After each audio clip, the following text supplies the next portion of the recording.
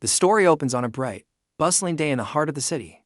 Amidst the crowd, a young man stands absorbed by his phone, waiting to cross the street. He taps away intently, his brow furrowed with a hint of irritation. His mother's texts are a list of chores and a stern warning to stay out of trouble. The signal finally changes, giving the crowd the green light to proceed. At the same time, an impatient friend messages him with an ultimatum for being late. Completely distracted, he collides with a stern-looking man in a suit. The man immediately berates him, forcing a quick and nervous apology. This final straw pushes him over the edge, his face darkening with silent rage. He lets out a weary sigh, desperately wishing for a life free from other people. His wish is granted in the worst way as a massive explosion erupts downtown. He and the surrounding crowd are thrown into a state of confusion and panic. A moment later, an unnatural bolt of lightning strikes a skyscraper from a suddenly darkened sky. The crowd's confusion turns to terror as they witness the impossible event. A second blast erupts in the middle of the street, sending cars flying. Absolute pandemonium breaks out as people desperately flee the cascading car pileup. The sky unleashes another blinding flash, targeting a second high-rise building. The top of the skyscraper explodes, showering the streets below with debris. Civilians on the ground scatter as the building's remnants crash down around them. The once bustling street is now a scene of destruction and despair. The sky unleashes a torrent of fiery projectiles, raining destruction upon the city. Entire city blocks are consumed by a series of devastating, earth-shattering explosions. The very ground splits open, tossing cars and people aside like discarded toys. Caught in the shockwave, he desperately shields himself from the concussive force. Pure survival instinct kicks in as he joins the terrified stampede through the rubble. A woman desperately flees into a subway entrance, her pleas for help lost in the noise. He spots her just as a large piece of falling debris hurtles towards her path. An out-of-control ambulance crashes nearby, adding to the mounting chaos on the streets. He collapses, overwhelmed by the nightmarish scene and unable to accept it as reality. Running blindly in a daze, he stumbles directly into the path of a speeding truck. His eyes widen in sheer terror as he realizes his fatal mistake. A blinding light flashes just before the moment of impact. In that split second, his expression shifts to one of steely resolve. But his resolve shatters as a new, strange light envelops him. He lets out a silent scream as his consciousness is violently torn away. A strange, golden energy streaks across a dark, unfamiliar cosmos. This mysterious bolt of power descends through the clouds toward an unknown destination. His eyes snap open, reflecting a world he doesn't recognize. He awakens with a gasp, finding himself in a dense, alien jungle. His heart pounds as the memory of the truck crash floods back, leaving him utterly bewildered. He lies on the jungle floor, his mind reeling as strange, unfamiliar sounds echo around him. His eyes widen in disbelief, struggling to process his impossible new surroundings. He looks up to see two moons in the night sky, orbited by bizarre, dragon-like birds. His heart hammers against his ribs as the terrifying reality of his situation sinks in. The alien cries from the sky send a fresh wave of panic through him. He stumbles to his feet in a murky swamp, alerted by a deep growl from the shadows. His jaw clenches in fear, sweat beading on his brow as he anticipates the unseen threat. A monstrous bear with glowing red eyes bursts from the trees, letting out a deafening roar. He watches in shock as a pack of wolves suddenly ambushes the massive beast in a flurry of violence. The savage memory fades, revealing he's recounting the tale to a calm, mysterious man in a doctor's coat. The doctor calmly recaps the unbelievable story of an alien world and clashing monsters.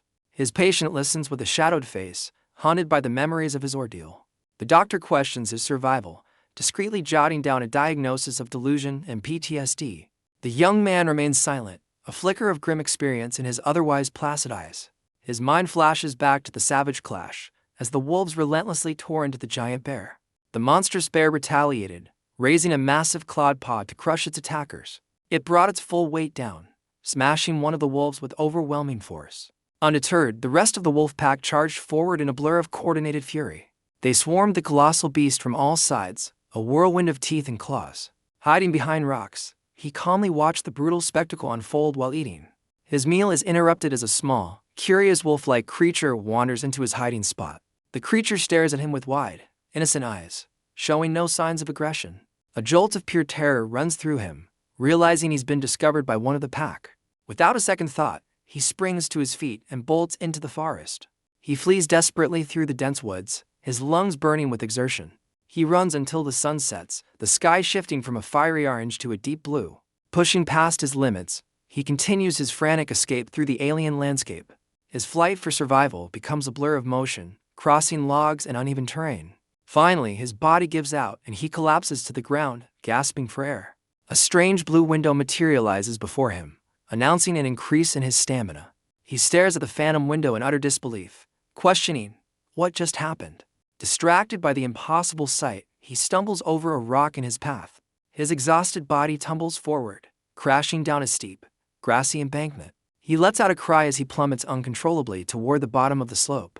His fall is broken by a patch of thick, unfamiliar vegetation. He coughs and spits, clearing his mouth of the water and dirt from his rough landing. Catching his breath, he wonders if the voice he heard was just a hallucination. A bead of sweat rolls down his face as his confusion deepens, unsure of what is real. Pushing himself up, he finds himself standing in a field of strange, glowing red plants. He focuses on one of the large, perfectly round fruits unlike anything he's ever seen. Overcome by hunger, he desperately wonders if the strange red fruit is safe to eat. He spots a group of large ants feasting on one of the fruits, seemingly unharmed. Taking the ant's survival as a good sign, he decides to take the risk. He throws caution to the wind and begins ravenously devouring the alien fruit. Mid-bite, he suddenly freezes, a strange sensation stopping him cold. A subtle movement in the dense foliage nearby catches his undivided attention. He hears a distinct slithering sound from the tall grass, sending a chill down his spine. The reeds part slightly, confirming something large is moving stealthily toward him.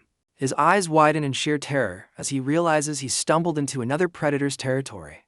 A massive, reptilian eye peers through the grass, locking onto its newfound prey. A sudden, violent hiccup racks his body, his eyes wide with shock as he clutches the fruit. A colossal blue serpent burst from the water, soaring directly over his head in a terrifying arc. He can only stare up in stunned silence, his mind struggling to comprehend the new threat. But the serpent isn't after him, instead sinking its fangs into a giant amphibian beast. The impact of their clash sends a massive wall of water splashing towards the shore. Still hiccuping, he watches the brutal monster fight unfold with a dazed expression. He nonchalantly takes another bite of the fruit, unfazed by the life-or-death struggle before him. His body suddenly goes limp, and he collapses to the ground, realizing something is terribly wrong. As he loses consciousness, a heavy rain begins to fall, drenching the alien jungle. The downpour washes over the forest, creating a somber mood as he lies motionless on the ground. Rainwater gathers on a large leaf, a single drop poised to fall. The precious water trickles into his open mouth, a small mercy in this hostile world. He awakens tied to a makeshift shelter, marking his 67th day of survival. His stomach growls with a ferocious hunger, a constant gnawing pain. From a high vantage point, he spots the wolf pack still roaming the area, relentlessly hunting him. He remains on high alert, aware that the slightest lapse in focus could be his last. Knowing the forest is full of dangers beyond just the wolves, he decides he must find a safer place. The seasons change under the watchful eyes of two alien moons in the night sky. After a full year stranded, he discovers a strange, banana-like fruit hanging from a vine. He seizes the fruit with a firm grip, his survival instincts taking over completely. A blue window materializes, announcing his strength has increased by 1. With a surge of newfound power, he rips the enormous fruit from its vine. The massive fruit lands with a heavy thud on a tree branch, the sound echoing through the forest. He collapses onto his prize and begins to eat, feeling a sense of adaptation to his new life. His thoughts drift to the small wolf cub that has become his unlikely, persistent shadow. He's grown so fond of the cub that he now feels a strange sense of loneliness without it. While he eats, a strange white substance drips from above, landing squarely on his back. The unexpected sensation makes him pause, a flicker of confusion crossing his face. His confusion instantly turns to dread as he realizes the grave mistake he's just made. An enraged, gorilla-like monster crashes through the trees, roaring at the thief who stole its meal. The monster lets out a furious roar, its glowing eyes locked on the food thief. He braces himself, overwhelmed by the sheer force of the creature's deafening cry. With immense power, the beast smashes its fist onto the tree, shaking the entire canopy. Thinking on his feet, he swings away on a vine, narrowly escaping the monster's grasp with his prize.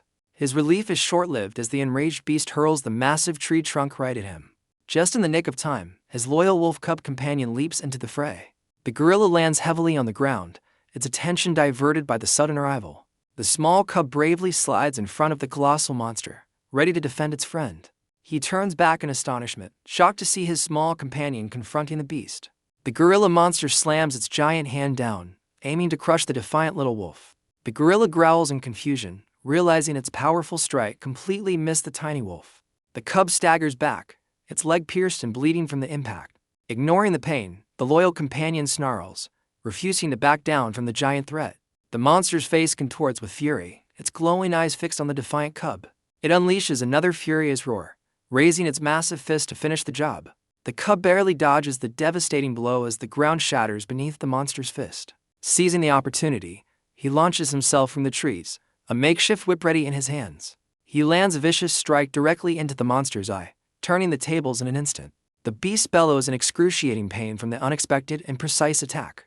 Enraged and blinded, the gorilla grabs him with a crushing grip, tearing at his clothes. The monster uses its immense strength to hurl him away like a ragdoll. He smashes violently against a tree as his loyal cub rushes to his side. Catching his breath, he steadies himself on the ground, feeling the raw earth beneath his hand. Blinded by rage and pain, the gorilla monster charges forward with bloodthirsty intent. Leaning back, he smirks at his own reckless decision to challenge the beast. A memory surfaces of a concerned doctor questioning his past impulsive actions. He recalls his firm resolve, knowing he had to face this turf war eventually. The memory of the doctor remains silent, offering no judgment on his choice. He reaffirms his belief that in any territory, there is always a ruler to be challenged. The ground trembles as the colossal monster stomps closer, ready to end the fight. The beast lets out a final, agonizing cry, blinded and bleeding from the critical hit. He watches in shock as a massive white wolf, the pack leader, sinks its teeth into the monster's neck. The entire red wolf pack descends upon the gorilla, overwhelming it in a flurry of coordinated strikes. He recalls losing consciousness, believing the wolves would turn on him next. He realizes the pack spared him because they believed he was protecting their injured cub. It dawns on him that his small companion is the heir to the Wolf King, leader of the entire red wolf pack. A strange celestial event unfolds as the two moons appear to collide, shaking the very ground. The entire wolf pack begins a great migration, running along a high cliff under the eerie sky. Driven by some unknown instinct, the wolves race across the landscape with incredible speed. Now an accepted ally, he runs alongside the young wolf, a new journey beginning for them both. Exhausted, he struggles to keep pace with the relentless migration of the wolf pack. He pushes through the fatigue, running shoulder to shoulder with the massive white wolf. Noticing the young heir is struggling, he scoops it into his arms without breaking stride. A surge of adrenaline hits him as he runs with newfound vigor, a true member of the pack. As a wolf howls at the twin moons, he reflects that 2 years have now passed in this strange world. The rest of the pack joins in, their collective howls filling the night sky in a powerful chorus. Standing among them, he looks to the sky, realizing he's been fully accepted as one of their own. The scene flashes forward an incredible 29 years, showing him effortlessly scaling a sheer cliff. Decades later, he is a seasoned veteran of the wilderness, but still trapped within the forest confines. He admits he never found a way out, his life now a constant battle against monstrous beast. He laments his complete isolation, having never met another human in this world. As a full-fledged pack member, he joins his wolf brethren in taking down a giant serpent. The endless turf war for survival raged on, with the pack now hunting a monstrous boar. He fights as the alpha human, coordinating his attacks with the leaping wolves. Using the jungle to his advantage, he swings in for a decisive blow. He lands squarely on the beast's back, his pack flanking it to prevent escape. With a mighty thrust, he drives his blade deep into the beast, ending the hunt. The scene shifts, revealing an incredible 120 years have passed, solidifying his belief that he is the last human. Standing atop a cliff, he reflects on the many animal allies he's gained throughout his brutal existence. But this harsh world has also forced him to endure the pain of losing those same friends. He kneels on a cliff, questioning how he survived for what feels like centuries in this brutal world. The scene reveals he's recounting his story to a doctor, who asks how he returned to Earth after 500 years. He recalls a massive battle, the ground rumbling as two armies clash for dominance. His wolf pack charges into the fray, determined to seize control of Moon Hill from the guerrillas. The guerrilla tribe roars in defiance, meeting the wolves' charge with equal ferocity. He sprints into the chaos, leading the charge alongside his pack. The battlefield erupts into a maelstrom of claws and fists as the two sides collide. With a determined gaze, he carves a path through the enemy ranks, a whirlwind of controlled fury. He uses his incredible agility to launch himself into the air, preparing for a decisive strike. He descends upon a guerrilla leader, aiming to deliver a powerful blow and turn the tide of the battle. He descends in a blur of motion, his sword poised for a lethal strike against the guerrilla leader. His determined expression instantly shatters into one of pure, unadulterated shock. The shock twists his face into a grimace of disbelief and sudden agony. Instead of a solid impact, his form becomes ethereal, phasing right through the roaring beast. A blinding flash of energy erupts from his body, engulfing the entire battlefield in light. In the wake of the blast, all that remains is his sword, its cloth wrapping disintegrating into dust. The memory of the brutal forest world vanishes, replaced by a desolate modern cityscape. The scene shifts to a man and a woman navigating the ruined streets, guided by a persistent electronic signal. The man confirms they are on the right path, his steps sure as he follows his companion. The woman leads the way, her tracker pinpointing their destination with unwavering certainty. The woman stands ready, a sword strapped to her back, hinting at her combat prowess. Her tracker beeps erratically, displaying a dangerously unstable energy reading. She urgently reports that the dimensional energy levels are spiking to unprecedented heights. Her superior immediately orders the location coordinates be sent to the portal management team. With a tap, the coordinates are transmitted, marking a specific point in the ruined city. A brilliant pillar of light suddenly materializes, signaling the imminent opening of a portal. Realizing the danger, the leader commands a full retreat as the team scrambles for safety. A powerful shockwave erupts from the portal, tearing through the street and sending debris flying. The blast wave violently throws the entire team off their feet. Stunned and on the ground, they stare in horror as they confirm the portal is now active. A team member panics, screaming in terror as the portal's force threatens to pull him in. Unsheathing her sword, the team leader prepares to face the unknown threat head-on. She yells for her squad to retreat, vowing to hold the line and buy them precious time. Her subordinates scramble away in terror, desperately calling for immediate backup. She stands alone, a defiant silhouette against the raging energy of the open portal. With a fierce glare, she challenges the unseen entity, promising to destroy whatever emerges. A muscular, shadowy figure begins to materialize from within the blinding light. Her confident expression instantly vanishes, replaced by one of complete and utter shock. The mysterious figure turns its head, a single point of light glowing from its shadowed face. Her shock turns to stunned disbelief as she realizes the being that emerged is a human. Her hand trembles on her sword, a powerful force rendering her completely immobile. The man unleashes a primal roar, his face contorted in pure, untamed rage. She stares back, her initial shock giving way to a dawning sense of dread. A sudden blast of energy erupts from him, forcing her to skid backward to keep her footing. His eye glows with immense power as he lets out another ferocious, energy-charged roar. Beads of sweat form on her face as she witnesses the overwhelming display of raw power. The immense pressure intensifies, her fingers shaking as she struggles to even grip her weapon. The man's body suddenly wobbles, his immense power seemingly too much for him to control. He collapses forward, his hand landing just inches from her feet as his strength gives out. She silently observes the unconscious man lying amidst the shattered ground. The immediate threat now gone, her team cautiously approaches, shocked by the lingering energy and questioning if a mere person could be the cause. She internally notes that the pressure he emitted was far greater than any high-ranked dungeon monster she's ever faced. With his overwhelming power now dormant, the mysterious man lies peacefully on the shattered concrete. The team leader stares, utterly bewildered as she tries to comprehend who this impossibly powerful individual could be. She reports to her superiors that the threat is neutralized, identifying the figure as a returnee and requesting immediate medical aid. The scene returns to the present, where the doctor concludes the interview, turning off his recording device. With a satisfied expression, the doctor commends the man for his detailed testimony. He explains that the man's case will be forwarded to the Returnee Control Department, and he'll soon be discharged. As the doctor turns to leave, the man calls out to him with an unexpectedly casual tone. The doctor stops at the door, turning back with a flicker of annoyance at the informal address. The man casually explains it's been 1,000 years since he's had a proper conversation. The doctor internally acknowledges the man's incredible tale, labeling him a warrior who survived the millennium. As the doctor departs, the man's eyes sharpen with a sudden, knowing glint. The door clicks shut, leaving the warrior alone in the quiet room. The doctor walks away down the sterile corridor, his mind processing the interview. He privately dismisses the tale as a vivid fantasy, musing that the man could be a novelist.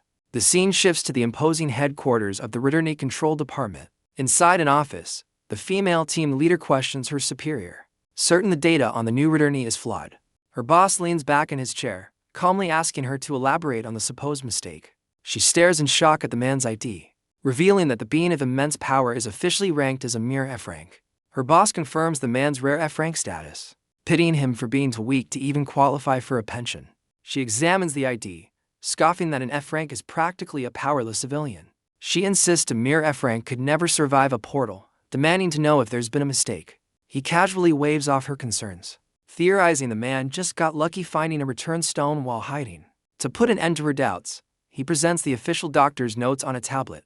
The medical file lists PTSD and delusions, dismissing his story as a trauma response common in F ranks. As she reads, her eyes narrow, fixating on the doctor's note about wolfish behavior. A flash of memory reveals his face contorted in a ferocious, energy-charged roar.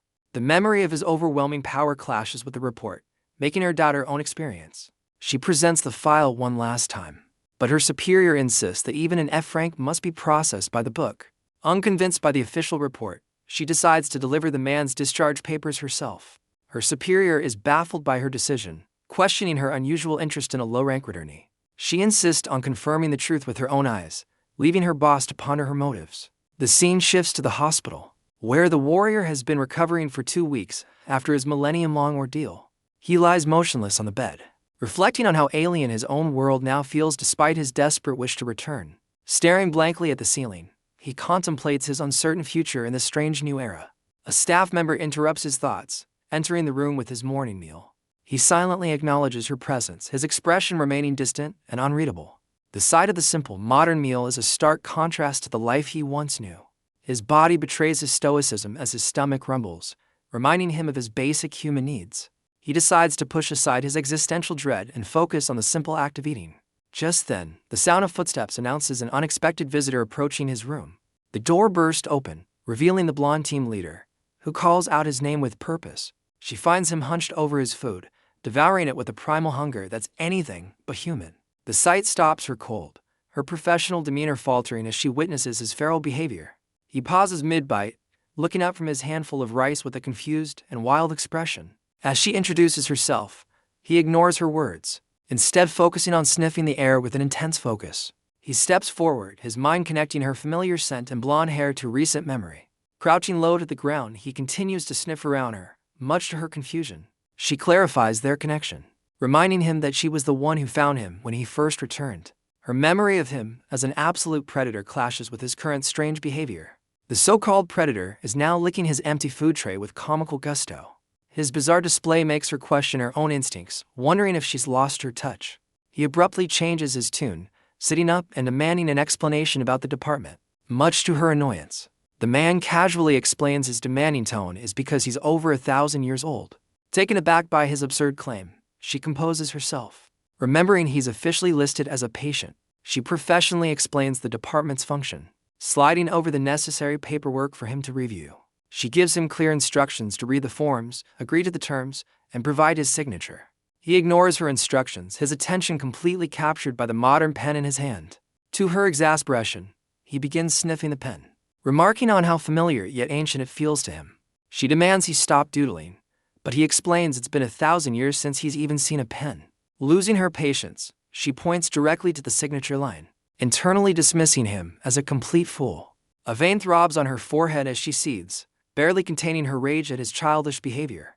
He finally looks up from his artwork with a calm expression, completely oblivious to her mounting frustration. Her anger shifts to shock as she sees he's sketched a detailed wolf, a skill he claims he had before leaving Earth. She presses him for more information, asking if he learned any useful skills like magic or martial arts. He flatly denies learning any special abilities, stating he only focused on surviving in a forest. She closes her eyes in resignation, mistakenly concluding he simply ran for his life for 10 years. He tilts his head in confusion, her 10 years comment clearly not matching his own experience. His eye sharpens as the vast gap in their understanding of his timeline becomes chillingly clear to him. She internally concludes she was mistaken, believing he just survived a peaceful dimension instead of fighting monsters. He calmly corrects her, stating he was trapped in that jungle for 1,000 years, not 10. She closes her eyes in annoyance, dismissing his claim and insisting it was only 10 years. He stares back, completely baffled by her insistence on the 10-year timeline. She points emphatically at the file, stating his record clearly shows he was gone from 2015 to 2025. He stares at the document in shock, the realization that only a decade has passed on Earth dawning on him. She cuts through his shock by slapping his new returnee identification card down on the table. He picks up the card, numbly processing his new official status as a returnee. Turning to leave, she explains the card will cover his hospital bills and instructs him to review the documents thoroughly. Her duty done, she advises him to return to his family after recovery and promptly leaves the room. He watches the door click shut, leaving him alone with the documents and his turbulent thoughts. Her final words about his family finally register, striking him with the force of a revelation. A wave of disbelief and overwhelming hope washes over him at the possibility they could still be alive. He recalls giving up all hope during his exile. Certain 1,000 years would have erased everyone he knew. Returning to Earth meant losing his wolf family, and he had resigned himself to being utterly alone once more. But he was wrong. The document confirms only 10 years have passed, reigniting a hope he thought long dead. His brief moment of joy is crushed as he reads that his parents died during the dungeon break in 2015. Reeling from the devastating news, his thoughts desperately latch onto the last remaining family member he has. His eyes lock onto the page, a spark of life returning as he finds the information he was searching for. Fueled by the knowledge that his brother is alive, he bursts out of the room with a newfound purpose. He sprints down the hospital hallway, shoving past staff while desperately searching for the doctor. Ignoring the staff's protest, he forcefully throws open the doctor's office door. He bursts in, his wild eyes fixed on the man he's looking for. The bald doctor looks up, unfazed by the chaotic entrance, while a nurse trails behind an apology. With a knowing look, the doctor calmly greets him by name and asks what he needs. Suho's face is a mask of desperation as he declares he needs the doctor's help. The doctor gestures calmly, inviting him to explain the nature of his request. Leaning over the desk, he frantically demands to know his brother's location and to be released immediately. The doctor coolly denies his request, stating he's not ready to re-enter society and should wait patiently. His expression hardens, a silent warning that the doctor has severely underestimated him. He coldly informs the doctor that he isn't asking for permission, he's leaving. The doctor simply smiles, unfazed by the blatant disrespect. To Suho's surprise, the doctor calmly taps his leg and agrees to the demand. However, his expression turns serious as he reveals there's a catch. Suho eyes him suspiciously, demanding to know the doctor's condition. Now in a taxi, Suho gratefully thanks the doctor for his help. The doctor and nurse watch from the curb as the taxi prepares to depart. Leaning in, the doctor reminds the driver that his passenger is still recovering and needs care. The taxi speeds off down the road, leaving the hospital staff behind. The nurse turns to the doctor, questioning his extraordinary generosity towards the patient. The doctor explains that frank returnees are often ignored, and he was amused by the patient's insults. He smiles wistfully, with the nurse looking on, still not understanding his motives. With a sly look, he admits he's curious to hear more of the young man's seemingly unbelievable stories. The nurse reacts with disbelief, questioning why he'd want to listen to such obvious fabrications. Changing the subject, the doctor calmly asks her to arrange for the broken office door to be repaired. She points to the grotesquely twisted handle, noting that a repair request has already been submitted. A flashback reveals Suho's hand effortlessly crushing the doorknob as he burst into the room. The memory continues, showing his hand pressing down on the desk, causing the wood to strain under immense pressure. The doctor sits down, internally noting this is the second time a handle has been destroyed in such a specific way. With a knowing expression, he realizes it's been a long time since he's encountered a powerful irregular like Suho. As the taxi navigates the bustling city, a breaking news report interrupts the radio. A dungeon break has occurred due to a time miscalculation, unleashing a flood of monsters into an unprotected area. The news broadcast displays a horrifying image of one of the escaped creatures. It's grotesque. Multi-ton drilled maw fills the screen as the report details the military's urgent response. Tanks and helicopters are shown blasting the monster, managing to subdue the threat in under an hour. Despite the victory, the aftermath reveals destroyed tanks and reports 12 casualties among hunters and soldiers. The grim news report abruptly cuts to a flashy advertisement for a fighting tournament between superhumans. The taxi driver excitedly listens to the promotion for a match featuring the world's 34th ranked hero. The ad showcases the upcoming battle between the top-tier heroes vying for a shot at the #1 spot. Suho silently observes the broadcast, absorbing the strange and chaotic nature of this new world. Back at the hospital, the doctor reflects on how the world has been irrevocably altered since the catastrophe. The radio ad continues, calling for new hunters to rise and join the fight. It's a recruitment drive for the Shilla Guild, Korea's 4th-ranked guild, promising huge rewards.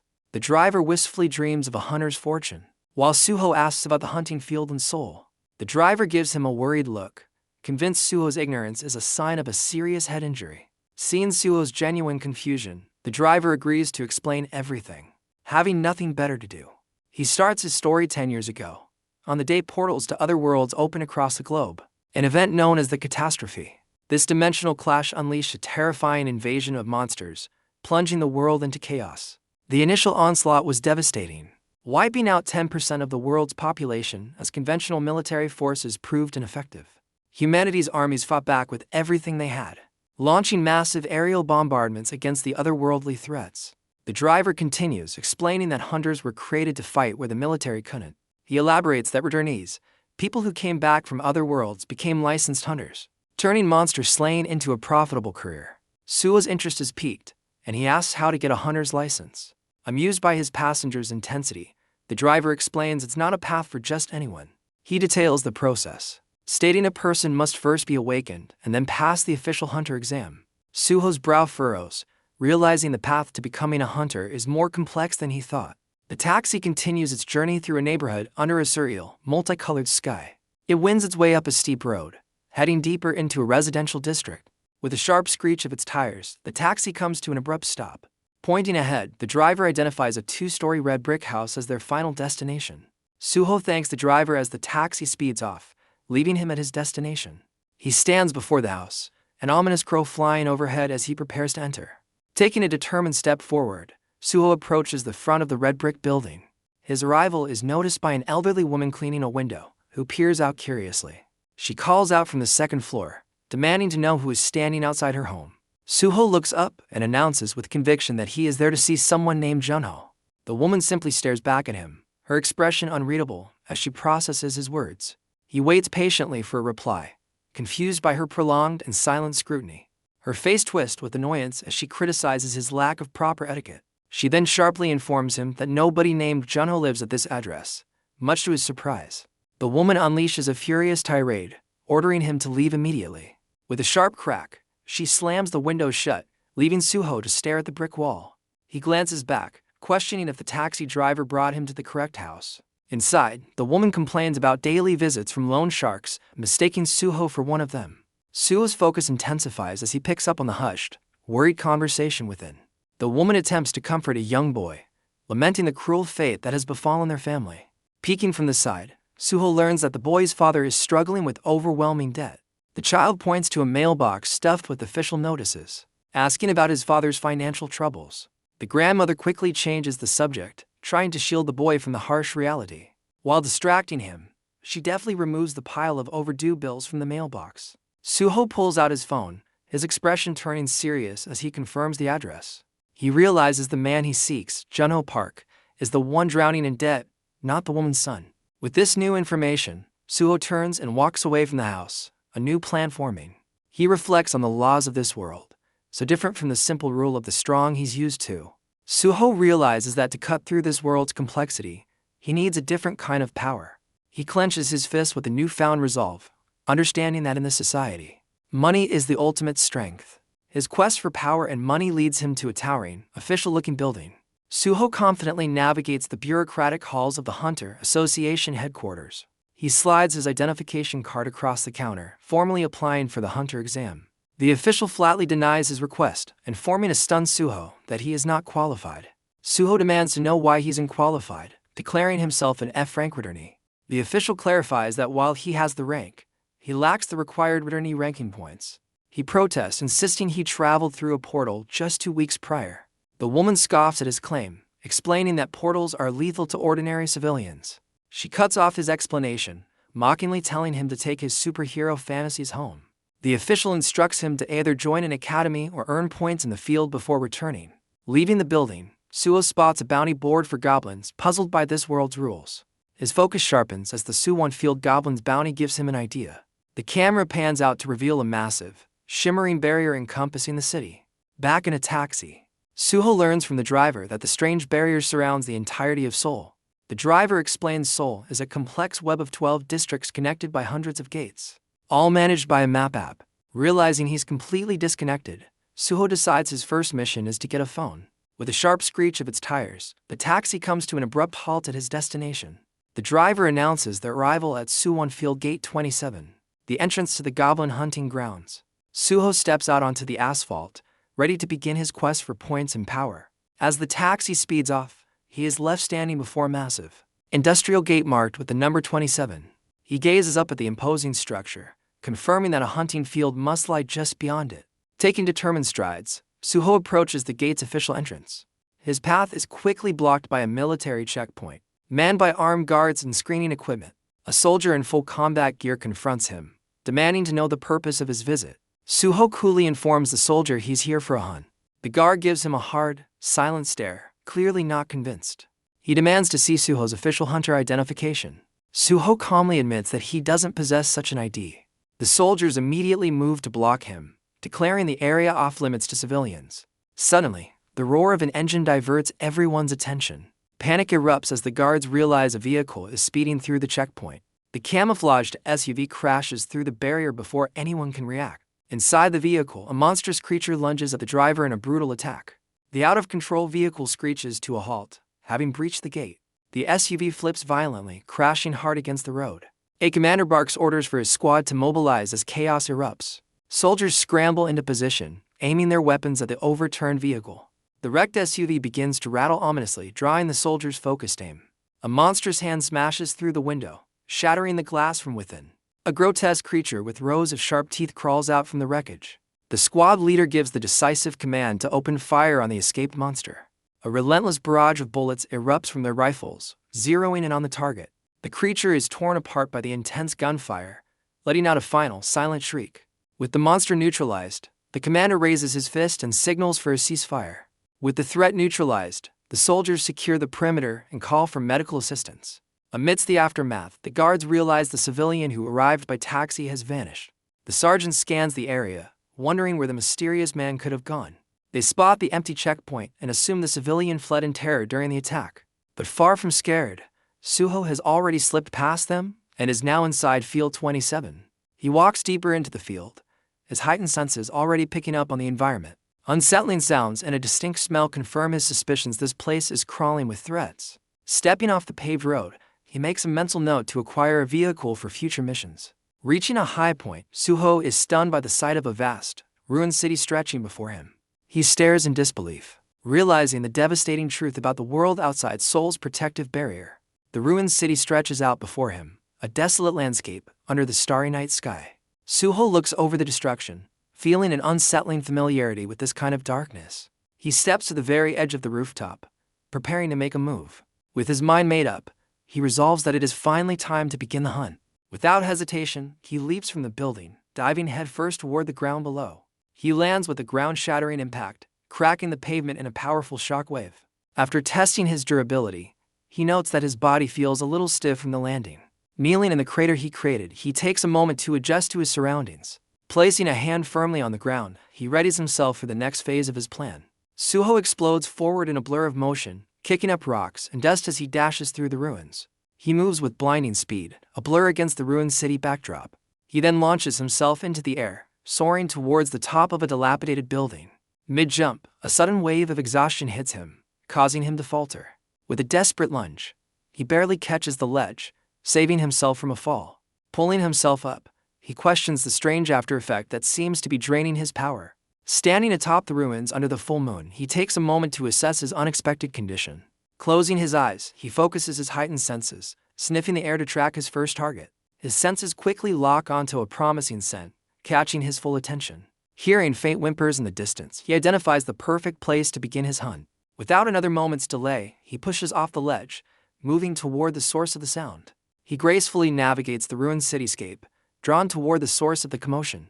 The faint whimpers turn into desperate screeches, confirming he's on the right track. As he gets closer, the sounds of a brutal battle echo through the desolate streets. He discovers the source, a pack of grotesque monsters cornering a large, wounded white wolf. One of the creatures grins with malevolent glee, its eyes glowing with predatory hunger. Despite being outnumbered and injured, the white wolf snarls back with fierce defiance. Suho steps out from the shadows, his footsteps deliberate as he approaches the conflict. He pauses for a moment, a shadow concealing his expression as he weighs his options. Suddenly, the wolf's eyes lock onto his position, sensing a new presence on the battlefield. Ignoring the newcomer, the monsters lunge forward, ready to deliver the final blow to the cornered wolf. Suho cracks a predatory smirk, seeing the perfect opportunity to test his strength. His eyes blaze with intensity as he decides the monsters are now his to hunt. In a flash, he's upon them, his fist connecting with the monster's jaw with explosive force. The monster is utterly obliterated by the single strike, letting out a final, unheard cry. A mysterious system notification suddenly appears before him, announcing it's searching for a class. but the search is immediately overridden by a barrage of error messages, all declaring his class already exists. Stunned, he tries to comprehend the bizarre system error flashing before his eyes. His confusion mounts as the nonsensical error messages refuse to disappear. Losing his patience, he angrily waves his hand through the intangible screens, demanding they vanish. The remaining creatures exploit his moment of distraction, closing in for a coordinated attack. A monster shrieks as it lunges forward, its massive jaws aiming to tear him apart. Unfazed, Suho meets the attack with a powerful fist straight into the creature's maw. The blow lands with bone-shattering force, completely crushing the monster's skull. With a brutal twist, he snaps the creature's neck, ending its assault instantly. Another monster screeches in fury, digging its claws into the pavement as it charges. Suho intercepts the attack, grabbing the beast and slamming it headfirst into the concrete. The last remaining creature hesitates, its predatory confidence replaced by sudden fear. Wasting no time, Suho closes the distance and seizes the final monster by its face. He effortlessly lifts the struggling beast and spins, preparing for a final, decisive throw. With a mighty heave, he smashes the monster into the ground, causing a devastating impact. He stands over the last monster, its form broken beneath his feet. Just as the battle ends, more system errors flash, mentioning a druid class and failed stats. The screen declares a critical error, confirming his failure to obtain a class skill. A sudden realization dawns on him as he connects the persistent error to his current state. He recalls his past, remembering how stat increases became rare after he reached his maximum strength. Suho now suspects the system error is the very reason for his diminished power back on Earth. The glitching screens are suddenly replaced by a new notification. The performance store is now open. He stares in disbelief at the unfamiliar message, a feature he has never encountered before. He touches the screen, wondering if this unexpected development is his long-awaited awakening. The store interface reveals he has 7 points to spend on basic recovery items. He scoffs at the meager selection of items available for his 7 points. After making his purchase, a bottle of water and a piece of bread magically appear before him. His attention is suddenly drawn back to the sound of whimpering echoing through the ruins. He finds the source, the grievously injured white wolf, now with a small cub nuzzling against her. He takes a deliberate step, approaching the dying mother and her cub. Kneeling beside them, he assesses the dire situation with a somber expression. He gently touches the wolf, realizing its life is fading faster than its wounds would suggest. The great wolf pants weakly under his touch, its strength clearly failing. With a final, faint whine, the wolf's breathing grows shallow as its life slips away. In its last moments, the wolf seems to convey a final plea, directing his attention to its cub. He tries to deny any responsibility for the cub, but its soft whimper cuts him short. The small wolf looks up at him with pleading eyes, its innocent gaze making him hesitate. He stares down at the orphan, wondering if their meeting was a twist of fate. Giving in, he reaches into his jacket for the provisions he just purchased. He offers the bread to the hungry cub, a temporary solution to its immediate problem. Leaving the cub to eat, he walks away from the carnage he created. He takes a moment to count the fallen monsters, confirming he defeated all 7. A strange distortion signals his departure, making him wish for a more convenient way to travel. The sun rises over the ruined city, casting a new light on the desolate landscape. He looks toward the dawn, his expression filled with a quiet, renewed determination. He rests peacefully under a tree, the small wolf cub sleeping soundly in his lap. Deciding it's time to move, he gently pets the cub, his unexpected new companion. Meanwhile, at Gate 27, a soldier directs a long line of vehicles exiting the zone. The guard barks orders at the slow-moving traffic, trying to maintain order at the checkpoint. But the entire line of cars suddenly grinds to a halt, drivers staring in disbelief at something behind the soldier. The soldier turns, his expression shifting from annoyance to utter shock. Suho casually strolls toward the gate, carrying the entire pile of monster corpses on his back as the cub follows. Onlookers are speechless, wondering how one man could possibly take down such a haul alone. The soldier's eyes widen in horrified recognition as a single bead of sweat rolls down his face. Having passed the gate, Suho arrives at the registration office to cash in his impressive hunt. The registration officer calculates his earnings, deducting various fees from his total haul. He is unfamiliar with the term bloodstones, a key source of his income. She clarifies they are valuable gems extracted from the hearts of the monsters he defeated. The value of these stones, she explains, is determined by their stored magical energy. Since he's unregistered, she pays him in cash and advises him to officially become a hunter. Clutching the money, Suho realizes that becoming a hunter is his clear path to wealth. The scene shifts to a different man arriving at a local convenience store in his truck. The elderly shopkeeper greets the man, who explains he's taken up a new job as a truck driver. The driver admits his new route into the field is dangerous. but the superior pay makes it worthwhile. As a kind gesture, the shopkeeper offers him a snack for his son before the man also buys a bottle of soju. After his purchase, the truck driver pulls away from the curb, heading off on his route. Junho hums a tune, the bottle of soju rattling beside him as he drives contentedly. Just as he leaves, a taxi speeds recklessly past the convenience store, kicking up dust. His journey is cut short when the taxi swerves, blocking his truck and forcing him to a sudden stop. A man steps out of the taxi, calling out to the driver by name as he approaches. Junho turns with a wary look, recognizing the unwelcome visitor. Without warning, the man and his crew ambush Junho, sending him crashing to the ground. The lead assailant smirks, baton in hand, making a chilling comment about Junho's family. Bleeding and stunned, Junho raises a hand in a desperate, defensive gesture.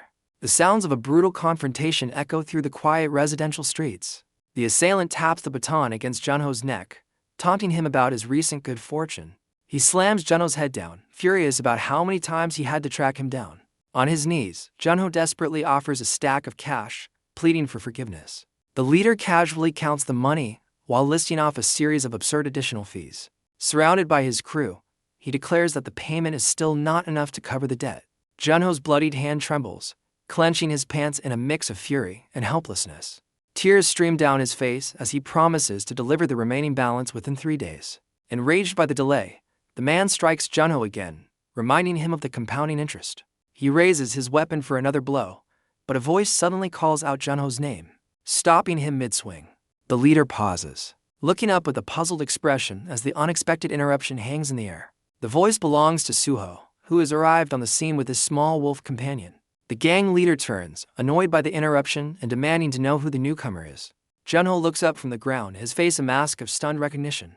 Suho stands over them, his eyes glowing with the dangerous red light as Junho utters his name. Both the victim and the assailant are shocked, questioning if this is the same Suho they know. Taking a confident step forward, Suho's intimidating presence fills the alley. To everyone's surprise, Suho kneels down next to the injured Junho, ignoring the gang. He addresses the beaten man by name, confirming their past acquaintance. A small, confident smile plays on Suho's lips as he asks if the man is indeed Junho. A tear of relief escapes Junho's eye as he looks at his unexpected savior. The scene flashes back to their school days, showing a younger Junho being assaulted by bullies. His attackers search his pockets, threatening to punish him for every coin they find. Lying on the ground, Junho looks up in pained surprise, recognizing an onlooker. A younger Suho stands nearby, witnessing the entire confrontation while holding trash bags. Junho desperately calls out for help, causing the bullies to turn their attention to the newcomer. However, Suho simply continues on his way to dispose of the trash, ignoring the plea. He walks away without a single glance back, leaving Junho to his fate. The memory shifts to the bullies confronting Suho, striking him while lecturing him about friendship. A tear of betrayal streams down Junho's face as he curses Suho's name under his breath. The bullies kick Suho, questioning Junho's earlier claim that the two of them were brothers. Junho bitterly recalls his past, convinced his brother was never a source of help as the world begins to shake. The flashback is cut short by breaking news of massive, unexplained explosions erupting across the country. A news report reveals that unidentified creatures are emerging from mysterious crimson domes, appearing with the blast. The sudden chime of his doorbell startles the young man, pulling his attention away from the television. He sprints towards the entrance, his small dog barking as it follows close behind. Throwing the door open, he calls out in a panic, expecting to see his mother. To his surprise, his aunt and uncle stand there, their faces etched with relief upon seeing him. Junho stares back, utterly bewildered by their sudden and frantic appearance. They desperately explain that his parents are missing and ask for Suho's location, urging an immediate evacuation. Before he can process their words, a blinding pillar of light erupts from the floor, throwing him violently backward. The blast sends Junho flying across the room, crashing hard against the far wall. Outside, grotesque monsters rampage through the city, their roars echoing through the chaos. Dazed and bleeding amidst the rubble, he struggles to comprehend the unfolding disaster. A colossal, unblinking eye suddenly fills a newly formed hole in the wall, staring directly at him. The terrifying eye vanishes, replaced by an overwhelming flash of pure white light. The memory fades, and Junho recalls his bitter indifference to his brother's disappearance back then. He reflects on how Suho held no real importance in his life, a brother in name only. Suho, however, smiles gently, remarking on how much his younger brother has grown up. Stunned, Junho can only stare, having believed his brother was dead all this time. The gang leader watches the bizarre reunion, wondering if he'd knocked Junho senseless. The leader scoffs, doubting that this unassuming kid could possibly be Junho's older brother. Without warning, Suho's hand flashes out, grabbing the gang leader by the head. He then violently slams the man's face into the concrete, shattering the ground on impact. Junho stares in wide-eyed shock, the sound of the brutal impact echoing in his ears. The boss is sent flying backward, crashing through a wooden barricade with a pained grunt. He lands in a heap amidst the splintered wood, completely incapacitated. The remaining gang members are frozen in horror, one calling out to their fallen leader. Suho calmly turns back to Junho, asking if he's alright while the gang fumes in the background. An enraged underling glares at Suho, his face twisted in a mask of pure fury. Believing they have the numbers, the thug charges forward, screaming a challenge. With a bored expression, Suho effortlessly intercepts the attacker's kick, stopping him mid-charge. The thug collapses to the ground, his face contorted in agony from the powerful counterattack. He writhes on the pavement while his companion watches in stunned silence, completely outmatched. The last man standing freezes in terror, realizing Suho might be a powerful hunter. Suho calmly gestures for the terrified man to approach, asking if he has anything to say for himself. The thug desperately pleads his innocence, claiming he tried to protect Junho from the others. Unimpressed, Suho places a thick stack of cash on the ground, making an unexpected offer. The remaining gang members stare, bewildered by this strange turn of events. Suho's gaze hardens as he orders them to take the money and disappear from his sight. The man hastily grabs the cash and bows deeply, thanking Suho for his terrifying mercy. The brothers finally arrive at a modest apartment building under the quiet night sky. An elderly woman with a stern, questioning gaze suddenly confronts them. She eyes Suho with deep suspicion, forcing Junho to confirm their family ties. Suho calmly presents her with a bag of meat, a simple peace offering. The woman reluctantly takes the bag, her expression a mix of frustration and quiet sorrow. Turning away, she leads them upstairs, mentioning a child who fell asleep waiting for their return. Inside, a small white puppy whimpers softly, nudging a sleeping figure on the floor. The camera pans to a young boy, fast asleep after a long wait. Junho kneels beside the child, introducing his son Jenu to his long-lost brother. When Suho asks about the boy's mother, Junho quietly reveals that she has left them. Junho blames his own shortcomings for his situation, as the puppy licks his sleeping son's face. Sensing his brother's hardship, Suho suggests they sit down and share a drink. The two brothers clink their glasses, a quiet moment of reconnection after years apart. Junho expresses his disbelief, noting that Suho hasn't aged at all and has returned as a powerful hunter. Cutting to the heart of the matter, Suho directly asks his brother how much debt he's in. Junho puts on a brave face, insisting he can pay it all back now that he has found a job. Unconvinced, Suho presses him for more details about this supposed new employment. His brother explains it's a high-risk, high-reward transporting job between cities. Suho then asks about the truck outside, learning it's a loan from the landlady's son. His expression grows serious as he questions the whereabouts of the truck's original owner. Junho reveals the truck's owner perished in the catastrophe, explaining the landlady's kindness.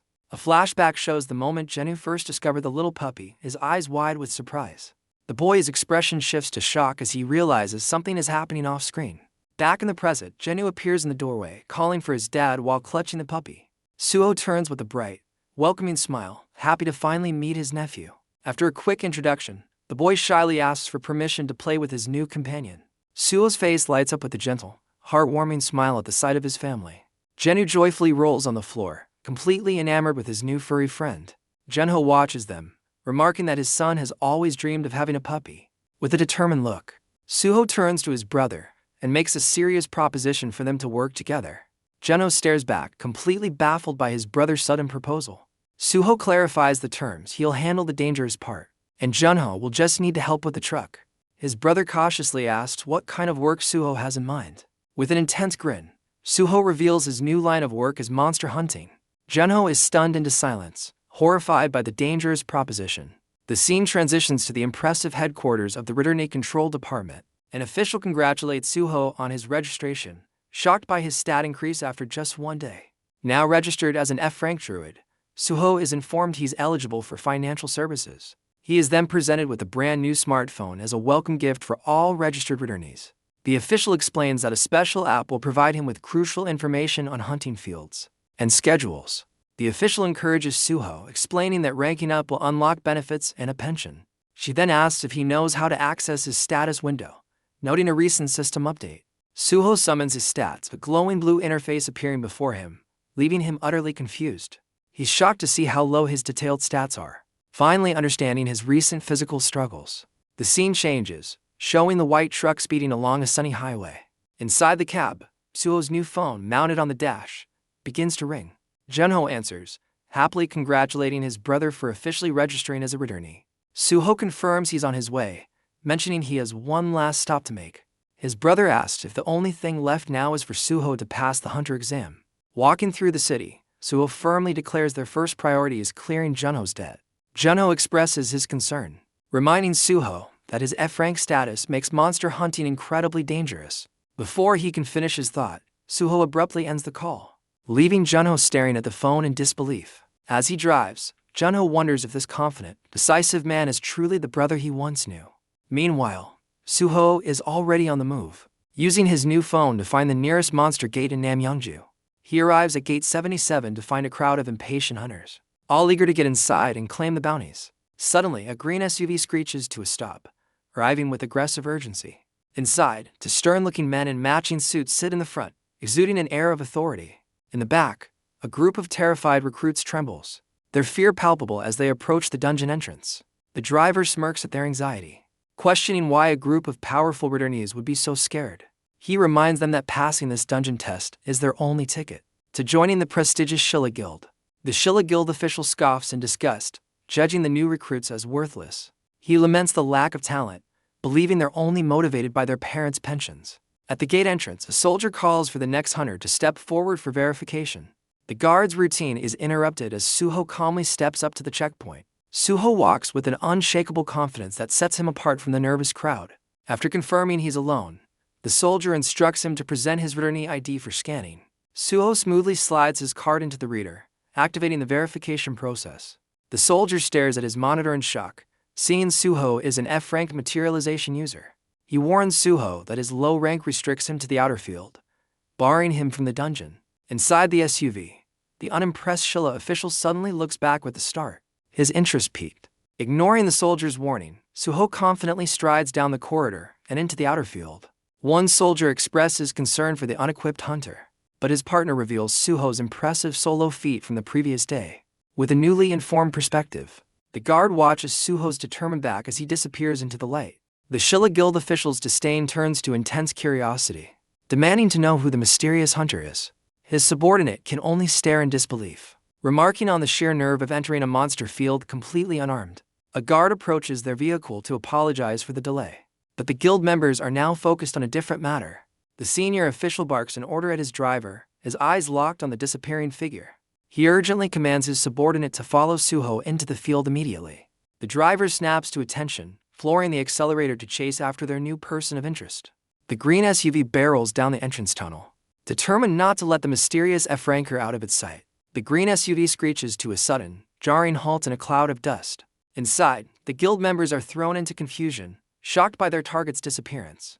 The driver stares at the empty path ahead, bewildered that he lost Suho in an instant. He desperately scans the area, questioning how the hunter could have vanished so quickly. The senior official, however, smirks, sensing an extraordinary power in the mysterious man. Meanwhile, Suho blazes through the dense forest at an impossible speed. He moves like a blur, leaving the Shilla Guild members far behind in his wake. Each powerful step cracks the ground beneath his feet, propelling him forward. After a short burst, Suho is forced to stop, gasping for air from the sudden exertion. He grimly assesses his physical state, realizing his body can't yet keep up with his abilities. Staring at his dismal stats, Suho concludes he's grown weaker and must start training immediately. His thoughts are cut short by the sharp, echoing sound of clashing metal nearby. With a sharp gaze, he tries to pinpoint the source of the commotion. An aggressive voice rings out, daring an unseen opponent to a fight. Listening intently, he deduces that the sounds belong to a duel between swordsmen. The clash of steel is followed by an explosive impact and an enraged roar from one of the combatants. His eyes lock onto a specific spot in the forest, having finally located the battle.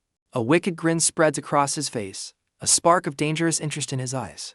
The prospect of witnessing a clash between so-called civilized returnees is far too tempting to ignore. In a flash of movement, the duel comes to a brutal and decisive end for one of the fighters.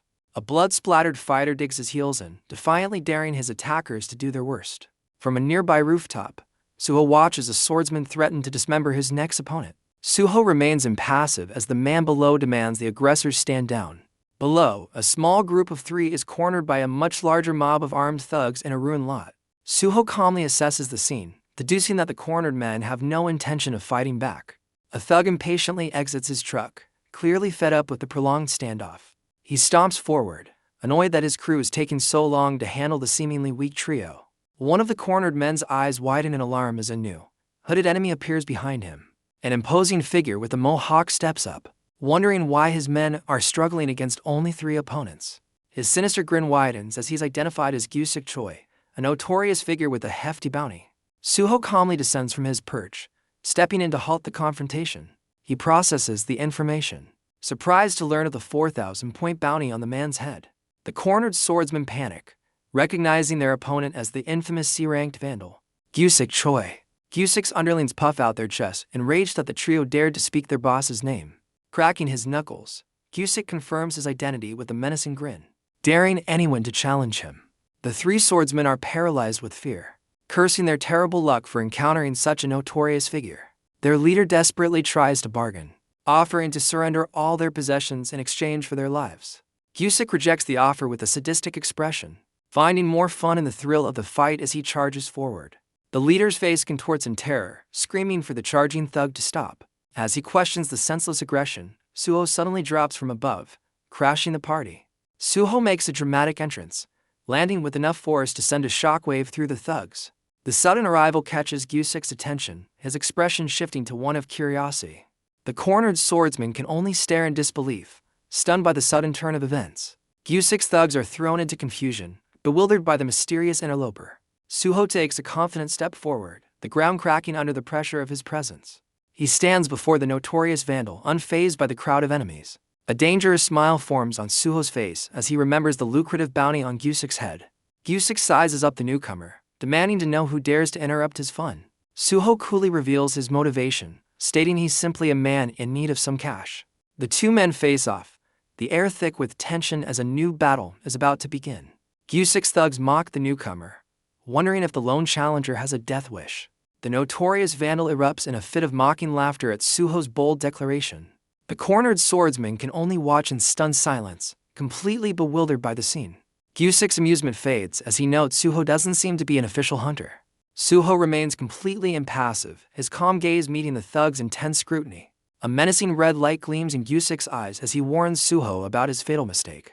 Suddenly, Suho is struck by a disorienting flash, his perception of reality warping around him. A strange red energy envelops his legs as he questions what's happening to his body. The swordsman leader watches in utter confusion, unable to comprehend the bizarre turn of events. Gusik reveals his trap, explaining that Suho triggered a skill by looking at him for too long. With a cruel grin, Gusik gloats that his opponent is now completely immobilized. Suho simply glances up, his calm expression betraying no sign of panic. Believing his trap has worked, Gusik orders his men to finish the seemingly helpless intruder. The thugs eagerly charge forward, mocking the man who dared to interfere. The cornered swordsman leader watches with grim resignation, certain of Suho's defeat. But in a blur of motion, Suho shatters everyone's expectations by landing a heavy punch on Gusik's jaw. A charging thug freezes mid-stride, his mind struggling to process what just happened. The swordsmen stare in utter astonishment, realizing Suho was never trapped at all. Gusik reels back in shock, unable to believe his paralysis skill had no effect. Suho's fist tightens, now crackling with a menacing red energy of its own. Suho grins with unnerving confidence, wondering aloud if his opponent's failed ability was some kind of magic. Gusik is rendered speechless, a cold sweat breaking out as he tries to comprehend the situation. With a glowing blue eye and a wild smile, Suho finds this unexpected turn of events incredibly amusing. He follows up with another powerful punch, rushing forward to press his advantage. Gusik's eyes widen in pure shock as the incoming fist fills his vision. In a desperate last-ditch effort, he furiously tries to reactivate his restraint skill. But it's too late, as Suho's fist connects squarely with the vandal's face in a brutal impact. The force of the blow sends Gusik flying backward through the air, completely overwhelmed. The onlooking swordsman can only stare in absolute disbelief at the one-sided beatdown. Suho stands composed amidst the chaos, his opponent now a crumpled heap in the distance. Suho stands over his opponent, his glowing red fist a testament to his overwhelming power. The vandal glares with fury, grudgingly acknowledging that Suho is far from ordinary. Done playing games, Cusick pulls out a concealed blade from his belt. He lunges with the knife, but Suho easily dodges and prepares a devastating counter. Another powerful punch connects, landing with bone-jarring force on Cusick's face. The thug stumbles back, dazed and disoriented as Suho questions his limited abilities. Suho continues to taunt him, wondering if the failed restraint skill is all he has. In a final, desperate attempt, Cusick tries to reactivate his signature power. Suho cuts him off with yet another swift and brutal punch to the jaw. The decisive blow sends Cusick's head snapping back, ending the fight in a flurry of motion. He effortlessly deflects a desperate counterattack from the dazed vandal. Refusing to let him go, Suho seizes the thug by his collar. With a powerful heave, he hoists the vandal upside down into the air. The fight continues as he smashes Cusick into the ground, shattering the pavement. The impact is so immense it sends the vandal flying through the wall of a nearby oil station. He looks on with a smug grin, clearly unimpressed by his opponent's performance. The swordsmen are left speechless, unable to comprehend how their tormentor was defeated so easily. Suho turns his attention to the remaining thugs, who instinctively recoil in fear. He casually offers them a chance to fight, an offer they wisely and quickly refuse. Having dealt with the threat, he summons the swordsmen he rescued, who eagerly rush to his side. Suho calmly asks the swordsmen if they have any rope to secure the defeated thugs. The grateful swordsman leader eagerly volunteers, happy to assist his rescuer. Suho turns to the kneeling thugs, coolly inquiring about the bounty on their heads. The men frantically deny having any bounty, insisting Cusick was the only one with a price on his head. From the ground, the defeated Cusick glares with pure hatred at his former underlings. He seethes in disbelief, watching his men completely abandon him. Now bound, Cusick accuses his men of being traitors who were just using him for protection. Suho glances over, surprised that the vandal is already conscious and talking. No longer afraid, the swordsmen furiously shout back at their former tormentor. Suho considers their lack of a bounty, and the thugs eagerly agree they are worthless to save themselves. The swordsman leader interjects, revealing that the thugs are lying and are indeed wanted criminals. The thugs panic and vehemently deny the accusation, desperately trying to convince Suho of their worthlessness. The defeated Cusick tries a new tactic, attempting to appeal to Suho's rebellious side. Suho glances back, his expression unreadable as he considers the vandal's strange proposal. Cusick continues his desperate plea, offering Suho immense power and freedom if he's released. Unimpressed by the offer, Suho responds not with words, but with a swift, downward motion. He decisively silences Cusick's rambling by planting his foot firmly on the vandal's face. The force of the impact renders the thug unconscious, putting a definitive end to his pleas. Suho glances down at the now silent vandal, completely unfazed by his own actions. With the interruption handled, he turns back to the swordsman to confirm that the other thugs do, in fact, have bounties. The thugs despair as their lies crumble, realizing they're completely cornered. Suho wonders how to transport his new bounties, but the swordsmen conveniently offer up their car. With a menacing grin, Suho decides the remaining thugs should join their leader in unconsciousness. The group speeds away from the scene in a sturdy red truck, heading down an overgrown road. In the back, the defeated thugs are piled together, jostled around with every bump. The swordsman leader tries to thank him, but Suho coolly clarifies that he wasn't there on a rescue mission. Unfazed by his bluntness, the swordsmen insist on calling him their lifesaver. A faint, calculating smile plays on Suho's lips as he considers their perspective. The swordsman then curiously asked about Suho's powers, revealing his own skills in swordsmanship, tracking, and hunting. Suho expresses surprise at the man's 3 skills, learning that some can be acquired through skill books. Suho processes the new information, realizing skills can be acquired through books. The swordsman is baffled by Suho's ignorance of such a fundamental concept. Recalling the fight, Suho decides he needs to find a proper combat skill for himself. His train of thought is suddenly broken as he spots something in the distance. A massive, glowing blue portal hangs ominously in the sky over the ruined city. Their truck continues to speed down the overgrown road toward the strange sight. Suho casually points out the anomaly, correctly identifying it as a portal. The swordsman is taken aback by Suho's seemingly obvious question. He confirms it's a level 1 dungeon, revealing it was their original destination. Suho expresses his disappointment, lamenting that he can't enter without a hunter's license. The swordsman stares in utter disbelief, a bead of sweat forming on his temple. He struggles to comprehend how someone so powerful could lack a basic hunter's license. Suho calmly fastens his seatbelt, casually confirming he doesn't have one yet. The swordsman's mind races, unable to reconcile Suho's power with his lack of official status. He explains that the military clears out the initial monster waves. leaving only the leftovers for hunters. To truly level up, he continues, one must conquer higher-level dungeons and absorb dimensional energy. The swordsman recalls the immense dangers that even low-level dungeons present to seasoned hunters. He then questions how a complete rookie could have possibly defeated a C-rank hunter like Yusik. Suho turns, genuinely puzzled by the man's frantic line of questioning. Cutting to the chase, the swordsman nervously asks Suho to reveal his official rank. The truck suddenly lurches, rattling precariously close to a cliff's edge. Ignoring the immediate danger, Suho calmly states that he has a favor to ask. The swordsman stares back, utterly confused by the sudden proposition. He begins to recount his past, starting with the glowing dungeon entrance. Inside, a full military convoy was stationed, prepared for the dungeon's horrors. He recalls a moment when a hunter unleashed a powerful, crackling aura. That hunter was him, looking grim and determined as he powered up for battle.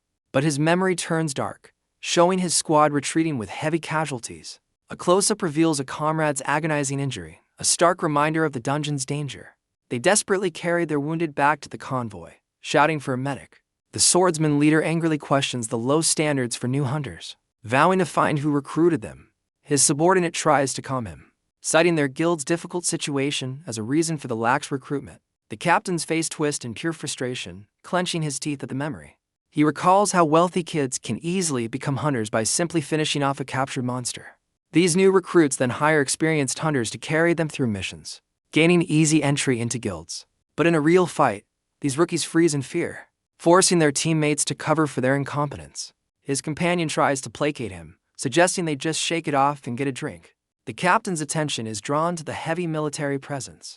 Wondering about the commotion near the dungeon, he approaches a soldier, determined to get a report on the situation. The soldier informs him that 10 vandals were brought in, a piece of news that catches the captain by surprise. The soldier reveals that one of the captured men is the infamous C-rank hunter, Yusik Choi. The captain is stunned, recognizing the notorious hunter's name immediately. He's then told that Yusik was taken down by an unlicensed, F-rank rookie, leaving him speechless. The captain and his subordinate exchange looks of disbelief, struggling to comprehend the news. The soldier elaborates that the rookie left Yusik with severe injuries before he was carried away. A sudden realization dawns on the captain as he connects the story to a mysterious figure he saw earlier. He grabs the soldier, urgently demanding the rookie's location, and learns he just entered the portal. Without a moment's hesitation, the captain's foot slams down as he prepares to run. He dashes toward the dungeon entrance, ignoring his subordinate's confused calls from behind. A look of fierce determination crosses his face, realizing this rookie could be a game-changer. The captain's subordinate desperately calls out, chasing after his leader who is sprinting away. Captain Kang ignores him, dashing past a confused soldier with a look of fierce urgency. A communications officer watches the captain's frantic approach, completely baffled by his behavior. The captain urgently questions the officer, demanding to know which door the rookie who captured Yusik entered. Meanwhile, Suho and the swordsman emerge on the other side of the crackling dungeon portal. Suho is amazed to find himself and his clothes completely unscathed by the dimensional passage. The swordsman explains that only their expensive, dungeon-forged gear allows them to pass through unharmed. Suho's attention is suddenly drawn to a strange phenomenon just ahead of them. A bright, humming rectangle of light materializes in the air before the two hunters. The swordsman casually identifies the glowing anomaly as a door, a common sight within dungeons. The swordsman reveals this portal is a hub connecting to 38 different dungeons, and they've just entered number 24. The glowing gateway behind them crackles violently with unstable energy, sealing their entry point. In a flash of light, the portal vanishes, trapping them inside until the dungeon is cleared. Suho learns that clearing the dungeon doesn't mean total annihilation, but simply defeating its strongest monster. Casually cracking his knuckles, Suho tells the swordsman to wait there, as he'll handle it alone. The swordsman is stunned, unable to comprehend Suho's intention to tackle the dungeon solo. Without another word, Suho plants his foot firmly, preparing to launch himself into the fray. He explodes forward with incredible speed, shattering the earth and leaving his companion in the dust. Left in awe, the swordsman wonders if Suho is one of the legendary, almost mythical hunters from the stories. He then realizes that with such power, Suho might just clear this low-level dungeon in record-breaking time. The swordsman's eyes widen in a moment of sudden, dawning horror. He realizes Suho lacks tracking skills, a fatal flaw for finding the exit portal. Panicked, he sprints after Suho, knowing the rookie will be trapped forever if he can't find his way back. Back at the command center, Captain King arrives just as the officer reports that door 24 has closed. The officer confirms the grim news: the portal the rookie entered has just shut down. The captain grits his teeth in pure frustration, realizing he was too late to stop him. Meanwhile, deep within the dungeon's misty forest, monster sounds echo through the trees. Clawed feet stomp through the undergrowth, heralding the approach of the dungeon's inhabitants. A trio of grotesque, spear-wielding goblins snarls as they patrol their territory. Suddenly, a much larger, shark-toothed beast senses a powerful tremor. Turning its head in confusion, a massive goblin is violently slammed into the ground, its shriek cut short by the brutal impact. Its companion lets out a silent scream of shock, completely stunned by the sudden, overwhelming assault. Before it can react, another goblin is sent flying backward from a devastating blow. The creature's body crashes and skids across the dirt, stopping at the feet of the mysterious attacker, Suho. Suho calmly steps forward, eyeing the fallen goblin's spear before reaching down to claim it. He swiftly dispatches the last remaining monster, using its own weapon to deliver the final blow. With the fight over, Suho wrinkles his nose in disgust at the foul stench of the defeated creature. He pulls a gleaming red bloodstone from the monster's remains, examining his prize. Suho notes that only one of the 3 goblins yielded a bloodstone, but he remains unconcerned, already satisfied with his earnings. A system window materializes before him, as his focus shifts to what truly matters: leveling up. The swordsman finally catches up, only to find a valley littered with defeated monsters. He stands in awe amidst the carnage, admitting he's completely lost count of Suho's kills. Focusing his energy, the swordsman's eyes glow as he activates his tracking skill. A distant roar catches his attention, and he immediately pinpoints Suho's new location. Meanwhile, Suho calmly reviews his performance stats after his rampage, standing over his handiwork. He sees he has enough points to acquire 2 new druid skills, beast taming and tree spirit summoning. Deciding on his first ability, he prepares to select the beast taming skill. Before he can confirm, 2 more goblins leap from the trees, interrupting his upgrade. Suho turns to face the ambush with an unimpressed, steady gaze. He effortlessly intercepts the attack, delivering a devastating blow to the creature's face. Suho unleashes a flurry of brutal punches, taking on both goblins at once. His fists connect with bone-crushing force, overwhelming the creatures completely. He effortlessly continues his assault, sending the monsters reeling from the devastating combo. As the last goblin falls, a system window confirms his impressive performance score. The final blow triggers a welcome notification, confirming he has successfully leveled up. But his celebration is cut short by a startling critical error message from the system. He stares at the notification, confused by the recurring data clash and the mention of additional synchronization. A moment later, his new status screen appears, showing him at level 2 with significantly boosted stats. Suho seems relieved, observing that despite the strange error, his stats have increased just fine. With his new power confirmed, he decides to spend his points, reaching to acquire the tree spirit summoning skill. A system window confirms Suho has successfully acquired the tree spirit summoning skill. With a look of intense focus, he decides to test his new ability immediately. A brilliant light bursts from his chest as he activates the summoning skill. A small, fairy-like creature with leaf wings materializes before him, its form sparkling with energy. He recalls seeing this same glowing light earlier, realizing he had mistaken the spirit for a unique firefly. Suho commands his new tree spirit to locate all the remaining goblins in the area. The spirit acknowledges its orders and flutters away, becoming a glowing orb of light. It zips through the dense forest, beginning its reconnaissance mission. Suho realizes the spirit is transferring information directly to him, but finds the process slow due to his low level. He pulls up his status window again, discovering his new druid class has granted him search and track skills. Suho examines the descriptions for his new search and track skills. He decides to spend his remaining points to acquire both skills at once. To test his new abilities, he places his hand on the ground to connect with the terrain. He closes his eyes, focusing his senses to activate the search skill. A pulse of energy radiates from him, scanning the immediate landscape for information. He realizes the search skill only provides information about the terrain itself. Undeterred, he activates his track skill, his eyes glowing with a new power. However, the skill only reveals the traces of the goblins he has already defeated. Suddenly, his senses pick up something unexpected, catching him completely off guard. A low growl echoes from the mist, and he realizes he's detected a new, more powerful presence. A confident smirk spreads across Suho's face as he realizes this new foe is far more interesting than a mere goblin. Meanwhile, the swordsman dashes through the forest at incredible speed, closing in on the commotion. He skids to a sudden stop, digging his heels into the dirt with practiced ease. Arriving on a rocky ledge, the swordsman halts, surveying the scene below him. Suho turns his head, his expression hardening as he spots the unexpected rival. Below, the swordsman is pinned to the ground by a massive hobgoblin, a blade pressed against him. From his vantage point, Suho coolly observes the swordsman's predicament, questioning his presence. The trapped swordsman looks up, his face a mixture of terror and desperate relief at seeing Suho. Suho's expression darkens, clearly annoyed that the swordsman ignored his instructions to stay back. With a strained look, the swordsman admits that instead of hunting, he has become the prey. Suho smirks, fully understanding the swordsman's predicament. The swordsman trembles, straining against the blade pressed to his throat. His composure breaks completely as he silently begs for his life. The hobgoblin is suddenly alerted by a new presence, its attention shifting from its prey.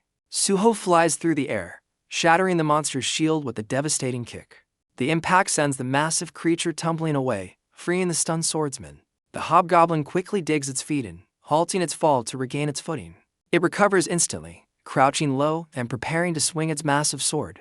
Before it can act, Suho is on it, delivering a bone-shattering punch to its jaw. The creature is launched backward, smashing violently into the nearby cliff face. Without hesitation, Suho dashes forward, refusing to give the monster a single moment to recover. The hobgoblin groans in agony, its jaw mangled from the devastating impact. He plants his foot firmly, preparing to leap and deliver the final blow.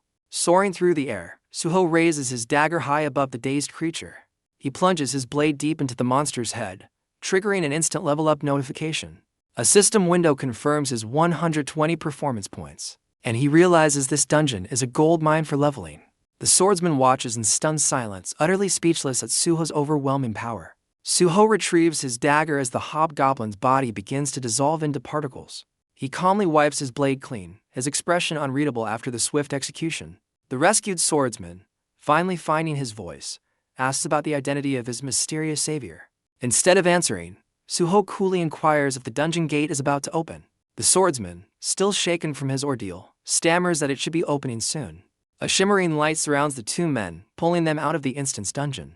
They reappear outside near a military vehicle, catching the attention of the station's soldiers.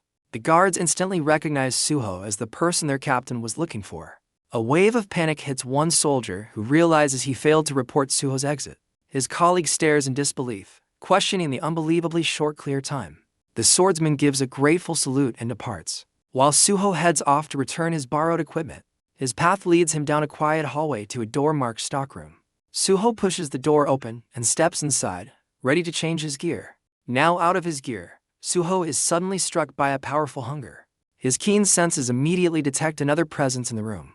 He turns to find a stranger addressing him by name, and Suho coolly asks for the man's identity. With an intense grin, the man introduces himself as Captain Manhua Kang of the Shilla Guild and requests a private word. The scene shifts, showing the two men now sitting at a cafe counter, ready to discuss the captain's proposition. Hello everyone, subscribe to my channel to not miss new trending manhwa. The man confirms he's from the Shilla Guild, catching the protagonist's attention. He extends an invitation to join, promising the best environment for advancement. But the protagonist casually sips his coffee and turns down the generous offer. The recruiter is left completely stunned by the immediate rejection. He internally questions if this is just a negotiation tactic for a higher payout. Switching strategies, he offers to poach him if he's already in another guild.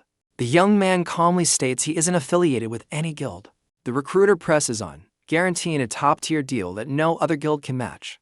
The protagonist decisively sets his coffee cup down, ready to end the conversation. He reveals with a smirk that he simply doesn't like working under others. The recruiter is left speechless, his confidence completely shattered by the simple rejection. The scene transitions to a peaceful afternoon at a modest-looking building. Back at home, the protagonist enters an empty room, a solitary figure in the quiet space. He looks around, noticing the absence of his family and wondering where they've gone. The clear blue sky sets a tranquil mood for the rest of his day.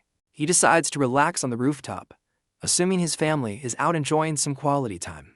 His peaceful moment is interrupted by his grandmother, who arrives with a laundry basket and a pointed question. Unfazed, he flashes a charming smile and suggests she join him for a nap in the lovely weather. She briskly refuses, getting to her chores, while he playfully gives her instructions from his lounging position. Moments later, he's up and helping her, the two of them hanging laundry together on the rooftop. As they work, his grandmother questions if he's truly his brother's older sibling. He confirms her suspicion with a calm, knowing smile. She's astounded by his youthful appearance, playfully asking if he ages in reverse. The protagonist jokes that he's older than he looks, earning a light-hearted rebuke. He then explains that in this chaotic world, his youthful look is hardly the strangest thing. Her expression softens as she reminds him it's been 10 years, and pleads for him to stay safe for his family. He listens to her heartfelt words with a confident, reassuring expression. He boasts that he's not easy to kill, but she scolds him, saying such foolish confidence gets people killed. Just then, his brother and nephew arrive, asking the grandmother for his whereabouts. The family, plus a small dog, reunites on the rooftop with his nephew excitedly calling out to him. An envelope appears on the table, drawing the attention of the family's small dog. The protagonist's brother gestures to the mysterious envelope, asking what it is. He coolly reveals it's 50 million won, a gift to clear his brother's debts. His brother is left utterly stunned by the life-changing amount of money. Holding the envelope, he nervously questions the origin of such a large sum. The protagonist dismisses his concerns, urging him to settle the debt before dinner. Overwhelmed with gratitude, his brother struggles to find the words to thank him. With a confident smirk, he tells his brother to stop wasting time and get going. His brother, overcome with emotion, wipes away a tear and agrees to leave immediately. The protagonist calls out his brother's name, his expression unreadable but firm. His brother glances back, still processing the life-altering gift. The protagonist adds a final request: bring back meat and soju for a family feast. Overjoyed, his brother promises to return quickly, entrusting his son to the protagonist's care. While his nephew and the dog play, a system window appears before the protagonist. The system prompts him to assign a name to his new canine follower. Turning to his nephew, he lets the boy decide on a name for their new pet. He warmly accepts his nephew's enthusiastic suggestion of Beku. A system notification confirms the name, revealing the dog's stats as it barks excitedly. He tests the dog's abilities by throwing a ball, which Beku chases with incredible speed, amazing the young boy. The protagonist shares a laugh with his nephew, calling the energetic dog back to them. As evening falls, the sun sets over the quiet neighborhood. Back on the rooftop, his nephew complains of hunger, impatiently waiting for his father's return. The protagonist hears an engine roar and assumes his brother has finally arrived. A white truck screeches to a halt just outside their building. He decides to head down and meet him, taking a step towards the exit. The nephew and Beku rush down the stairs ahead of him, eager for the reunion. But the man who emerges is his brother, battered and covered in blood. The boy's excitement turns to horror as his father weakly utters the protagonist's name. The injured man stumbles forward, barely able to stay on his feet. He collapses to the ground in front of his horrified son. The protagonist's calm demeanor shatters, replaced by a cold, murderous fury as his family cries out in shock. The scene cuts to a shady loan office, the likely source of his brother's predicament. Inside, a group of gangsters casually play cards, oblivious to the storm about to hit them. At a nearby desk, two men discuss the betting rewards for an upcoming match. They chat about the next big fight, noting how the public is betting heavily on one contender. A man with a scar complains bitterly about losing all his money on a previous bad bet. A sudden, violent noise from the outer office interrupts their idle chatter.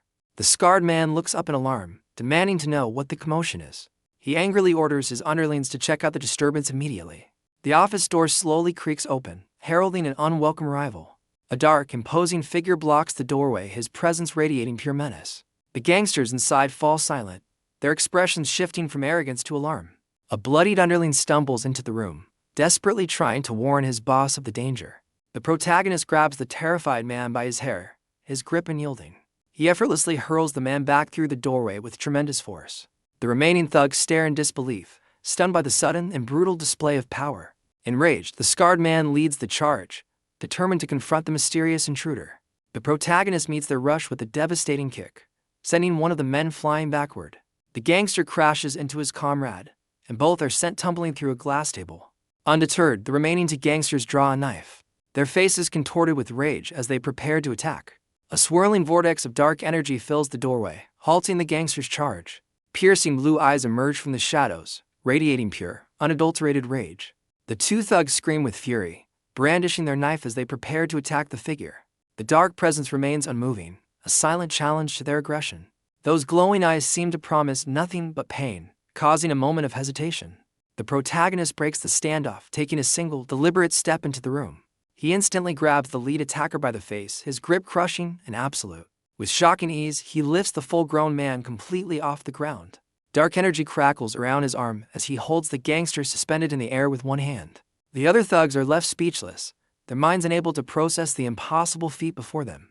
He slams the gangster into a table, sending the other men flying in a chaotic crash. The force of the impact shatters a nearby window, sending glass flying everywhere. Bodies and furniture collide, adding to the destruction as the office is torn apart. Without pausing, he slams another gangster face first into the unforgiving floor. A remaining thug can only watch in terror as his comrade is thrown past him like a ragdoll. The thrown man crashes through yet another glass surface, his fall ending abruptly. The protagonist pins the defeated man's head to the ground with his foot, asserting total dominance. The scarred boss breaks into a cold sweat, his previous arrogance completely gone. He calmly walks through the carnage he created, stepping over the bodies of the fallen gangsters. The last two men back away from their desk, utterly terrified as the protagonist closes in. The subordinate frantically asks his boss if he recognizes the terrifying intruder. A horrifying realization dawns on him as he speculates the man might be a powerful returnee. Without a word, the protagonist sends a heavy desk flying towards them with a single kick. The desk slams into the gangsters, pinning them against the wall in a painful trap. Office equipment shatters into pieces from the force of the impact. He takes another calm, deliberate step forward, his presence overwhelming the room. He looms over the trapped boss and calmly asks for his name, seeking a man named Jong Soo-kim. The boss, drenched in a cold sweat, reluctantly confirms he is the man the protagonist is looking for. Fear finally breaks his composure as he demands to know the identity of his assailant. The protagonist places an envelope on the desk, declaring he's there to settle Junho's debt. The boss sweats, grudgingly admitting the protagonist is on a completely different level. He desperately questions the legality of a returnee attacking a citizen and destroying his office. The gangster glances sideways in confusion, not understanding the protagonist's cold logic. A swift, brutal strike from the protagonist shatters the boss's composure and his teeth. The protagonist counters, asking why they would harm someone who came peacefully to settle a debt. He delivers another punishing blow, reminding the boss that he should have simply taken the money. The gangster's head is rocked back and forth by a relentless series of powerful strikes. Blood splatters violently as the boss chokes from the brutal assault. Completely broken, the gangster pleads for his life, his tough exterior utterly shattered. His pleas are met with another merciless strike, his words falling on deaf ears. He offers the gangster a choice: clear the debt now or suffer the consequences. Through tears and terror, the boss frantically agrees to settle the matter. The protagonist takes a seat on the desk, now addressing all the defeated gangsters. He forces the battered boss and his men to announce that the debt is officially cleared. Unsatisfied with their volume, he demands they repeat their declaration with more conviction. The gangsters scream in unison, confirming that Junho Park's loan has been completely settled. He delivers a final, cold warning, promising severe repercussions if he ever sees them again. In a display of total submission, the entire group bows deeply on the floor before him. The gangsters shuffle backward on their knees, not daring to rise as he prepares to leave. The boss remains prostrate, sweating in silent, utter defeat. The boss's eyes narrow with cold fury, a single bead of sweat tracing a path down his bruised face. A subordinate cautiously informs his boss that their terrifying visitor has finally left the premises. Fueled by pure rage, the boss vows to use his connections to ensure the protagonist pays dearly for this humiliation. The scene shifts to the imposing headquarters of the Shilla Guild, gleaming under the night sky. Inside, a man with a sword at his hip dashes down a corridor toward the talent management team's office. He bursts into the room with urgent news, startling a man identified as Deputy Park. The newcomer directs Deputy Park's attention to a computer screen, insisting he look at some important information. On the screen is the profile of Suho Park, flagged as an F rank, but described as an epic newbie. Deputy Park reacts with disbelief, shocked that a newly registered F rank is causing such a stir. The other man smirks, finding the low rank all the more impressive, and eagerly asks to see the full file. An access denied message flashes on the screen, blocking them from viewing the file. The two men stare in disbelief, completely baffled by the unexpected security lock. The colleague grows impatient, demanding Deputy Park find a way to bypass the system. Deputy Park's fingers fly across the keyboard as he attempts to hack into the protected file. With a final tap, he successfully breaches the security and gains access to the hidden data. Both men are left speechless, staring intently at the newly revealed information on the screen. They are stunned by his incredible record, finding it hard to believe he's only an F rank. Deputy Park grows suspicious, questioning the motive behind locking such a promising hunter's file. He notes that the mysterious hunter is unaffiliated with any guild, deepening the intrigue. The colleague urges him to dig deeper, specifically requesting to see his awakened skills. Deputy Park is bewildered by the skill description, questioning the power of materializing bread and water. His colleague stares back, equally confused by the seemingly mundane ability. The deputy asks incredulously if the protagonist really captured a target using basic provisions. A flashback shows the protagonist overwhelming an enemy with a barrage of materialized food and drinks. Deputy Park's suspicion deepens as he notes the file states the hunter was missing for 10 years. The colleague theorizes that he must be a highly trained government agent, not a normal hunter. He intensely considers the implications of the protagonist being affiliated with the government. Deputy Park abandons the idea of recruitment, now almost certain the hunter is a government operative. He leans back smugly, stating this explains the hunter's calm demeanor and the locked file. His colleague, accepting defeat, suggests they abandon their investigation and get some coffee. As they walk away, the colleague dismisses the mystery, but his partner remains puzzled by the agent's presence in a level 1 dungeon. The sword wielder stops, instructing Deputy Park to keep a close eye on the protagonist's movements. He demands weekly reports on any unusual activity, much to the busy deputy's annoyance. The scene shifts to the impressive exterior of Simsang Hospital. The protagonist enters a hospital room, carrying a large bag of takeout. He greets his friend Junho with a warm smile, happy to see him awake. Junho, his head wrapped in bandages, turns and greets his friend in return. Sitting together, Junho asks why he brought so much food, but the protagonist insists he needs to eat well to recover. A close-up shot reveals a massive feast of fried chicken, burgers, and fries. Junho happily reports that he's feeling much better and his bandages will be removed tomorrow. Junho brings up the protagonist hunter exam, which is scheduled for the very next day. His friend expresses hope that he'll join a guild after passing the test. A flashback reveals his past life where he reigned as the supreme king of the forest. He reflects on his former status, finding the idea of taking orders from a boss completely unappealing. Eager to help, Junho offers to research some of the top-tier guilds for him. With a knowing smirk, the protagonist flatly rejects his friend's well-intentioned offer. He confidently states that joining an existing guild won't be necessary at all. He then reveals his true ambition. He's going to start his own guild from scratch. Junho is left utterly speechless, shocked by his friend's bold and unexpected plan. The scene then cuts away to a towering, state-of-the-art skyscraper, hinting at a new development. Inside the building, a formidable blonde woman with a katana at her side strides down the corridor. A man, identified as a director, calls out her name, Suyong, causing her to pause. She turns to face him, her hair now in a ponytail, and addresses him with professional courtesy. The director confronts her about her recent performance, but she feigns ignorance. He explodes with anger, reminding her that her negligence almost led to the destruction of Seoul. Suyong scoffs, questioning if the department can even function without her constant supervision. Her boss, completely stressed, begs her to get her act together so he can stop getting chewed out. She casually suggests quitting, much to the director's utter disbelief and frustration. He desperately implores her to use her incredible skills and intuition instead of wasting them. Suyong finally relents, admitting with a weary expression that she's been struggling to concentrate. The director cuts her off, handing her a new assignment. Suyong is furious to learn she's being dispatched just as she was about to relax. Her boss tells her to stop complaining, pointing out that this is part of her job. She storms away in frustration, leaving the director yelling after her. He desperately reminds her they're short-staffed and need her to approve as many new hunters as possible. Suyong snaps back, arguing she won't be responsible for sending unprepared rookies to their deaths. The scene changes to the Hunter Association building, where the exam is being held. Inside, a massive crowd of nervous applicants waits, with one person vowing to pass on their 4th attempt. A hopeful applicant livestreams his experience, promising his viewers hunting content if he passes. He ends his broadcast with a classic call to action, asking his followers to like and subscribe. The streamer celebrates a generous donation, already dreaming of the profits from future dungeon content. His money-making fantasy is cut short as 3 uniformed inspectors enter the examination hall. Announcing the inspector's arrival, he quickly ends his broadcast, citing the no-filming policy.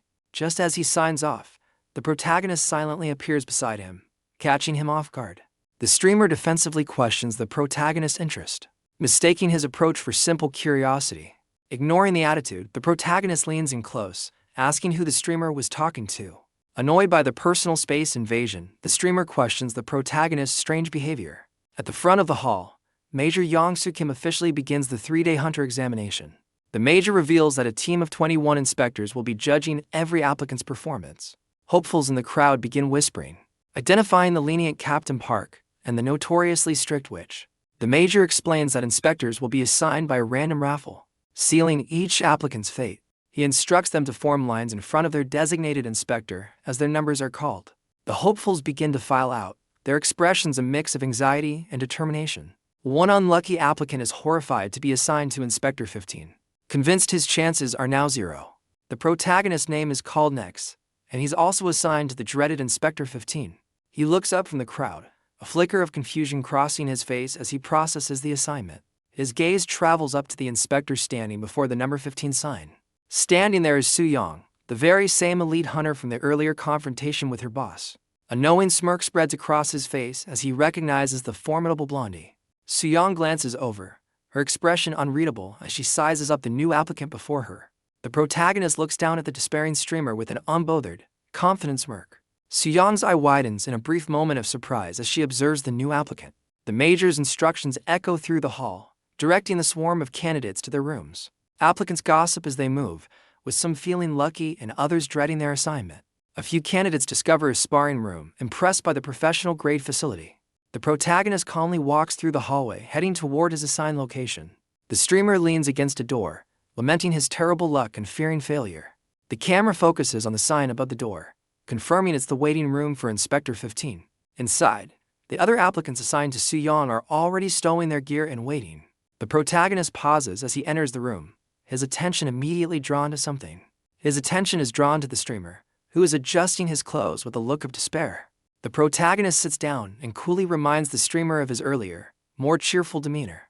The streamer looks up, annoyed and confused by the sudden confrontation. A smug smile crosses the protagonist's face as he recalls. They're both assigned to the same inspector. The streamer sarcastically offers a performance, but the protagonist simply asks what he's talking about. Changing the subject, the streamer warns him about their inspector, explaining why she's called the witch. The protagonist's expression hardens, intrigued by the inspector's fearsome reputation. The streamer reveals that she's known for failing entire teams at once, costing them their expensive application fee. The protagonist counters logically, stating that failure is a result of incompetence, not the inspector's mood. The streamer glares, stunned into silence by the protagonist's blunt and unwelcome dose of reality. The streamer seethes, having disliked the protagonist from the very start. The protagonist meets his glare with a calm, unbothered expression.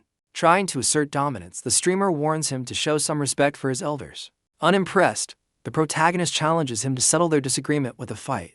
A confident smirk spreads across the protagonist's face as he suggests a place to settle things. Their argument draws the attention of the other applicants in the waiting room. The streamer's anger boils over, feeling like he's being taken for a fool. Without a hint of hesitation, the protagonist casually confirms the streamer's fears. Pushed to his limit, the streamer's face contorts with rage. He rips off his jacket, accepting the challenge as the protagonist calmly observes. The protagonist takes a confident step forward, leading the way out of the room. At the same time, Inspector Soo-young rushes down the hallway, sensing trouble. She enters the waiting room for Group 15, only to find it completely deserted. Her expression sours with annoyance as she wonders where her assigned applicants have disappeared. The scene cuts to an impressive sparring cage, a location someone ominously notes is perfect for a beatdown. Inside the octagon, the protagonist and the streamer prepare to fight while the other applicants watch nervously. The streamer smirks, warning the protagonist that he has picked a fight with the wrong person. Cracking his knuckles, he boasts about his identity as a popular combat streamer to intimidate his opponent. The protagonist appears genuinely confused, asking if a YouTuber is some kind of noodle dish. The streamer's face twists in utter disbelief, infuriated by the protagonist's clueless response. The other applicants eagerly watch, hoping to see the protagonist get put in his place. The streamer warms up, boasting that he enjoys teaching lessons to people like the protagonist. Unfazed, the protagonist grins, clearly looking forward to the confrontation. The streamer warns him that he won't be holding back in the slightest. He lunges forward, launching the first attack of their unsanctioned duel.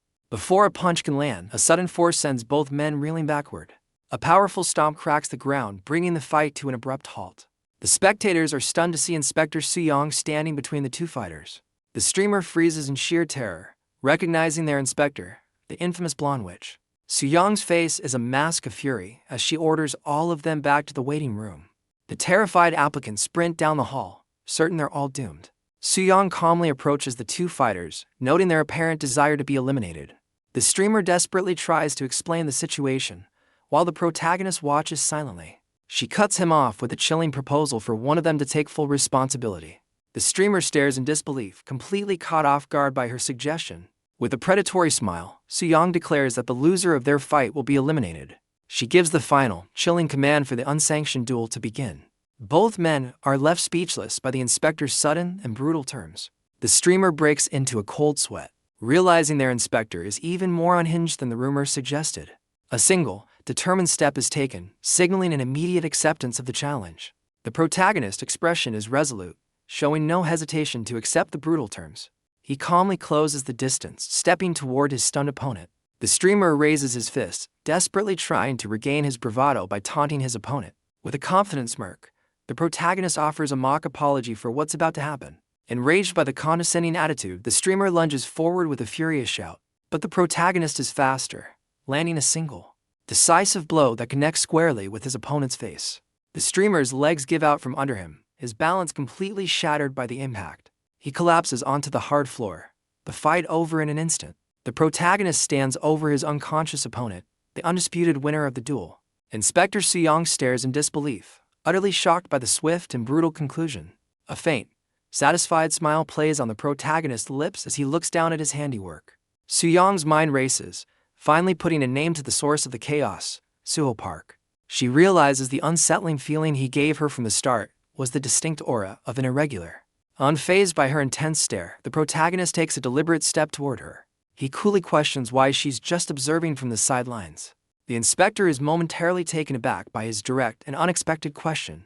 With a daring smirk, he boldly invites her into the ring if she also wants a piece of the action. Suyong's eyes narrow in fury, shocked by his utter audacity.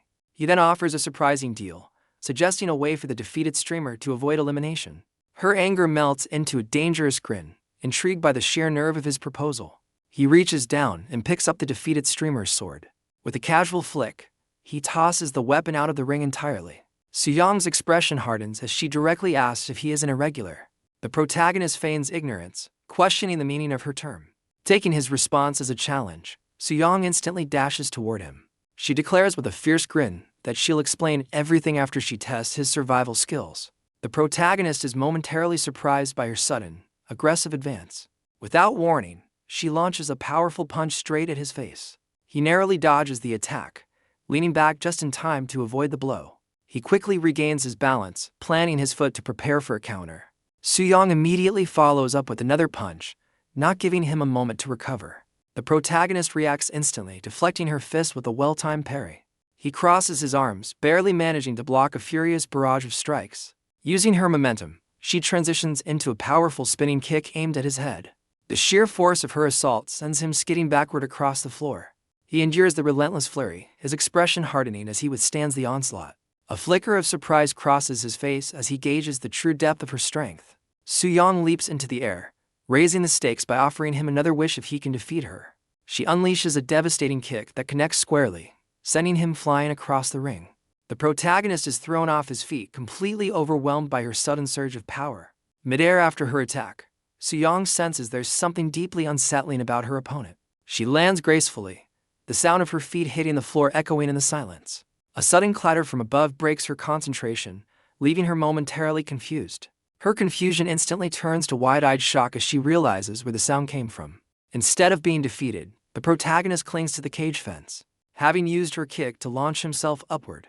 He looks down with a smug grin, casually complimenting her impressive power. Suyong's expression darkens, infuriated that he's completely unfazed by her strongest attack. Unwilling to accept the stalemate, she immediately propels herself toward him for another strike. With a look of pure determination, she decides that the warm-up is officially over. She unleashes another vicious kick, putting even more force behind it this time. She uses the cage wall as a launch pad, vaulting high into the air for another attack. The protagonist drops back to the floor, landing firmly to meet her charge. Crackling with blue energy, Suyong dives down from above for a devastating aerial strike. He braces himself as she rockets toward him, her body a blur of motion. She closes the remaining distance in an instant, her form wreathed in lightning.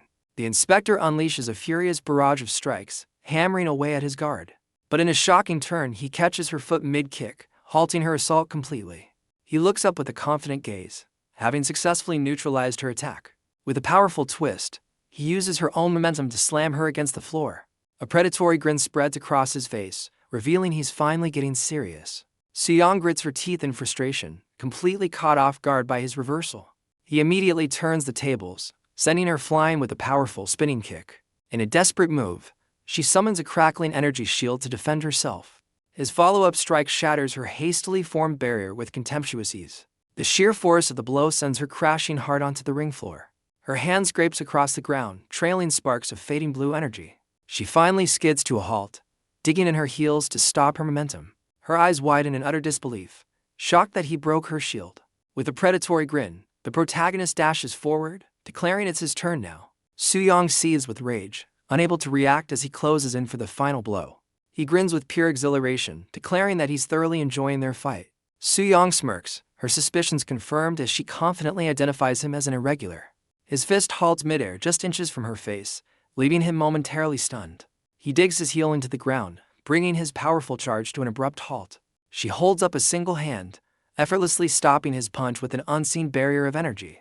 With a calm but firm expression, she signals that their confrontation is over. Looking away, she unexpectedly concedes defeat, declaring him the winner of their bout. He questions her sudden surrender.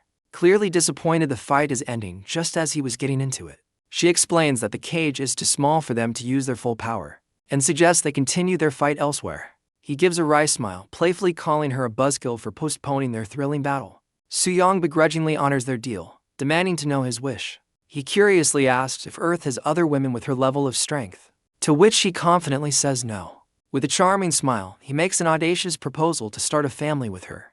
She is left completely speechless by his unexpected and bizarre request. He clarifies his intentions with a blunt and primal suggestion. Her response is a swift, hard strike across his face as a third party awakens in the background. The man who was previously knocked out groans, slowly coming back to his senses. He dazedly tries to piece together the chaotic scene, confused about his own situation. Enraged by the protagonist's audacity, Soo-young grabs her sword and advances menacingly. The bewildered onlooker is left speechless, a faint mark on his cheek hinting at his own recent encounter.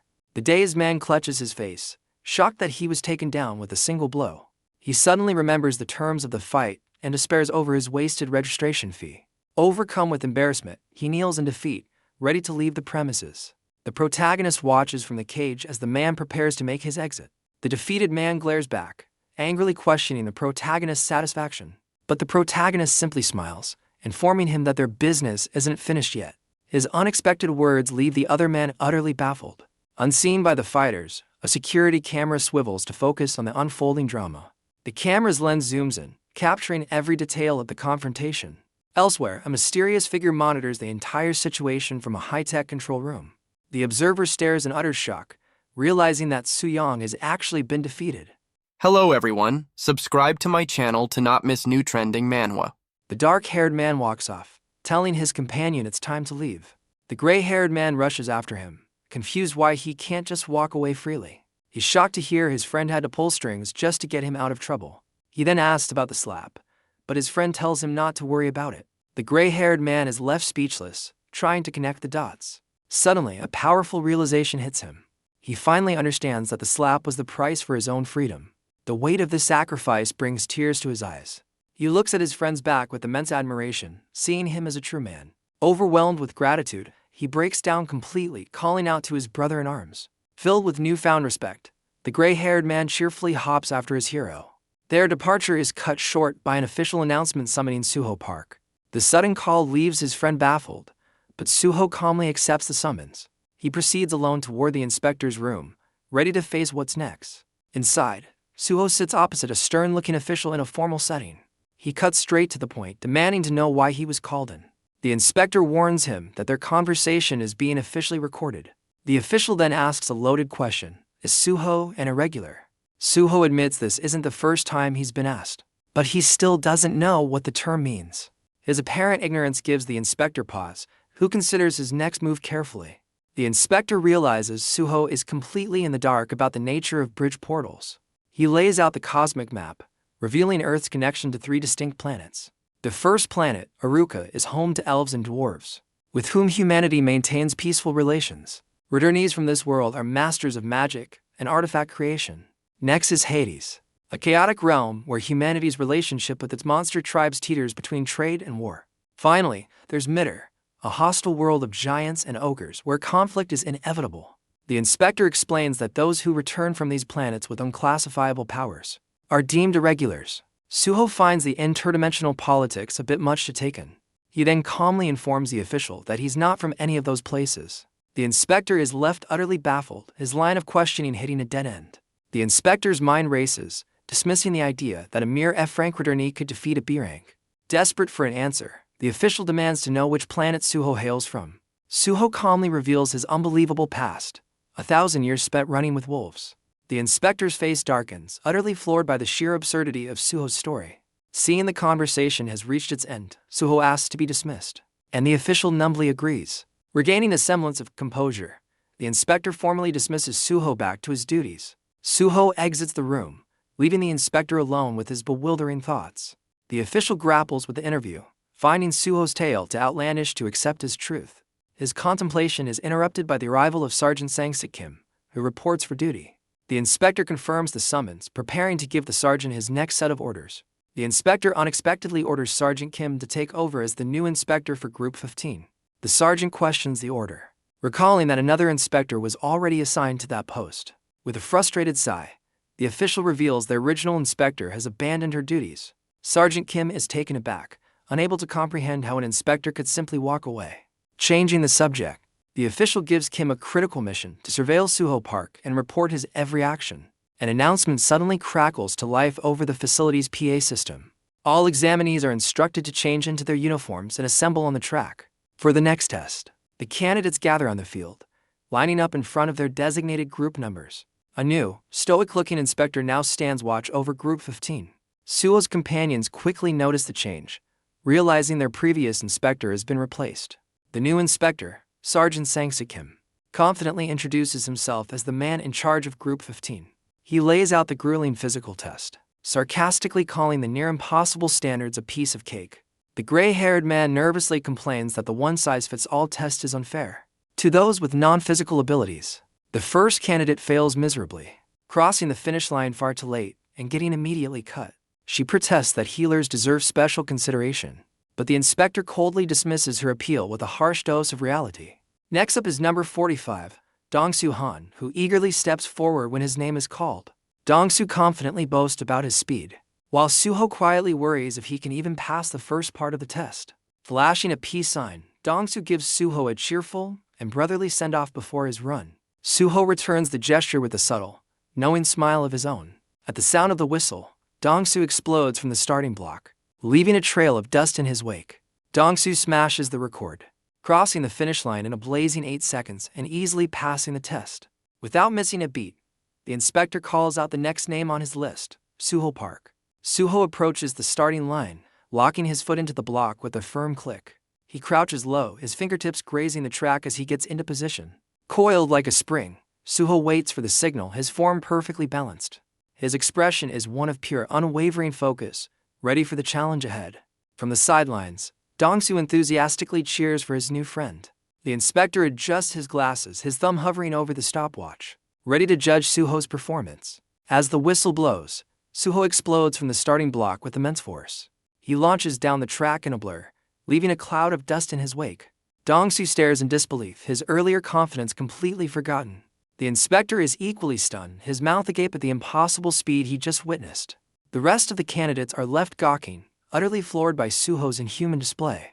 Back in his office, the previous inspector, Major Kim, is interrupted by a ringing phone. He picks up to hear Sergeant Kim's urgent voice on the other end of the line. The sergeant breathlessly reports Suho's unbelievable exam results, mentioning he's sent video proof.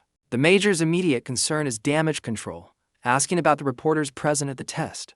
On the track, Sergeant Kim observes the media frenzy unfolding in the stands.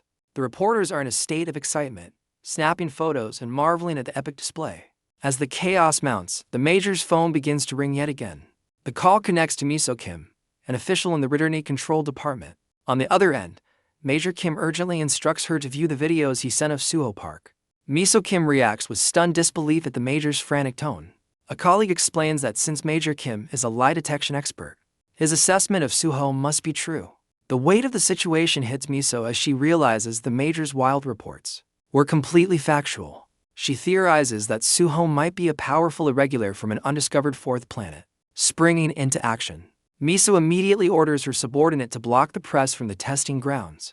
Her subordinate hesitates, nervously showing her his phone with some bad news. It's too late. A news article detailing Suho's record-shattering run is already online. Enraged, Miso furiously commands her team to take down the articles and enforce a media blackout. Her subordinate confirms it's too late, showing her the viral article detailing Suho's impossible records. Miso furiously orders her team to scrub the internet and enforce a complete media embargo. Back at the track, the press erupts into a frenzy, their camera flashes illuminating the scene. Reporters swarm Suho as he tries to leave, desperately trying to get a statement. Suho glances back at the clamoring media with a cool, unbothered expression. Miso racks her brain, trying to reconcile Suho's F-rank classification with his awakened abilities. Suho's calm gaze suggests he's fully aware of the storm he has just unleashed. A shocking theory dawns on Miso. Suho might be a returnee from an undiscovered fourth planet. On Miso's command, a unit of security guards mobilizes to block the press and contain the chaos. Her initial panic turns to ambition as she realizes the immense opportunity this discovery represents for Korea. Security forms a human wall, struggling to contain the frenzied reporters desperate for a statement from Suho. Inside the cafeteria, other candidates murmur about the media swarm, all pointing to Suho as the cause. While reporters press against the glass, Suho and Dongsu eat their lunch, seemingly in their own world. Dongsu watches his new friend with a mix of awe and calculation, the media frenzy buzzing in the background. Completely unfazed, Suho heartily digs into his meal, refueling after his explosive performance. Dongsu reflects on his earlier defeat, now realizing Suho is no ordinary person and regretting not streaming their fight. Suho finally looks up from his food, catching Dongsu staring at him with an intense gaze. Caught off guard, Dongsu quickly changes the subject, nervously offering to get Suho some water. As Suho chugs water straight from the pitcher, Dongsu becomes certain that he's witnessing the rise of a legend. The focus shifts to the doorway marked with the number 15, signaling the next stage for the candidates. Inside the barracks, Suho casually rests on the floor while Dongsu sits on a bunk, contemplating their situation. Dongsu observes the rows of empty lockers, grimly noting that the other candidates didn't pass the test. Suho remains perfectly calm, resting with his eyes closed as if he doesn't have a care in the world. Dongsu's expression shifts to one of concern, believing their small team size is a major disadvantage. Suho opens his eyes, questioning Dongsu's anxiety with a look of genuine curiosity. Dongsu voices his strategic concerns, explaining that a dungeon raid is better with more people and diverse skills. Brimming with confidence, Suho dismisses the worry, claiming he can handle the entire mission by himself. Dongsu is momentarily stunned by the bold claim, a look of impressed disbelief on his face. He concedes Suho's incredible power but argues that varied skills are crucial for unpredictable dungeon environments. Deciding Dongsu worries too much, Suho pivots the conversation, asking about the new tube he overheard him mention earlier. Dongsu is baffled by Suho's ignorance, asking if he's been living on a deserted island. Suho's vague confirmation only deepens the mystery, leaving Dongsu to ponder his new friend's origins. Deciding to educate him, Dongsu pulls out his phone to give Suho a crash course on YouTube. He starts by explaining subscribers, showing off his own channel before Suho points to a more popular one. Suho is stunned to see a channel with over 1 million subscribers, which Dongsu explains is a popular eating show. They watch a streamer devour a mountain of food, with viewer donations flashing across the screen. Dongsu gets an idea, recalling Suho's own superhuman appetite from their earlier meal. He offers to connect Suho with his mukbang contacts, seeing a golden opportunity. Suho's eyes widen, his main concern being whether he'll get to eat all that food for free. Dongsu confirms with a sly grin, his mind already calculating the potential of this new venture. Suho surprises Dongsu with a friendly compliment, acknowledging him as a decent guy. Dongsu's mind races, recognizing Suho as all the perfect qualities for a YouTube star. However, Suho has a different kind of partnership in mind, seeing potential in Dongsu as well. He pivots from streaming and makes a shocking proposal for Dongsu to join his clan. Dongsu is left speechless, completely blindsided by the unexpected offer. Suho calmly waits for a response, while Dongsu tries to make sense of the situation. Dongsu questions Suho's ambition, asking if he's really starting his own clan instead of joining a guild. With unshakable confidence, Suho confirms he has no intention of working for anyone else. The gears in Dongsu's head start turning as he begins to grasp the implications. He realizes the golden ticket he's just been handed, teaming up with the test main attraction to film their dungeon raid. The scene flashes back to Dongsu's past, showing him getting knocked out cold in the boxing ring. He reflects on his poverty-stricken youth, where boxing was his only way forward. Despite his fierce determination, he continuously failed to secure his professional license. The catastrophe shattered his boxing dreams, leaving him to face a new reality where only hunters made real money. Seeing it as his last chance, he turned to combat streaming, only to be told he needed amazing content to make it. A brilliant realization dawns on him. Suho is the epic, once-in-a-lifetime content he's been searching for. Clenching his fist with newfound purpose, he eagerly accepts Suho's offer. Completely on board with their partnership, Suho expresses his approval and playfully holds him to the mukbang promise, causing an emotional Dongsu to sniffle. Tears of pure joy stream down his face as he concludes that networking is the ultimate key to success. A confused Suho asks why he's crying, but Dongsu quickly dismisses his concern. Trying to compose himself, Dongsu brings up a critical issue, explaining that a clan needs at least 3 members to be authorized. Suho processes this new information, realizing they are 1 person short for his plan. At that very moment, footsteps through the doorway, signaling an unexpected arrival. Both Suho and Dongsu turn in unison, alerted by the presence of a 3rd person. A formidable man dressed in monk's robes enters the room, carrying a weapon on his back. The two are left speechless, completely taken aback by the newcomer's unusual attire. Dongsu's mind reels, struggling to understand why a monk would be at a hunter exam. The monk calmly introduces himself as Mai Ongjin, the final member assigned to their group. Dongsu is utterly floored by the unbelievable reality of a monk hunter joining their team. Mai Ongjin calmly observes their shocked expressions, awaiting their response. A sudden screech from an intercom startles Dongsu and Suho, interrupting their conversation. An announcement crackles through the speaker, ordering all examinees to suit up and report for a briefing. The two exchange a look of surprise, questioning the unexpected summons for the entire group. Dongsu's confusion mounts, wondering why they're suddenly being called to action ahead of schedule. Suho also questions the timing, recalling that the dungeon mission was supposed to be the next day. Mai Ongjin calmly explains that surprise night missions are a known possibility, offering a quiet prayer. The possibility of a surprise mission sends Dongsu into a panic, while Suho remains composed. Later, the candidates are gathered in a briefing hall as an instructor begins to explain the dungeon. The instructor pauses for dramatic effect, building suspense before revealing the details of their test. He reveals their destination is a level 1 dungeon in Seoul's District 5, managed by the Phoenix Guild. Dongsu identifies the Phoenix Guild as a reputable, though not top-tier, organization. Suho questions the very concept of a guild managing a dungeon, revealing his ignorance once more. His friend is left utterly baffled, wondering if Suho is secretly an alien. A quick lesson explains that the government contracted private clans to manage the ever-spawning portals. These contracts evolved into guilds, creating a new global economy based on the dungeon industry. Suho grasps the core concept. Guilds are essentially government-approved hunting grounds for making money. He reflects on his original motive, which was simply missing the hunt with his wolf pack. A cunning grin spreads across his face as he realizes the greater implications of owning a territory. Dongsu points out a key advantage. Having their own dungeon means they won't have to pay to enter others. With a determined clench of his fist, Suho sets a new, grander goal. They will become a guild. Dongsu brings Suho back to reality, pointing out they first need to pass the hunter's test. While Dongsu questions Suho's focus, the instructor displays an image of their target portal. He identifies the portal as a level 1 dungeon on Highway 14, with only 15 days until its break. The instructor dismisses it as a low-value labyrinth dungeon with weak monsters and limited resources. With a smirk, the instructor concludes the briefing, leaving the candidates with minimal information. Dongsu panics, realizing the true threat isn't monsters, but the maze-like dungeon itself. He cries in despair, lamenting his lack of a search skill to navigate the labyrinth. Suho calmly turns, having overheard his new partner's desperate wish. He casually reveals that he has the exact search skill they need, leaving Dongsu stunned. Dongsu's despair instantly turns to sheer adoration, his faith in his new partner completely restored. Dongsu's mind reels, realizing Suho possessed this powerful skill before even attempting to become a hunter. He mentally tallies the exorbitant price of a search skill book, suddenly suspecting Suho is secretly wealthy. All the while, the monk Mai Ongjin remains silent, his stoic profile revealing nothing. Needing to assess their team's strength, Dongsu turns to the monk and asks what skills he possesses. A close-up on Mai Ongjin's eye reveals a sharp, focused gaze as he considers the question.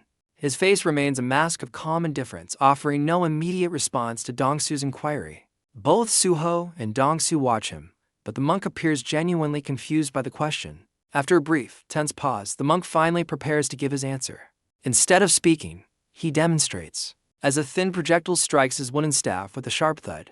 He then effortlessly intercepts another projectile with his gourd, revealing a skill of incredible precision. The scene flashes to a monstrous figure sprinting through a forest with earth-shattering force. It then cuts to a monk in deep meditation, his spiritual practice echoing like a steady drumbeat. His training ground is revealed to be a vast temple complex, where his discipline resonates through the night. A clawed beast screeches to an abrupt halt, startled by an unseen presence. An entire pack of grotesque monsters snarls in unison, their primal instincts on high alert. One of the creatures lets out a furious roar, its massive jaw wide with aggression.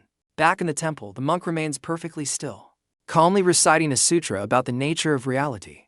A far more terrifying, lizard-like beast emerges from the shadows, howling at the moon. Myeongjin's focus sharpens, his mind completely detached from the chaos of the world. The perspective suddenly rushes towards the temple, as if a powerful force is closing in. The memory continues, revealing a horde of grotesque creatures rushing forward with mindless aggression.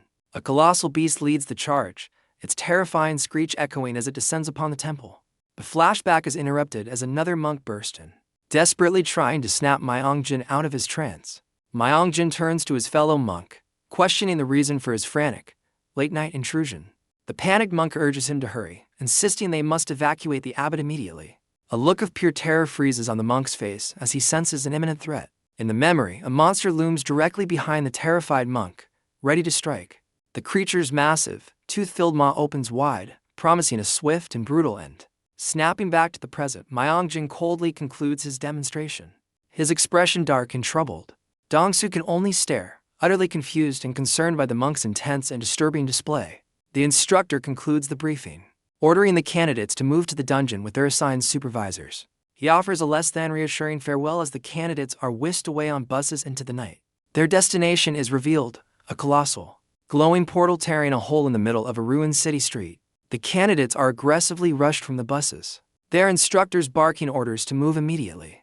On the bus, their team's supervisor prepares them for the mission.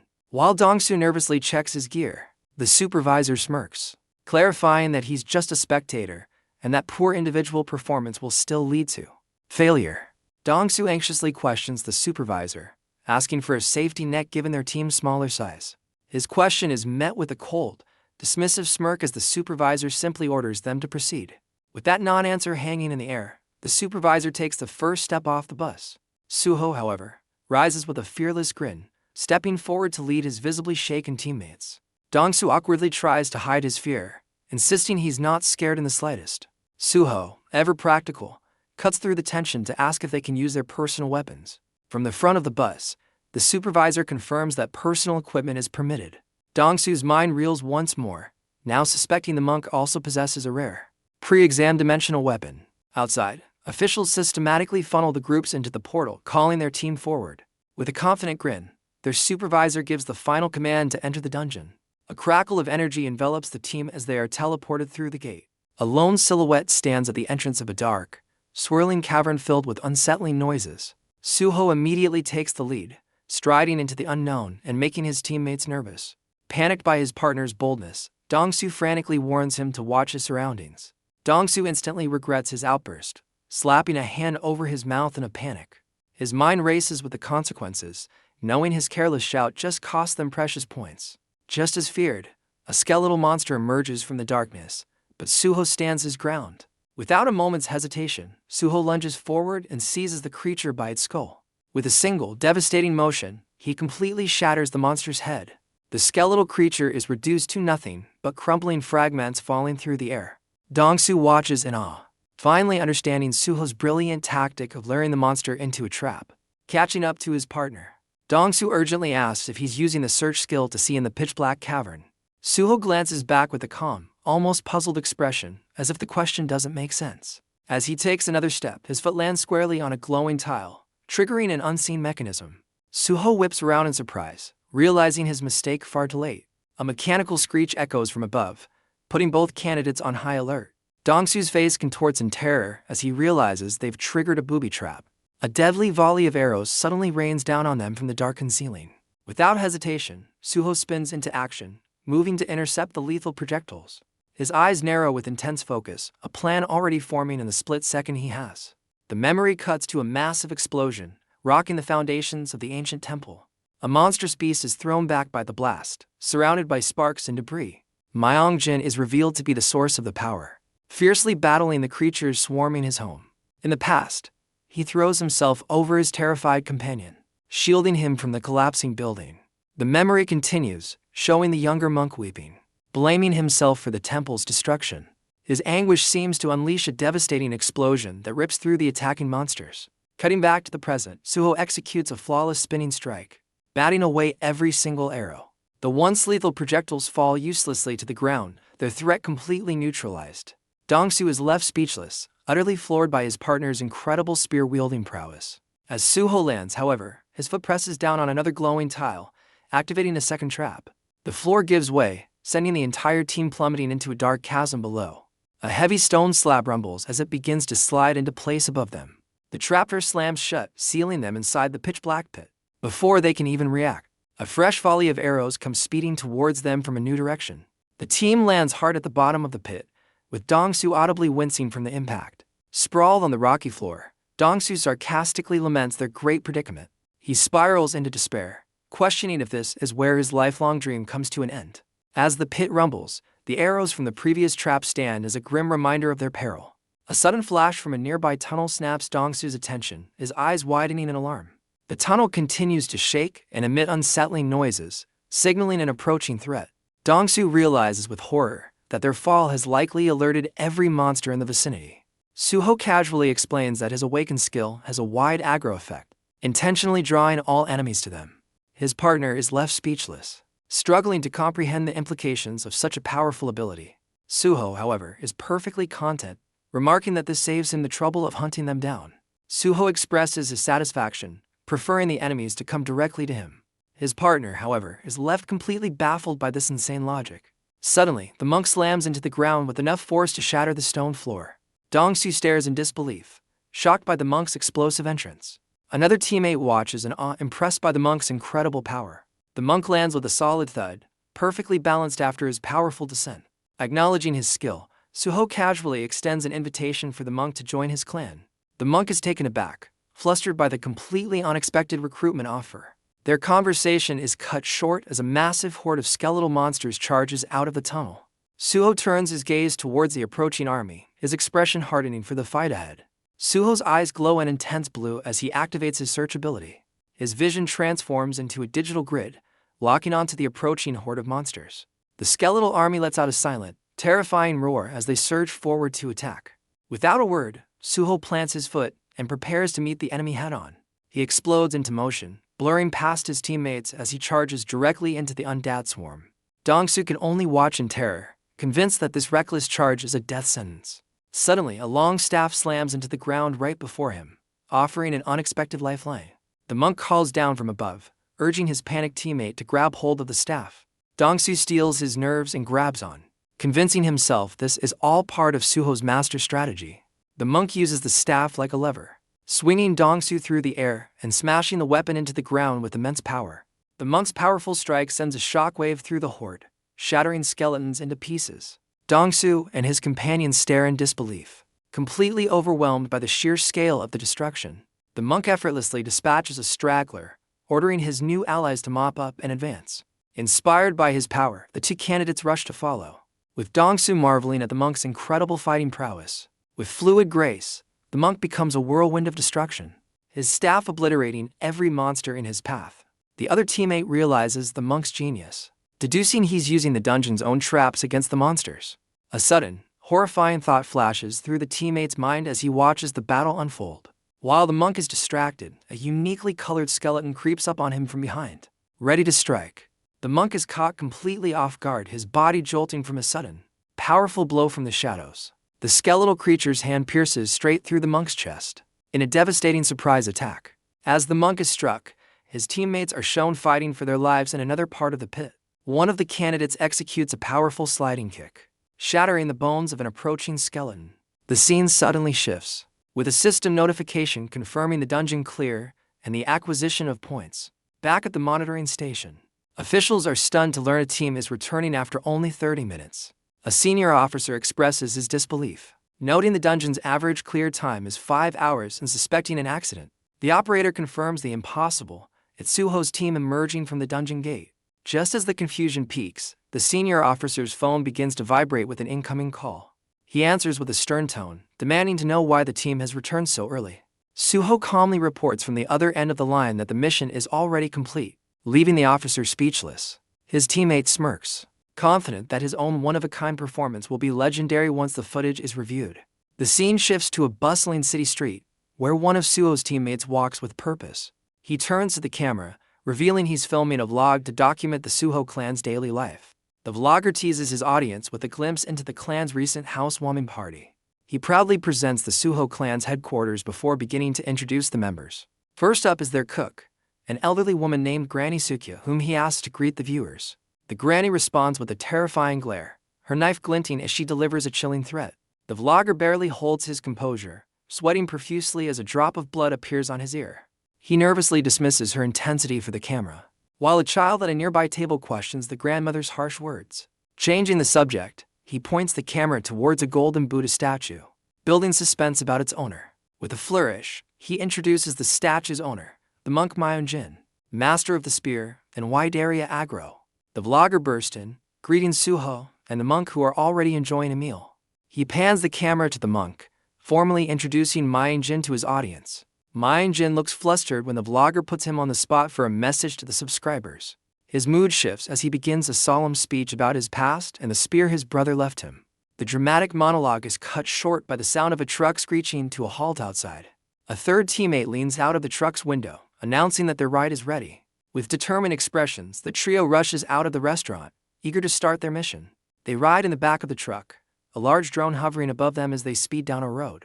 Suho eyes the drone suspiciously, but his teammate clarifies it's for filming their adventure. The vlogger announces their destination to the camera, a quest at Gate 30 in District 4. The vlogger points to a distant blue portal, announcing the Suho clan's very first dungeon quest. He winks at the camera, promising his subscribers an incredible video thanks to his image memory skill. Upon entering the dungeon, the team is met by a massive, screeching swarm of bats. The vlogger asks Suho about his long-range skills, only to learn he doesn't have any.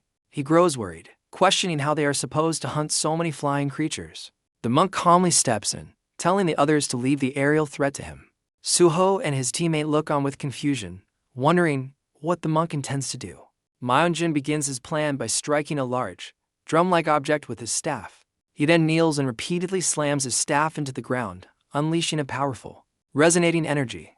The shockwaves create a massive vortex in the sky, pulling the entire bat swarm into its powerful grip. The vlogger is stunned as the monk's rhythmic drumming pulls the entire bat swarm into a swirling vortex. Agitated by the resonating sound, the monstrous bats screech in a disoriented frenzy. The entire swarm coalesces into a single, terrifying mass and hurtles directly towards the team. With unwavering focus, the monk braces himself for the incoming aerial assault. He stands as a lone beacon, successfully drawing the full, undivided attention of the bat horde. A particularly fearsome bat with glowing red eyes leads the charge, its shriek echoing through the cavern. Myunjin counters by unleashing a spinning wheel of fire, incinerating the front lines of the swarm. From the inferno, the dungeon's massive bat boss finally reveals itself, spreading its enormous wings. Suho suddenly launches himself forward, delivering a devastating longsword strike to the giant beast. With a final, triumphant blow, the vlogger finishes off a straggler, confirming the mission is complete. After the battle, the team sits atop a mountain of defeated bats, diligently harvesting their valuable bloodstones. Meanwhile, the vlogger's livestream explodes with comments from astonished viewers praising the team's record-breaking speed. In a sterile office, an unseen official clicks through the footage of the Suho clan's exploits.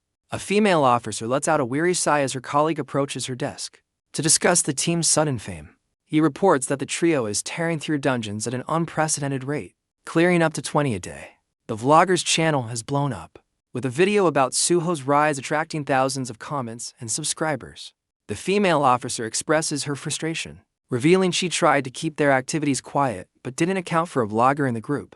Her colleague warns that Suho's videos are trending and they need a strategy before the situation escalates further. She agrees, her expression shifting as something on her monitor catches her eye. A news alert about a fighter named Hero challenging a champion named Jorbas gives her a sudden idea.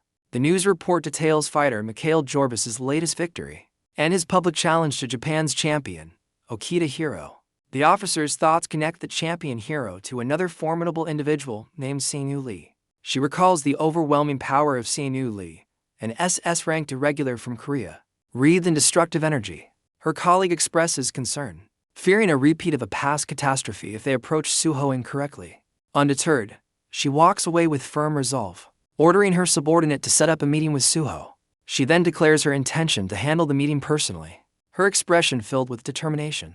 Meanwhile, the Suho clan's headquarters is transformed into a popular local spot, drawing a massive crowd. Inside, the remaining team members notice that the monk, Myeonjin, is absent for the day. Suho looks puzzled, wondering where the monk could have gone, as he believed Myeonjin had no temple to return to. The vlogger explains Myeonjin is visiting other surviving monks, causing the team to worry about hunting without his skills. His teammate suggests Suho also take a break, assuring him the clan has qualified for a level update.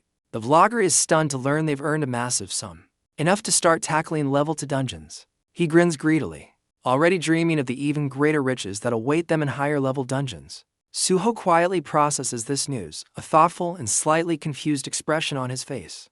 The vlogger marvels at his new wealth, as a strange status window reveals his identity and class. Suho realizes his new skills have unlocked an ability to see these status windows on people. Agreeing to a day off, Suho's decision is met with cheers from his excited teammates. As his teammate plans a family outing, Suho's vision reveals a startling detail: his record can't be found. His eyes narrow with suspicion as he realizes this anomaly isn't a one-off occurrence. Back at home, he discovers his grandmother and even her dog also have no records. Deepening the mystery, Suho seriously contemplates whether animals like his dog can also be awakened. He shifts his focus to his teammate, Junho, who approaches him in the office. Suho asks about his friend's truck, and Junho complains about the exhausting repairs. With a confident grin, Suho offers to buy him a brand new, top-of-the-line truck. Junho is absolutely floored, his face lighting up with pure, unadulterated joy. Suho calmly confirms the offer, his newfound wealth making it an easy promise to keep. He decides to bring Beku along for the shopping trip, and the little dog barks in excitement. At a dealership, a salesman presents a massive blue truck, a model Junho recognizes as a hunter's ultimate dream car. The salesman pitches the vehicle, highlighting its bloodstone-powered engine and cost-effective price. With Suho smiling behind him, Junho enthusiastically confirms that he absolutely loves it. Suho coolly informs the salesman they're paying in cash and driving the truck out today. They immediately take their new ride for a spin, tearing through a desolate, overgrown city. Junho is overjoyed at the wheel, exclaiming how the new truck is a massive upgrade as Beku barks in agreement. Suho calmly agrees from the passenger seat, noting they should have bought one much earlier.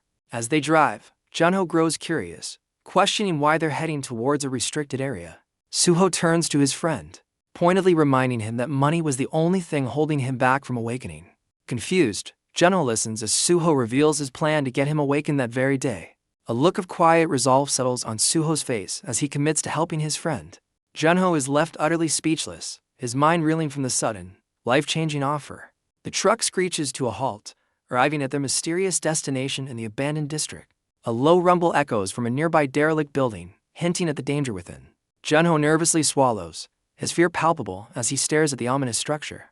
Even the small dog, Beku, senses the threat, letting out a low, menacing growl. Suho, however, remains composed, calmly identifying the distinct scent of goblins in the air. Overcome with terror, Junho pleads with his friend to turn back and abandon the risky plan. Ignoring the plea, Suho's hand reaches for the door handle, ready to exit the truck. He steps out onto the cracked pavement, instructing Junho to stay put with Beku. A panicked Junho reaches out, desperately trying to stop his friend from facing the danger alone. In a blur of motion, Suho vanishes from sight, leaving only a cloud of dust in his wake. Junho is left utterly speechless, staring in awe at the spot where his friend just stood. In another part of the city, a sinister-looking loan company operates out of a dreary building. Inside, the company's boss and his men watch a video of Suho, identifying him as a recent internet sensation.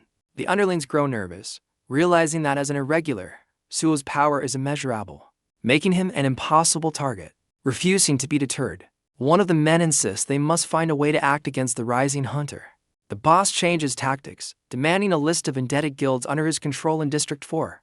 The mention of a certain Mr. Choi sparks a devious idea in the boss's mind. They recall this Mr. Choi as a ruthless mercenary, notorious for his efficiency and for handling difficult jobs. A sinister grin spreads across the boss's face as he orders his men to hire the mercenary, sparing no expense. As the plot is set in motion, a storm breaks and thunder cracks across the sky. The thunder is followed by a sudden, heavy downpour that drenches the urban landscape. Caught in the downpour, Suo's grandmother trudges home, muttering about her ruined laundry. Suddenly, a sleek black car glides to a stop right beside her on the wet pavement. She turns to face the vehicle, her expression unreadable as she waits. 3 sharply dressed individuals emerge from the car, addressing her by her full name, Sukili. The lead agent flashes an official RCD badge, explaining they've come to speak with her grandson, Suho. Her gaze hardens, a silent and steely resolve settling over her features. As if on cue, a brilliant fork of lightning tears through the dark, stormy clouds. Meanwhile, back in the abandoned district, the heavy rain continues to lash down on the new blue truck. Anxious and alone in the truck, Junho realizes a full half hour has passed with no sign of Suho. Even Beku senses the prolonged danger, baring his teeth in a low, menacing growl. Junho's anxiety mounts, his expression grim as he waits alone in the truck. His thoughts are shattered when a goblin's grotesque face smashes against the window, causing him to recoil in terror. The creature's bloodied hand slides down the glass as it collapses, leaving Junho and a frantic Beku in stunned silence. Suddenly, the driver's side door clicks open, breaking the tense atmosphere inside the cab. Junho's eyes widen in disbelief at the sight of the person standing in the rain. Suho, drenched but unfazed, calmly gestures for his friend to exit the vehicle. Junho could only stare, utterly bewildered by Suho's sudden return, while Beku barks beside him. Outside, the source of the commotion is revealed. A defeated goblin lies at Suho's feet in the pouring rain. Just as they process the scene, another goblin lets out a furious roar and charges at them through the downpour. Junho instinctively flinches away, his face a mask of pure panic at the sudden attack. A sleek black dagger suddenly lands point first in the wet ground right before Junho. Suho, completely unfazed by the rain, commands his friend to take the weapon and finish the job. Kneeling in terror, Junho grips the dagger, begging Suho to reconsider this insane plan. Suho glances back, his calm demeanor a stark contrast to his friend's panic. With tears streaming down his face, Junho desperately asks if awakening is truly necessary. Suho delivers a harsh truth, reminding him that the weak don't survive and presses him to act. A wave of defeated resignation washes over Junho's face as he processes the ultimatum. The enraged goblin continues its charge, its monstrous maw open in a terrifying shriek. In a surprising show of courage, Beku barks fiercely at the hand of the fallen goblin. Inspired by his pet's bravery, Suho gives Beku the command to join the fight. Without hesitation, Beku leaps into action, barking furiously as he charges through the rain. The small dog bravely sinks his teeth into the goblin's arm, causing the monster to shriek. Enraged, the goblin retaliates, its massive hand easily snatching Beku out of the air. Suho calmly states that Beku is too young for this fight and will perish unless Junho intervenes. Tears stream down Junho's face as he continues to plead with his friend, begging for another way. Backlit by a flash of lightning, Suho roars a final, desperate command for Junho to kill the creature. With trembling hands and ragged breaths, Junho's gaze falls upon the dagger, his resolve hardening. The goblin lets out a pain shriek, its jaws closing in on the struggling Beku. A strange power flickers in Junho's eyes as he lets out a primal scream, raising the dagger high. He brings the weapon down with full force, plunging it deep into the monster's head. The goblin's grip loosens, dropping a whimpering Beku onto the wet pavement. Fueled by a surge of adrenaline, Junho roars, demanding to strike again. He unleashes a furious and repeated assault on the fallen monster. With a tight grip, he drives the dagger home one last time, ending the struggle. The now bloody dagger clatters onto the rain-slicked ground. Junho stands over the creature, gasping for breath, the rain washing over his exhausted frame. He stares down at his hands, now covered in the evidence of his violent act. The reality of his actions sinks in, his face twisting in dawning horror. Suo's voice cuts through the rain, calmly ordering him to retrieve the weapon. Completely spent, Junho confesses he can't bring himself to do it. Suho delivers a chilling ultimatum, explaining that in this new world, one must kill to survive. Undeterred by the danger, Beku continues to bark fiercely in the rain. Junho stares in disbelief, his mind reeling from the brutal reality of the situation.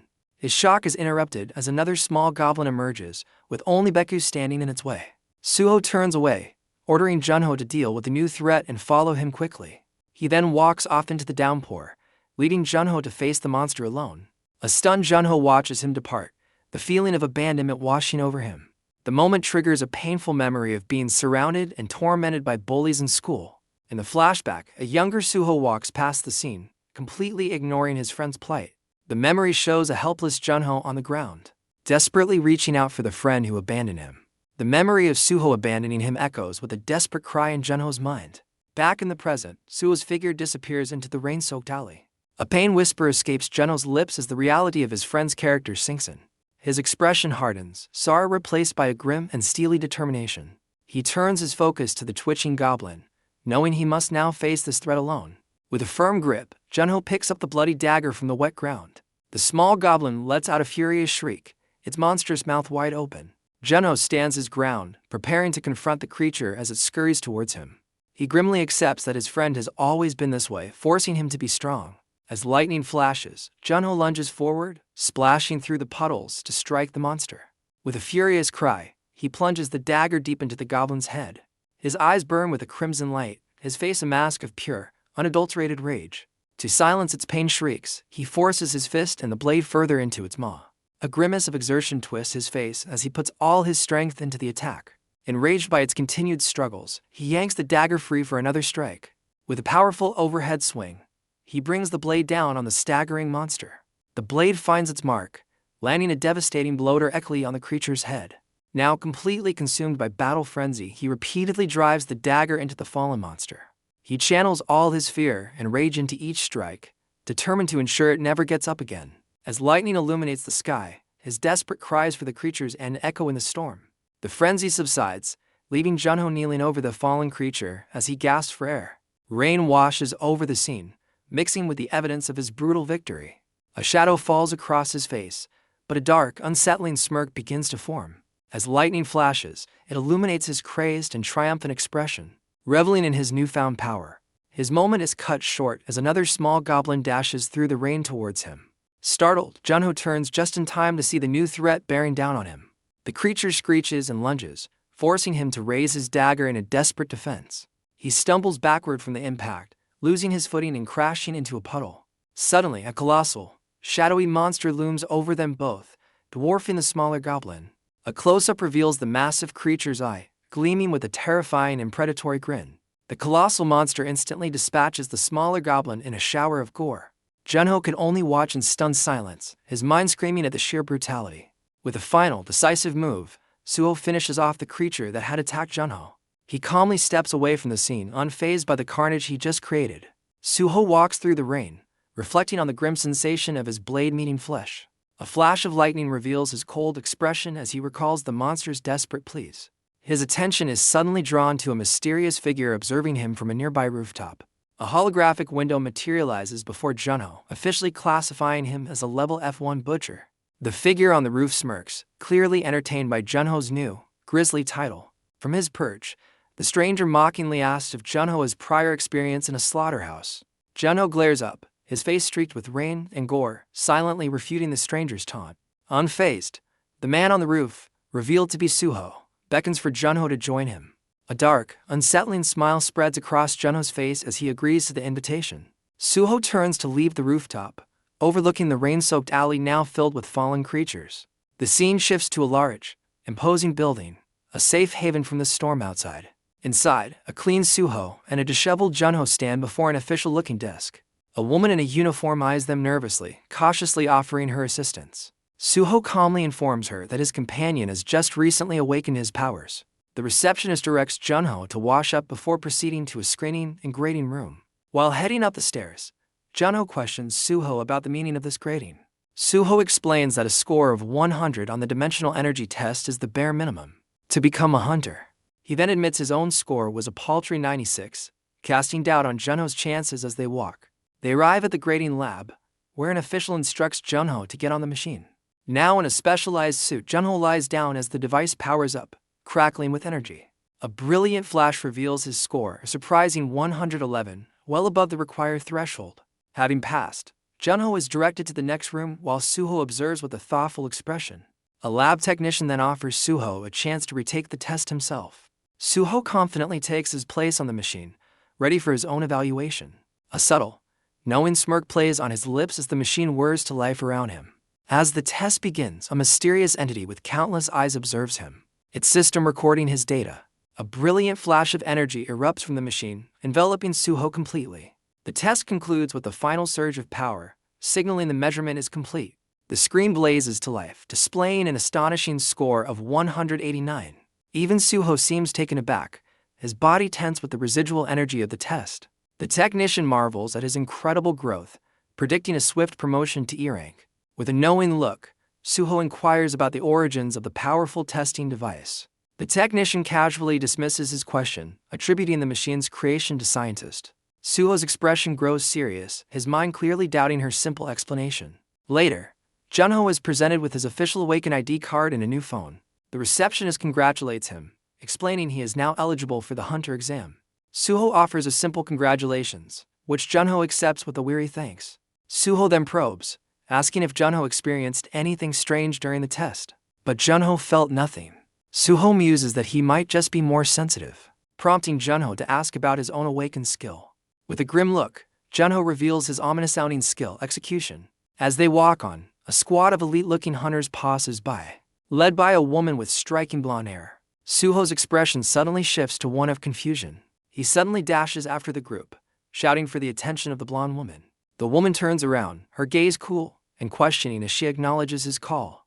Her subordinates are visibly annoyed, questioning if this newcomer has a death wish for addressing their captain so casually. Suddenly, one of the men recognizes him, his shock revealing that the newcomer is the infamous Suho Park. Suho offers a charming apology, admitting he's not used to civilized conversation. The captain coldly dismisses him, making it clear she never wants to see him again. As she walks off, her subordinates mock her for shutting down the infamous Suho Park. Suho simply watches her go, wondering if her rejection is just an act. Annoyed, the captain glances back, while her team questions the reason for his apology. Junho senses a history between the two as the squad continues to tease their captain. The blonde captain's patience snaps, and she furiously orders her men to move out. Suho smirks, remarking that her fierce temper suits her reputation as the pack's leader. Later that night, a car pulls up to a building marked as the headquarters of the Suho clan. Inside, two individuals share a toast, clinking their cups in a silent agreement. A woman with a black bow in her hair savors a cup of strawberry liquor, praising its amazing taste. An elderly woman notes her guest's tolerance, revealing the drink was a final creation of her late husband. Taking another sip, the younger woman curses the monsters, believing they deserve their fate. The older woman smiles warmly, appreciating her companion's blunt and fierce attitude. They enjoy a delicious fish cake soup, the perfect accompaniment to their drinks. Just as the woman wonders about Suho's tardiness, the sound of a bell announces a new arrival. Suho and Junho step inside, with Suho looking slightly puzzled by the scene. A young boy excitedly rushes forward, calling out for his father and a small white dog. The boy, Jenu, happily greets Junho, who asks if he enjoyed his day. The woman with the bow turns to greet Suho, who stands before her without a word. Suho cautiously asks the woman to identify herself. The woman is revealed to be Miso Kim, a high-ranking level 8 individual. She confirms her identity as Captain Miso Kim of the RCD Return management team. Miso calmly explains her purpose. She's here to offer him a contract. Suho is taken aback by the unexpected offer of a contract. Miso tests his knowledge, asking if he knows the official designation for a returnee. Suho admits his ignorance with a straightforward denial. She reveals their official title is Coordinate Human. The strange term leaves Suho completely baffled. She explains that returning through a crimson portal fulfilled a crucial requirement, marking his success. Suho remains unimpressed, questioning the significance of this revelation. Miso explains the portal will become a bridge between worlds, prompting Suho to ask where it will appear. A single finger extends, pointing with absolute certainty. She aims her finger directly at Suho, identifying him as the portal's anchor. Suho is left completely baffled by her cryptic gesture. Miso clarifies that the portal will manifest near the coordinate, which is Suho himself. He thoughtfully considers the implications of being a living beacon. A memory flashes through his mind, sparking hope that he can reunite with his wolf pack. Miso drops another bombshell, revealing the RCD theorizes his world is the fourth new planet. She concludes that if they're right, Korea will hold the sole gateway to this uncharted territory. With a serious expression, Suho cuts straight to the point, asking when the portal will appear. Miso calmly informs him that they have a strict deadline, within 99 days. Suho's gaze intensifies as he demands to know what the RCD truly wants from him. She issues a firm command, forbidding him from leaving Korea until the portal manifests. Suho immediately challenges her authority, demanding to know the reason for this restriction. Miso reveals their primary concern is preventing him from becoming the next Sinuli. The name means nothing to Suho, who asks for the identity of this mysterious person. Miso realizes he's completely in the dark about the infamous Sinuli incident. She reveals that the world's #1 ranker, Okita Hero, is actually a Korean named Sang-woo Lee. Suho is stunned by the revelation that the most powerful hunter in the world is Korean. She recounts how the government initially detained returnees, hiding their imprisonment behind the lie of protection. Though only a D rank, Seong's power was too great for the facility, and his disappointment led him to accept an offer from Japan. She declares that Seong-woo is the very reason the gate to planet Hades now looms over Tokyo. Miso connects this event to the birth of the dimensional energy industry, a massive economic powerhouse. Bringing the point home, she warns that if his portal appears abroad, Korea will suffer a catastrophic economic loss.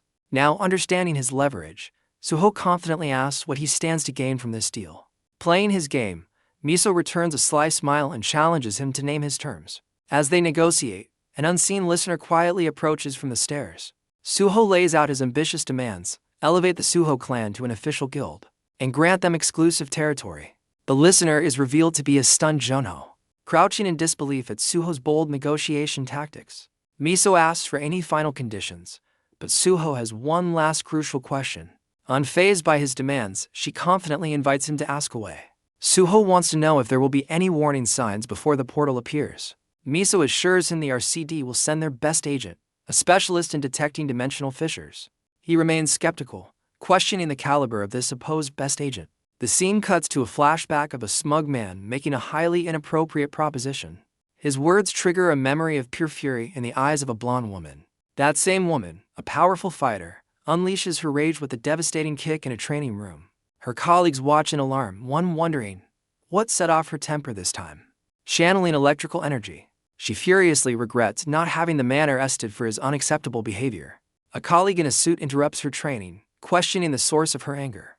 The blonde agent dismisses her, clearly not in the mood to talk, but her colleague presses on. Losing her patience, she demands to know the reason for the interruption, only to be told she's needed for a trip. The agent's expression shifts, her curiosity piqued by the unexpected assignment. A man in a blue suit plummets from a cliff, a horde of monsters swarming right behind him. He is not alone, carrying a shocked blonde woman who thinks his plan is absolutely insane. With incredible speed, he flips them both midair, positioning himself beneath her. A confident grin flashes across his face as he braces for the brutal impact.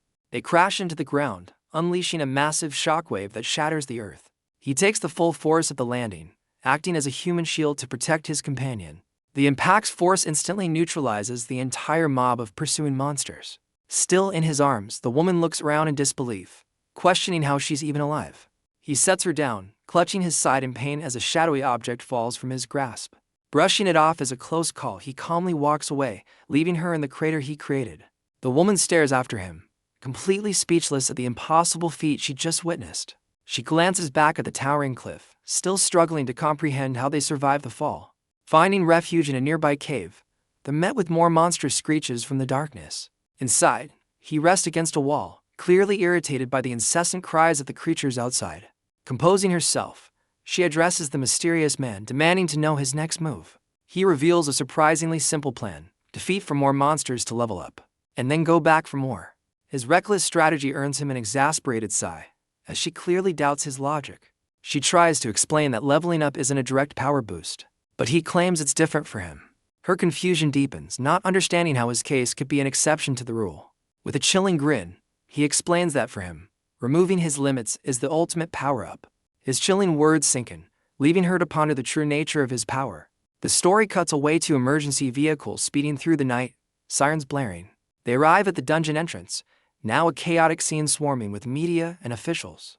A reporter broadcasts live, revealing a scandalous incident occurred at this very dungeon 2 days prior. The broadcast shows a man breaking down in front of the press, calling out the hero's name in despair. The news reveals the captured suspect initially lied, but later confessed to his crime after an investigation. As he's escorted through a media storm, reporters hound him for answers about the hero's last words. The suspect internally seethes, regretting his actions now that he knows his victim's powerful affiliation. Meanwhile, a man in an office watches the news speculate on whether the hero, a rumored returnee, can possibly survive. His thoughts are interrupted as a woman bursts into the office, urgently addressing him as chief. She storms in, angrily demanding an explanation for his apparent inaction. With a furious expression, she insists they need to apprehend everyone responsible for the crime. The chief reveals they've already acted, but the main gang leader is now a wanted fugitive. She counters that this is just a smokescreen, as one manager taking the fall for a level 5 dungeon incident isn't sufficient. He questions the wisdom of dismantling a whole guild, asking if it would truly solve anything. His dismissive tone regarding the severity of the situation leaves her absolutely livid. The chief then raises doubts about the hero's true origin, questioning if he's as powerful as rumored. Completely exasperated by his logic, she shouts his title in sheer frustration. While a news report calls for stricter guild management, the chief quietly expresses his annoyance. He reveals his cynical plan to use the public outcry to launch profitable inspections of the guilds. Overcome with guilt, she confesses that she was the one who sent the hero into the dungeon. The chief remains silent, his expression unreadable as he listens to her breakdown. He feigns concern, suggesting they can only wait, even as news reports declare the mission a likely failure. Devastated by the grim reality, she collapses to the floor in utter despair. Tears stream down her face as she grieves for the man she sent to his apparent doom. The scene shifts back to the eerie forest within the dungeon's depths. Suddenly, a hulking, axe-wielding monster emerges from the misty undergrowth. The creature's attention is abruptly caught by a faint, fluttering sound nearby. A tiny, glowing fairy appears in a brilliant flash of light, looking slightly panicked. The massive monster stares in confusion at the small, magical being hovering before it. The monster snatches the glowing fairy right out of the air. It lets out a furious roar, realizing it's been tricked. The beast swings its weapon wildly, trying to hit the elusive light now zipping around it. The glowing orb easily evades the clumsy attack, leading the monster on a chase. With a final zip, the light disappears into the nearby foliage, its mission complete. The hulking creature stands baffled, wondering where its tiny target went. Its attention is suddenly caught by a pair of leaves sliced clean from a tree above. Before it can react, a figure plummets from the treetops with blinding speed. The hero delivers a devastating strike to the monster's head, earning a reward of performance points. He crashes down with immense force, completely overwhelming the creature in a single decisive move. He grins through the blood, now only 3 monsters away from his goal. The eerie sounds of unseen creatures fill the forest as they move stealthily through the undergrowth. Hiding in the bushes, the woman activates her glowing eye, using a skill to gain insight into their surroundings. Her ability reveals the heat signature of a lone figure moving through the misty woods. She pinpoints their next target, an orc warrior lurking just a short distance away. Without a word, the hero instantly launches himself into the air, leaving her behind in a flash. She tries to call him back, realizing he's acting far too recklessly. He soars towards the unsuspecting orc, knife raised for a surprise attack from above. The orc warrior suddenly turns, sensing an approaching threat at the last second. The woman screams in alarm, realizing he's just jumped headfirst into a trap. Instead of landing a blow, the hero's foot slams down directly onto a hidden spike trap. The ground erupts with explosive force, violently launching him into the air. He tumbles helplessly, his sword knocked from his grip as he crashes back to the ground. His companion watches in sheer horror, realizing the devastating consequences of his recklessness. The orc warrior triumphantly blows a horn, signaling its comrades that the prey is caught. In the distance, other orcs hear the call to arms and immediately respond. A particularly menacing orc with glowing eyes narrows its gaze, ready for the hunt. From the surrounding bushes, a monstrous hand suddenly bursts through the leaves.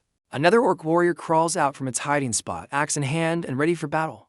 The hero finds himself completely surrounded as an entire horde of orcs emerges from the forest. His companion desperately screams for him to get back on his feet. The hero's eyes snap open with renewed focus, despite his weakened state. With a furious roar, the orc horde charges forward, led by their glowing-eyed commander. The ground trembles as the overwhelming number of monsters stampedes towards the lone, injured hero. He staggers upright, confused and disoriented from the explosion and the trap's effects. A wave of dizziness washes over him, his body feeling paralyzed and his senses failing. The relentless orcs howl as they close the distance, ready to overwhelm their cornered prey. His partner reveals the critical reason for his condition. He hasn't eaten in 2 days. Thinking fast, she throws several defense bombs, which detonate in a massive chain reaction. A blinding flash of light engulfs the charging orcs, momentarily stopping their assault. The powerful explosion sends the front line of orcs flying in every direction. His companion is caught in the shockwave, crashing painfully to the ground. He uses the chaos to make a break for it, leaving her to recover on her own. Enraged, the surviving orcs regroup in the smoke, their growls echoing through the forest. The hero wastes no time, snatching his fallen sword from the scorched earth. He immediately turns the tables, cutting down 2 of the pursuing monsters in a swift counterattack. With renewed vigor, he sprints forward, closing the distance to his next target. A blood-splattered grin spreads across his face with only one monster left to defeat. He leaps into the air for the final blow, anticipating the level up that awaits him. His focus is absolute, knowing this last kill is all that stands between him and his goal. He soars through the air, axe raised high, ready to claim his level up. But a massive spike club swings out of nowhere to meet his charge. The orc commander intercepts his attack with a bone-shattering block. The sheer force of the blow sends both the hero and his target flying. His partner can only watch in disbelief as his final attack is thwarted. The glowing-eyed commander bellows in rage, radiating immense power. She glares with frustration, angered by the formidable orc leader. Undeterred, the hero uses the other orc's body as a stepping stone for another strike. He slams his foe into the ground, using the impact to regain his footing. In the chaos of the landing, his axe is sent spinning from his grasp. The dislodged axe hurtles through the air, spinning towards an unseen target. It finds its mark, finishing the last orc and triggering his long-awaited level up. A system notification floods his vision, offering to unlock a beast transformation skill. He stares in disbelief, shocked by the unexpected and powerful new ability. Meanwhile, the orc commander stomps menacingly towards his fallen partner. She struggles against her injuries, realizing she's too weak to even stand properly. Despite her condition, she rises to meet the monster's charge, her sword crackling with power. The scene abruptly cuts to a city building at night, where someone calls out for a dog named Beku. An elderly woman appears with a bowl of food, calling for her pet to come eat. A small white puppy excitedly runs towards the sound of its name, barking happily. The woman sadly notes that while the puppy's owner has been missing for 2 days, the little one seems fine. The small white puppy, Beku, eagerly runs towards its food bowl, full of energy. Back in the other world, his partner desperately blocks a powerful blow from the orc commander. With a look of grim determination, the hero decides to activate his new beast transformation skill. At that exact moment, Beku begins to float in the air, crackling with an unnatural energy. The elderly woman stares in shock as the puppy is enveloped in a bright blue aura. Her face twists in confusion and fear, unable to process what she has seen. In the game, the hero is racked with pain as a dark, shadowy power bursts from his body. The orc commander's immense strength sends his partner flying backward, disarmed and vulnerable. The hero's form is consumed by a hissing, black mist as the transformation takes hold. She screams in agony as the force of the blow sends her flying. The orc commander stands firm, his weapon still resonating from the powerful impact. From within the swirling shadows, a monstrous, clawed hand emerges. His human form violently tears apart, reshaping into something bestial. Menacing, clawed feet slam onto the ground, accompanied by a low growl. The commander takes advantage of the chaos, delivering another crushing blow to his partner. Her sword is sent flying, clattering uselessly on the rocky ground. He lunges forward, moving in to finish off his helpless opponent. A massive, clawed foot stomps down, cracking the earth with raw power. The transformation is complete, revealing a ferocious beast with glowing eyes, ready for battle. The orc commander's glowing eye widens, sensing the new, overwhelming threat. Before the commander can react, the transformed hero blitzes forward in a flash of white fur. The monster's eye reflects the terrifying speed of the approaching beast. He intercepts the orc commander's lunge with a devastating kick, planting him firmly into the ground. His partner stares in disbelief, struggling to comprehend his new, monstrous form. The beast follows up, smashing the commander into the earth with enough force to knock his partner off balance. He raises a powerful armored fist, preparing to unleash a merciless beatdown. A brutal flurry of punches rains down upon the helpless orc leader. The werewolf becomes a blur of savage fury, relentlessly pummeling his opponent into the dirt. The assault culminates in a single, bone-shattering punch that deforms the commander's face. His partner's eyes widen in horror, unable to look away from the brutal display. The beast lets out a victorious roar, its maw wide with primal fury. In a final, savage act, he sinks his teeth into the defeated orc commander. A shadow falls over her face as she processes the gruesome sounds of the kill. He rips his head back, ending the commander and earning a notification for performance points. She can only stare, completely stunned by the ferocity he just unleashed. The beast turns its bloodied head, its attention now shifting towards her. She remains silent, at a complete loss for words as the monster observes her. A close-up on its eye reveals a cold, predatory intelligence looking right at her. With a trembling voice, she calls out his name, hoping to reach the man within the monster. Instead of a monstrous roar, the beast responds to her call by barking like a dog. His partner stares back, utterly baffled by the unexpected sounds coming from his new form. She cautiously asks if he's a dog, and the beast seems to confirm it with another bark. The scene shifts to a news report, revealing 3 days have passed with no word from the hunters. A reporter interviews the chief of the RCD, asking for details about the dangerous dungeon. The chief explains they're inside the Orc Castle, a high-level dungeon far too difficult for just 2 people. Behind the scenes, a cameraman reveals the government is exploiting the situation for political gain. The reporter and cameraman discuss the potential news story, wondering if the hunters will make it out alive. The cameraman scoffs, pointing out the hero's low rank and making a grim prediction for the headlines. He smirks, confident the news will soon announce the tragic loss of Korea's rising star. Back in the real world, the puppy's food bowl crackles with a strange, blue energy. The little dog floats midair, barking cheerfully as the woman watches in disbelief. She stares in utter confusion, unable to comprehend the bizarre spectacle. Meanwhile, in the dungeon, his partner's eyes are wide with lingering shock from the battle. The hero, now human again, explains his new power is channeling his tame pet. Not a true transformation. He glances back at her, puzzled by her stunned silence. Turning to face her, he suggests they scavenge for supplies and food. Her face darkens as she grimly questions the purpose of their efforts. He looks at her, completely baffled by her sudden despair. With chilling certainty, she declares that the dungeon is destined to be their final resting place. He turns away from her, baffled by her sudden despair in the desolate landscape. The sky above them begins to rumble, signaling an ominous change in the atmosphere. She points out a chilling fact. Despite the chieftain's defeat, the dungeon's exit remains sealed. As rain begins to pour, she anxiously asks him to explain this terrifying development. A flash of lightning illuminates his determined face as he pieces together the grim puzzle. The downpour intensifies, mirroring the growing dread of their inescapable situation. He gestures to the fallen commander, realizing they've only defeated a subordinate, not the true boss. She confirms his fear, warning him that a much more powerful entity awaits them. He smirks with surprising confidence, questioning just how bad the real boss could possibly be. Her expression turns to one of pure terror as she begins to describe the true horror of the dungeon. She begins to recount a terrifying memory, flashing back to a previous dungeon raid. 3 years prior, she joined a level 5 quest with 19 RCD hunters, 10 of whom were rank elites. A younger, less experienced version of herself stood among the determined raid party. A concerned male teammate glances back, noticing she had fallen slightly behind. She looks up, surprised by his sudden attention and worried expression. He asks about her ankle, showing concern after she seemingly stumbled. She quickly dismisses his worry with a bright, reassuring smile, claiming she's fine. He offers a gentle smile in return, relieved that she appears to be uninjured. A cynical teammate observes their interaction, rolling her eyes at the lovebirds. Their moment is cut short as a massive horde of orcs charges directly at the hunting party. The raid leader commands his team to charge forward, maintaining their formation against the overwhelming odds. A hunter responds instantly, unleashing a powerful blast to defend her flank from the charging monsters. With the battle raging, the leader desperately tries to coordinate his team's failing defenses. One of the hunters is brutally struck down, his call for backup lost in the chaos of the fight. The cynical hunter breaks formation, charging recklessly into the fray against her team's warnings. Her reckless dash ends abruptly as she stumbles and crashes to the ground, vulnerable to the approaching enemy.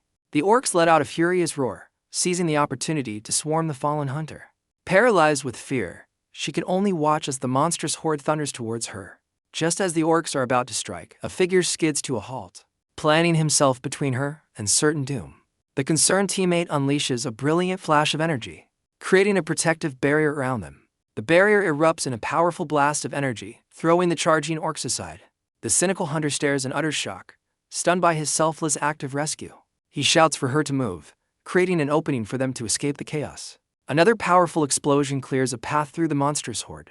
The raid leader urgently commands the 2 hunters to fall back to a new position. They regroup momentarily, but another wave of orcs is already closing in on them. She looks at her rescuer with concern, sensing that something is terribly wrong with him. He suddenly grabs her hand and pulls her into a desperate sprint, ignoring her protest. A chill runs down her spine as she senses a far more sinister presence lurking nearby.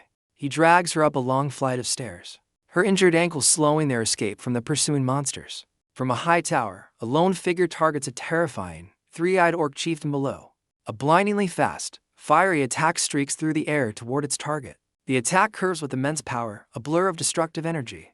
An arm is severed in a flash, its hand still desperately clutching a sword. The cynical hunter is sent flying, crashing violently onto the dusty ground. She skids to a halt, crying out as she struggles to push herself up. A colossal blade smashes into the earth just inches from her face, a terrifyingly close call. She watches helplessly as another RCD hunter falls victim to the relentless assault. The raid leader's face contorts with shock and despair as his team is systematically dismantled. The orc chieftain lets out a victorious roar, standing over the body of yet another defeated hunter. Her eyes fill with tears as she utters the name of her fallen comrade from that day. She recalls her past self's grief, realizing a person's life was worth more than any sword.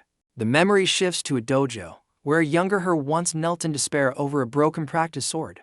Her teammate, Taehan, had watched over her then with a gentle, encouraging smile. Snapping back to the present, the downpour intensifies as she stares at her current partner. Overwhelmed by the traumatic memory, she covers her face to hide her sorrow.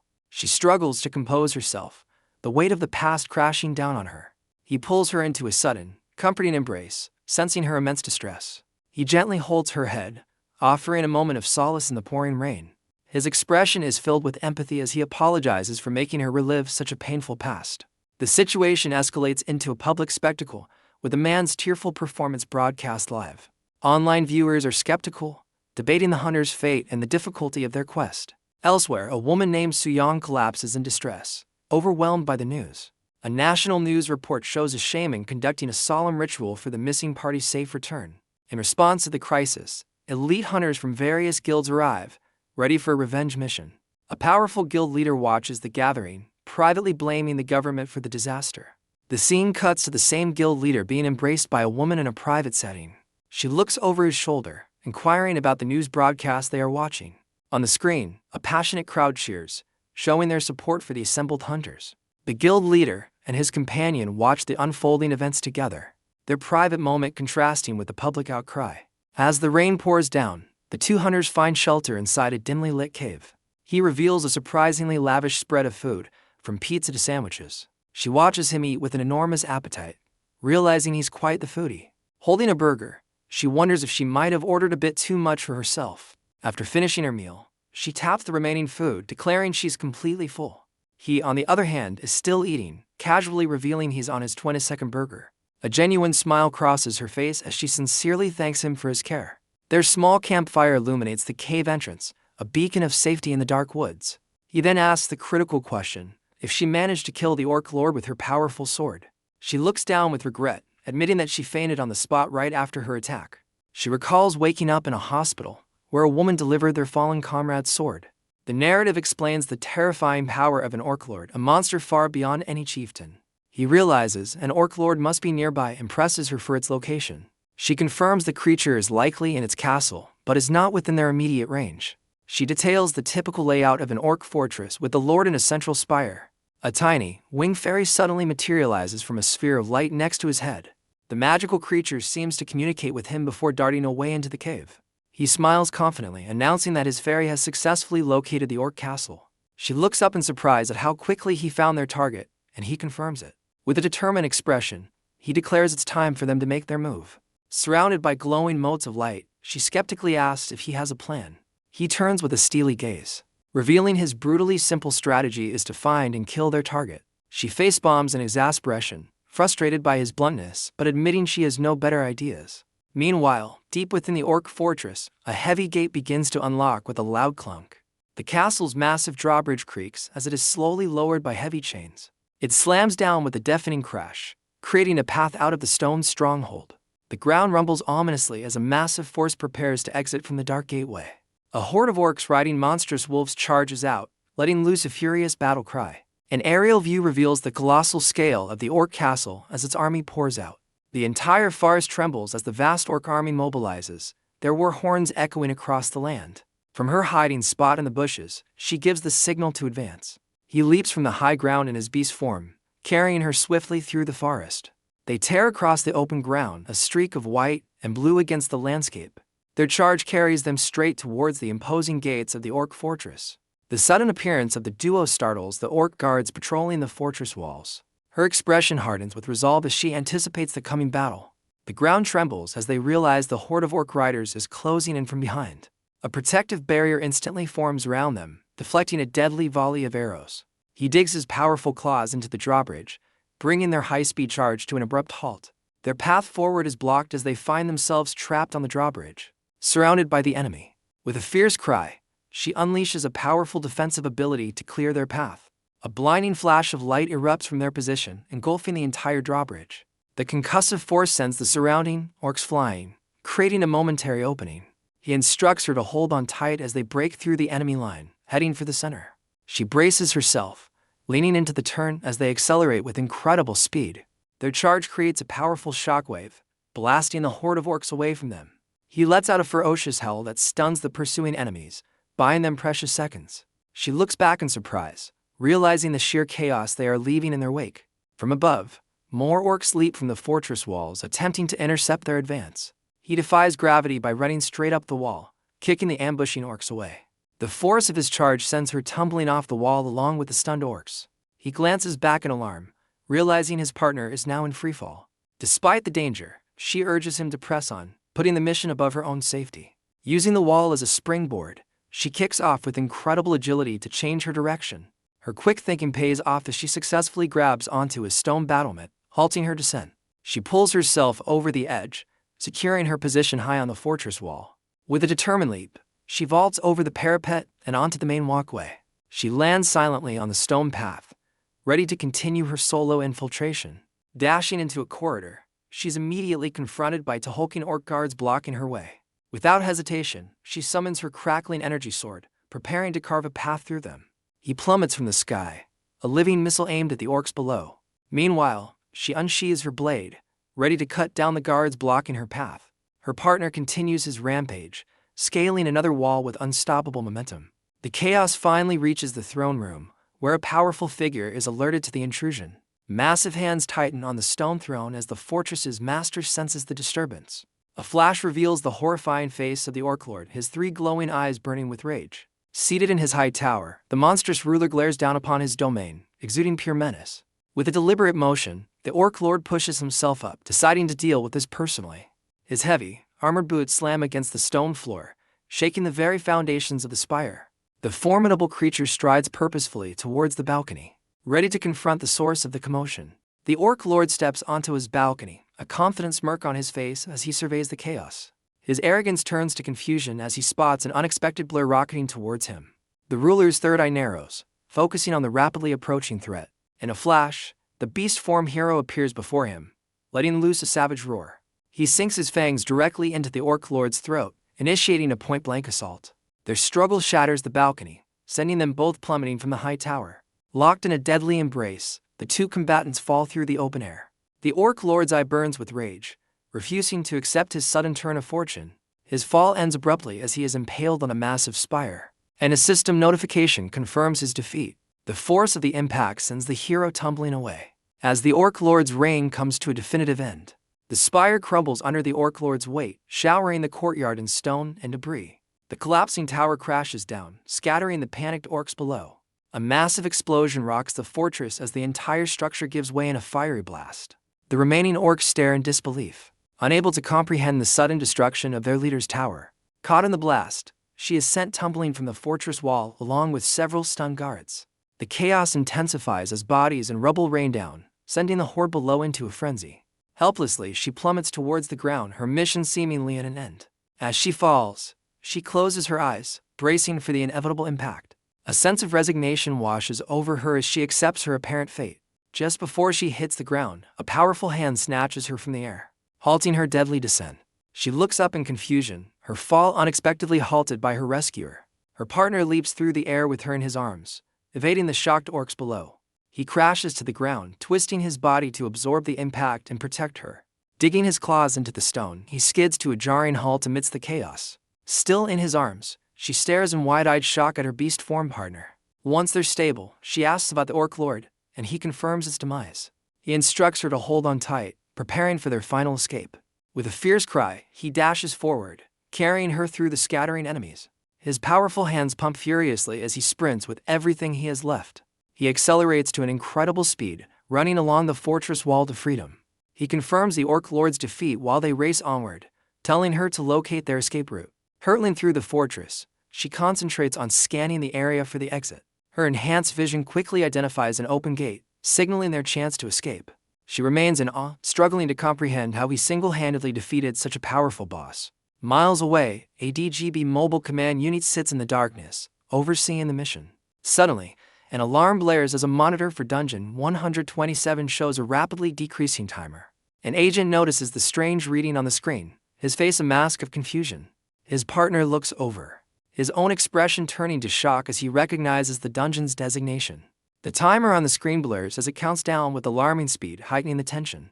Just then, a blinding flash of light erupts from the dungeon gate, drawing everyone's attention.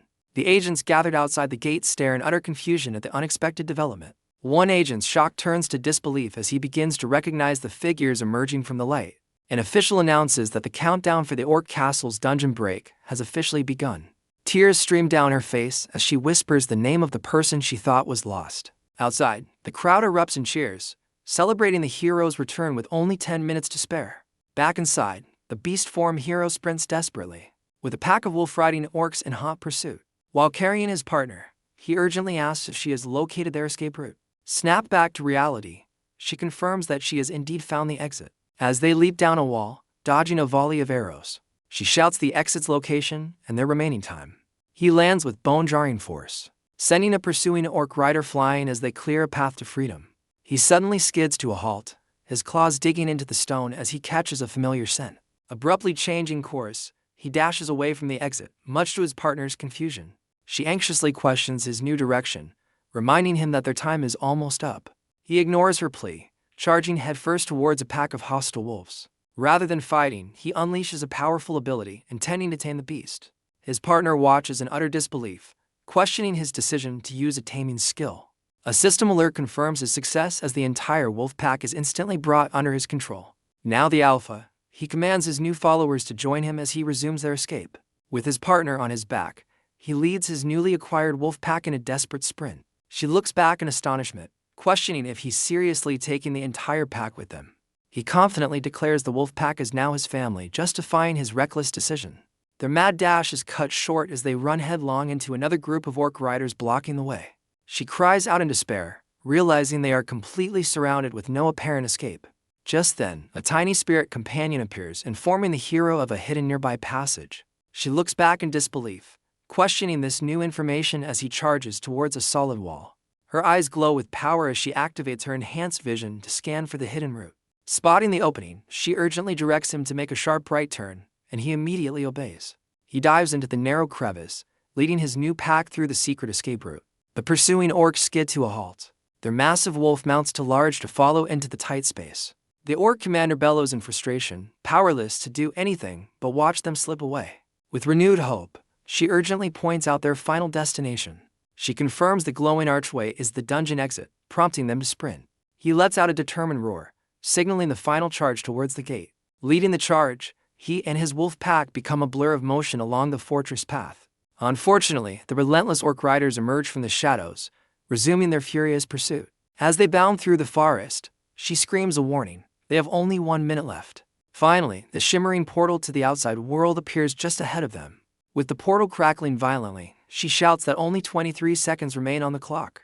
The pursuing orcs close the gap, their mounts thundering right behind the desperate heroes. An orc rider makes a final, desperate attack, launching a spear straight at the hero's back. His partner's eyes widen in terror as she spots the spear hurtling towards them. In a flash, one of the tamed wolves leaps to intercept the deadly projectile. Her expression shifts from fear to utter disbelief at the wolf's selfless act. The force of the impact throws her from the hero's back, sending her flying.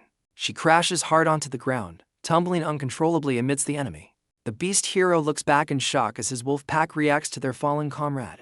She skids across the dirt, the broken spear landing just inches away from her. The pursuing orc riders immediately halt their charge, now surrounding their vulnerable new target.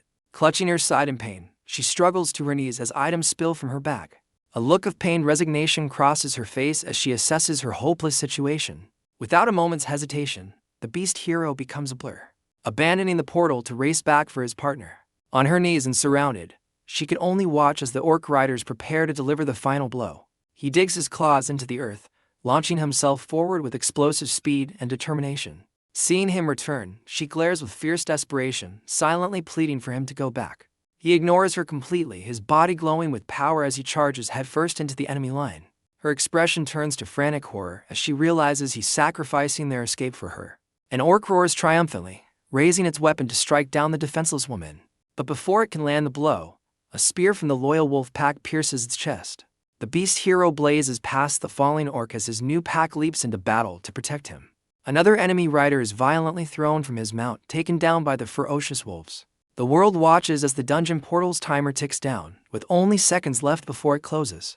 Onlookers, including their loved ones, cry out their names in despair, believing they won't make it. Even the live news crew covering the event begins to lose hope, convinced the heroes are doomed. The broadcast director, however, is more concerned with the skyrocketing ratings, eagerly anticipating a dramatic finale. Inside the dungeon, the hero pivots sharply, his armored claws gouging the earth. With his partner now securely in his arms, he lets out a defiant roar and bolts towards the exit. She gazes at him with resigned despair, knowing his heroic act has likely cost them the 4 seconds they needed. Ignoring her despair, his eyes blaze with fierce resolve as he silently urges her to hold on. Touched by his resolve, a single tear traces a path down her cheek as she puts her faith in him. As a final orc swings its massive cleaver, another loyal wolf leaps in to take the devastating blow. The loyal wolf is sent flying by the sheer force of the devastating blow. Undeterred, the hero digs his claws into the dirt, preparing for a final, desperate launch. He narrowly evades the attack as the orc's weapon shatters the ground where he just stood. At that exact moment, the dungeon timer officially hits 0, sealing their fate. The crowd outside gasps in collective horror, realizing the heroes have failed. Inside the dungeon, the portal crackles violently as it begins to collapse in on itself. The remaining orcs turn their attention back to the heroes, a menacing look on their faces.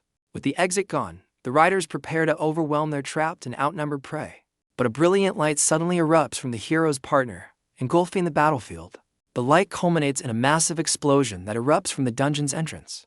The resulting shockwave blasts the surrounding orcs away, clearing a path through the chaos.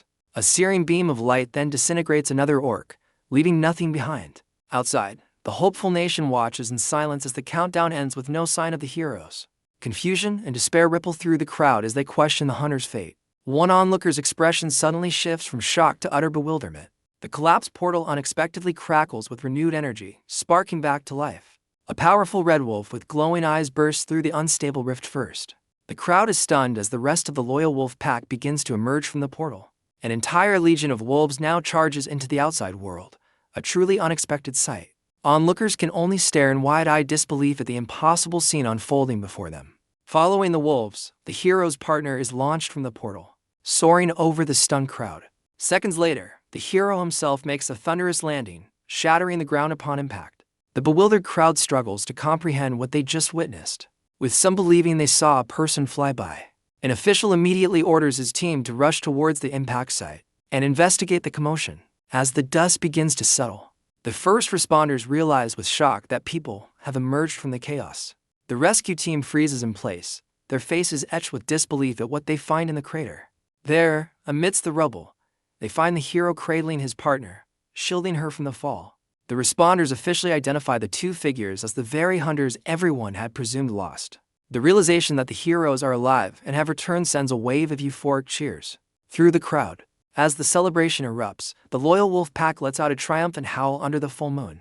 Medics rush to the scene as news outlets declare the hunter's survival a miracle. After 4 days trapped inside, a photo from the scene shows the hero still cradling his partner protectively amidst the crater's rubble. During a high-level briefing, officials question the peculiar position the two were discovered in.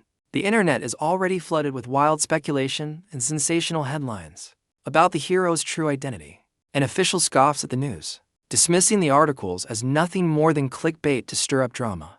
His colleague gives him a pointed look, suggesting the information was intentionally leaked from their side. The man quickly deflects, urging the room to focus on countermeasures rather than pointing fingers. The presentation reveals that the hero's newfound fame has attracted intelligence agents from numerous countries. He grits his teeth in frustration, angered by the arrival of these opportunistic foreign recruiters. Among the new arrivals is a notorious KGB agent from Russia, indicating the gravity of the situation. An agent from Israel's Mossad, Eli Gorenstein, is also confirmed to have arrived. The presentation then identifies Nakamura Kauji, the vice president of Tokyo's Returning Association. The official erupts in fury, recognizing Nakamura as a troublesome rival from the past. His colleague reminds him that Nakamura previously poached another top-tier hunter, but she believes America poses the greatest threat. The group debates how to secure the hero's loyalty, wondering if a contract is a strong enough incentive. A bald official confidently suggests that the hero's family is the key to keeping him in the country. The first man is baffled, unable to comprehend that someone would prioritize family over wealth. A flashback reveals the hero spent a millennium with his wolf pack, all while longing for his human family. The officials realize that upon returning to Earth, he now also misses his wolf family, making him a complicated individual. The bald man concludes that the hero's core desire is simple: to be with those he considers family. The bald official proposes a simple solution: give the hero a private domain for his family, to ensure his loyalty. His colleague agrees, but worries about foreign agents, prompting a new plan involving a deserted lodge. An agent points to an isolated property on a digital map, a perfect location for the hero's new base. The official listens intently, considering the strategic value of the proposed location. The plan is to gift the land to the hero's guild, creating a restricted, safe zone far from the city. Satisfied with the location, the official inquires if Agent Suyang will remain assigned to monitor the hero. Her superior confirms she is the best for the job before asking about her current condition. Agent Suyang reports that she is recovering from her ordeal inside the dungeon. The official smirks, eager to read her highly anticipated report on the hero. The report's title flashes across the screen, bluntly labeling the hero as the dog-like man. Agent Suyang confidently presents her report, defining the hero with the simple, yet fitting, title of dog-like man. The entire briefing room is rendered speechless by her incredibly blunt and unusual assessment. With a grim expression, the lead official composes himself and orders her to begin the full report. The scene suddenly shifts to a massive stadium, where the roar of the crowd announces a major global event. An announcer hypes up the audience, welcoming them to the world's greatest combat tournament. The crowd erupts into a thunderous cheer, their energy palpable throughout the arena. A dark silhouette of a long-haired fighter appears, introduced as the legendary champion, Hero.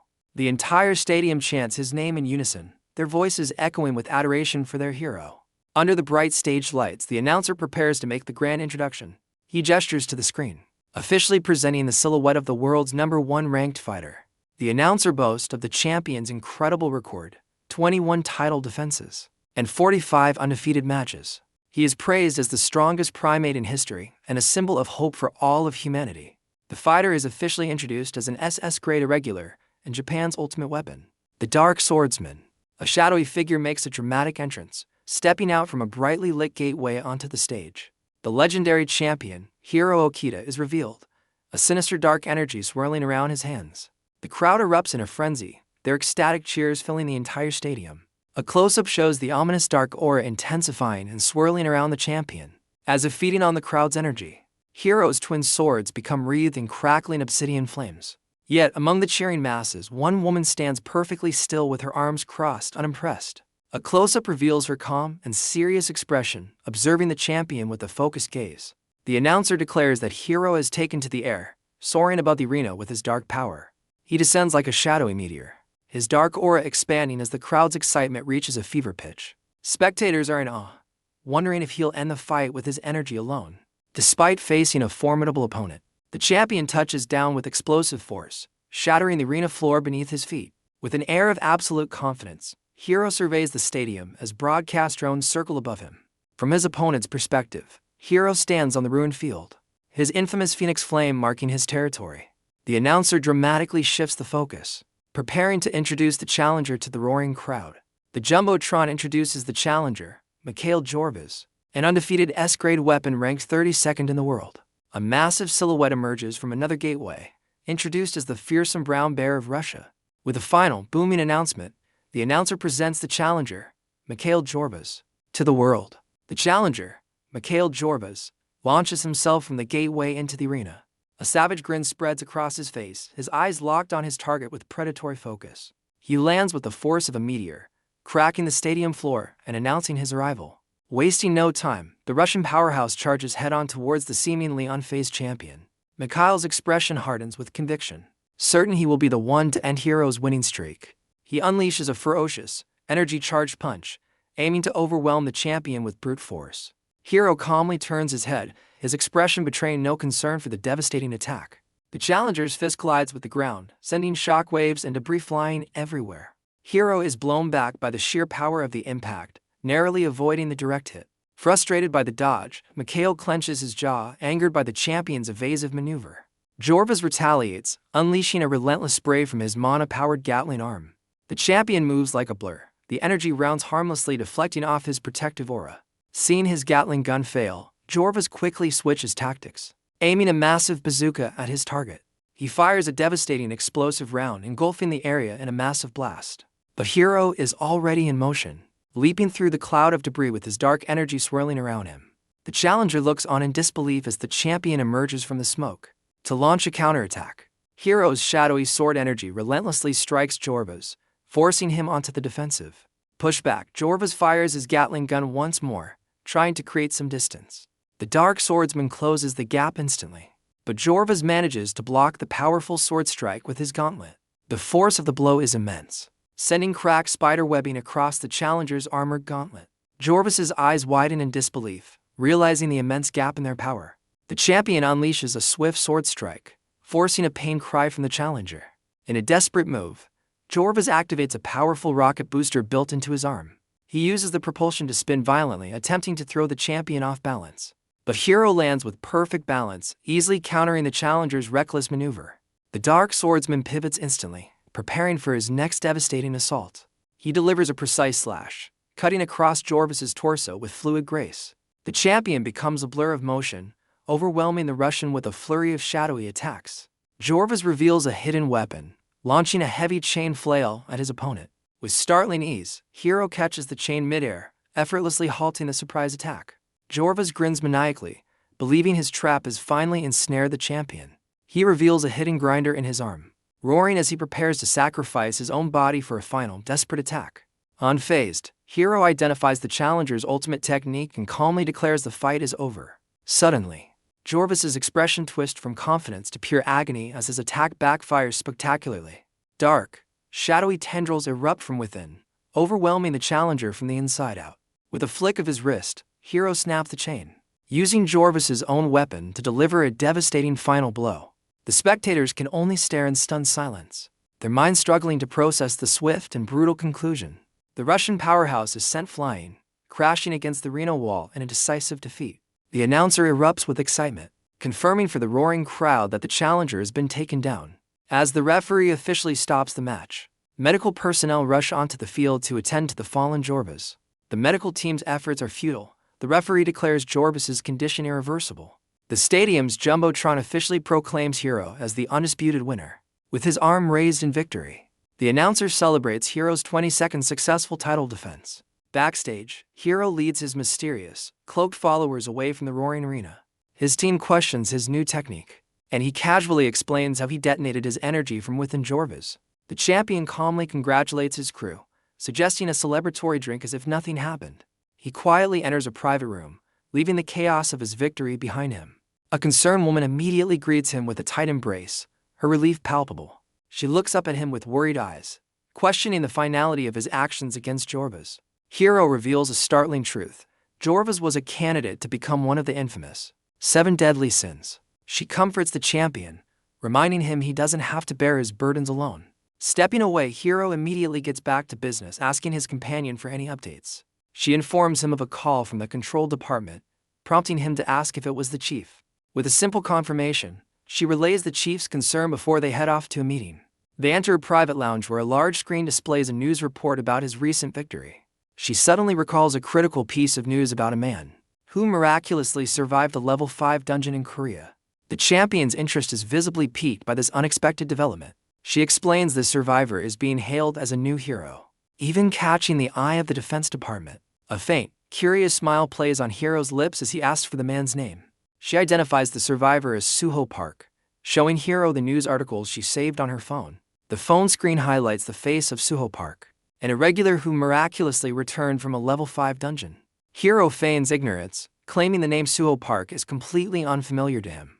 His companion seems surprised by his lack of recognition, but the champion maintains his facade. Yet, in his mind, Hero recalls a prophecy about an awakened swordsman who has appeared a year ahead of schedule. She corrects him, revealing the survivor is a druid, which could mean a 4th planet is now connected to Earth. The champion's expression grows serious as he contemplates this unexpected turn of events. His companion points out the most incredible fact: the supposed hero is only an F rank.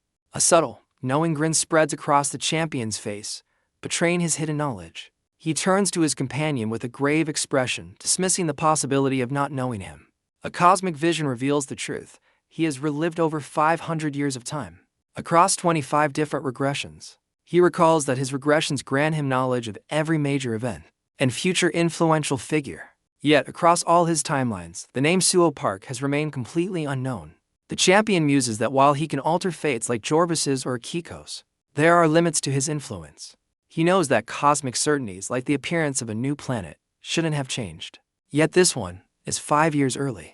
His companion suggests a proactive approach, proposing they recruit this mysterious survivor. Hiro pauses, lost in thought as he considers the unexpected proposal.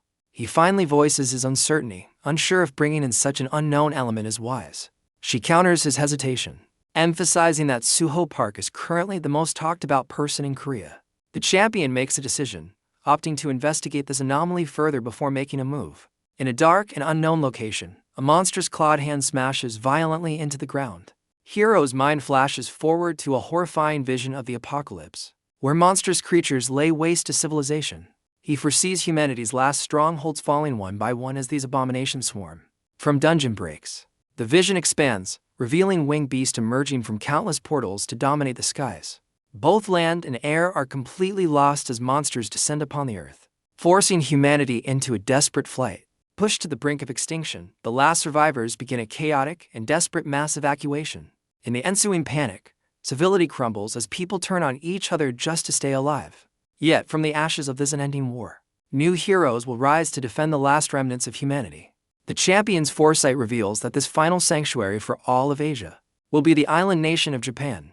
This is the true reason he endures being called a traitor, as he secretly builds his foundation there. His ultimate goal is to conquer Japan's dungeons, transforming the island into the safest place on Earth for the future. In his vision, desperate refugees on small boats finally reach the shores of Japan, their last hope for survival. Looking up, the survivors are stunned to see Sianu Lee standing on the cliffs with his followers. A wave of relief washes over the crowd as they cheer, believing they have finally been saved. He foresees a future where his fellow Koreans will no longer call him a traitor, but will chant his name as a hero. The champion smirks, relishing the future title he has meticulously planned for himself. Snapping back to reality, Hiro tells his companion that the whole Suho Park situation feels like an orchestrated show. She questions his skepticism, and he bluntly calls the miraculous survival story a complete scam.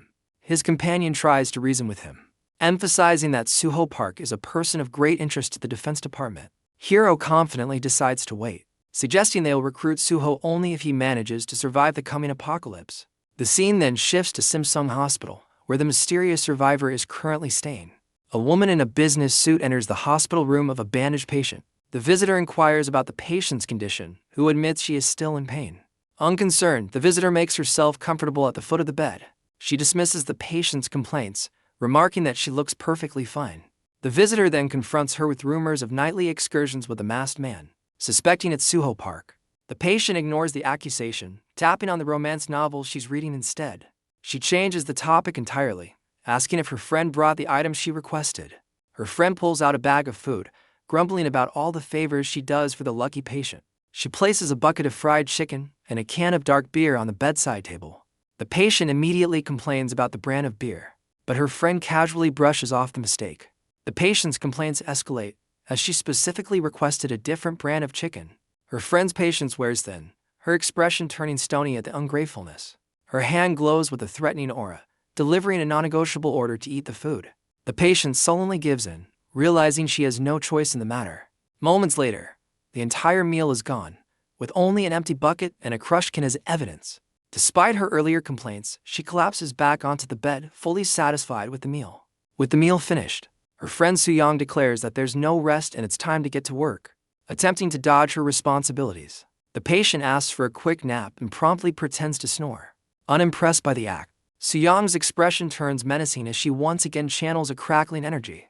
The room is filled with a brilliant flash of light, and the patient, Miso, yelps from the forceful wake-up call. The story shifts across the world to a government facility in Langley, Virginia. Inside, officials are monitoring the news of Hiro's decisive victory over Jorbas.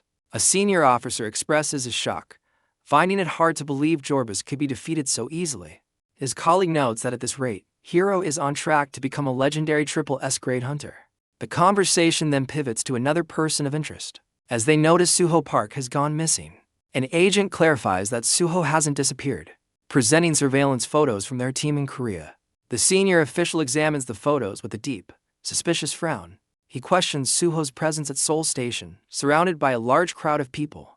His subordinate explains that Suho is often seen there, prompting a cynical question about his motives. The agent speculates that Suho looks heartbroken, while his boss sarcastically wonders if he's talking to pigeons. The official scoffs at Suho's behavior, believing he could have offered him a much better life. He stares intently at his subordinate, stressing the absolute necessity of securing Suho for their agency. His agent confirms a specialized team is already en route to Korea to handle the recruitment. The senior officer senses a problem in the agent's tone and demands to know the catch. The agent nervously admits that their team's flight is experiencing some unusual interference. Intrigued and annoyed, the official presses for a clear explanation of these peculiarities. The scene cuts to an airplane soaring peacefully through the sky on its way to Korea. Inside, the cabin is filled with unsuspecting passengers, including the American agents. A mother is distracted from her reading when her young daughter points excitedly out the window. The little girl innocently tells her mom about a cute bird flying alongside their plane. The mother humors her daughter, turning to the window to see the so-called bird. Her smile quickly fades into a look of disbelief and growing dread. Her eyes widen in sheer terror at the impossible sight outside the window. A massive, monstrous jaw suddenly scrapes against the top of the airplane's fuselage. A small red, dragon-like creature flaps aggressively against the side of the plane's engine. The creature screeches, its claws tearing into the aircraft's metal skin. After causing some damage, the tiny beast flies alongside the plane, undeterred. Inside, the other passengers are now buzzing with excitement, filming the strange-looking creature. The American agents watch with concern, one wondering why the creature seems to be following them. An agent identifies it as a baby wyvern, trying to dismiss it as harmless. The agent questions the sudden appearance of a wyvern so high in the sky. His colleague theorizes it escaped from a dungeon, planning to file a report after they land. The first agent freezes, a terrible thought striking him about the creature's origin. His eye twitches as he realizes the horrifying truth. If the baby escaped, its mother must be nearby. Just then, a colossal adult wyvern emerges from the clouds, dwarfing the entire aircraft. The monstrous beast opens its maw, a blinding light signaling a catastrophic attack. It unleashes a torrent of fire, incinerating the plane's wing and engine in an instant. In the cockpit, the pilots send a desperate mayday call as the plane is torn apart by unknown flying objects. The massive wyvern lets out a victorious roar, having successfully downed its target. The aircraft erupts into a fiery explosion, sealing the fate of everyone on board. The massive wyvern soars away from the fiery explosion, its job seemingly done. Its smaller offspring screeches, flying clear of the burning debris that was once an airplane. The adult beast flaps its powerful wings, cruising calmly through the sky. It lets out a triumphant roar, its sharp teeth and reptilian eyes on full display. With a final surge of speed, the creature disappears, leaving only chaos behind. A news alert breaks, revealing a pack of wyverns has escaped a dungeon and is now terrorizing the skies over Siberia. The scene shifts to a truck speeding through a remote, dusty landscape. The vehicles rattle violently on the uneven terrain, emphasizing their isolated journey. Inside, the driver confidently announces they're nearing their goal. Much to his passengers' confusion, he gazes intently forward, having spotted their mysterious destination in the distance. The driver's eyes widen in sheer disbelief as he stares at their final destination. His passengers lean forward, completely bewildered by his sudden talk of a haunted house. He points toward a dilapidated two-story mansion emerging from the dusty landscape. The house stands in eerie silence, overgrown with vines and circled by ominous crows. After parking, the team gets out and stares up at their new office, appalled by its creepy appearance. One member worries about practicalities like internet, while another is already spooked by a supposed ghost. They reluctantly approach the collapsing structure, questioning how they're meant to live there. A blonde woman named Misa spins around, her face a mask of furious protest. She vehemently refuses to stay in such a place, only to be calmly shushed by her colleague. The dark-haired woman cheerfully acknowledges the team's shock, as Suho watches her with a puzzled expression. The woman calmly informs them that renovations will begin tomorrow to make the dilapidated mansion habitable. Suho, however, shocks everyone by declaring he likes the creepy house and is ready to move in right away. His blonde colleague pinches his arm, silently questioning if he's lost his mind, while the other woman watches, amused. The dark-haired woman shoves her protesting teammate aside, praising Suho's unique taste and asking if he'll set up his territory. Confused by the term, Suho learns he can designate all the areas that will fall under his management.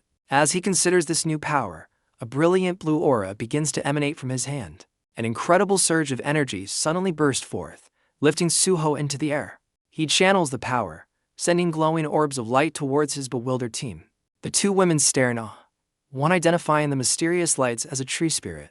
Suho becomes the center of a swirling vortex of spiritual energy, unleashing his true capabilities.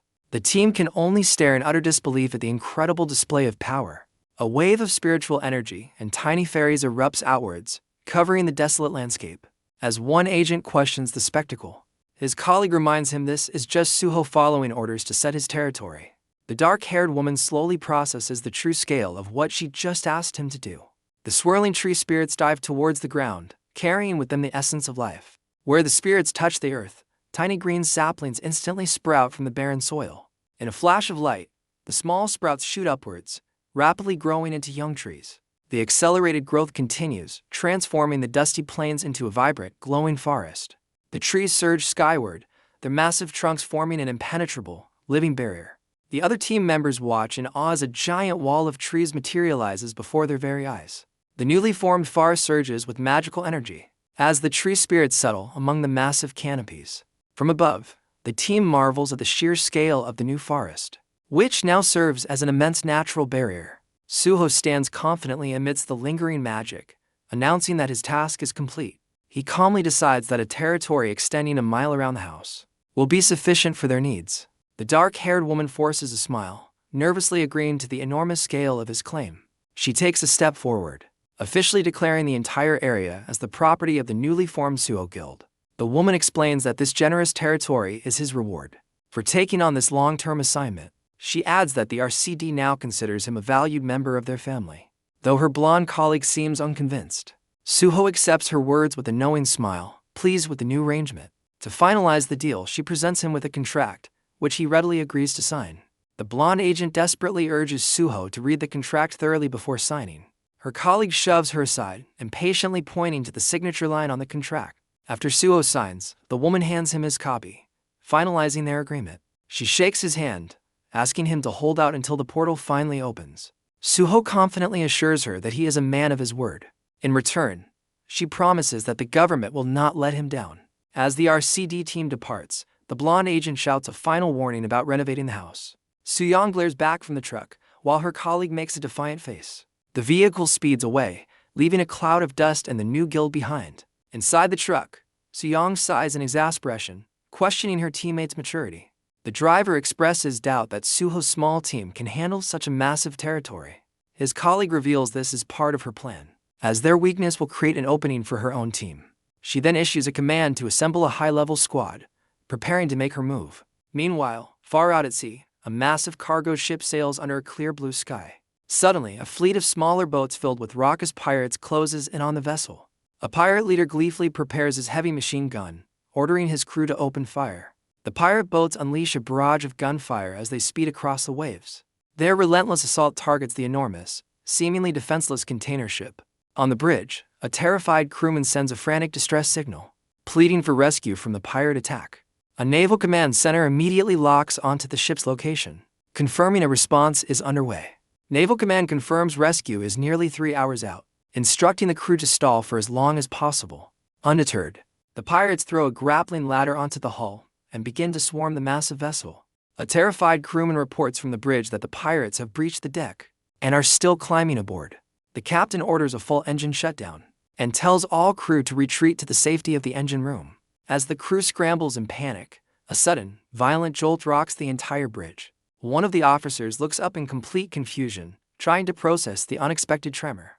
His confusion turns to sheer terror as he stares out the window at the chaos unfolding outside. In a shocking turn, one of the pirate boats is suddenly launched into the air, sending its occupants flying. The crewman's eyes widen in absolute disbelief, unable to comprehend the impossible sight before him. A monstrous purple tentacle erupts from the depths, revealing the unexpected source of the commotion. The officer's eyes tremble in pure horror at the impossible sight. More massive tentacles erupt from the sea, wrapping around the cargo ship with crushing force. The violent impact sends the bridge crew flying, tossing them around the cabin like dolls. The colossal creature lifts the entire vessel from the water, revealing its immense power. One of the crew members is flung overboard, plummeting towards the dark, churning ocean below. He surfaces, dazed and disoriented, trying to make sense of the unfolding nightmare. Suddenly, a sharp, agonizing sensation grips him from below, his face contorting in silent agony. A monstrous sea beast with rows of razor-sharp teeth emerges from the depths, its maw wide open. The helpless man falls directly into the creature's gaping mouth. With a powerful snap of its jaws, the beast swallows its victim whole before diving back into the abyss. A grotesque, tentacled shark swims through the debris-filled water after consuming its prey. An entire swarm of these monstrous sharks emerges from the depths, causing the ocean to tremble. The pack of predators with glowing eyes and razor-sharp teeth snarls in anticipation of their next meal. Far above, the naval rescue team finally arrives. Their warship and helicopters cutting through the waves.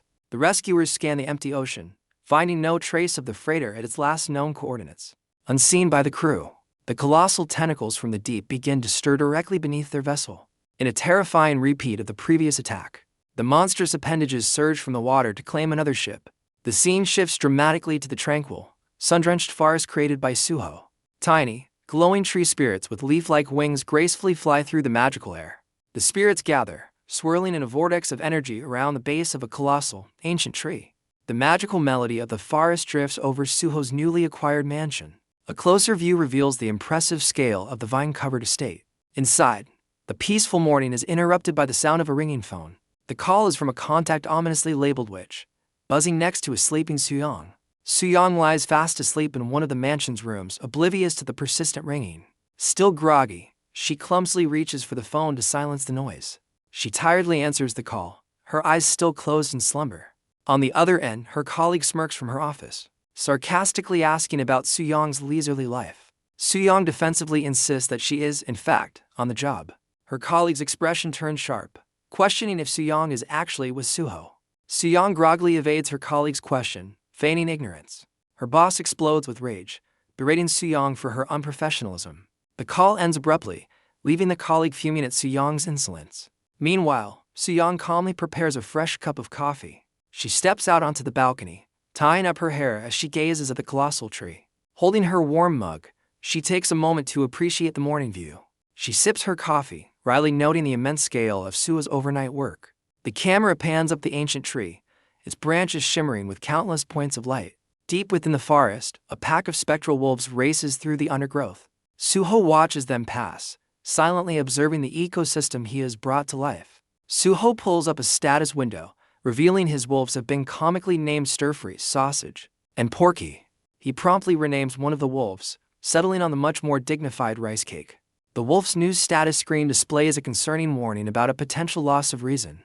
He thoughtfully considers the risk, realizing he must limit how much he levels up his new companions. His solitary observation is interrupted by the soft sound of footsteps approaching on the grass. Suyong casually approaches from behind, asking what he's doing, to which he calmly greets the sleepyhead. Suho explains he was naming his family, gesturing towards the spectral wolves as Suyong questions his choice of words.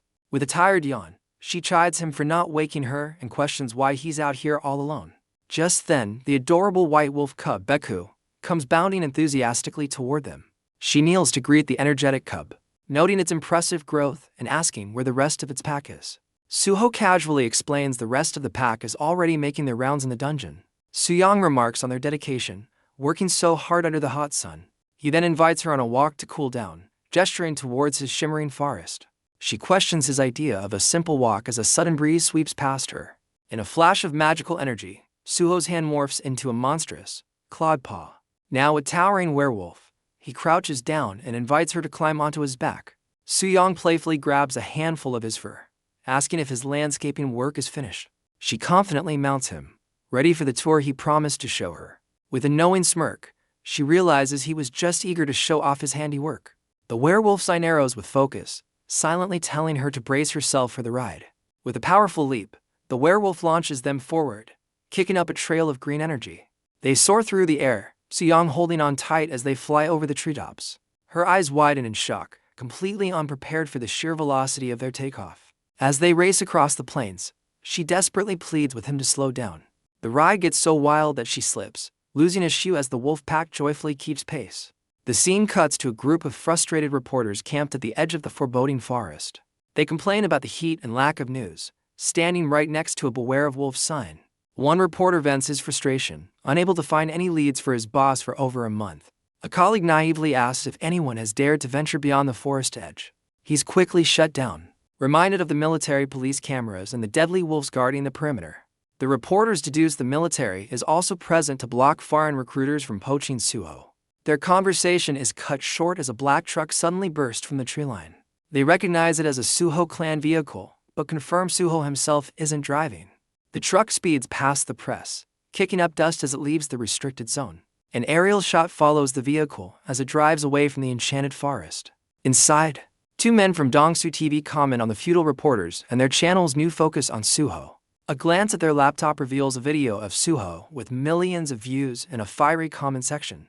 The passenger's jaw drops in shock, startling the driver who asked what's wrong. He quickly composes himself, brushing off the question with a nervous smile. A bead of sweat rolls down his face as he stares at his screen, deeply troubled by what he saw. The passenger stares in disbelief at the screen, revealing donations have surpassed 4 billion won. He suspects the money is from foreign recruiters and contemplates whether he should tell Suho. Their conversation is cut short as Suho, in his werewolf form with Suyong, sprints past their vehicle. The monstrous wolf dashes across the plains with incredible force and agility. Suyong, now enjoying the ride, confidently waves as they speed along. The passenger excitedly waves back, confusing the driver by calling her family. Suyong clenches her fist with a determined expression upon seeing the familiar truck. The man cheekily explains that since she lives with Suho, she's part of the family now. He then grumbles about the unfairness of Suho never giving them such an exhilarating ride. Suho effortlessly outpaces their truck, demonstrating his astonishing speed. The passenger from Dongsu TV eagerly urges his driver to accelerate, accepting the challenge. The driver shifts the truck into sport mode, ready to push the vehicle to its limits. He slams his foot on the gas pedal, determined to keep up with the supernatural beast. The truck surges forward, kicking up dirt as it races alongside the sprinting werewolf. Suyong playfully turns their run into a race to the house, with the loser buying dinner. Suddenly, Suyong's joyful expression vanishes as a strange sound catches her attention. She urgently calls out to Suho, sensing that something is terribly wrong. Suho confirms he also felt the unusual disturbance as they continue their high-speed dash. Her eyes glow with power as she uses her perception skill, pinpointing a dimensional fissure nearby. A somber flashback reveals Suho standing vigil over his mother's hospital bed. In the flashback, his mother weakly asked about the world he was trapped in. Suho somberly reveals he was in the kingdom of animals. She questions the nature of this kingdom, wondering if it was just a world of beasts. He reminisces about the hostile land, where every creature had an energy rating over 700. His mother's eyes widen in terror at the thought of such overwhelmingly powerful beings.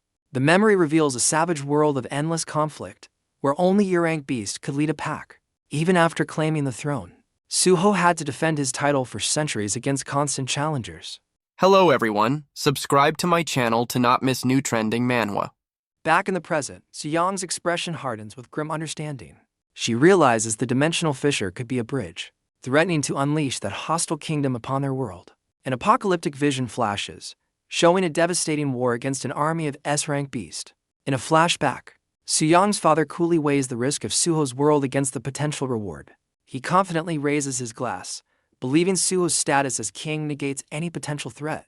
Back in the present, Suyong is horrified to learn Suho can't control the beast from his dimension. She desperately questions how this is possible, reminding him of his royal status in that world. Suho grimly admits he's no longer the powerful king he once was, and his weakness would make him a target. A dreadful realization dawns on Suyong as she accepts the terrifying truth in his words. Suho commands his pack to change course, racing to a remote field to lure the threat away from the city. He and Suyong become a blur, launching themselves into the dense forest at blinding speed. The Dongsu TV crew skids to a stop, momentarily confused before deciding to pursue them into the woods. Without hesitation, their truck plows into the forest, determined to follow the unfolding crisis. A vortex of crackling energy tears open the sky, heralding the arrival of the dimensional fissure. Suyong urgently points out the spatial distortion as Suho continues his relentless sprint. Suho's keen senses pick up on a new development, his gaze sharp with curiosity. Meanwhile, an associate calmly answers a call from Suyong, unaware of the unfolding chaos. Suyong warns her colleague that the portal to the beast world is moments from opening. The associate's casual demeanor shatters, her face twisting in disbelief at the news. Suyong frantically orders her to relay the coordinates of the fissure to the military immediately. Responding to the alert, a convoy of heavy military vehicles mobilizes with incredible speed. The military trucks arrive on site, skidding to a halt as they prepare to face the imminent threat. Without a moment's hesitation, a missile launcher is armed and aimed, ready for whatever comes through. The missile launchers mechanically lock into position, aiming skyward at the anomaly. The Capital Artillery Brigade confirms they are in position, awaiting the order to fire. Suho's sharp senses pick up on a crucial detail about the crackling energy. He confidently declares this isn't a gateway to his savage world, but merely a common portal. Suyong is baffled, questioning how he could possibly know that without any detection gear. Suho explains that the portal's energy feels distinctly different from the one he traveled through.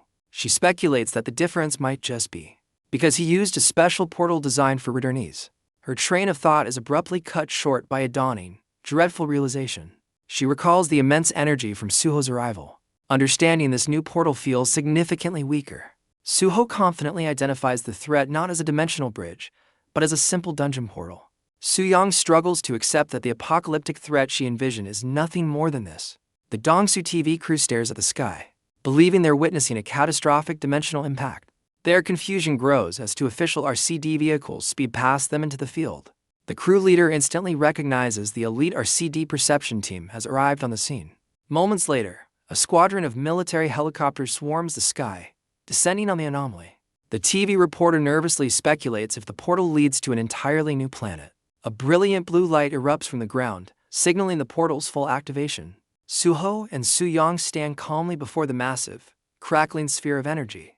Suyong shields her eyes, forced to admit that it is indeed just a dungeon portal. Her gaze turns to Suho, a new wave of questions forming in her mind. Suyong questions how Suho's perception could surpass hers, as she's considered the best in Korea. The Dongsu TV truck screeches to a halt, its crew completely stunned by the colossal energy portal. The reporters leap from their vehicle, excitedly speculating if they've found a gateway to another planet. Their investigation is cut short by the arrival of two official RCD vehicles, drawing everyone's attention. RCD Perception Team 11 announces their presence, immediately beginning to unload their heavy equipment. The specialized team works efficiently, setting up their advanced gear to analyze the anomaly. As their devices activate, the team prepares to measure the dungeon's level and its potential break time. Suho and Suyong stand behind the lead technician, watching intently as the machine processes the data. The final reading flashes onto the screen, showing a number that surprises both Suyong and Suho. The technician confirms the anticlimactic result. It's merely a low-grade, level 4 dungeon. Suyong sighs in disappointment at the low-level threat, while Suho smirks, finding the result amusing. Over the phone, Suyong's associate expresses her own disbelief that all the chaos was for a simple level 4 dungeon. Suyong's hand crackles with energy as she recalls Suho's claim that this portal is different from his own. Now fully geared up, she declares they must enter the dungeon to discover the truth for themselves. And our CD superior erupts in disbelief over the phone, baffled by the anticlimactic dungeon level. The associate calmly suggests sending a specialist to verify if it's a portal for returnees. Before jumping to conclusions, the superior complains about the immense budget already spent on what might be a false alarm. His subordinate confidently reminds him that Suho's power far exceeds any level for classification. He furiously counters that if it's a normal dungeon, Suho is just a regular returnee, jeopardizing their high-stakes investment. She fiercely defends their position, stating that Suho's unique status as an irregular is precisely where his true value lies. The superior panics that if the press reveals Suho is just a dungeon returnee, all investment in the new world will vanish. His subordinate sighs warily, absorbing the immense pressure of his demands. He furiously warns her that their careers are on the line if she can't salvage the situation. Back on site, their CD equipment confirms the dungeon won't break for over 50 days. Suyong relays the information, telling her associate to send the mobilized troops back. The RCD technician gives Suho a silent, bewildered look, processing the conversation. Suho turns to the technician, nonchalantly asking him what the problem is. The technician explains the immense difficulty of clearing a level for dungeon multiple times a day, questioning Suho's guild's capacity. Suho dismisses the concern with unnerving confidence, leaving the technician speechless. He then casually admires their gear, asking about the price of the advanced dungeon measuring rig. The technician reveals that while top guilds own these devices, the latest model cost a staggering $3 million. Suho acknowledges the hefty price tag, a fact the RCD agent readily confirms. In a surprising twist, the agent presents a contract offering the expensive rig to Suho as a permanent signing bonus. Suho grows suspicious, questioning the government's sudden and overwhelming generosity. The technician can only offer a slightly strained smile in response to Suho's skepticism. He explains the government's motive. They know foreign powers are interested and want to secure Suho's loyalty. Leaning in with a persuasive grin, the agent insists that the Korean government considers Suho one of their own. He dramatically concludes his pitch, calling Suho a national treasure. While a nearby reporter gets sick from the portal's energy, Suho bluntly shatters the agent's premise, stating he's received no such calls from foreign agencies. Before the flustered agent can respond, the Dongsu TV crew leader interrupts, needing a word with Suho. The reporter reveals that foreign entities are flooding his channel with donations to get Suho's attention. Suho's interest is piqued as he inquires about the total sum of these generous offers. The crew leader nervously stammers out a staggering figure, at least $500,000. Suho places a firm hand on the reporter's shoulder, creating a moment of tense anticipation. He then offers a profound lesson, warning against being a slave to money and valuing community more. Humbled by the advice, the reporter bows his head and promises to take the words to heart. Dongsu then nervously confesses he has about 3 foreign proposals he was supposed to pass along.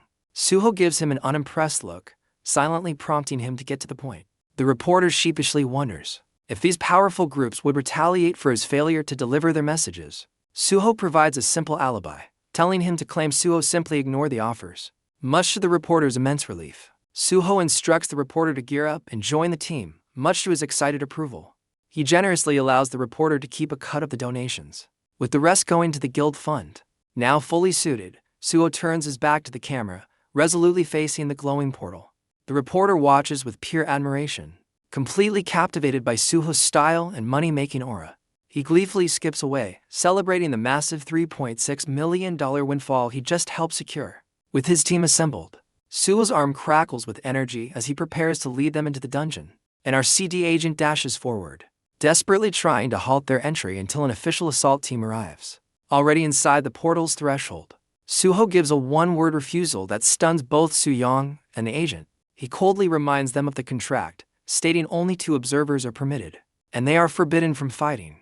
Suyong accepts the strict conditions, confidently leading her small observation party into the dungeon. The reporter questions their small party size, but Suyong confidently tells him to just focus on filming. An energetic white puppy suddenly appears, barking excitedly to join the expedition. Suho casually invites the unexpected companion, offering it a chance to level up with the team. With his crew assembled, Suho's expression hardens as he rallies them to begin the raid.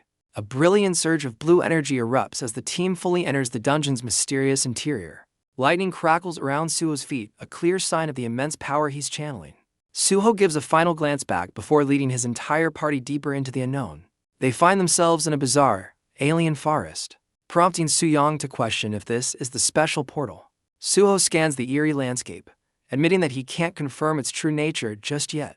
Suyong's eyes suddenly flare with a blue glow as she senses a powerful presence nearby. Suyong senses something strangely familiar about the hissing, misty landscape. The nervous reporter questions their casual approach, suggesting they establish a defensive perimeter. His companion dismisses his concerns, telling him to simply trust Suho's leadership. Suddenly, Suyong's eyes glow intensely as she throws up a hand, halting the party's advance.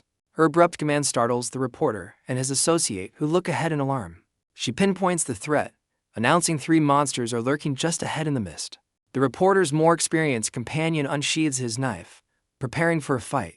The reporter reluctantly draws his own blade, looking utterly unconvinced of its usefulness. Through the fog, the twisted, menacing shapes of the forest monstrous inhabitants become visible.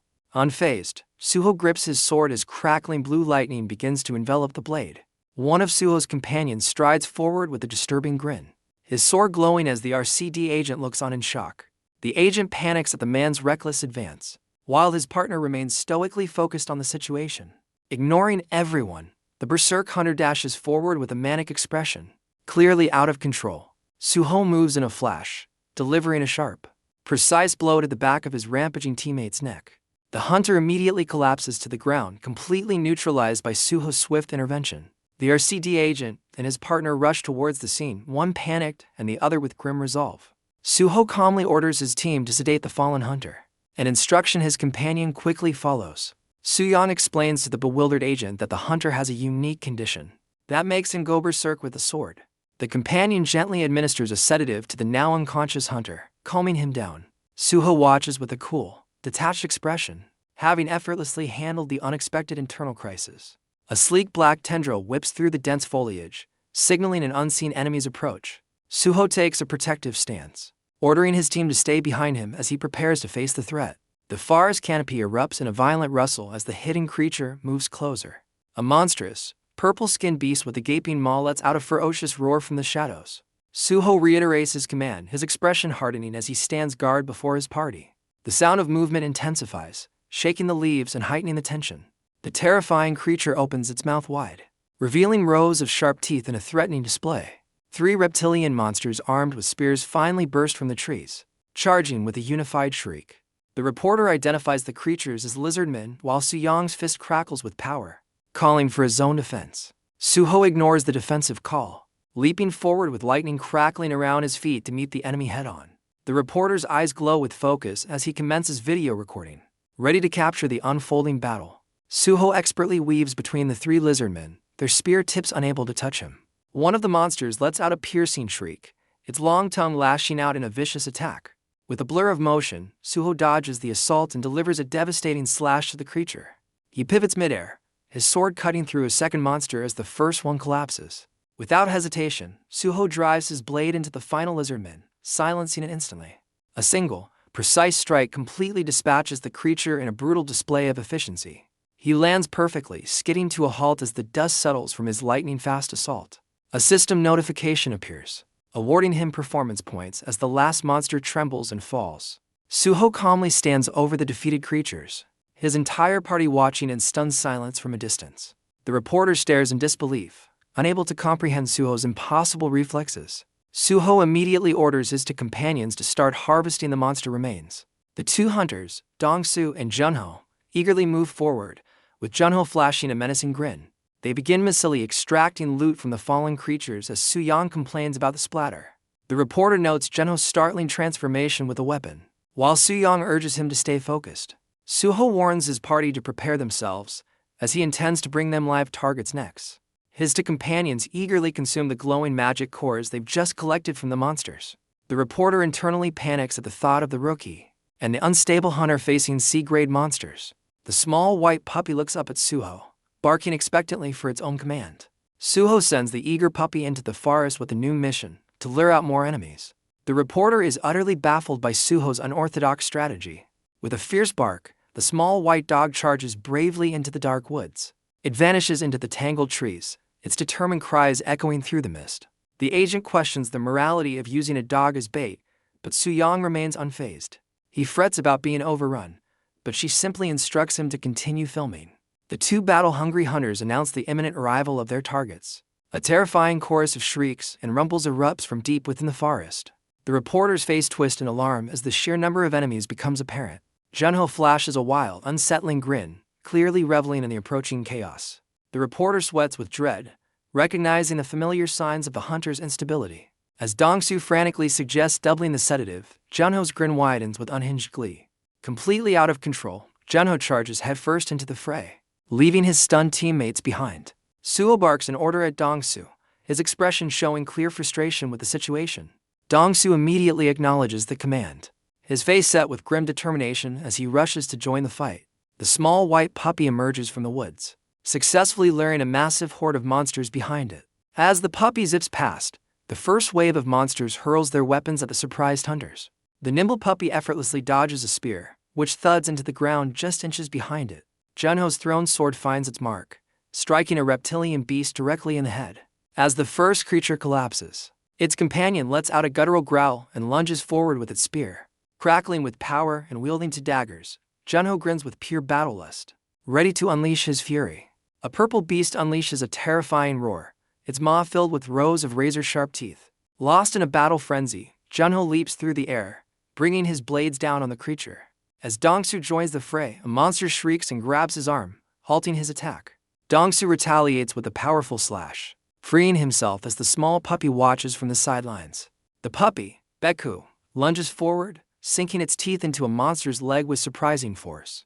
The reporter screams a desperate warning as he spots a new threat emerging from the chaos. Distracted by the fight, Dongsu is caught off guard as a monster lunges at him from behind.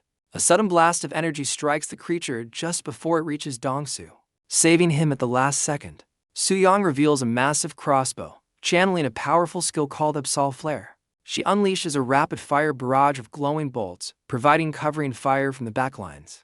Suyang's glowing bolts pierce the monster mid-lunge, saving Dongsu from a fatal blow. Unfazed by the chaos, Junho continues his relentless assault, swinging his blood-soaked blade.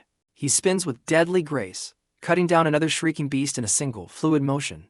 A system notification reveals Junho is only a level E1 hunter, making his power all the more shocking.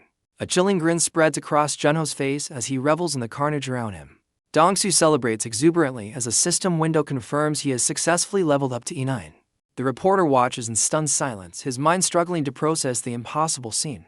He questions Suyang, unable to believe this is a level for dungeon given how easily the party is handling it. From a distance, the reporter watches the hunters casually dismantle the monsters, baffled by their efficiency. Suyang glares at the reporter, sharply ordering him to stop complaining and focus on his job. The small white puppy growls and dashes back into the fray, ready for more action. Dongsu yells a frantic warning to Suho, pointing out that they are now completely surrounded. Suho turns calmly, his expression unbothered by the dire news. A massive, toothy monster erupts from the trees, letting out a ferocious roar. Suho easily sidesteps as two more shrieking creatures lunge at him simultaneously. A hulking beast raises its spear high, preparing for a devastating downward strike. Completely composed, Suho draws his glowing dagger, ready to face the overwhelming odds. Outside the dungeon, a white SUV screeches to a sudden stop. A crowd of reporters and other individuals has gathered near the entrance, drawn by the commotion. A young man in a blue jacket eagerly salutes, welcoming the arrival of Captain Miso. Captain Miso angrily confronts the man blocking her car, questioning his reckless behavior. The man, Taisik, calmly refuses to move until she answers a single question. He reveals that he saw Captain Lee's assault team enter the dungeon ahead of them. Miso glares back, unimpressed and demanding to know why that matters. Taisik grins, deducing that Captain Lee's presence confirms the dungeon is a high-risk level 4. Her silence and stern gaze confirm his theory, leaving no room for doubt. Taisik's smug smile shows his satisfaction at having outmaneuvered her. Having made his point, Taisik orders the crowd to clear a path for the captain's vehicle. The SUV speeds off towards the dungeon as the onlookers wave their thanks. Taisik informs his own disappointed team that a level for Returnee is inside, telling them to abandon their plans. The white SUV barrels through the forest at high speed, racing towards the dungeon. Inside, Miso's subordinate questions her judgment, concerned she's revealing classified information. She retorts with cold logic, asking him to weigh the value of Suho Park against mere profiteers. Her driver hesitantly agrees, acknowledging that Suho is indeed the priority. Miso reveals her endgame, officially classifying Suho as a dungeon returnee, to shield him from interference. Her subordinate worries about the consequences, knowing the chief will disapprove of their actions. She dismisses his concerns, declaring they are there to create solutions, not follow protocol. Back at the dungeon, the heavily armed Assault Team 13 takes its position, ready for action. Their powerful leader cracks his neck, exuding an air of disciplined readiness. He confirms his squad is prepared, and they respond with a unified, unwavering affirmation. The Assault Team leader grins with anticipation, eager to get the mission underway. Just as they're about to move, a subordinate rushes in with an urgent order to stand down. Captain Lee's excitement turns to irritation as he's forced to halt his squad. A white SUV suddenly appears, screeching to a stop right in front of the assembled team. Captain Miso steps out, positioning herself between the assault team and the dungeon entrance. She calmly addresses the imposing Captain Lee, her expression unreadable. He demands to know the reason for her sudden and unwelcome appearance. Miso firmly denies his team entry, creating a tense standoff. She reveals that Suho himself has forbidden any other teams from entering, a request they must honor. The assault team captain stares back in fury, unable to believe he needs permission to do his job. Captain Lee explodes with frustration, protesting that his team dropped everything to be there. Miso calmly acknowledges his complaint, but insists the circumstances are what they are. He furiously argues that their contract gives them the right to enter, questioning this sudden change in protocol. With a sharp look, she declares that the contract itself is precisely what needs to be adjusted. Miso then reveals she's also acting on direct orders from the chief, catching the assault team leader off guard. Captain Lee grimaces, finding the entire bureaucratic mess utterly ridiculous. She smirks, inviting him into her car for a more private and persuasive conversation. Meanwhile, news of Suho's status as a level for fraternity breaks online, sending shockwaves through the financial world. An official is swamped with calls, desperately trying to manage the fallout from the unexpected reveal. The relentless ringing of his office phone highlights the widespread chaos Miso has just unleashed. The overwhelmed official groans in frustration, unable to handle the relentless calls. He explodes in anger, demanding his team get Captain Miso on the phone immediately. Elsewhere in the city, the news of Suho's return continues to spread. A researcher in a lab coat calmly clicks his mouse, accessing the latest information. His screen displays an article officially identifying Suho Park as a level for dungeon fraternity. The man ponders this new twist, intrigued by the mention of a level for dungeon. He muses to himself that Suho's life seems to be one surprise after another. A sudden realization dawns on him as he stares intently at the screen. His mind flashes back to Suho's own story about his time on the other planet. He remembers Suho describing his early days surviving by the sea, before realizing it was unsustainable. The researcher recalls Suho's story, remembering his early days surviving by the water. He vividly pictures Suho's account of a vast ocean teeming with monstrous creatures. A crucial inconsistency clicks into place. Level for dungeons are far too small to contain an ocean. He wonders how such a massive, world-like environment could have possibly become a dungeon. The researcher theorizes that the planet Suho was on may have fractured, turning a piece of it into the dungeon. His mind flashes back to a desperate plea from Suho's brother, asking for help to find him. The researcher calmly agreed to help, but his assistance came with a condition. Suho's brother listened intently, waiting to hear the researcher's terms. The price for his help was the full, unabridged story of Suho's 500-year saga. Back in the present, the once chaotic office phone sits silently on his desk. The researcher recalls the deal he made, waiting for the full story as promised. He reflects on his initial skepticism, finding the claim of an F-rank king utterly unbelievable at the time. Full of regret, he realizes his own preconceptions made him miss out on an incredible story. Inside the dungeon, Suho leaps into the fray, a whirlwind of blades against a swarm of creatures. His blade flashes, slicing through the monstrous ranks with brutal efficiency. Defeated monsters rain down around him, their forms collapsing in a heap. Landing with immense power, he shatters the ground in a devastating impact. His support team watches in awe, completely stunned that he cleared the horde in one decisive strike. Looking over his shoulder, a blood-splattered Suho calmly orders his team to collect the loot. A small, shadowy familiar immediately springs into action, excitedly swinging through the dungeon's foliage. The support team ventures deeper into the dungeon, taking in the alien, yet beautiful scenery. One member notes the sparkling rocks, finding them strangely pretty but clashing with the environment. Suho, however, is struck by an odd sense of déjà vu, feeling like he's been here before. The team's attention is suddenly drawn to a large boulder with Korean writing carved into it. The crude inscription serves as a warning, declaring the area leopard territory and a place to never return to. Suho gazes at the familiar-looking message, a hint of realization dawning on his face. The blonde woman jokingly asks a teammate if he was the one who left the desperate message. She quickly drops the joke with a weary expression, deciding it's not worth pursuing. She turns to the analyst, who confirms he's recording every detail of their bizarre discovery. The woman silently wonders how their language could possibly be found carved into a rock. In this otherworldly dungeon, the blonde woman whips her head around, startled by a sudden realization. She watches as Suho breaks away from the group, heading up a rocky incline alone. Snapping out of her confusion, she quickly orders the rest of the team to follow him. The support team scrambles to keep up, navigating the difficult, uneven ground. Suho stops before the gaping maw of a dark, imposing cave. His expression is grim and focused, hinting at a deep connection to this place. His team finally catches up, bewildered by the cave's sudden appearance and feeling a sense of dread. As they approach, a brilliant, ethereal light suddenly bursts from the cave's entrance. The team members recoil in astonishment, completely unprepared for the sight before them. Suho stands before a breathtaking spectacle. The cave walls are covered in glowing Korean script, a testament to countless stories left behind. The team is stunned to find the cave walls covered in glowing Korean script, questioning who could have left it. One member reads a desperate plea for home and chicken, dryly dubbing the author a Dungeon Crusoe. The analyst spots a more somber message, a simple yet profound carving about missing other people.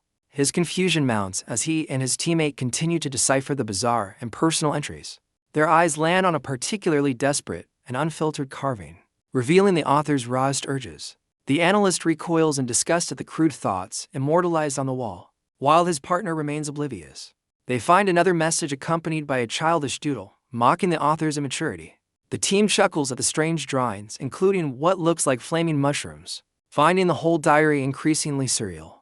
The mood shifts as they read a heartbreaking entry about missing family, even those the author once disliked. A team member freezes, his eyes widening in shock as he recognizes the name Junho carved into the stone.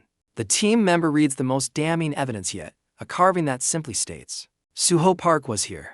His teammates are left speechless, sweating as the impossible truth finally dawns on them. The blonde woman turns with a sharp, knowing look, her focus shifting entirely to Suho. She watches him stand alone amidst the glowing script, a man confronting his own 500-year-old diary. The others, oblivious, find a crude mural cursing a leopard, bizarrely appraising it as valuable art. The team leader approaches Suho, cautiously asking if this cave was truly his home for all those years. His intense gaze, filled with the weight of centuries, confirms her question without a single word. A memory surfaces of a hand-drawn map, marking his territory and a long-standing truce with a rival named Kuro. He vividly recalls a savage battle from his past, clashing with the monstrous beastman Kuro. The flashback ends on the piercing, predatory stare of his ancient, glowing-eyed foe. His memory reveals a feral, determined grin, the face of a man ready for a fight to the death. The team leader's concerned voice snaps him back to the present, his hardened expression melting into surprise. His gaze falls upon another carving, a historical record detailing the Moonhill battle against a guerrilla tribe. The memory intensifies, the very ground seeming to rumble as the epic battle from his past begins to unfold.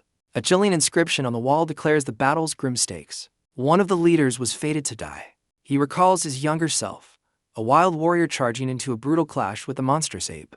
A sudden flash of light yanks him from the memory, leaving him standing stunned in the present day. His wide eyes reflect the raw shock of reliving such a violent and pivotal moment from his long history. A teammate's discovery interrupts the tension, pointing out a cache of half-finished knives hidden in the wall. The team realizes with astonishment that the blades are forged from the dungeon's sparkling stone, making them priceless artifacts. Without warning, Suho plants his foot and prepares to bolt from the cave. He suddenly sprints away from the group, disappearing into a blinding light at the exit. His teammates shout in confusion, completely caught off guard by his abrupt departure. The team leader immediately gives chase, determined not to let him get away. She calls out his name, her voice filled with urgency as she sprints after him. The remaining members bicker, blaming each other for potentially upsetting Suho with their jokes. Meanwhile, Suho moves with inhuman speed, leaving everyone far behind. He lands with tremendous force, propelling himself forward with each powerful stride. In a flash, he launches himself skyward, ascending with impossible speed. He comes to a stop atop a towering peak, surveying the vast, familiar territory below. His face, spattered with blood, contorts in shock as he questions what has become of this place. The team leader finally catches up to him on the rocky peak, calling out his name. She takes a firm step forward, closing the distance between them on the narrow ledge. She urgently asks for an explanation, questioning if this strange land was really his home.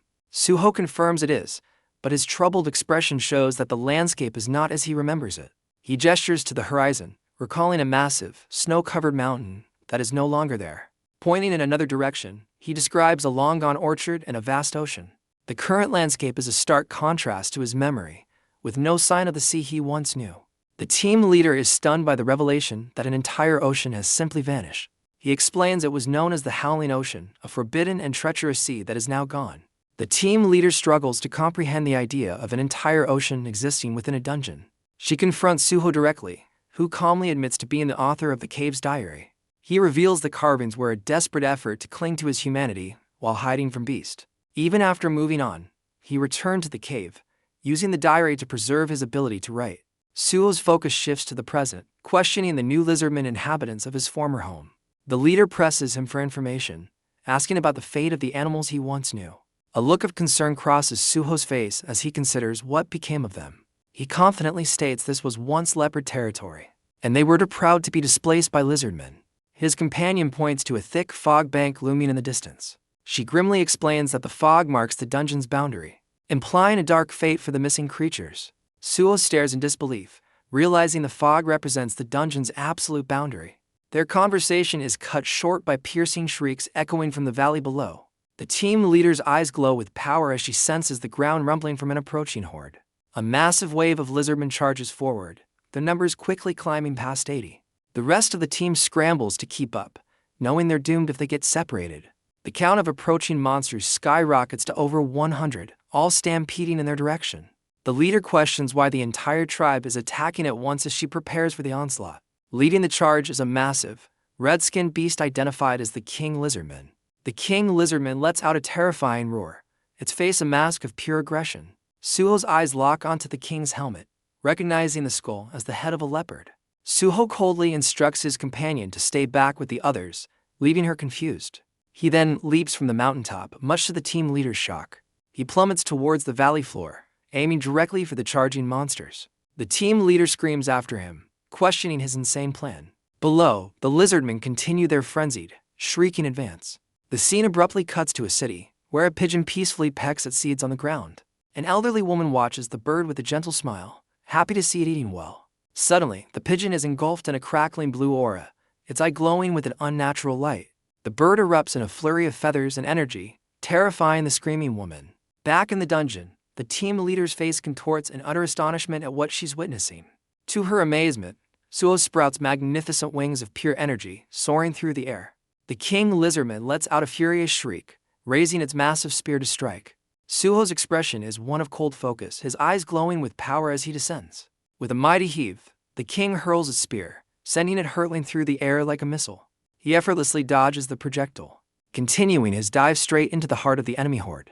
He lands with a powerful impact, his glowing wings stunning the surrounding lizardmen into silence. From a flash of light, a small white dog materializes, barking with surprising ferocity. The small creature begins to transform, its body expanding into a monstrous, shadowy beast. The king lizardman recoils, letting out a piercing shriek at the sight of its new opponent. The massive white beast lunges forward, sinking its teeth into the king lizardman with overwhelming force. The monstrous beast effortlessly flings the shrieking king lizardman through the air. A massive explosion of energy erupts from the forest below, marking the king's brutal landing. Watching from the cliff, the team leader is left utterly speechless by the ridiculous display of power. One of her teammates cautiously approaches, his expression a mix of confusion and awe. The rest of the team panics, mistakenly believing Suho just fell to his doom. The leader calmly reassures her frantic team, confidently stating that Suho is still alive. Despite her words, the team continues to shout in disbelief, forcing her to repeat her statement with frustration. Below, a new wave of purple, spear-wielding lizardmen rumbles forward to join the fight.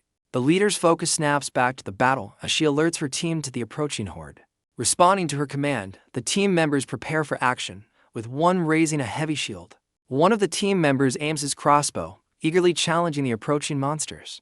Another teammate angrily hefts a massive boulder, preparing to join the fray. The purple lizardmen shriek with fury as they begin their ascent up the cliff. From his perch, the crossbow user unleashes a rapid volley of bolts into the horde. His projectiles find their targets, striking down several of the advancing creatures. Below, the giant wolf slams the king lizardman into the ground with overwhelming force. The defeated king lets out a final, desperate shriek while pinned by its opponent. The wolf delivers a powerful, finishing blow to the king lizardman's head. It continues its relentless assault, leaving the king utterly defeated.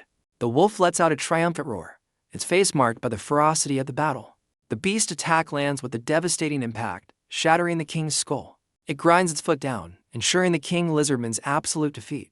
The wolf's form shifts, revealing Suho as transformed into a werewolf, holding the limp king. He reaches for the leopard skull helmet, his true objective now clear. With a powerful tug, he rips the helmet from the defeated king's head. Suho contemptuously flings the skull aside, his focus remaining on the monster. He grips the king's body, furiously demanding the location of the leopards. The king lizardman lets out a final, agonizing cry as its life fades away. Suddenly, the king's body goes limp, collapsing against a confused Suho. Before he can react, a powerful red fist slams into the side of his head. Suho lets out a ferocious growl, his eyes wide with fury at the surprise attack. The massive red arm strikes again, sending him reeling with a pain shriek. A massive, reptilian eye glares down, revealing the identity of his new, colossal foe. The ground trembles as Suho grapples with the enormous red lizardman, a true giant of its kind. With a single, devastating blow, the monster launches Suho high into the air. Meanwhile, on the cliff, a teammate heaves a boulder onto a climbing lizardman's head. The massive rock crushes the creature, continuing its destructive path down the cliff face. The crossbow user unleashes a relentless barrage of energy bolts into the advancing horde. Their combined assault of projectiles rains down, decimating the climbing lizardmen. Amidst the chaos, One of the teammates expresses concern about their dwindling energy reserves.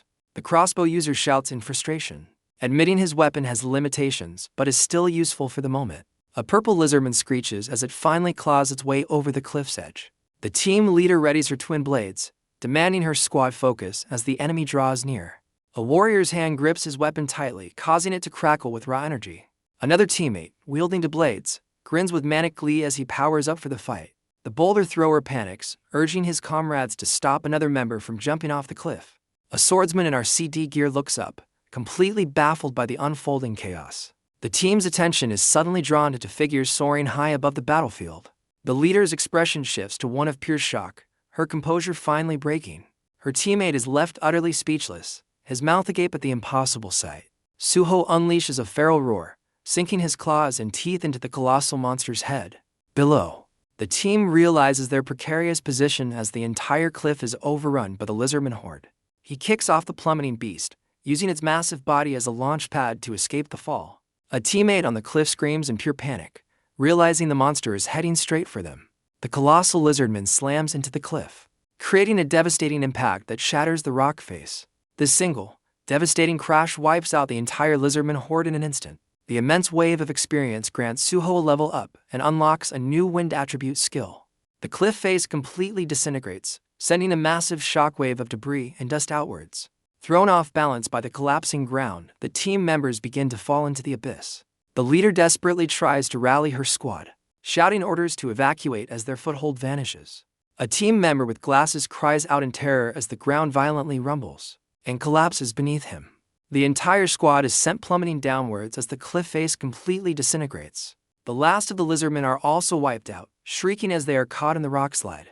A massive explosion of rock and dust marks the total obliteration of the cliff. Deadly boulders are launched through the air, propelled by the force of the collapse. The team leader tumbles through the settling dust, making a rough landing on the rubble below. She immediately regains her balance, standing firm amidst the newly formed, unstable landscape.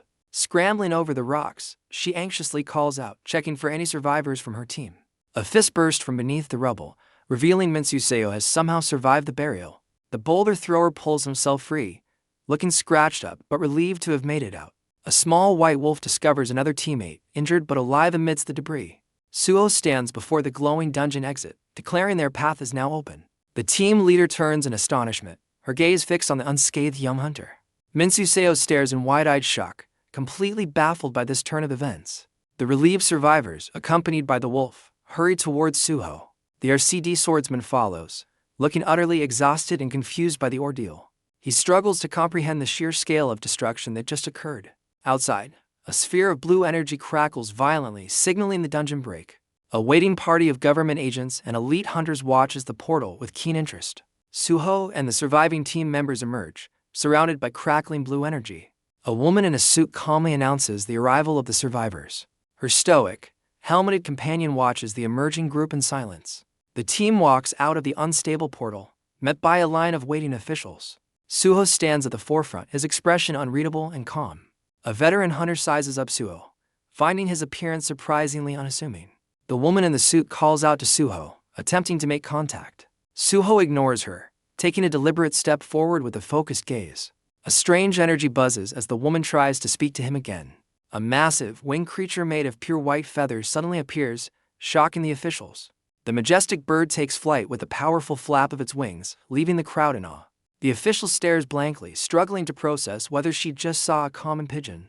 The elite hunters are equally dumbfounded, questioning if the young man actually transformed and flew away. As the squad tries to make sense of the absurdity, their leader jokes about the bird making a good meal. The official turns to the raid leader, recalling a report that mentioned a dog transformation, not a bird. The raid leader, exhausted from the ordeal, curtly tells the official that it's a bad time for business. Undeterred, the official presses the raid leader for the video evidence she was supposed to collect. She then turns her attention to Minsuseo, ordering him to report back to headquarters with his captain. The official adds that the raid leader, Captain Miso, must also return for a debriefing. Captain Miso looks back, demanding to know the reason for the sudden summons. The official coldly informs her that her supervisory mission over Suho is terminated, and she is being reassigned. Captain Miso angrily demands to know her new assignment. The official reveals Miso is being sent for field support in northern Daegu. where the situation has become critical. The captain is utterly stunned by the news of her transfer to the dangerous Daegu region. Meanwhile, the remaining raid members are told that 4 of them must stay to manage the portal. The acting leader assures the departing officials they can handle it, but is advised to find a permanent team. He responds with a carefree and confident laugh, brushing off the concerns. The swordsman watches his leader with unease, questioning the man's true nature.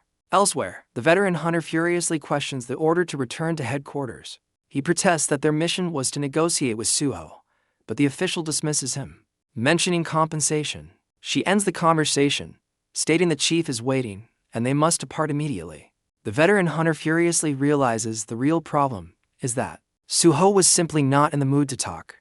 As the officials depart, one of the remaining hunters scoffs, doubting the guild's ability to manage the dungeon. His teammate advises him to drop it, while the exhausted swordsman tries to ignore the taunt. The RCD convoy speeds away from the dungeon site, leaving the new team behind. Inside the lead vehicle, the driver confirms their orders to return to the chief. Elsewhere, an enraged official yells into his phone, accusing Captain Miso of leaking information to the press.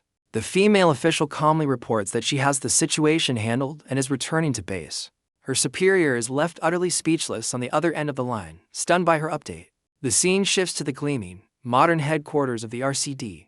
An image reveals a diary Suho carved into a cave wall, filled with personal thoughts and bizarre anecdotes. An official presents footage, showing Suho effortlessly launching the massive lizardman king into the air. He then shows a clip of Suho's bird form, explaining the hunter can channel the power of any creature he tames. The presentation concludes, leaving the RCD leadership in a stunned, contemplative silence. The veteran hunter breaks the silence, visibly impressed by the sheer power displayed in the recording.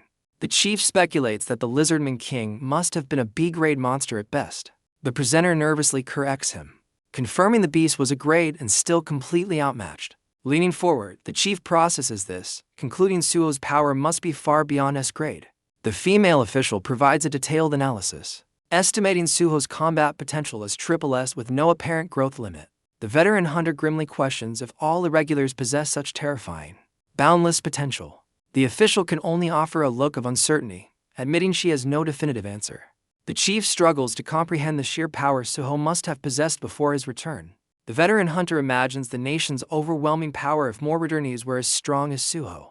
The presenter dismisses this hope, explaining that portals are lethal to the unprepared, making Suho an anomaly. The chief seeks confirmation, asking if their official conclusion is that Suho is a level for dungeon returnee.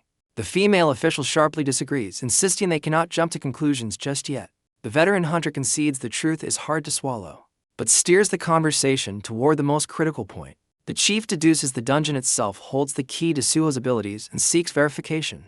The female official calmly affirms his theory is correct. The chief then questions Suho's motives, wondering why he blocked their investigation despite their contract. The veteran hunter scoffs, concluding Suho is simply a greedy man trying to hoard the secret to his power.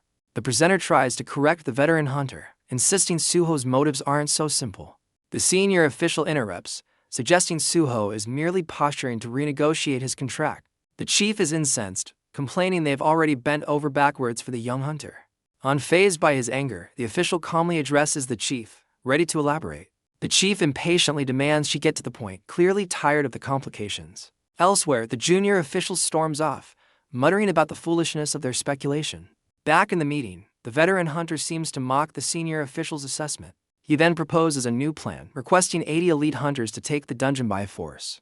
The chief's demeanor instantly changes, his greed sparked by the thought of the dungeon's valuable loot. The veteran hunter reminds him of the high cost, but the chief grins, seeing it as a worthwhile investment. The chief turns to Captain Miso, asking what they can offer Suho for access to the dungeon. She calmly suggests they give him something they have more than enough of. Intrigued, the chief presses her to reveal what this abundant resource is. The scene cuts to a serene farmhouse in the countryside, bathed in sunlight. A group of young men happily follow their leader to harvest vegetables from the fields.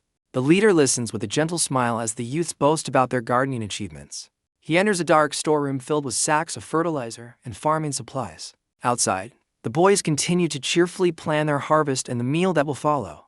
The leader instructs them to grab their tools from the shed before heading back out. A sudden, ominous shot reveals a jagged, broken hole in the wall of the dark shed.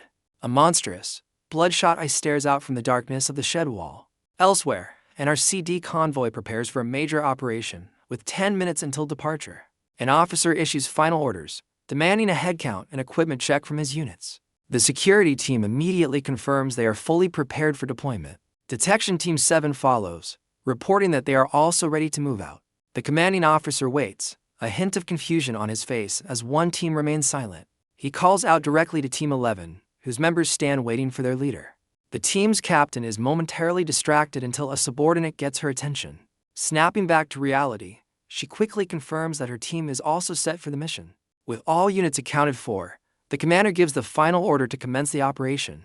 The RCD convoy thunders out of the base, kicking up dust as the operation gets underway.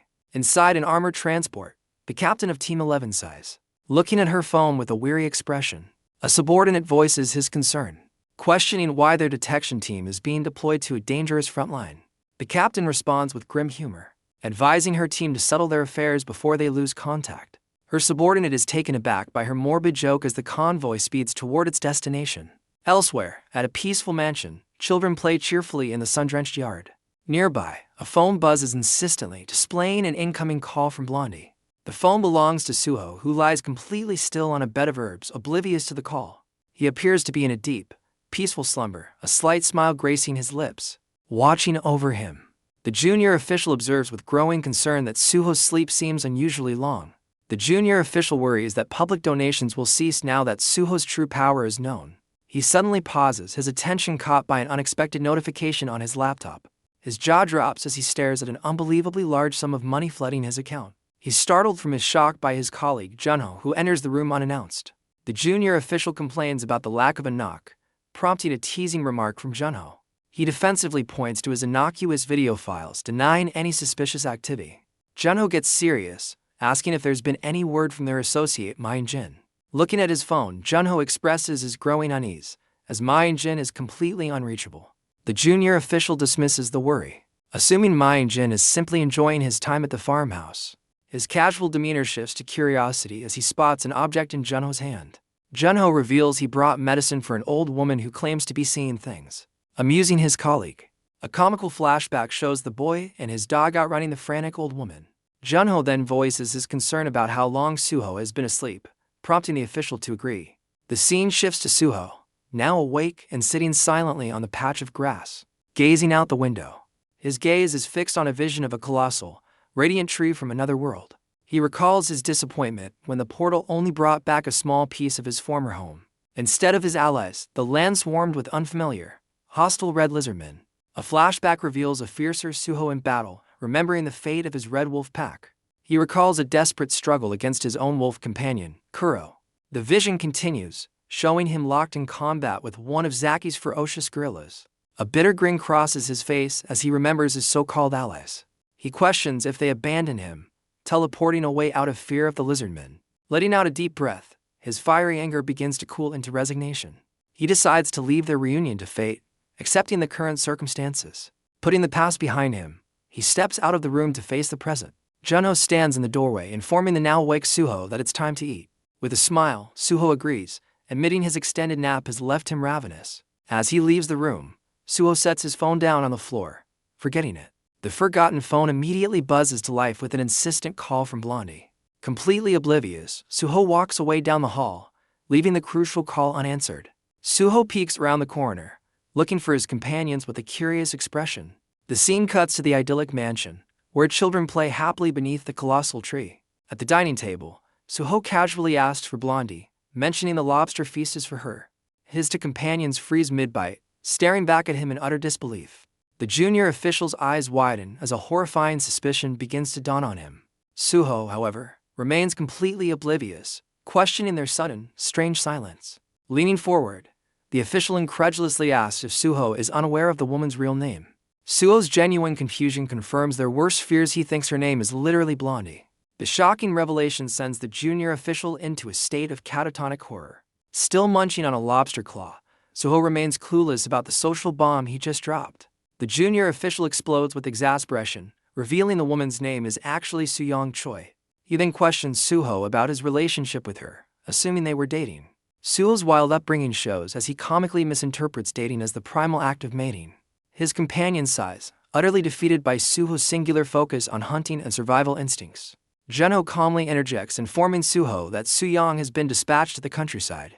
The news of her deployment to a rural area seems to catch Suho's attention.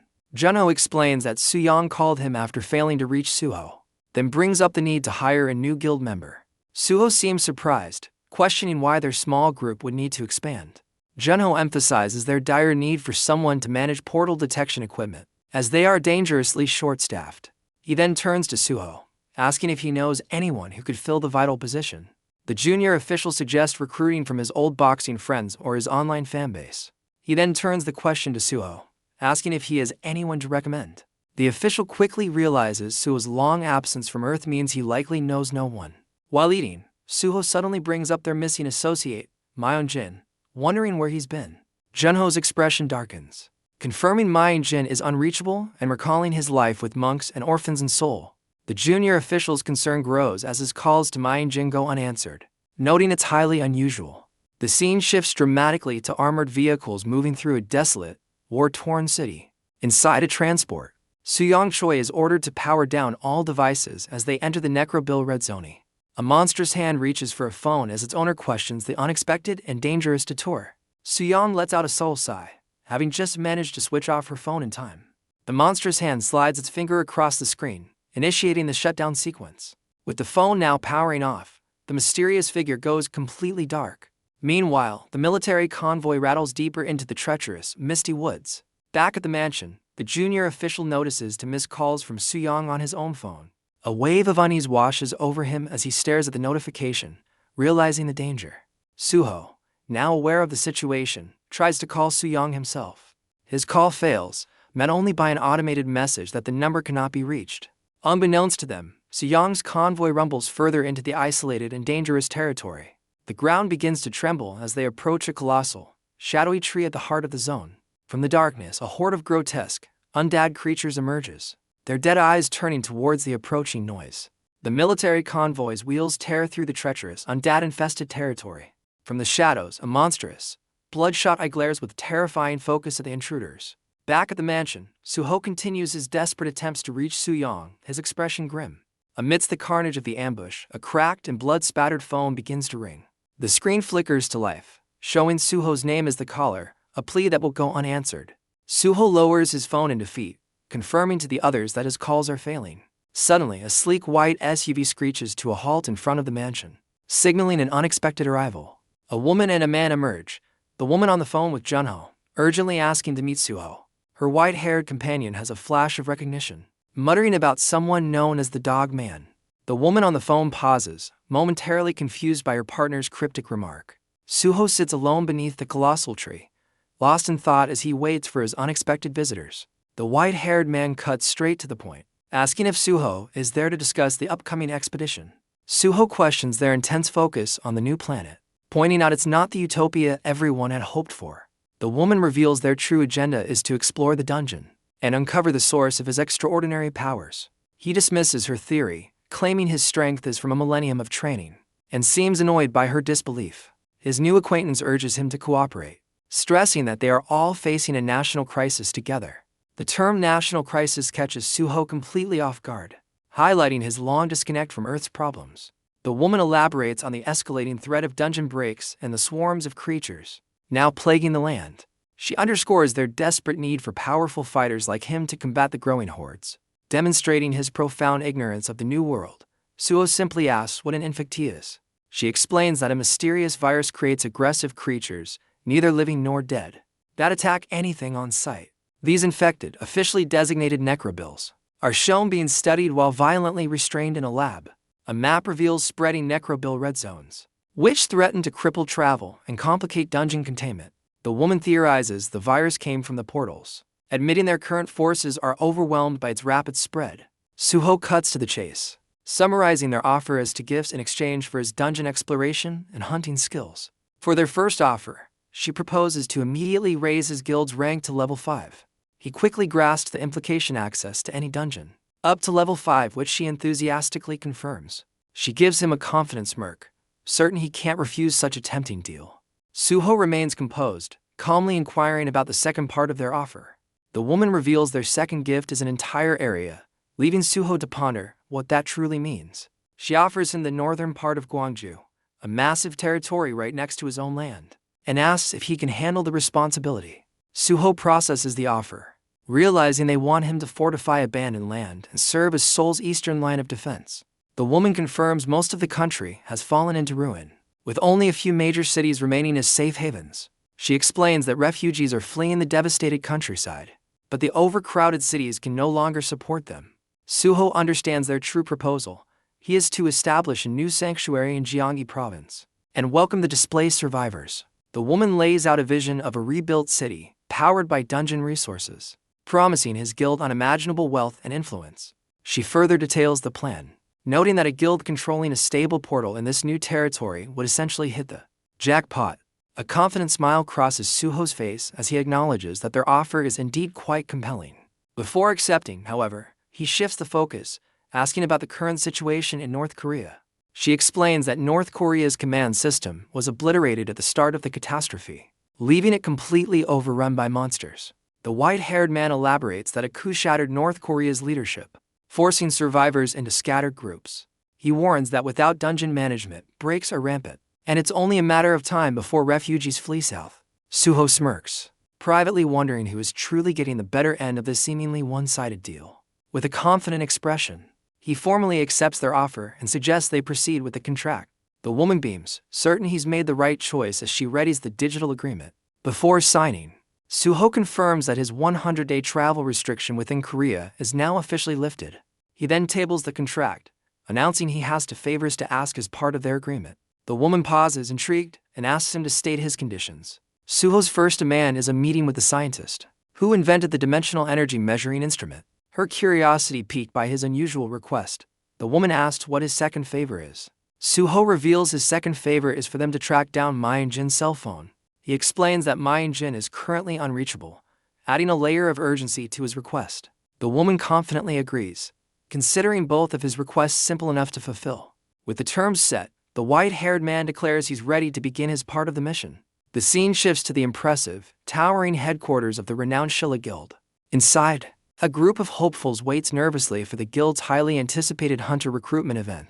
The applicants sit in tense silence, the weight of the high-stakes interview clear on their faces. The narrative explains that the Shilla Guild is a powerhouse, backed by Korea's top conglomerate, the Shilla Group. Its recruitment process is notoriously difficult, holding public tryouts only twice a year and rejecting most applicants at the resume stage. For the few who succeed, however, the Shilla Guild offers unparalleled support, making it the ultimate dream for any hunter. An applicant named Yesik Jang nervously awaits his turn, viewing this as his last hope after his previous guild disbanded.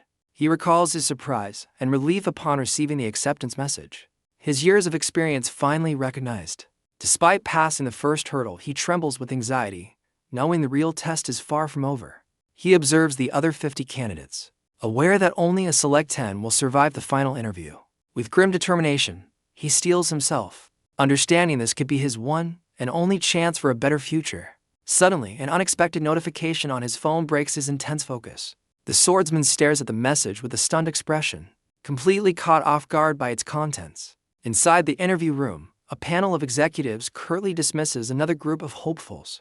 The rejected candidates file out of the room, their shoulders slumped in disappointment. The interviewers express their frustration, deeming the recruitment a bust and the applicants unimpressive. One interviewer cynically remarks that a swordsman applicant would make a perfect, disposable loot guard.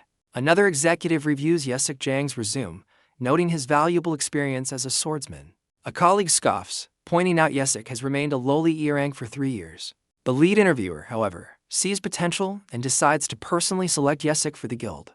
Having made their choice, the panel instructs an assistant to bring in the next group of candidates. The assistant opens the door to the waiting area, calling for applicants 46 through 50. As the new group files in, the interviewers immediately notice that their lineup is incomplete. They question the candidates, demanding to know the whereabouts of applicant number 50, Yesik Jang. A fellow applicant nervously explains that Yesik suddenly ran out of the building without a word. The lead interviewer, who had just vouched for him, is left looking utterly perplexed by the sudden disappearance. The message is a direct invitation from Suho Park to join his new guild in Gyeonggi. Without hesitation, Yesik drops his crumpled applicant number, abandoning his spot. He bolts from the building, believing he's received a call from his personal savior. The scene shifts to a convoy of armored vehicles rumbling through a desolate, overgrown path. As they drive through a narrow canyon, shadowy figures watch them from the cliffs above. A heavy machine gun on one of the vehicles swivels, scanning the area for threats. Inside the vehicle, a soldier smirks, seemingly unimpressed by the onlookers. He points to a radar screen, boasting that their enemies are too intimidated to make a move. Another soldier remains on edge, aware that the creatures could swarm them at any time. Suddenly, a terrifying horde of undead monsters with glowing red eyes emerges from the gloom.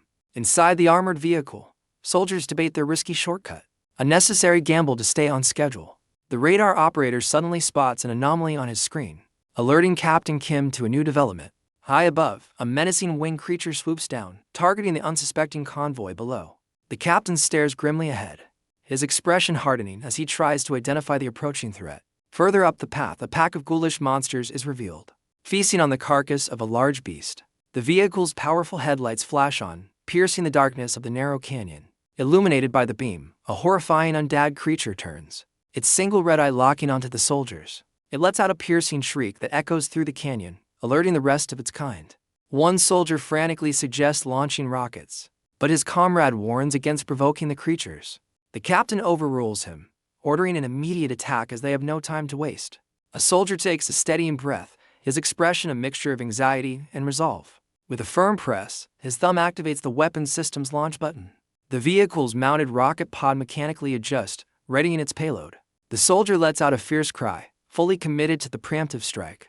A barrage of rockets erupts from the vehicle, streaking towards the monster-infested cliffs. The launcher immediately begins to cycle, preparing for a second volley. His eyes are wide with adrenaline as he executes the captain's aggressive command. The soldier's determined shout echoes the thunderous launch of the missiles. The rockets fly in a deadly arc, blanketing the path ahead in a show of force. Startled by the sudden assault, the undead creatures look up from their feast in alarm. A fiery explosion erupts, engulfing the unsuspecting creatures in a devastating blast. The surviving undead stare in stunned silence, their mindless feasting violently interrupted. With the path cleared, the driver gets the order to accelerate and plow through the remaining horde. The armored convoy smashes forward, crushing everything in its path as it rumbles through the canyon.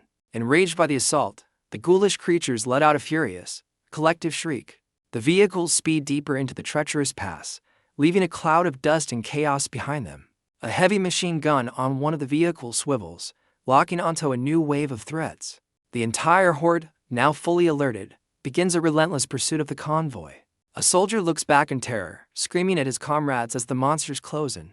The rear turret erupts, unleashing a torrent of gunfire to hold back the charging swarm. The undead horde relentlessly swarms the armored vehicle, clawing desperately at the metal hull. The story cuts away, zooming into the isolated and overgrown region of Gapyeong. Here, a simple white van rattles precariously down a secluded forest trail. The van lurches to a sudden, grinding halt, its tires screeching on the dirt path. This sudden stop proves to be a terrible mistake, as ravenous monsters emerge from the woods.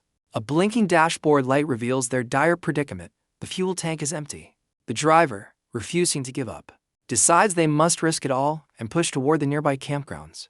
The van lurches forward again, speeding past a weathered sign for the Gapyeong forest path. An overhead view shows the van is not alone, as a shadowy horde closes in on the road. As the monsters give chase, the driver spots their goal, announcing the campground office is just ahead. The driver apologizes for his decision, shocked that monsters have reached this far out. His companion, Jin, reassures him, sharing his own desire to cook a fresh meal for the kids. The driver is moved by his brother's words, his expression a mix of gratitude and anxiety. Jin outlines their plan to gather food and hide before returning to the children. His brother agrees, his thoughts turning to the hungry kids waiting for them. Outside, the ground trembles as a horde of ravenous monsters closes in on their position. The van barrels toward the office building, its open door their only hope for survival. Now inside, Jin peers out a window, a strange energy emanating from his hand.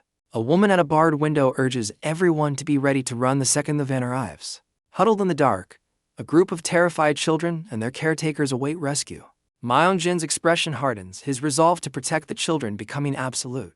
The van screeches to a violent halt right in front of the campground office. Wasting no time, a lone monster breaks from the pack, dashing towards the vehicle. The ground trembles as the entire monstrous horde follows suit, swarming the area. One of the creatures lets out a terrifying shriek, its mutated face contorted in rage. With the van's doors flung open, The survivors make a desperate sprint for the building. His brother screams a warning as a monster closes in on an unsuspecting Myeon-jin from behind. The brother glances back in terror, his face pale with fear for Myeon-jin's safety. The creature lets out a piercing cry as it lunges forward, claws outstretched. The group frantically races toward the safety of the building, the monster hot on their heels. Myeon-jin tells his terrified companions to keep running as a monster bears down on them. Despite the immense pressure, his expression remains one of steely resolve. He tightens his grip on his staff, readying himself for a counterattack. In a blur of motion, he spins around and lands a crushing blow on the creature's head. With the first pursuer dispatched, he briefly stands over its defeated form. He then unleashes a powerful series of strikes, fending off multiple attackers at once. His relentless assault comes to a sudden stop as he digs his heels into the ground. A new, larger wave of monsters cast a dawning shadow over him. He realizes with dread that his special ability is still minutes away from being ready. Just then, his eyes widen as he spots something completely unexpected. Myeon-jin is caught off guard as a brilliant blue light flashes before him. Suddenly, a powerful energy erupts, engulfing the charging horde in a chaotic whirlwind. He stares in shock as a tiny, glowing fairy-like being materializes in the air. The monsters are violently flung into the sky, caught in an unstoppable vortex of wind. Myeon-jin can only watch as the raging cyclone effortlessly sweeps the entire swarm away. Inside, his brother and the others look on, their faces a mixture of terror and utter confusion. Myeon-jin's expression is one of pure disbelief, surrounded by the lingering magical energy. His gaze shifts upward, spotting a mysterious figure standing atop a nearby building. The unknown savior casually observes the powerful whirlwind, finding the ability quite useful. From the rooftop, the stranger watches as the last of the monsters are slammed back down to the ground. Myeon-jin turns, his face a mask of utter astonishment at the whirlwind's power. Inside, his brother and the children can only gape in disbelief at the impossible event. The mysterious figure stands casually on the roof, surveying the chaos he created. Myeon-jin's shock turns to recognition as he identifies the powerful stranger. The man on the roof gives a cool warning, telling him to keep his distance from the vortex. Undeterred, another group of monsters foolishly charges toward the building. They are instantly caught in the swirling tornado, tossed around like ragdolls. The stranger effortlessly conducts the wind, creating multiple cyclones to deal with the threat. Myeon-jin is left speechless, watching the massive, sparkling whirlwind decimate the horde. The stranger smirks, clearly enjoying the overwhelming display of his own power. Elsewhere, a different battle rages as monsters are torn apart by a hail of unseen projectiles. Golden beams of energy relentlessly pierce through the creatures, leaving a trail of destruction. Inside a military vehicle, a panicked soldier urgently tries to contact air support. He desperately reports their position, revealing they're being overrun by a horde of necrobills. Suddenly, the sky darkens as massive boulders begin to rain down from above. The summoned rocks plummet towards the ground with unstoppable, devastating force. The earth-shattering barrage continues, aimed directly at the chaotic battlefield below. A military vehicle is caught in the rock slide, crushed along with the swarming monsters. The soldier stares in horror, his call for backup cut short by the unexpected assault. His comrades and their vehicle are completely buried under an avalanche of stone. A soldier frantically urges his driver to accelerate, their faces pale with fear. A military vehicle is violently overturned, swarmed by a shrieking mass of monsters. The ground trembles as another summoned boulder smashes into the earth with immense force. Two soldiers are flung from their vehicle, their expressions frozen in terror as they plummet. An armored transport is launched into the air amidst the chaotic rock slide, sending monsters flying. The chaos intensifies as another tank overturns, forcing the convoy into disarray. Amidst the panic, a blonde-haired or CD agent sits calmly, her weapon glowing with a serene blue aura. The remaining soldiers are stunned as their vehicle grinds to a halt. Learning of their comrade's fate, one of the men turns to his captain, his voice trembling as he declares their situation hopeless. Outside, the horde continues its relentless assault, completely overwhelming another military transport. The blonde agent calmly glances at a monitor, her hand already glowing with the cool blue energy. Outside, a monster's bloodshot eye glares with mindless hunger, a sign of the horrors to come. The agent's own eyes widen in alarm as the sounds of the horde intensify. The creatures swarm their transport, their desperate growls echoing as they try to break in. Frustrated by the delay, she orders the door open, lamenting that her nightmare has become a reality.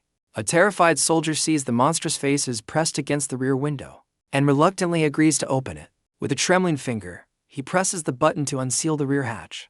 The door slowly whirs open, revealing the shrieking mob waiting just outside. Stepping forward with grim determination, the agent tells her panicked comrade to get behind her. A flood of grasping claws and contorted bodies immediately pours through the opening. The soldiers behind her look on with disgust, questioning how they'll ever get past the grotesque horde. The agent issues a clear command: run for Team 7's vehicle and eliminate any threats in their path. Outside, the ravenous mob of monsters shrieks under the moonlight, ready to pounce. With a furious cry, she unleashes a blinding sphere of golden energy from her hands. The powerful energy beam shoots forward, carving a path directly through the swarming creatures. A massive explosion erupts, violently throwing the monsters back from the transport. The soldiers watch in awe as the blast clears every last monster that was clinging to their vehicle. She urgently orders her team to move, spotting yet another wave of monsters approaching. Through the dust and chaos, the silhouettes of more creatures can be seen charging toward them. A fresh horde emerges from the nearby woods, their dead eyes fixed on the soldiers. The agent makes a decisive call, ordering everyone to abandon the compromised vehicle. Now outside, she's immediately ambushed by a creature lunging from above. Without hesitation, she unsheathes her blade in a flash of motion. With a single, graceful arc of her sword, she carves a path through the attacking creatures. Hello everyone, subscribe to my channel to not miss new trending manhwa. She lands with a powerful skid, the remnants of a dispatched monster falling at her feet. Her frustration is clear as yet another shrieking creature lunges forward to attack. The creature's attack is cut short as it's violently struck in the head. She unleashes another devastating blast of energy, sending the entire horde flying back. Catching her breath, her head whips around in alarm at the sound of a new threat. One of the soldiers provides covering fire, unloading his weapon at the unseen enemy. A squad of soldiers lays down suppressive fire, confirming they've reached the target vehicle. Another soldier reports survivors in the second car, urging them to flee the closing horde. The brief hope is shattered as he grimly updates that the other vehicle's occupants are lost. The relentless firefight continues, with each shot taking down another shrieking creature. Their rescue attempt hits a snag as they discover the vehicle's door is hopelessly jammed. With no other choice, the soldiers begin cutting through the metal, warning the team inside to get back. Two men hold the line with grim determination, their weapons blazing against the monstrous tide.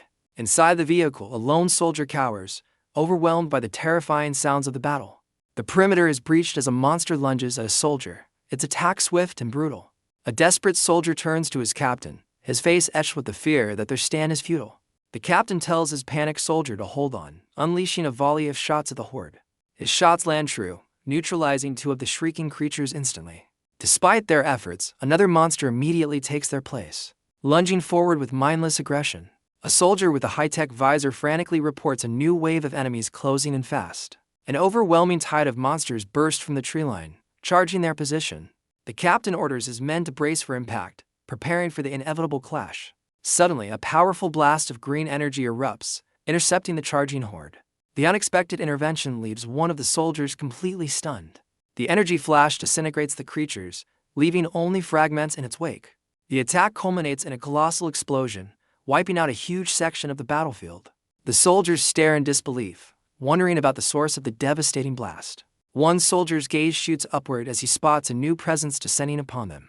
Hope arrives from the sky as the Elite 707A Special Forces team makes a dramatic entrance. A soldier smirks with relief as the reinforcements land with ground-shaking force.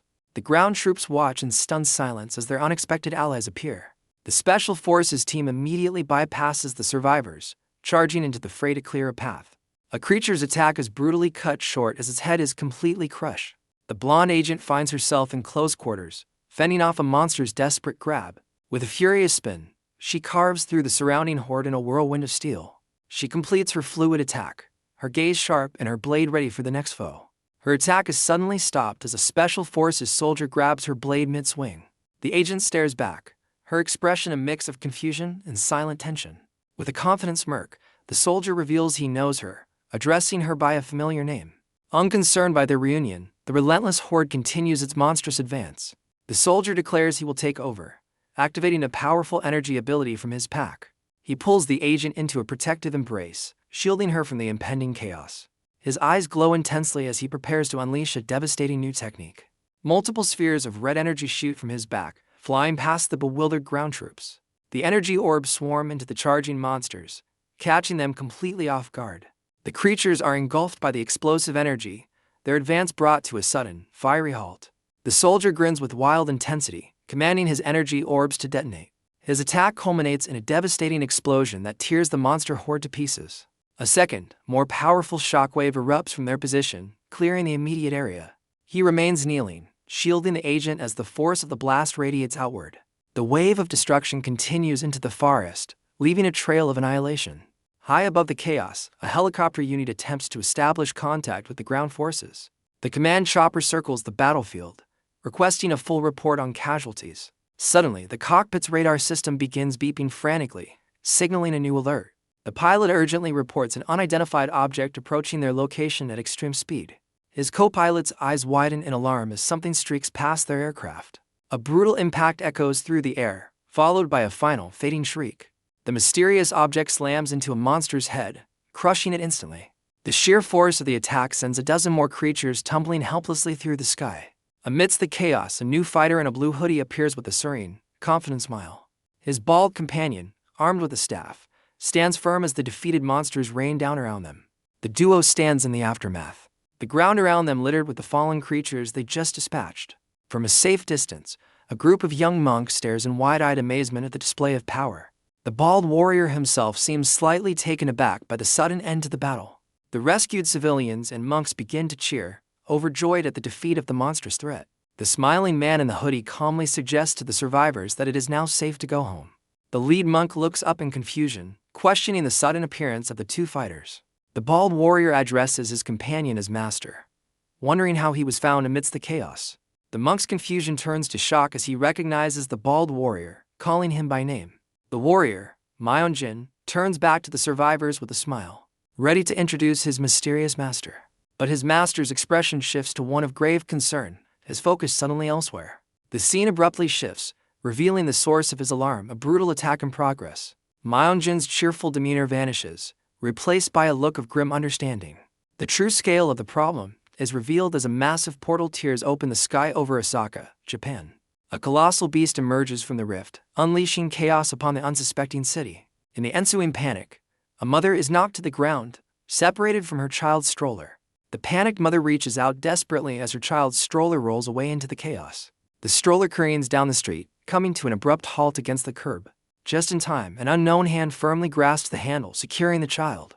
The mother's terror turns to stunned disbelief as she sees who saved her baby. A man with long, dark hair calmly holds the stroller, unfazed by the surrounding pandemonium.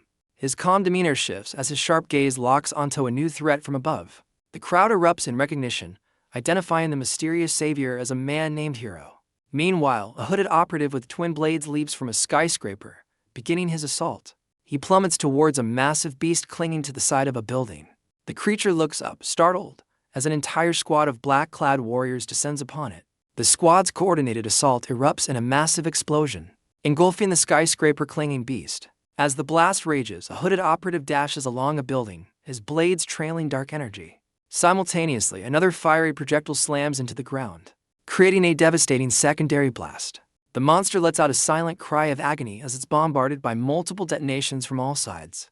From above, a new technique is unleashed, creating dozens of glowing blue energy spheres. These spheres instantly replicate the operative, sending an army of clones diving toward the chaos below. Enraged and overwhelmed, the colossal creature lets out a furious roar of defiance. But its rage is cut short as Hero appears, bisecting the beast with a single, decisive slash.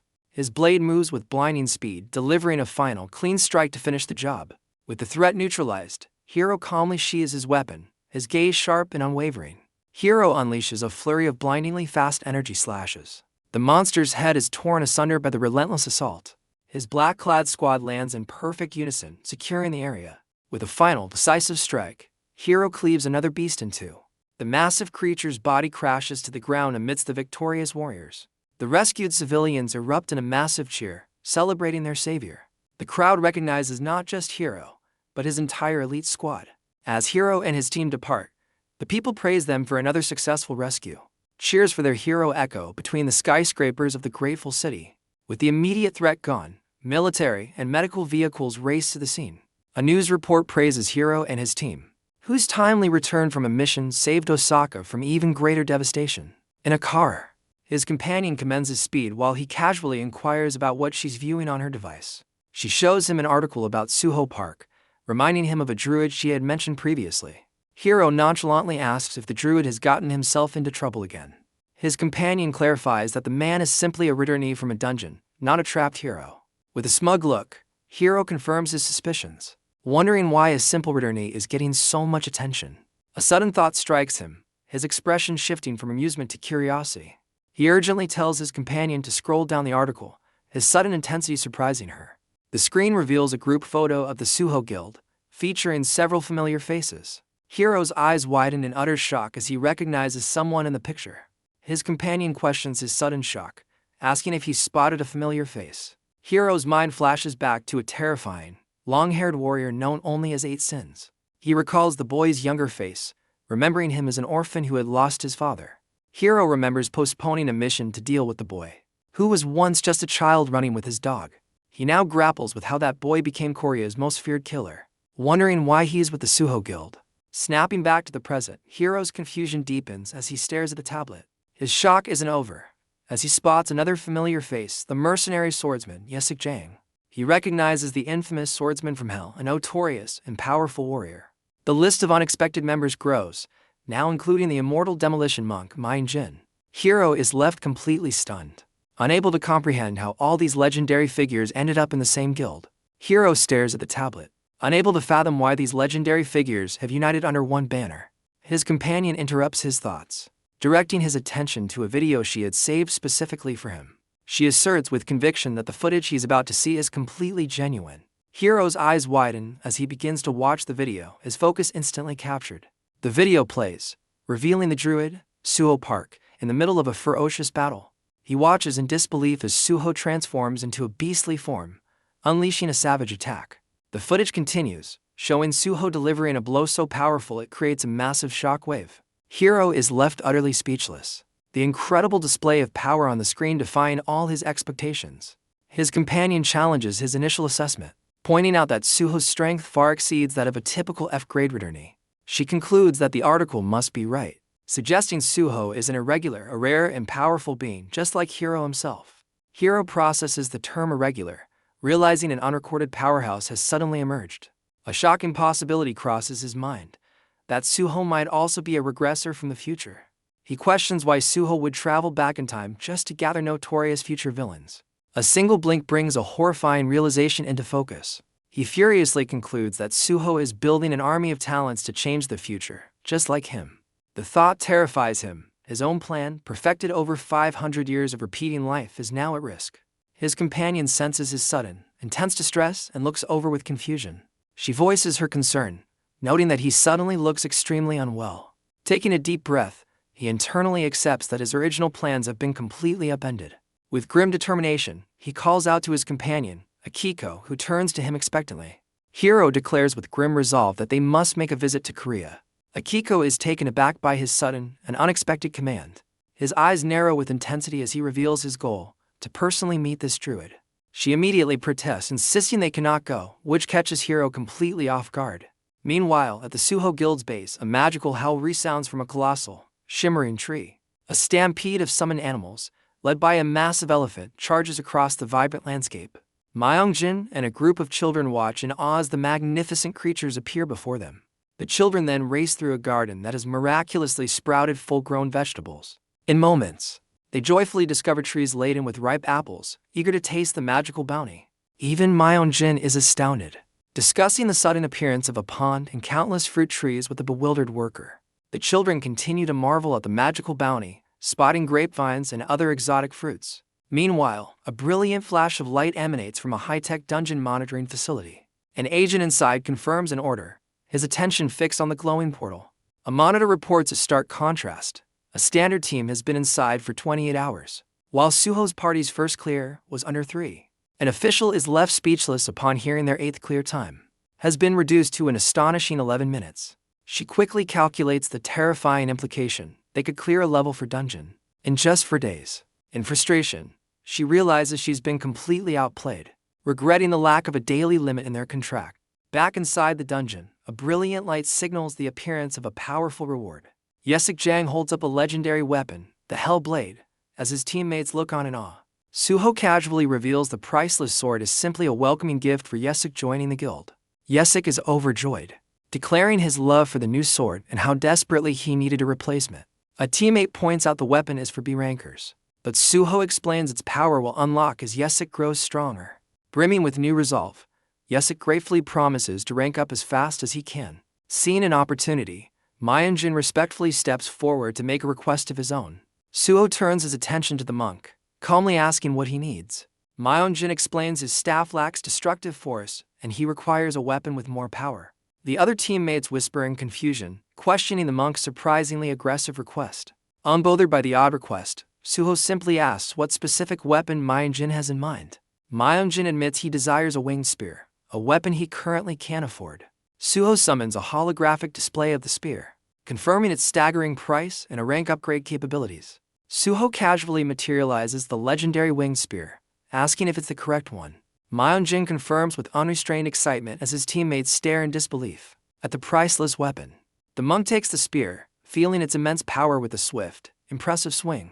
He gratefully accepts the gift, vowing to repay Suho's generosity with dark and destructive methods. As Yesik reels from the ominous promise, Dongsu nervously clarifies that the monk specializes in debuffs.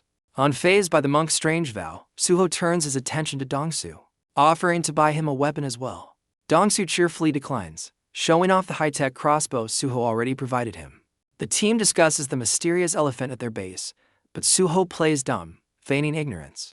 Yesik reflects on the absurdity of their relaxed F-rank party, resolving to adapt to their new, powerful reality. Their conversation is interrupted by the sudden appearance of a man in a suit, who calls out to Suho. Suho's teammates whisper about the strange man, questioning his sanity. The man's aura flares violently, crackling with an immense, dark energy. Yesik stares in stunned silence, sweating at the overwhelming display of power. A crazed grin spreads across the man's face as he declares his readiness for a fight. Back in Japan, Akiko firmly tells Hiro they cannot travel to Korea at the moment. She reveals the shocking reason: all air travel has been completely blocked. A confused Hiro demands to know what could possibly ground every flight. Akiko pulls up a news feed on her tablet, her expression grim. The headline reveals a global catastrophe. A wyvern nest break has occurred, unleashing monsters into the sky. Further reports show the devastating consequences, including a downed aircraft and wyverns attacking cities worldwide. Hiro stares in disbelief, the global chaos completely derailing his plans. Akiko reveals the situation is even worse, with the oceans now just as dangerous as the skies. He struggles to comprehend the timing, realizing this catastrophic event is happening sooner than expected. Just as he processes the news, an urgent call interrupts his troubled thoughts. He answers his commander, who cuts straight to the point with news of an emergency. Hiro's expression hardens as he listens to the dire update from his superior. An official orders his team to Hokkaido, where a terrifying level 7 dungeon has just materialized. The news hits him like a physical blow, leaving him momentarily speechless.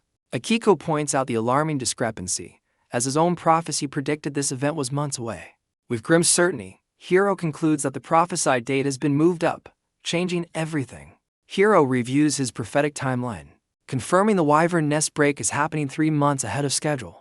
He foresees the early appearance of the level 7 dungeons plunging the world into total chaos. With events spiraling out of control, he fears his ability to influence the future is slipping away. He identifies Suho Park as the key variable, suspecting he's another time traveler with a team of future powerhouses. Hiro questions everything, wondering if Suho came from an even more distant future and knows all his plans. Realizing he can no longer wait, he resolves to confront Suho immediately. He makes a grim decision: if their goals don't align, he will have to eliminate Suho for the good of mankind. Putting his new plan into action, Hiro tells Akiko they are heading to Hokkaido first. Akiko agrees to the new destination, vowing to continue her investigation into Suho. A convoy of vehicles speeds off into the night, carrying them toward the new crisis. Back with Suho's team, he orders Myunjin to unleash a wide area taunt to draw their enemies in. The monk's bell is struck with force, sending a powerful vibration through the air. Myunjin begins a rhythmic chant, repeatedly striking the bell to amplify his skill. Dongsu shouts encouragement, pushing the monk to channel more power into his incantation. The spell takes hold, warping the perception of the surrounding forest with a mystical energy. Yesik draws his new sword, feeling the resonance of the monk's reality-bending chant. The illusion twists the environment into a dark, unsettling landscape to confuse their foes. With his eyes glowing intensely, Dongsu takes aim with his crossbow and signals the enemy's approach. He pinpoints their location just yards away as a deep rumble echoes from the darkness. A confident smirk spreads across Yesik's face, his new blade crackling with power as he readies himself for the fight. Yesik grits his teeth as the ground trembles, announcing the enemy is closing in fast. A terrifying horde of lizardmen erupts from the darkness, charging with ferocious roars. Dongsu's glowing eyes lock onto the threat, identifying a swarm of 125 monsters directly ahead. In response, Suho calmly summons a host of glowing blue spirits to his side. The spirits unleash a wave of blinding energy, crashing into the front lines of the lizardmen. Suho then commands his spirits to create a massive, swirling tornado. The magical vortex tears through the enemy ranks, throwing the monsters into chaos. A panicked cry warns of a single lizardman breaking through the whirlwind, charging straight at them. Unfazed, Dongsu coolly takes aim and begins racking up points with his crossbow. His precise shots find their mark, neutralizing the incoming threat before it can reach the team. A monstrous shriek echoes as the lizardman horde continues its relentless charge. Dongsu's confidence wavers as he realizes the sheer, overwhelming number of their foes. Yesik unleashes a devastating dragon dash, carving a path of blue energy through the monster ranks. The powerful attack sends bodies tumbling through the air before they crash heavily to the ground. With a wild laugh, Yesik recklessly sprints past his teammates and deeper into the fray. Dongsu yells in disbelief, questioning Yesik's impulsive decision to break formation for the hunt. Suho watches with a stunned expression, caught off guard by his teammates' sudden battle frenzy. The remaining lizardmen screech in fury, their glowing eyes fixed on the advancing hunters. Dongsu quickly regains his composure, unleashing a precise, energy-charged arrow into the horde. Fueled by adrenaline, Yesik roars as he savagely cuts down another monster in his path. A lizardman lunges at Dongsu, whose crossbow clicks empty in a moment of panic. Lying on his back, Dongsu realizes his dire situation as the monster descends upon him. In a flash, Yesik intercepts the attack, his blade slicing through the creature to save his teammate. The monster collapses, swiftly dispatched by Yesik's timely intervention. Dongsu expresses his gratitude, explaining he has reached his current ammunition limit. Ignoring the thanks, Yesik lets out a battle cry and continues his frenzied assault on another monster. Another lizardman lets out a final shriek as it meets the edge of Yesik's blade.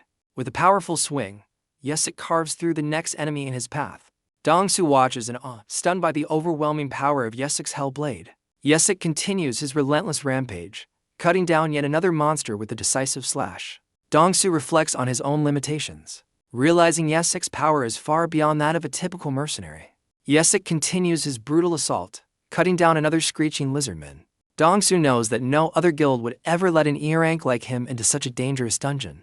He smirks with newfound resolve, realizing Suho's guild is his one chance to become powerful. His determination is cut short as his eyes widen in shock at a new presence.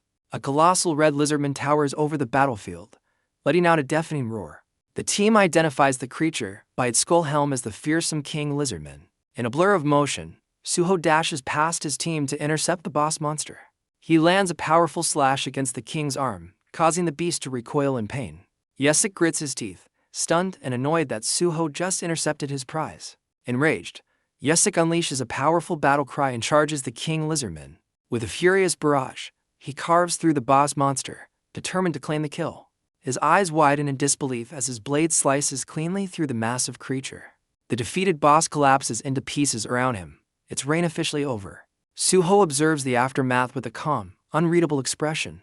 Dongsu glances back at his leader, utterly bewildered by the sudden turn of events. The boss monster's remains begin to twitch and dissolve into nothingness. A look of dawning horror crosses Yesik's face as he realizes he just landed the final blow. Dongsu angrily confronts Yesik, questioning his reckless decision to kill the boss so quickly. He laments that Yesik's impulsiveness means they've lost their chance to harvest the valuable bloodstones. Yesik's face pales as the full weight of his blunder finally sinks in. The team stands in silence, surveying the field of defeated monsters and lost opportunities. With a nervous smile, Yesik sheepishly admits his battle frenzy got the better of him. Suddenly, the dungeon's exit portal materializes, its light signaling their time is nearly up. Suho decisively orders the team to move, and Dongsu immediately falls in line. As they sprint for the exit, Dongsu can't help but mourn the fortune they're leaving behind. Suho remains unbothered, casually suggesting they can simply return for the loot another time. The others quickly move on, already planning their post-raid meal as they race toward the gate. One of the porters suddenly falters, a sharp pain shooting through his leg as he stumbles. He winces, recalling the earlier monster attack that left his ankle injured and vulnerable. The scene abruptly shifts to a dense forest, where a faint electronic signal beeps through the foliage. In a remote command center, A concerned operator demands a status report from one of his field teams. A new, heavily armed squad reports their slow progress, questioning if Suho left any records of his own exploration. After analyzing some cave writings, their silver-haired leader coolly orders the team to proceed to the next sector. A surveillance drone captures the silhouettes of spear-wielding lizardmen stalking through the undergrowth. The base operator urgently alerts the team to the 6 monsters closing in on their flank. Unfazed, the team's leader calmly acknowledges the incoming threat. He dispatches to members to intercept the creatures, reminding them to secure the valuable bloodstones. The leader then contacts his base, requesting the current coordinates of the Lizardman King. Command replies that they are actively tracking the boss, unaware that Suho's party has already defeated it. The operator confirms the tracking data, a sense of unease settling over the command center. He expresses concern over the team's slow pace, doubting they'll find the rare item in time.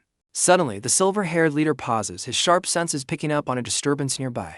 The sound of rustling leaves confirms his suspicion as unseen figures move through the dense foliage. Back at the forward camp, an operator's console beeps, alerting him to an incoming signal. The system reveals a new threat. 8 lizardman warriors are closing in on their base camp. One of the creatures, a multi-eyed variant, slithers through the undergrowth with menacing intent. The leader's eyes flare with a blue light as he coolly assesses the approaching monster patrol. The base operator urgently tries to relay the new intel to his team leader. A motion sensor hidden in the brush activates, its red lights signaling the monsters have crossed a perimeter. The base camp operator grips a detonator, a grim smile on his face as he prepares to obliterate the incoming lizards. He suddenly freezes as a mysterious liquid drips onto his face from above. His expression shifts to pure horror as he glances up, realizing the danger was never in front of him. A skull-faced lizardman ambushes him from the canopy, its monstrous form descending upon the unsuspecting operator. A silent scream of terror escapes him as he realizes his fatal mistake too late. Meanwhile, the harvesting team pauses their work, alerted by a sudden rustle in the surrounding woods. A deafening explosion rocks the forest, and their grizzled leader whirls around in shock. The silver-haired leader's team sees the fiery blast, confirming via comms that their base camp has been overrun. Furious, the grizzled squad leader abandons his post and dashes toward the chaos. A vicious lizardman lets out a piercing shriek as it barrels through the undergrowth, deep in the frenzy of the attack. The silver-haired warrior intercepts a charging lizardman with his electrified spear. He smashes his weapon directly into the monster's jaw, silencing its pain growl. In a blur of motion, he carves through the creature, leaving it in pieces. Without missing a beat, he impales another lizardman attempting to flee the onslaught. The grizzled leader roars for his scattered teams to regroup at the now overrun base camp. Just as hope seems lost, 2 advanced military helicopters descend from the sky, signaling reinforcements. The soldiers below can only watch as the forest erupts in a massive, fiery explosion. As the lizardmen begin to retreat, the soldiers call for medevac while providing covering fire. They systematically eliminate the fleeing monsters, securing the perimeter with brutal efficiency. A new, heavily armed team arrives, confirming they answered the distress call and have come to assist. A female RCD operative looks worried, mentioning their planned rendezvous with the PDH forces. Her superior explains the PDH is occupied, assigning their squad to escort the perception team instead. The team looks up in alarm as a fiery projectile rockets towards their helicopter support. Their aerial transport is instantly consumed by a massive explosion, stunning the soldiers below. A monstrous, horned beast known as a mammoth emerges from the fiery wreckage, its presence terrifying the survivors. The battlefield footage abruptly cuts out, ending with a single blinding flash of light. In a secure briefing room, a soldier concludes his report, presenting the grim footage to a high-ranking official. He clarifies the video is the last known recording from a special forces team, sent as a critical alert. A concerned official questions the complete radio silence since the transmission ended. The soldier assures her that updates will follow once the military regains control of the chaotic situation. The official questions why the special forces team deviated from their approved transportation route. Her subordinate remains silent, offering no immediate explanation for their actions. She slams her hands on the desk in fury, condemning the reckless decision to enter the Necrobill Red Zone. The enraged official vows to personally discipline the person responsible for endangering the agents. With furious purpose, she storms out of the briefing room. She urgently tries to contact someone, only to be met with an unreachable signal. Her expression shifts from anger to deep concern as the call fails to connect. She quietly laments that someone named Suyong always seems to find themselves in perilous situations. On the battlefield, a cracked and bloodied foam lies abandoned amidst the chaos. The scene reveals the grim aftermath of the attack, with wreckage strewn across the desolate landscape. In a brutal flashback, a soldier's severed arm is sent flying through the air. The man is thrown backward from the force of the attack, his body tumbling helplessly. He crashes hard onto the forest floor, clutching the bleeding stump of his arm in agony. A monstrous, red-skinned beast with a skull-like face leaps through the air to finish him. The creature slams down with immense force, crushing the fallen soldier beneath it. The beast roars in triumph, its maw filled with razor-sharp teeth. In the present, a soldier with a red headband grins defiantly and presses a button on a remote. Deep within the foliage, a hidden explosive device activates with a brilliant flash. He fearlessly taunts a multi-eyed monster lunging at him, having lured it into his trap. The creature is instantly consumed by a fiery detonation, its form disintegrating in the blast. The forest erupts in a massive fireball as the hidden trap detonates with incredible force. Remnants of the red beast rain down, its reign of terror ending abruptly. In the present, a masked warrior and his team inspect the smoldering remains of a similar creature. The grizzled squad leader watches the other team's efficiency with a stunned expression. His soldiers are suddenly alerted by a strange energy surge nearby. A mysterious, crackling portal materializes before the masked warrior's squad. The grizzled leader grits his teeth, feeling powerless and humiliated by the turn of events. The scene shifts to the imposing Capitol Defense HQ in the city. A sleek black car speeds away from the headquarters building. Inside, the furious official from the briefing room takes an urgent call. The operator reports that Exploration Team 1 has returned with heavy losses, including to dead and to critically injured. The official is stunned by the high number of casualties from a supposedly low-risk level for dungeon. Her subordinate explains the team is struggling after being forced to divide their forces. With the injured now in recovery pods, she resolves to find more agents to reinforce the mission and asks for an update on the other teams. While speeding to her destination, she presses for any new leads or discoveries. The operator clarifies that an ambush on the base camp prevented any meaningful investigation. Frustrated and worried, the official lets out a heavy sigh at the string of bad news. A startling new detail emerges. The dungeon has a twofold time dilation, making one day outside equal to 2 days inside. The official's expression shifts as she grasps the profound implications of this time difference. She makes a chilling calculation, realizing that if Suho was gone for 10 years, he must have endured 20 years inside the dungeon. A man smirks, suggesting his power was forged over 1,000 years of diligent training. The official's subordinate confirms Suho's claim, but points out a paradox in the time dilation. He questions how 1,000 years could pass inside the dungeon without 500 years passing on Earth. The official grips the wheel, determined to deploy more agents to match the Suho Guild's incredible pace. Her subordinate reports that Suho's team has already cleared 50 dungeons in a mere 7 hours. He adds that the team is now en route to the control department to renew their hunter cards. The official is left completely stunned by the news of their impossibly fast progress. Meanwhile, a blue car carrying the victorious hunters speeds through the city. The driver's stats are displayed, showing his rank as an E-level hunter. In the back, his exhausted teammates rest, their own impressive D-level and E-level stats glowing beside them. The driver turns to his teammate in the back, checking if he's exhausted after their marathon run. The spiky-haired hunter admits the day's events feel completely unreal to him. His leader looks back, asking him to clarify what feels so unbelievable. The hunter reiterates his sentiment, still processing the incredible events of the day. The driver presses him for details, wanting to understand what he means. The hunter closes his eyes, lost in thought as he begins to recount his experience. He flashes back to the grueling 14-hour marathon, relentlessly slicing through monstrous foes. He recalls the impossible feat of clearing 50 level for dungeons, after never even attempting a level 3. The hunter remembers effortlessly defeating enemies that would have been considered boss-level monsters in weaker dungeons. He marvels at his own growth, reaching D rank in a single day after taking 3 years just to hit E rank. The hunter is so overwhelmed by his rapid growth that he questions if it's all just a dream. His leader jokingly offers a reality check, which the hunter wisely refuses. The driver pulls into the control department's parking lot, announcing their arrival. Suho rallies his exhausted crew, promising a lobster feast after they finish their business. The team arrives at the doors of the Dimensional Energy Grading Lab. As they enter, a strange, crackling energy seems to whisper and swirl around them. A system notification reveals an unknown entity is observing and recording their data. Suho realizes that with each level up, he can hear these mysterious whispers with greater clarity. Meanwhile, the official learns the grading machine's creator is in England and an inquiry has been sent. A new plan forms in Suho's mind. He must travel to England to meet this doctor. The grading machine beeps, displaying a dimensional energy score for 188. His teammates are amazed, noting his power far exceeds a typical C rank. Suho calmly rises from the machine, his reevaluation complete. He wonders how his teammate could see his rank, a power he thought was uniquely his. Suho turns to the group, pointedly asking about the origin of the status window system. While a hunter is baffled by the question, a lab technician hints at an old engineer's myth. She reveals the legend of the Temple Stone, a revolutionary artifact from after the catastrophe. The name sparks a flicker of recognition in Suho's memory as his team listens intently. The technician explains a massive, rune-covered pillar appeared in northern Europe, granting status windows to the awakened. Desperate survivors began to worship the pillar, viewing it as a sacred temple of divine revelation.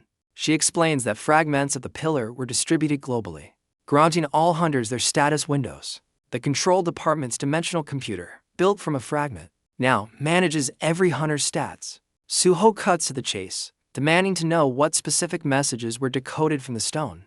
The technician admits it was mostly basic information about awakening and dimensional energy, which was revolutionary back then.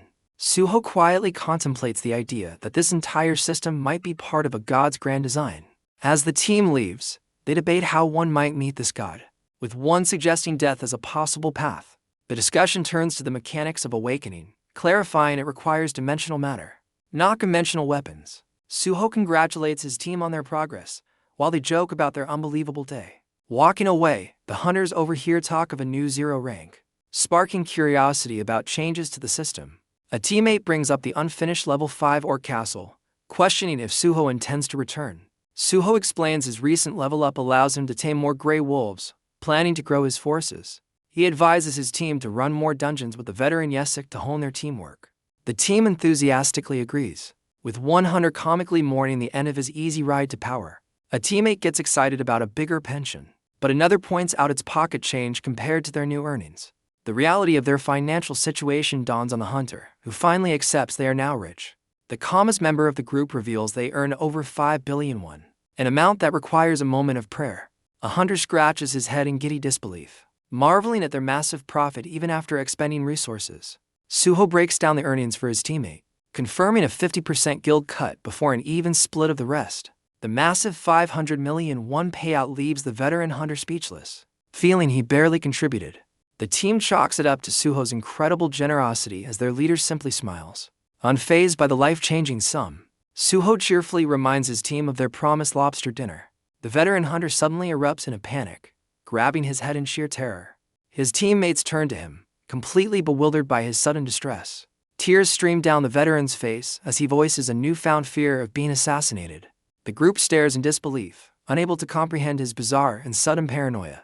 Later, the team gathers at a vibrant night market constructed from shipping containers. They stare at a laptop screen, astounded by the colossal international recruitment offers flooding in for Suho. The veteran, still terrified, concludes the enormous Japanese offer must be from the Yakuza, prompting him to pray. A teammate questions the continued interest in Suho, and another reveals it's because of his unique plant-controlling abilities. The explanation clarifies that with dwindling farmland, Suho's power represents a solution to global food shortages. A teammate showers Suho with praise, realizing their future is secure as long as they follow him. Suho, however, is still confused about the veteran's sudden fear of assassination. The terrified veteran explains that he's received death threats from Suho's would-be recruiters for not getting a response. Suho looks annoyed, reminding the man that he already made his decision not to go. Sobbing, the veteran admits that their constant pestering pushed him to do something rash. He reveals that while drunk, he pranked the Japanese group by telling them Suho rejected their offer because the pay was too low. Exasperated, Suho asks what he needs to do to fix the self-inflicted mess. The veteran begs for a video message, fearing he'll be branded a con artist or worse if he can't deliver. Seeing no other choice, Suho reluctantly agrees to help his panicked teammate. Overjoyed, the veteran bows deeply and promises to transfer all related profits to the guild's account as thanks. The veteran tearfully pledges his channel's future to the Suho Guild, overwhelmed with gratitude. Suho cuts the emotional display short, his mind focused solely on the promised lobster feast. The team scrambles to set up the camera, their hunger motivating them to get the video done quickly. The veteran begins his live stream, introducing a stoic Suho who stands beside him, ready for his close-up. He dramatically announces that Suho has a special message for all the international sponsors watching. The camera pans to Suho as the team waits for his carefully crafted response to the lucrative offers. Suho looks into the lens and delivers a blunt, 3-word message: he's not going. With his part done, Suho declares it's time to eat, leaving the veteran frozen in disbelief. The veteran's face contorts in sheer panic, realizing the short, harsh message was not what he'd hoped for. The rest of the team, however, sees no issue with Suho's directness and agrees it's time to leave. Just as they're about to leave, a new email notification pings on the laptop, catching the veteran's attention. He leaps up, frantically explaining that the international recruiters have a counter-offer. They'll come to Suho. Instead, the team turns back in surprise, questioning if these powerful groups really intend to visit them here. The veteran confirms they'll come if invited for a personal chat, to which Suho nonchalantly agrees. With a resolute expression, Suho decides to face these persistent recruiters head-on. His teammate is stunned by his casual acceptance of such a high-stakes meeting. Suho coolly states he has no reason to stop them, and his guild members can only agree with his confidence. When asked who is coming, the veteran specifies it's the group from Japan, raising the tension. Elsewhere, a serious-looking man in a suit glares intently, clearly the one leading the delegation. A fleet of sleek, black cars speeds through the city streets, signaling the Japanese representatives are already on the move. The Japanese representative confirms he's en route, his driver remaining stoic at the wheel. After the call, he complains about his grumpy boss, revealing his own frustrations. He suddenly changes plans, ordering his driver to a club to relieve some stress. His detour is cut short by an incoming call from a mysterious contact labeled MIB. He answers the phone with clear irritation, his brief moment of rebellion over. Elsewhere, another agent at the night market spots Suho and reports his location. The agent reveals Suho is heading alone to the dangerous Level 5 dungeon. Energized by this new intel, the Japanese representative orders his agent to tail Suho. The scene cuts to the towering, brightly lit headquarters of a corporation called DGBENT. Inside, a senior executive takes a call, questioning the reason for the unexpected contact. The caller reveals a famous idol has publicly declared Suho as her ideal type. The executive on the phone confirms he's aware of the idol's public confession. The Japanese representative on the other end of the line slyly proposes a publicity stunt. The executive is taken aback by the audacious suggestion of using a scandal for marketing. The Japanese representative, now on a new mission, orders his driver to pick up a special guest. Their car screeches to a halt, making an abrupt U-turn on the road. The tires smoke as the driver executes the sharp, high-speed maneuver. The vehicle then accelerates rapidly, racing towards its new destination. Elsewhere, the idol herself, Songi, sits in a car with a determined expression. She arrives at her destination and steps out, ready to play her part in the unfolding scheme. The black car speeds through the city streets, kicking up debris as it races to its new destination. His high-speed detour is interrupted by an incoming call from the chairman. The representative answers politely, putting on a calm and professional front for his boss. His expression sours as he listens to the chairman's angry and impatient questioning. He mutters to himself that his efforts for the DGB group are clearly not being appreciated. In his office, the furious chairman demands to know what scheme his subordinate is plotting. The enraged man orders him to return at once, delivering a very serious threat. Unfazed, the representative smirks and reveals he is the chairman's son and heir. He confidently assures his father that his plan will be of great benefit to their business. The chairman remains unconvinced, yelling into the phone about what new trouble his son is causing. He confidently tells his father that he will personally ensure Suho Park is recruited. The chairman furiously orders him to return, revealing he's already sent someone to stop him. His father is left shouting into a deadline after his son abruptly ends the call. The heir hangs up, muttering for his father to have a little more faith in his plan. Just then, his phone rings with an incoming call from the idol Songi. Songi answers the call casually, ready to discuss the next step of their arrangement. The representative smoothly greets her, his focus shifting entirely to his new scheme. She eagerly asks if he's really going to introduce her to Suho Park. He confirms he's on his way to pick her up, his car already racing towards her location. Looking out the window, the representative spots his target and announces her arrival. The heir scoffs at his father's interference, believing he knows best how to handle his target. He's certain that Suho won't be able to resist the charms of the famous idol Songi. With this success, he plans to solidify his succession and begin his own era of leadership. Meanwhile, a high-tech aircraft soars through the monster-infested city streets. The stealth jet zips past startled creatures, its mission clearly urgent. The advanced vehicle navigates the derelict urban landscape with precision. It continues its swift journey, closing in on an unknown target. A smaller drone detaches, deploying a red laser to skin a nearby building. The nimble drone zips through the air, its tracking beam locked onto a specific path. Its laser expands into a wide scanning field, sweeping the area for a sign of life. The drone's thermal scanner struggles to differentiate its target from a swarm of goblins. Inside the aircraft, the pilots complain about being called in on their day off for this mission. An urgent beeping from the console suddenly grabs their undivided attention. The scanner finally isolates a lone, human heat signature amidst the chaos. The drone's targeting laser immediately pivots to lock onto the new signal. A bright red light illuminates a hooded man, confirming the search party has found their target. The cornered man glares with resentment, remembering when his pursuers once begged for his help. A military helicopter closes in, ordering him to stay put as they move to apprehend him. The thermal display suddenly shows the target being swarmed by a massive horde of monsters. The pilots can only watch in shock, realizing their target is now completely surrounded. The hooded man is startled as a snarling monster lunges at him from below. Inside the aircraft, the pilots are ordered to accelerate, the mission now a desperate rescue. The cornered man opens fire, desperately trying to fight his way out of the monster ambush. He vaults over a downed creature, narrowly avoiding the snapping jaws of the others. With a determined expression, he sprints through the chaos, dodging the screeching monsters. The horde gives chase, rumbling after him as he flees through the derelict area. The military helicopter swoops down, its lights flashing as it closes in on the scene. He glances back in frustration, realizing a monster with a weapon is gaining on him. Turning mid-stride, he shoots down another shrieking creature that gets too close. He continues his frantic escape along a high-rise ledge, firing blindly behind him. His shot hits a pursuing monster, which lets out a pained shriek. In the chaos, his foot slips on the narrow ledge, sending him off balance. He crashes through a glass pane, tumbling hard onto the floor inside the building. His pistol skids across the floor, just out of his desperate reach. Disarmed and on the ground, he's immediately set upon by another creature.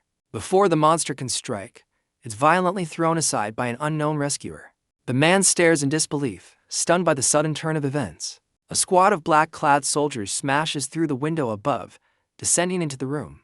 The remaining monsters recoil in fear at the sight of the heavily armed team. The DGBX team surrounds the man, weapons raised, ordering him to give up.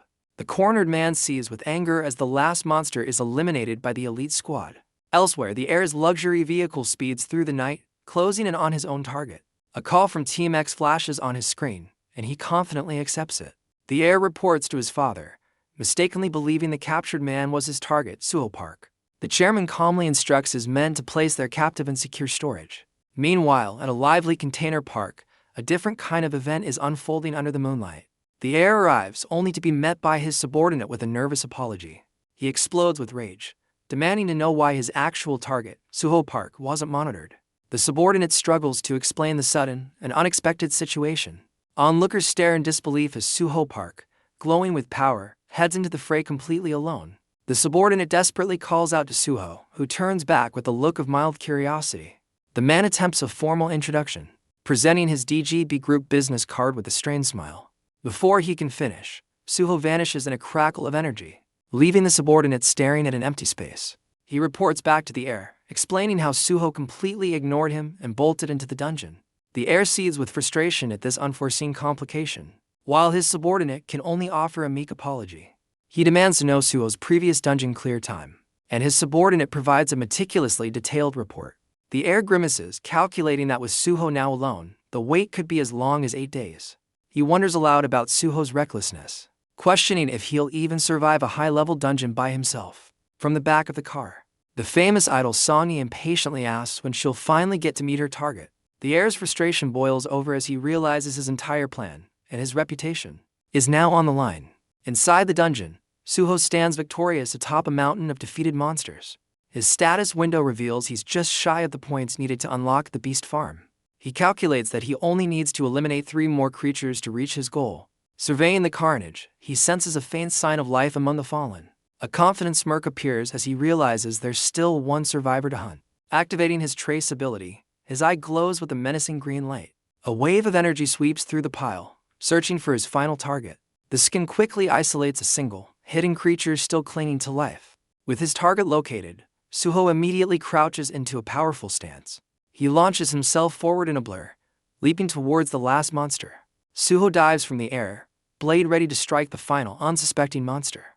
The creature looks up in shock, letting out a final, defiant growl. He lands with devastating force, crushing the last monster under his boot. A system notification confirms he's acquired the last few performance points he needed. From the defeated creature, he retrieves a valuable, gleaming bloodstone. He crushes the stone in his hand, absorbing its energy directly into his system. A status window reveals his staggering earnings from this dungeon run, totaling in the billions. With his points now over 5,000, the system prompts him to finally unlock the Beast Farm. Without a moment's hesitation, he accepts the offer to spend his hard-earned points. As the system confirms the Beast Farm is unlocked, the entire dungeon begins to rumble around him. The system presents a map, prompting him to designate a location for his farm. A glowing cursor zooms in, outlining a territory he boldly names Suho Land. With a single touch, he confirms his selection, officially claiming the land. A status window reveals his new level 1 beast farm, complete with the roster of his current minions. He ponders the list, realizing the hybrid must be his loyal companion Beku. The ground beneath him trembles violently as the dungeon's structure continues to shift. As the fallen monsters begin to stir, the system demands he input a summoning command. He stares at the prompt, surprised by this new, unexpected requirement. The reanimated monsters roar in unison, a new army eagerly awaiting his command. He thoughtfully considers what powerful words he will use to summon his Shadow Legion. One of the reanimated monsters lets out a deafening roar, its eyes glowing with malice. Unfazed by the noise, Suho glances back at his new army as the dungeon continues to shake. A brilliant blue energy crackles around his body as he prepares to issue his first command. With a look of grim determination, he decides on a name for his new legion, the Beast Squad. He unleashes a massive wave of power, sending the command surging through the very air of the dungeon. In response, his newly formed Beast Squad charges forward, a unified force of monstrous power. The reanimated creatures' bodies appear even more powerful and resilient than before. His loyal companion, Beku, leads the charge with a ferocious battle cry. A satisfied smirk crosses Suho's face as he watches his loyal companion leap into action. The rest of the Beast Squad thunders past, a roaring tide of green-skin fury. Suho stands amidst his roaring army as Beku soars above, a symbol of his new power. He charges alongside his wolf minions, a blur of motion and steel. A determined grin spreads across his face as he sets an ambitious goal: to amass 100 soldiers today. Meanwhile, the scene shifts to a bustling nightclub, far from the chaos of the dungeon. The DGB heir sits bored at a table, complaining about the atmosphere and making demands of his companions. His phone suddenly buzzes, interrupting the party with an incoming call from his subordinate. He answers with clear annoyance, irritated by the interruption. His irritation turns to utter shock as he receives unbelievable news about Suho.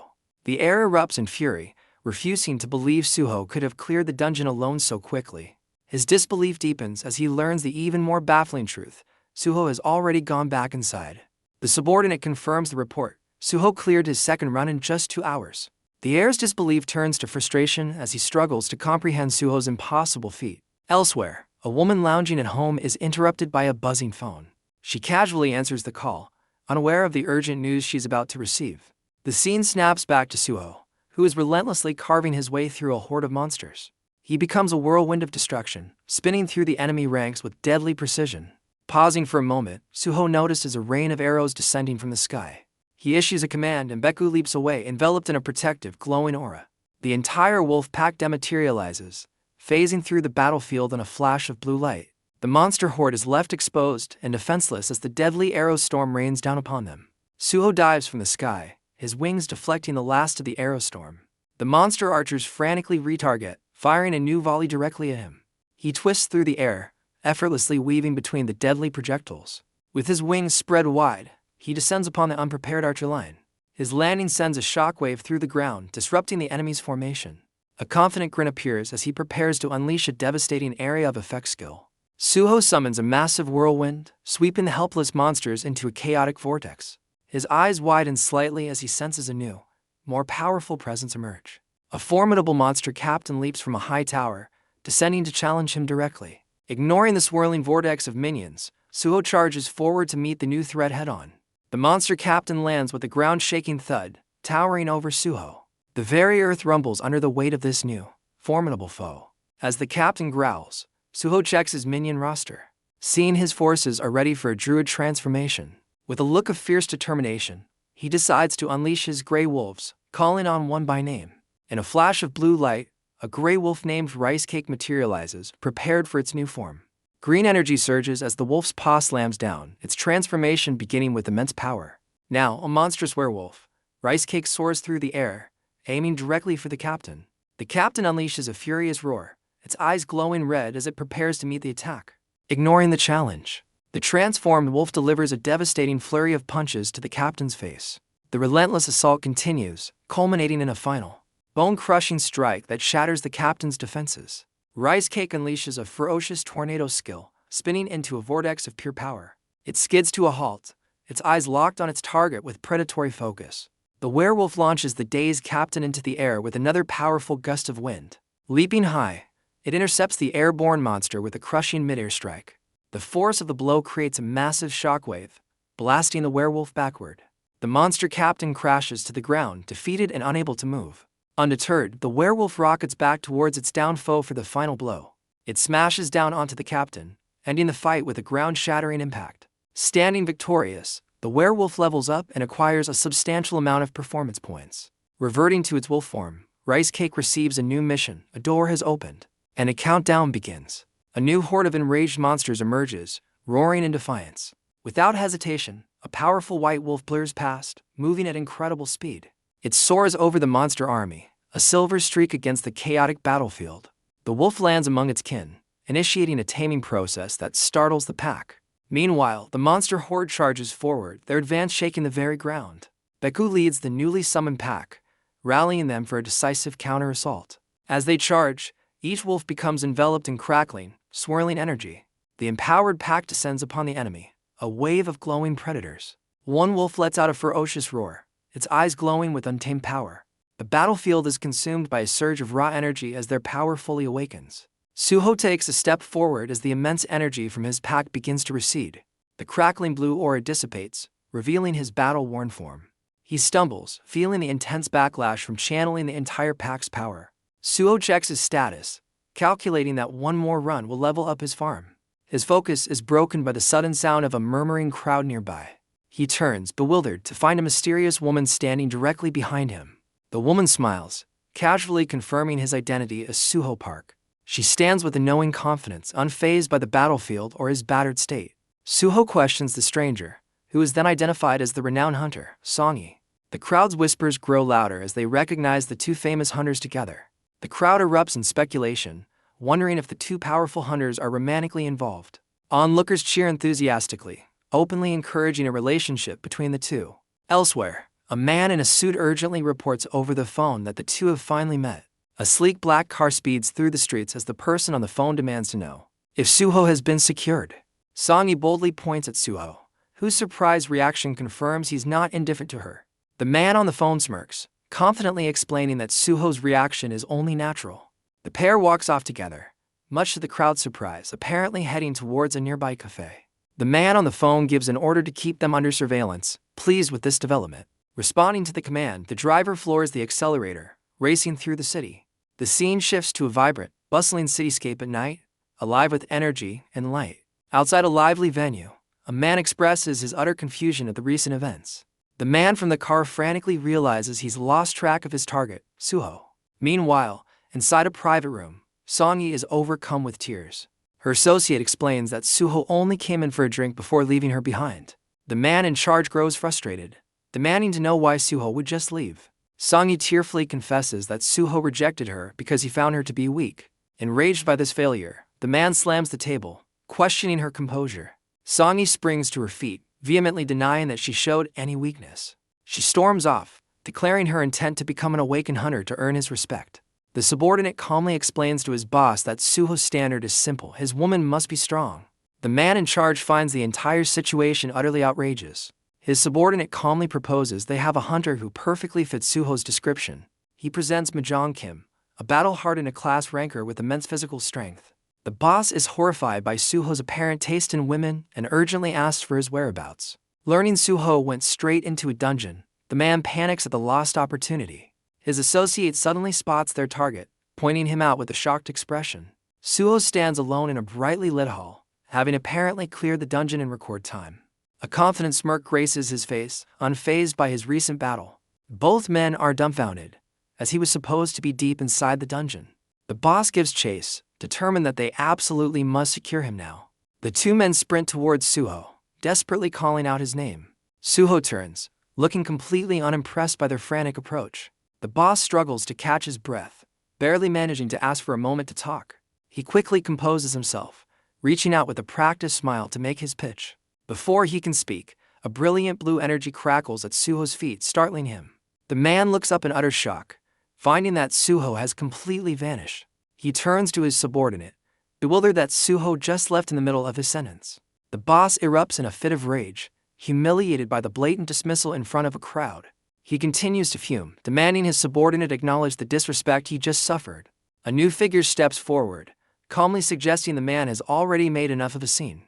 The enraged boss demands to know who dares to interrupt him now. An imposing group of men in suits, led by a stern-looking figure, makes their entrance. The subordinate immediately bows in deference, respectfully addressing the leader as Mr. Chien. Mr. Chien calmly advises the man to cease his tantrum, pointing out the many watching eyes. Onlookers identify the fuming man as the DGB president's son, realizing his anger stems from Suho's dismissal. Other hunters in the crowd smirk, recognizing the man's reputation as a troublemaker. The boss grits his teeth, worried that this public spectacle will tarnish his image. His subordinate attempts to salvage the situation, suggesting his boss leave while he cleans up the mess. The boss internally fumes at being undermined, reminding himself that he is the one in command here. Mr. Chien smoothly dismisses the boss, telling him he can try to approach Suho another day. The boss hesitantly seeks confirmation, while Mr. Chien's man firmly agrees with his superior's assessment. Accepting defeat for now, the boss concedes the field to Mr. Chien's team. He turns and walks away, leaving the more professional group to handle the situation. Internally, the boss seethes, calling Mr. Chien a sly fox for so smoothly taking over. Mr. Chien immediately gets on the phone, reporting that his team is now on standby. His superior on the line asks if his troublesome son caused any problems. Mr. Chien brushes off the son's antics, instead highlighting Suho's unbelievable power, which the superior already expected. Meanwhile, Suho materializes in a flash of blue lightning, having teleported to a new location.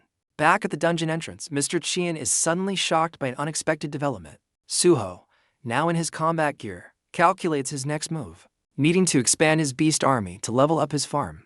After his intense battle, Suho considers calling it a day and grabbing a bite to eat. His plans are suddenly interrupted as he finds himself face to face with an unfamiliar man. He's confronted by an entire entourage of men in suits. Noting the sudden increase in his reception committee, the leader introduces himself as Damyong Chien, the chief secretary of DGB, leaving Suho momentarily confused. Suho quickly connects the name to the guild that manages the very dungeon he just cleared. Mr. Chien states he has come to offer a sincere apology for a previous accident. Suho looks back, trying to recall which specific incident the man is referring to. The secretary clarifies he means the perilous level 5 dungeon incident from before. When Suho questions the timing, Mr. Chien explains they wanted to prepare a meaningful apology, not just empty words. Suho's expression turns skeptical, clearly doubting the sincerity of their sudden gesture. Mr. Chien shifts from apology to gratitude, his glasses glinting as Suho listens with a questioning gaze. He explains that Suho's actions have made the portal a hot spot, boosting the entire local economy. Onlookers are stunned that Suho is entertaining the conversation, snapping pictures of the unexpected meeting. To show their gratitude, the secretary invites Suho to the best restaurant in the district, where reservations are already made. A smile finally breaks on Suho's face, as the promise of a good meal is exactly what he wanted to hear. Mr. Chien then gestures to a sleek black car, offering to escort him there personally. In a sudden cut, a car races through a magical, starlit forest toward a massive mansion. The vehicle comes to a sharp, screeching halt before the impressive estate. The scene changes again, revealing Suho's friends exiting their own car, buzzing about their fantastic day. One of them laments that their friend had to stay sober to drive them all home safely. His friends agree they need to expand their crew, starting with a dedicated driver. One of them suddenly gasps, realizing they completely forgot about a meeting with potential guild recruits. He sheepishly admits that the delicious food made him forget all his responsibilities. The designated driver realizes he also missed an important appointment at the construction office. Another friend scrolls through angry online comments, telling the driver to pick a better meal next time. The group turns to Junho, suggesting he should be the one handling recruit interviews. Junho reminds them he's still unlicensed, officially serving only as a porter for the team. His friends are shocked, having forgotten this crucial detail, and urge him to register immediately. They realize their schedule is packed, with the hunter's exam registration and dungeon raids leaving no free time. As Junho worries, his friends confidently state that at times like these, their leader Suho will handle everything. A young boy dashes out of a house, excitedly calling for his father as an older woman follows. The driver warmly embraces his son while his friends greet the woman with a gift of lobster. She questions their boisterous arrival, but the group is already eager for another round of drinks. The scene transitions to the sleek, modern exterior of the restaurant under a starry night sky. Inside, a satisfied Suho finishes his meal across from a pleased Mr. Chien. Suho's expression turns serious, questioning if the lavish meal and 5 trucks are an over-the-top apology. Mr. Chien insists it's not enough for someone who nearly died, promising even more gifts are on the way. In a dark, undisclosed location, a man screams in agony near DGB shipping containers, begging for his ordeal to end.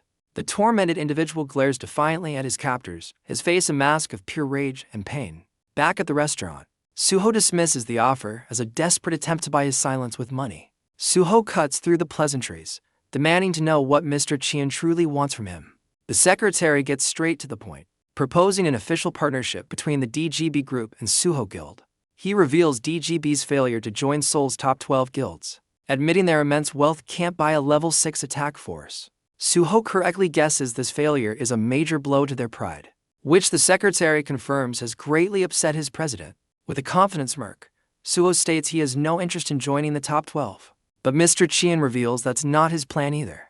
When pressed for his true motive, the secretary declares DGB will pave the way for Suho Guild to establish Seoul's 13th district. The unexpected proposal leaves Suho momentarily stunned, questioning the meaning of a 13th district.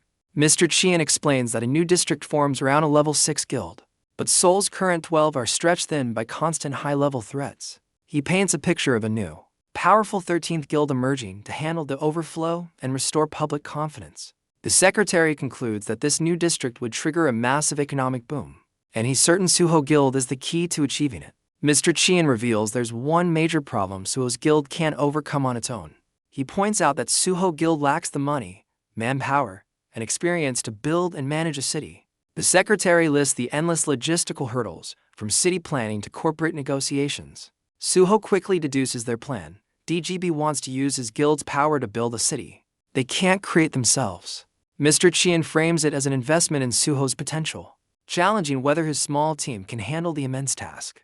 Thinking of his small crew, Suho quietly admits to himself that they are completely unprepared for such a venture. The secretary drives his point home, asserting that DGB is the perfect partner to handle the complexities of such a project. Suho sees their true motive is to monopolize the new district's construction and commercial areas. Despite recognizing their greed, Suho concedes that his guild is unprepared for the administrative side of things. Suho decides to stall for time, stating he needs to think about the offer since building a district isn't a rush job. Mr. Chien stammers his thanks, relieved that Suho is at least considering his grand proposal. Internally, the secretary panics as his analysis of Suho as a simple, gift-loving glutton proves to be completely wrong. Suho stands up to leave, deciding it's getting late and the meeting is over. The secretary quickly stops him, reminding Suho that he still has more gifts to present. His interest piqued, Suho turns back to see what else the DGB group has to offer. Taking a slow sip, Mr. Chien cryptically states that tracking down his next gift was no easy feat. Suho looks genuinely confused, asking who the secretary is even talking about.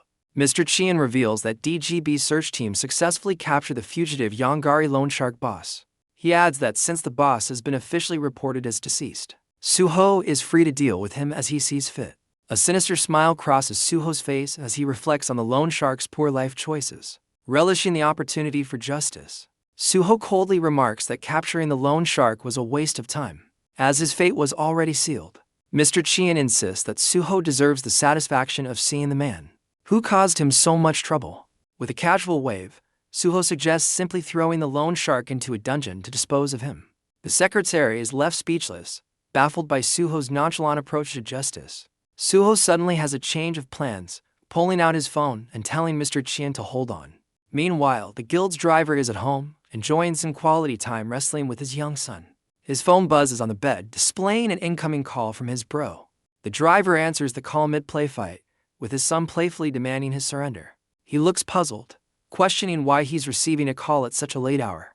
Suho declares the timing is perfect, as the driver, still wrestling his son, asks what the urgent matter is. The driver is stunned, asking who would possibly want to see him.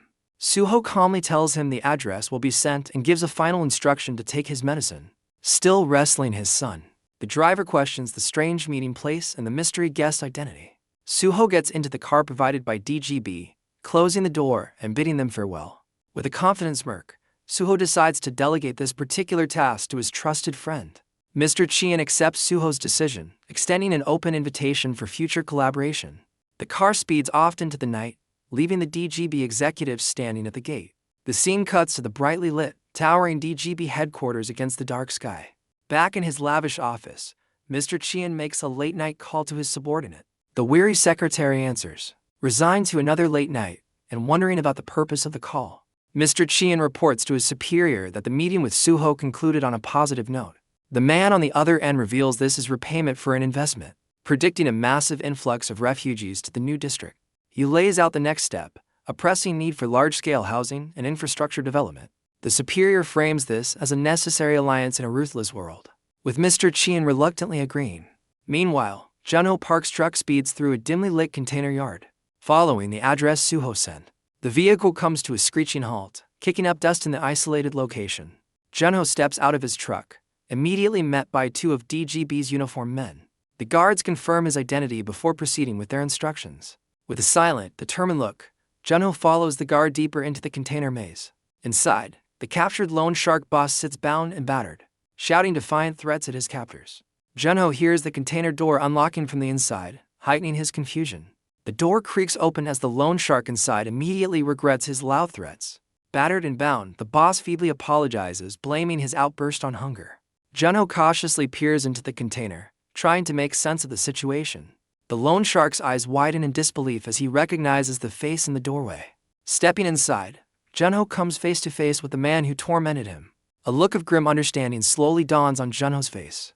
The loan shark sneers, mockingly confirming he remembers Junho. Junho quietly acknowledges his identity, his voice heavy with the weight of their history. With misplaced confidence, the captive boss questions what brings Junho to this place. Junho states he was told someone wanted to see him, his face a mask of grim determination. The loan shark lets out a broken, bloodied laugh, finding the reunion hilarious. He taunts Junho, asking if he's here to apologize for his unchanging appearance. The boss's real concern surfaces as he asks if Suho is anywhere nearby. Junho confirms he came alone, his expression unreadable. A cruel smirk plays on the captive's lips, sensing an opportunity. Unfazed, Junho calmly asks why the boss summoned him. The loan shark claims he wants to offer a sincere apology for their past. Junho remains silent, his eyes narrowing as he processes the blatant lie. The boss then attempts to justify his past violence, blaming it on Suho's actions. Junho calmly acknowledges the man's words, dismissing his past actions as irrelevant now. Mistaking this for forgiveness, the loan shark offers a grateful yet shaky thanks. The boss continues his lies, denying any involvement in the dungeon scam that targeted Junho's brother. Junho's gaze sharpens as he silently listens to the desperate attempt to shift blame. The captive insists he's just a small-time criminal incapable of orchestrating such a grand scheme. With a downward glance, Junho seems to ponder the new information, his true thoughts hidden. The loan shark reveals a shocking conspiracy, claiming they are CD and DGB framed Junho's brother for profit. Looking up with a cold expression, Junho remarks on the sheer unfairness of it all. The boss selfishly agrees, lamenting his own misfortune and the collapse of his business. Junho offers a final, cutting remark about the man's unfortunate fate before asking if their business is concluded. Panicked by Junho's departure, the loan shark desperately tries to negotiate his freedom. He attempts to leverage past favors, reminding Junho how he lent him money and found a job for his son's mother. The boss instantly regrets his slip of the tongue, realizing he's revealed something he shouldn't have. Junho's eye narrows into a cold, dangerous glare at the mention of his family. The shocking revelation about his son's mother and a supposed job leaves Junho reeling. The loan shark spins a tale of how she came to him for help, framing himself as a benevolent figure. A violent memory resurfaces, showing a door being broken down amidst terrified screams. The flashback reveals the loan shark and his thugs cornering a woman and her baby in their home. He cruelly taunts the woman, blaming her husband's incompetence for their dire situation and rising debt. Clutching her child, the terrified mother begs the intruders not to harm them. The loan shark makes a menacing comment about her appearance while she pleads for mercy. He cruelly points out her desperate situation, questioning her ability to even feed her child. With a sly grin, he offers her a job that he claims will quickly solve her debt problems. Overwhelmed with fear, the mother continues to plead for their safety. He pulls out a card, tempting her with the promise of an easy escape from her miserable life. He drops a horrifying contract on the floor, along with a pittance of cash. Leaving the grim offer on the floor, he tells her to contact him if she becomes desperate enough. Before departing, he delivers a final, chilling ultimatum involving her if her husband remains absent. The memory fades on the image of her face, etched with absolute hopelessness. Back in the present, a furious Junho demands to know if the mother of his child visited the loan shark's office. The loan shark confirms she visited him while Junho was in hiding, painting a false picture of sympathy for her plight. Junho's expression contorts with anguish as he absorbs the devastating revelation. A painful memory surfaces of Junho sitting alone in their wrecked home, holding the loan shark's card as his son cried. He remembers the crushing finality of her farewell note, telling him she was leaving and not to follow. Returning to the present, Junho's eyes burn with cold fury as he demands to know where she is now. The captive boss makes a desperate bargain, promising to lead Junho to her in exchange for his freedom. Junho stands in grim silence, his expression unreadable as he considers the manipulative offer. A car speeds away from the scene, signaling that a choice has been made. Meanwhile, Suho is in a different vehicle, looking perplexed by a notification on his phone. The message is an invitation to England from a Dr. Toddler sent by Miso Kim. Suho smiles, realizing the invitation is a long-awaited breakthrough. Miso explains that Dr. Toddler is the legendary pioneer who revolutionized dimensional society. She theorizes he might hold the answers to the strange planet and its distorted time. This revelation sparks hope in Suho that he can finally reunite with his animal companions. He immediately tries to call Junho to share the news, but the call fails to connect. A flicker of unease crosses Suho's face as he realizes something is wrong. Acting on instinct, he immediately calls out to the person driving his car. With a new sense of urgency, Suho orders the car to be turned around at once. The driver calmly asks for the new destination, ready to follow his command. Suho decisively tells him to head for the DGB container lot, sensing his brother is in trouble. Suho's truck barrels through the night, racing towards the container lot. Meanwhile, the loan shark celebrates his apparent freedom with a crude gesture from the passenger seat. He gloats to himself, convinced he successfully manipulated the situation to his advantage. With a smug grin, the boss offers a disingenuous thanks to Junho for his help. Junho calmly acknowledges him, his unreadable expression giving nothing away. Their truck rattles down a dark, deserted road, heading to an unknown destination. An overhead view reveals they're driving through a desolate, overgrown urban landscape. At the same time, Suho's vehicle speeds through a similar dilapidated area, hot on their trail. Suho catches a glimpse of his brother's truck passing by on a lower level. Junho's truck screeches to a halt as the GPS confirms they've reached their final destination. Junho announces their arrival, waking the loan shark from his doze. The boss stretches dramatically, sarcastically complimenting the comfortable ride. He smirks, making a snide remark about how well things must be going for Junho. Junho cuts straight to the point, demanding to know if this is where Jenu's mother is. With a sinister grin, the boss confirms it, adding that his men will soon take Junho to her. He points to a group of armed men emerging from the shadows ahead. Junho's expression hardens as he silently takes in the unfolding trap. An overhead view shows their truck is now completely surrounded by a mob of thugs. The loan shark pops out of the sunroof, laughing and waving triumphantly at his crew. His men are shocked to see their boss alive, realizing the tables have turned. The boss's men express their shock, revealing they thought he was dead. A thug peers into the car, questioning the identity of the man behind the wheel. A wave of angry recognition spreads as the men identify the driver as Junho. The entire mob now recognizes Junho, jealously commenting on his newfound status. The boss smugly informs his men of Junho's mission and orders them to guide him. A thug taunts Junho about his runaway wife, even callously dropping her name. He gestures towards a desolate building, claiming that's where Junho will find her. A metal shutter rattles open, revealing the dark silhouettes of more armed men waiting inside. Junho is escorted into the building, now completely surrounded by axe-wielding thugs. A thug shoves him forward, mockingly urging him deeper into the obvious trap.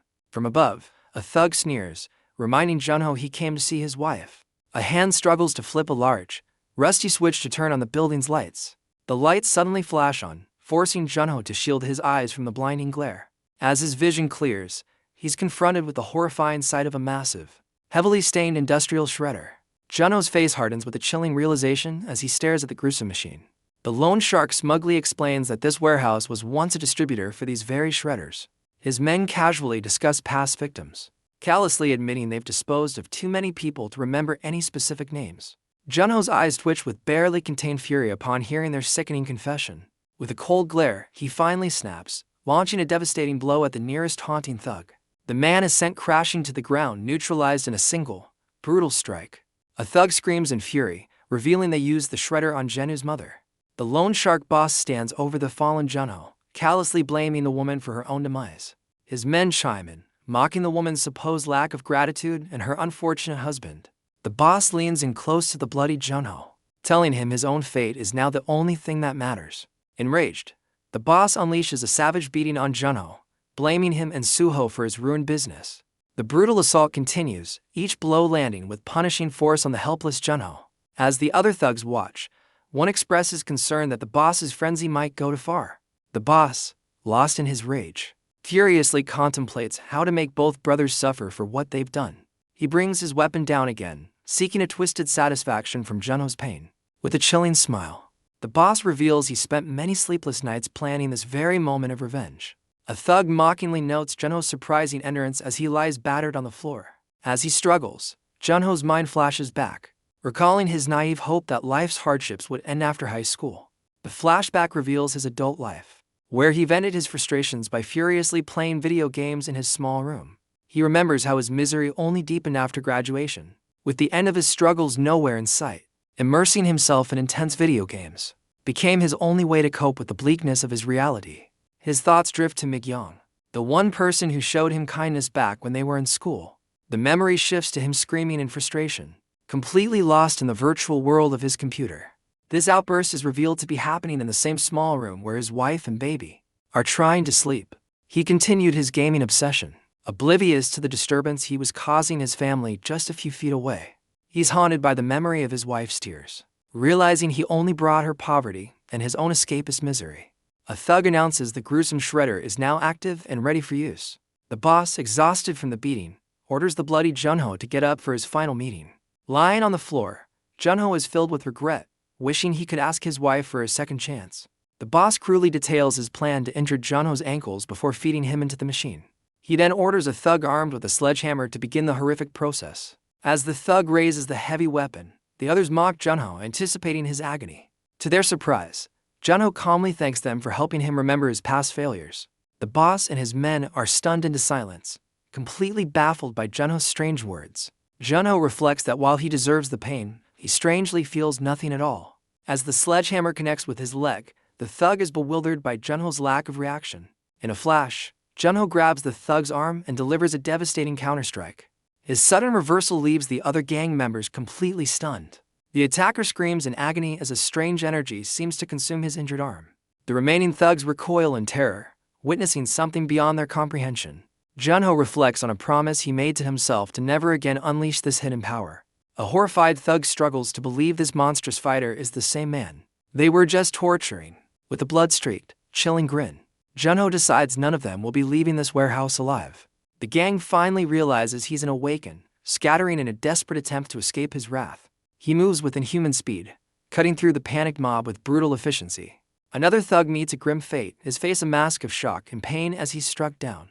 With a deranged grin, Junho rushes his next target, his blood-soaked blades leading the charge. His target's face freezes in absolute horror, understanding his fate is sealed. In a blur of motion, he carves through his opponent, leaving a trail of destruction. Witnessing the brutal takedown, the rest of the gang breaks into a full-blown, terrified retreat.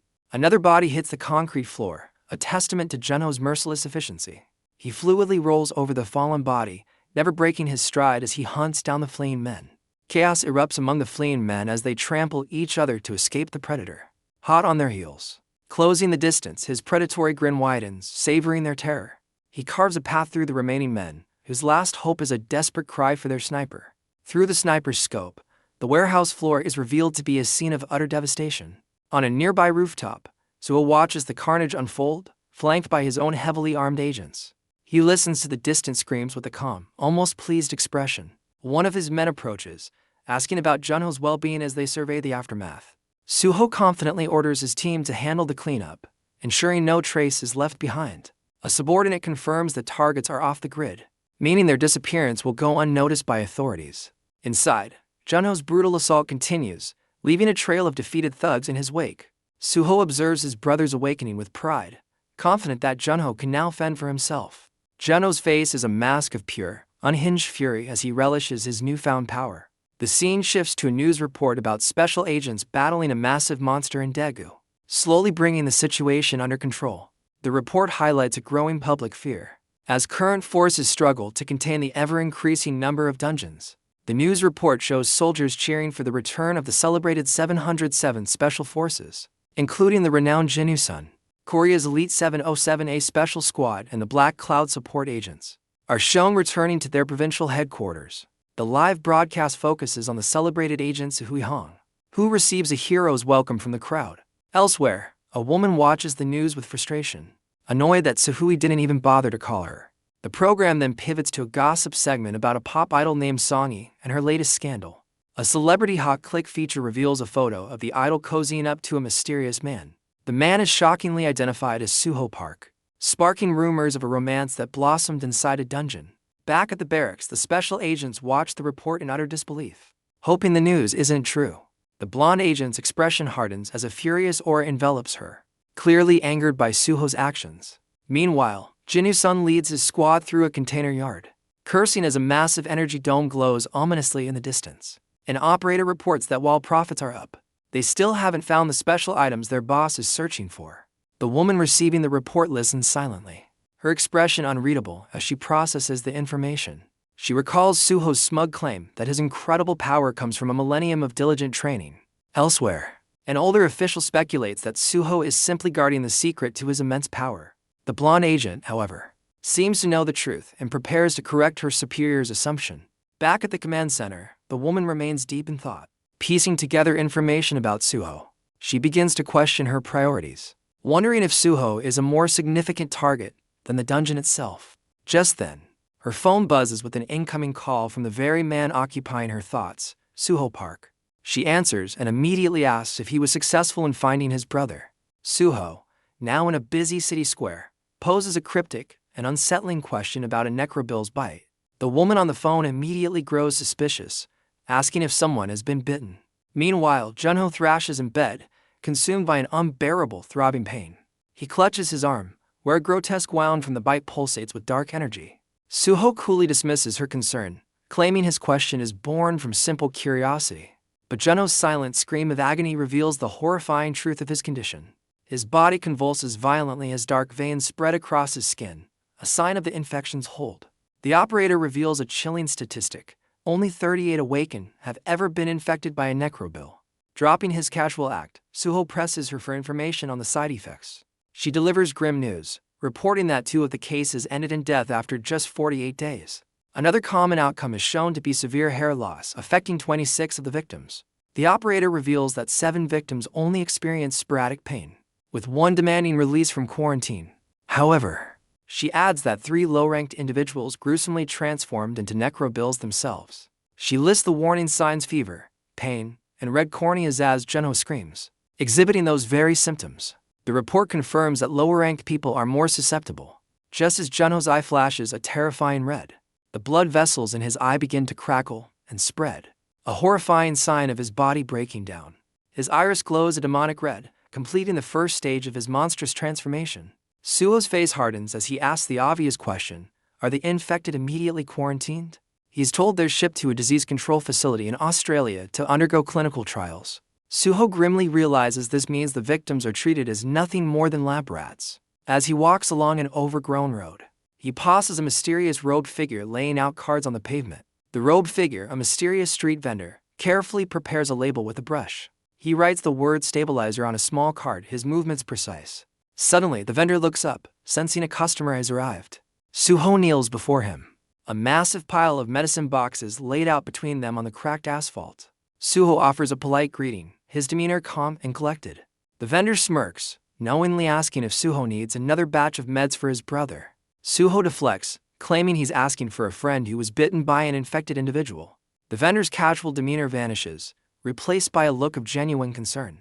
Suho presses for a cure, praising the effectiveness of the previous stabilizer he bought. The vendor rummages through his supplies, musing that he has a remedy for just about any ailment. The vendor reaches into his supplies and pulls out a small green tin. He confidently presents the container, certain it will solve the problem. Suho looks at the tin, perplexed by its mundane-sounding name, Antiplemin. The vendor provides simple instructions, promising noticeable results within a week. Holding the small remedy, Suho finally inquires about the price. The vendor offers a steep discount, giving Suho a special price as a repeat customer. Suho immediately requests 10 containers, a purchase the vendor happily agrees to. A grateful smile spreads across Suho's face as he thinks of his brother. The vendor gives one final, grim instruction for how to stop the infection during a seizure. With the cure secured, Suho confidently walks away, leaving the mysterious merchant behind. Just as Suho leaves, two officers arrive, ordering the mysterious vendor to shut down his illegal operation. With incredible agility, the vendor grabs his wares and leaps over the railing, making a swift escape. The officers peer over the edge, completely baffled, as the robed figure has vanished without a trace. A lone crow takes flight from below, leaving the two men staring at the sky in utter confusion. Back at the house, Junho's condition deteriorates, his body twisting in unbearable agony on the bed. Hearing the commotion, 3 of Suho's housemates cautiously approach the room, worried that he's running late. Peeking inside, they recoil in horror as the youngest boy wonders if Junho is turning into a monster. Junho lets out a silent, blood-curdling scream, his body racked with violent convulsions. Seeing the horrific transformation, one of the boys pulls out his phone and activates an emergency alert. As Junho's agonizing screams echo, the boy grimly suggests they may need to put him out of his misery.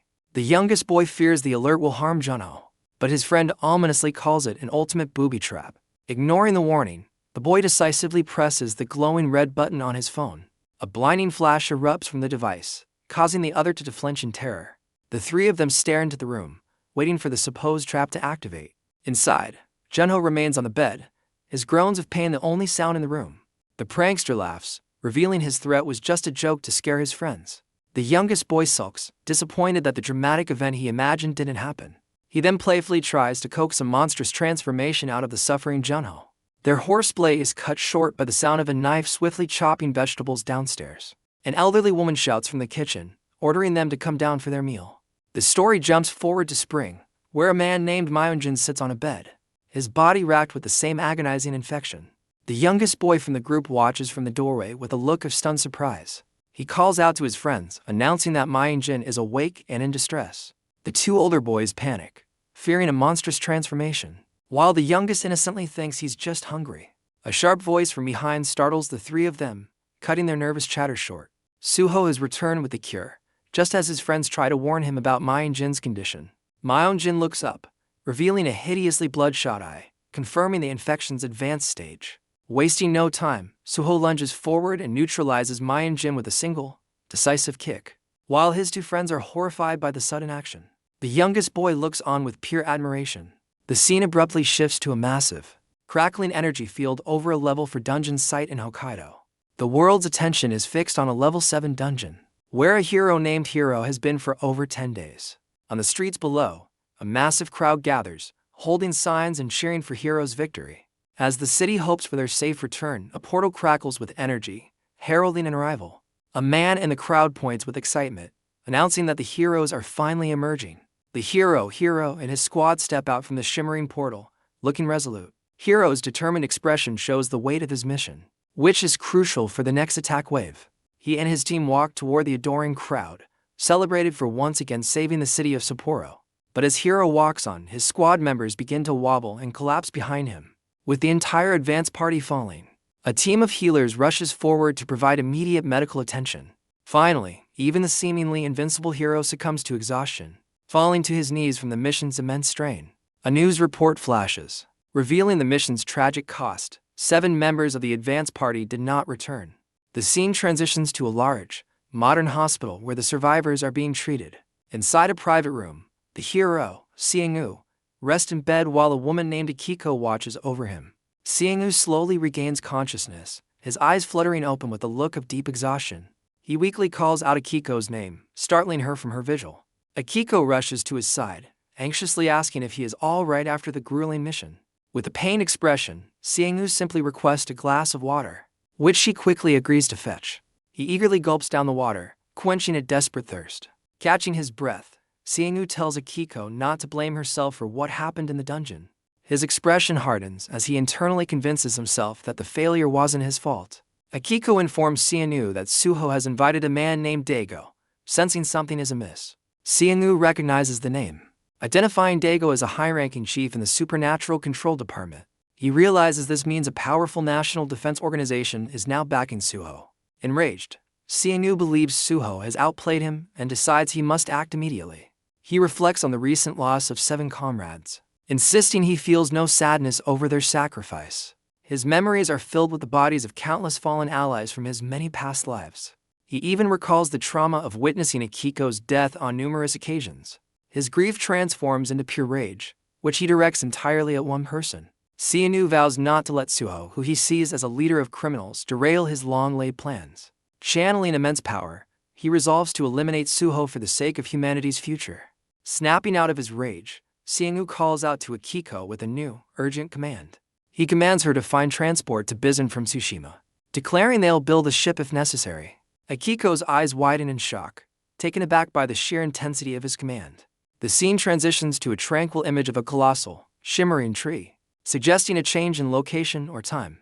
Sunlight streams through the windows of a quiet room, signaling the start of a new day. Inside the room, a man sits up on the edge of his bed, groaning from a splitting headache.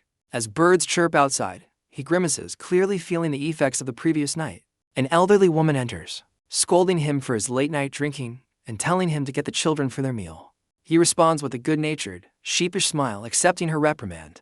His hand reaches for an ID card, revealing him to be Junho Park, a hunter from the Returning Control Department. He proudly reflects on his new status as a certified national hunter. The scene cuts to a pair of hands typing furiously on a laptop.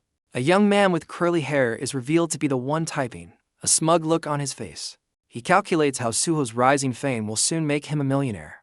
He marvels at his good fortune, crediting his impending success to his valuable connections.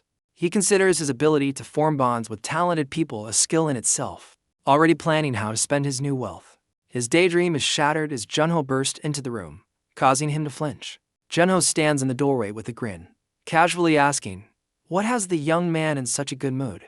Startled and annoyed, the young man complains about the lack of a knock. While Junho offers a sheepish apology, Junho relays a message to come eat before asking about the whereabouts of someone named Yesik. The young man explains that Yesik is completely absorbed in his training. The scene shifts to a forest where Yesik dashes between training logs with his sword drawn. He grips his blade with intense focus, preparing to unleash another powerful technique. A close-up reveals his sharp, determined eyes, locked onto his objective. Yesik executes a rapid series of complex sword maneuvers with flawless precision. He concludes the sequence with a mighty overhead strike, shattering a wooden post. After the powerful impact, he lands gracefully amidst the splintered wood. Hanging upside down from a branch, he calmly critiques his own speed as inadequate. He immediately resumes his training, moving so fast he becomes a blur of motion. With a look of fierce resolve, he pushes himself harder, driven by the fear of falling behind. Yesik unleashes another powerful sword technique, moving with incredible speed. He roars with determination, driven by a fierce resolve never to repeat the failures of his past. Suddenly, a deep rumbling shakes the forest, startling the wildlife. A deer sprints through the trees, fleeing from an unseen pursuer. The ground trembles under the paws of a massive beast as a voice urges it to run faster. The chase is revealed to be a wild race, with children riding a pack of wolves, all charging after the deer. A man clings to his wolf mount, determined to win their game and avoid the penalty of picking apples. The chaotic race is interrupted by the sudden appearance of a giant elephant, which charges at a small white creature. The frantic chase between the elephant and the small creature continues past the walls of a grand, traditional estate. At the base of the estate steps, Suho stands before a monk and his attendants, listening intently. Suho confirms with the monk that the new construction is complete, questioning its sturdiness. The monk laughs warmly, assuring him it's built strong and to report any problems immediately. Overwhelmed with gratitude, the monk thanks Suho for his immense generosity and for giving them a home. The wild race of wolves and children suddenly thunders past them, kicking up dust. From above, the chaotic pack charges across the lawn, the riders yelling encouragement to win the game. Suho watches the scene with a fond smile, remarking on how happy one of the children looks. His gaze softens as he recalls how that same child used to be so lonely. A painful memory surfaces of the child being ostracized on a playground, forbidden from playing with others. Back in the present, the monk interrupts his thoughts, inviting him to join them for lunch. Suho's expression becomes serious as he changes the subject, asking about the condition of brother Myeonjin. The monk explains Myeonjin's fluctuating health, noting he's now exercising daily. He adds that Myeonjin's appetite has also returned as the man examines his reflection. A close-up reveals a menacing red glow in Myeonjin's eye, hinting at a hidden power. The story flashes back to Myeonjin's past, where he was cruelly nicknamed by other children. He remembers his lonely childhood as an orphan, constantly mocked for his appearance. The memories darken, showing him being viciously bullied by other kids who believed he was cursed. The scene transitions to a bleak cityscape, reflecting his feelings of utter isolation. He recalls building a wall around his heart, shutting himself off from a world that rejected him. A kind monk finds the lonely boy and offers him a new home at Bongram Temple. The memory shifts to a fiery tragedy, where Myeonjin holds his dying master after a vicious attack. He lets out a heart-wrenching scream, consumed by the grief of his loss. Back in the present, he confesses to Suho that this tragedy sparked his first truly evil thought. With a menacing glow in his eye, he admits to taking a life with his own hands. The memory shows him unleashing his fury, tearing through monstrous foes in a blind rage. His face is a mask of pure, unadulterated fury as he fights for his life. He continues his brutal assault, his staff becoming an instrument of destruction. Believing he had nothing left to lose, he embraced becoming a monster to vent his pain. At his lowest point, a familiar figure appeared in the doorway, calling out to him. Myeonjin looks up from his despair, momentarily stunned by his brother's arrival. He credits his brother for saving him from a dark fate, pulling him back from the path of self-destruct. Suho listens quietly, his expression unreadable as he takes in the heavy confession. Myeonjin explains that Suho not only saved his soul, but also rebuilt his home, lifting a heavy weight from his heart. With newfound resolve, Myeonjin declares that he has finally set a new goal for himself. Suho is left confused by the sudden declaration, while a few onlookers eavesdrop with bewildered expressions. Green energy suddenly crackles around Myeonjin's hand as he prepares to act. In a flash, one of the eavesdroppers is sent flying across the room by an unseen force. The other boys duck for cover amidst shattering glass, stunned by the monk's sudden outburst. Myeonjin's eye glows with a menacing red light as he vows to walk alongside all who suffer in the world. The eavesdroppers stare in disbelief, muttering that they now have another eccentric person to deal with. Suho breaks into a nervous sweat, clearly flustered by his friend's overly dramatic proclamation. An enraged woman brandishing a knife storms in, demanding to know who caused the commotion. Myeonjin makes a dramatic exit, shattering a window as he leaps out with his staff. Elsewhere, a man with a glowing reflection cheerfully plans his next meal and a ride on a rice cake. Back at the temple, Myeonjin stares intensely at his cracked reflection, ignoring a call to come eat. His reflection twists into a disturbingly wide, sinister grin. The scene transitions to the vast, moonlit ocean at night. A lone boat emerges from the dark, churning waters. On board, a man and a woman stand stoically on the deck, navigating the rough sea. The woman informs her companion, Seongu, that they've reached Bizen and a car is ready for him. Seong's expression hardens with resolve, his mind set on hunting down the druid. Back at the mansion, the others gossip about Myeonjin's destructive exit and the fury of Granny Sukia. Elsewhere, Suho and his team discuss business over a meal. Getting an update on a major construction project, Suho casually instructs them to ensure the work is high quality, hinting he'll be away for a while. His friend picks up on the hint, asking Suho if he's planning on going somewhere. Suho confirms his destination is England, where he intends to meet a certain Dr. Toddler. The group immediately shoots down his plan, telling him he can't possibly go right now. Confused by their certainty, Suho demands to know what's stopping him. One of his companions explains that all international air and sea travel has been completely blocked. Suho is shocked by the news, questioning the reason for such a massive shutdown. His friend reveals the terrifying truth. The world's skies and seas have been taken over by wyverns and other monstrous beasts. Suho's expression hardens as he demands to know every last detail. His friend presents a news report showing a massive swarm of wyverns flying towards Shanghai. He then reveals another article about giant, untraceable monsters wreaking havoc in the oceans. A colleague nonchalantly suggests Suho should just use his own powers to fly there. Suho scoffs at the idea, explaining his pigeon form only lasts 10 minutes. Not nearly enough for the journey. He looks dejected, admitting he never thought he'd be envious of creatures with strong wings. Growing impatient, Suho presses his team for an estimated wait time. His companion relays the grim forecast. Experts predict it will take a month to secure the skies. Suho is utterly stunned, his plans completely derailed by the month-long delay. Suddenly, his other friend's face lights up, announcing he's found an alternative way for Suho to travel. Suho leans in, demanding to know the supposed alternative. His friend proposes a wild idea: find and tame an awakened golden eagle. Suho is baffled, wondering where on earth he'd find a mythical beast like that. The answer is simple and shocking: the demilitarized zone. His friend explains that the DMZ is now a hotbed for powerful, awakened wildlife, a perfect hunting ground for an eagle. Without wasting a moment, Suho is already speeding down a rugged path in a truck. His friend, riding shotgun, complains that he's already swamped with video editing work.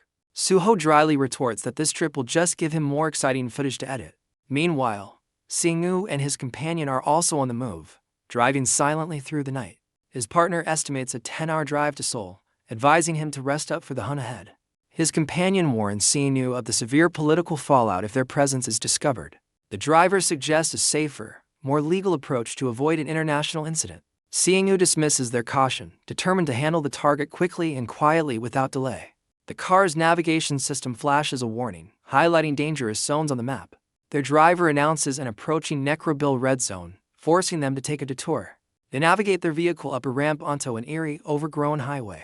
The car speeds along the desolate, moss-covered road as its tires screech sharply. The scene cuts to Suho's truck, now parked discreetly in the lush wilderness of the DMZ. From the tall grass, the gentle cooing of a bird echoes through the quiet forest. Nearby, a large creature snorts, its powerful nostrils flaring as it senses their arrival. A monstrous creature bears its massive tusks, letting out a low, threatening growl. Its powerful hoof stomps into the earth, shaking the ground with its weight. The beast is revealed as a colossal boar with glowing red eyes, towering over Suho's terrified friend. In a bizarre twist, the boar seems to telepathically ask for an opinion on its intimidating new form. His friend nervously admits that the creature looks incredibly strong, but trails off hesitantly. The boar's eyes narrow, impatiently demanding he finish his thought. The friend awkwardly confesses that he also finds the boar's appearance a bit grotesque. Taking offense, Suho, as the boar, declares he'll mount his friend's head on a wall as a trophy. The friend panics, desperately trying to calm his enraged bro down. But his pleas are ignored as the furious boar charges forward with unstoppable force. The friend's face contorts in pure terror as he flees for his life. The ground trembles as the colossal boar gains on him with terrifying speed. He scrambles desperately, trying to outrun the unstoppable force behind him. A tree explodes into splinters as the boar smashes through it, sending the friend flying. He clings to another tree for dear life, pleading for his friend to revert to his human form. The boar's tusk effortlessly snaps the thick tree trunk in two. As the tree topples, the friend is thrown violently to the forest floor. Lying on the ground, he screams, certain his final moments have arrived. A strange liquid drips onto his face, causing him to pause in confusion. His eyes widen in horror as he realizes the source of the mysterious fluid. His terror intensifies as a monstrous black rabbit with glowing red eyes springs up from the ground before him. He turns to flee, only to find the giant rabbit silently stalking him through the undergrowth. His escape is blocked by the colossal boar, now standing beside a perfectly calm Suho. Surrounded by the menacing beast, he nervously asks Suho for reassurance, but receives a non-committal answer. He breathes a heavy sigh of relief, tentatively believing the danger has passed. Still unsettled, he complains about the rabbit's creepy red eyes as a status window reveals it's a carnivorous, sea-level monster. Suho dismisses the rabbit into a swirling vortex, surprising his friend with the sudden disappearance. He then turns his attention to the growling boar, whose status as a powerful sea-level 5 monster is displayed. Suho casually mounts the boar, leaving his bewildered friend to figure out his own ride. They journey onward, Suho on the boar, and his friend on a summon wolf, discussing the personality risks of Suho's powers. Suho explains he avoids transforming into higher-level beasts to prevent his personality from being overwhelmed. He teases his friend for being scared of the rabbit, which was surprisingly more powerful than both of them. His companion despairs, pointing out they've acquired 2 new animals but are no closer to finding the golden eagle. Reaching a scenic overlook, Suho confidently states that finding the eagle is the only hard part. Catching it will be simple. Pausing the search, Suho pulls out his phone to make an important call for information. He is connected to a professional operator working in a high-tech command center. The scene cuts to Seung-woo, who is also on a call, urgently trying to locate a missing female colleague.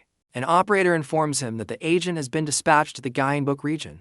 Suho then presses his own contact, asking for a way to speak with the agent directly. The story shifts to a ruined cityscape, where an ominous electronic signal pulses through the desolate streets. An agent frantically alerts his captain that a dungeon break is only 10 minutes away. The captain and her squad react with shock to the dangerously short timeline. As their extraction chopper descends, she furiously demands to know why her requested air support is missing. Her subordinate confirms their worst fears. All heavy artillery strikes have been cancelled. Frustration mounts as the captain scolds her team for the critical communication failure. They receive a grim update that the nearest air support is 10 minutes out, with ground forces even further away. She rages at the impossible situation, questioning if they're meant to fight the monsters empty-handed. Her soldiers ignore her fury, insisting on an immediate retreat as they grab the evacuation ropes. The captain reluctantly agrees to withdraw, her decision interrupted by a sudden phone call. While her team scrambles to safety, she answers the call. Her attention now fixed on the new development. The captain professionally identifies herself as Soo-young Choi of Detection Team 11. Suho casually greets her from atop his monstrous boar, interrupting her crisis. Captain Choi is stunned into silence, recognizing Suho's voice on the other end. He immediately asked her to use her unique insight ability to help him find an eagle. She grinds her teeth, enraged by his nonchalant request during a critical mission. The captain furiously ends the call, leaving a bewildered Suho holding a dead phone. He stares at his screen, completely baffled by the insult she hurled at him before hanging up. Suho turns to his friend, genuinely confused about the connection between an eagle and her comet. His companion interrupts, suddenly pointing toward a strange phenomenon on the horizon. A massive, dark cloud that looks like smoke begins to rumble and rise ominously from a distant mountain peak. The dark cloud rumbles ominously, looking more like a swarm than smoke. His friend's eyes widen as he checks his phone, making a startling connection. Suho is completely lost, questioning what a starfish has to do with anything. A news alert reveals the horrifying truth. A dungeon break has unleashed exploding starfish monsters. His companion explains these are fire-breathing monsters that detonate upon death, scorching everything around them. Suho processes this grim information, realizing the danger of fighting such creatures. A sudden whooshing sound makes his friend whip his head around in alarm. He screams a warning for Suho to take cover, but Suho remains puzzled by the sudden panic. The sky darkens as a massive swarm of black birds descends upon them, catching his friend off guard. Unfazed, Suho stands calmly in the eye of the storm, a knowing smirk playing on his lips. His friend panics, shouting that the fire is spreading too fast and they need to escape. Suho, however, remains calm, thoughtfully observing the fire and the flock of birds. A massive explosion erupts in the distance, confirming the destructive power of the starfish monsters. The ground begins to tremble as the forest wildlife starts to flee the encroaching inferno. A full-blown stampede of animals charges through the burning woods, desperate to escape.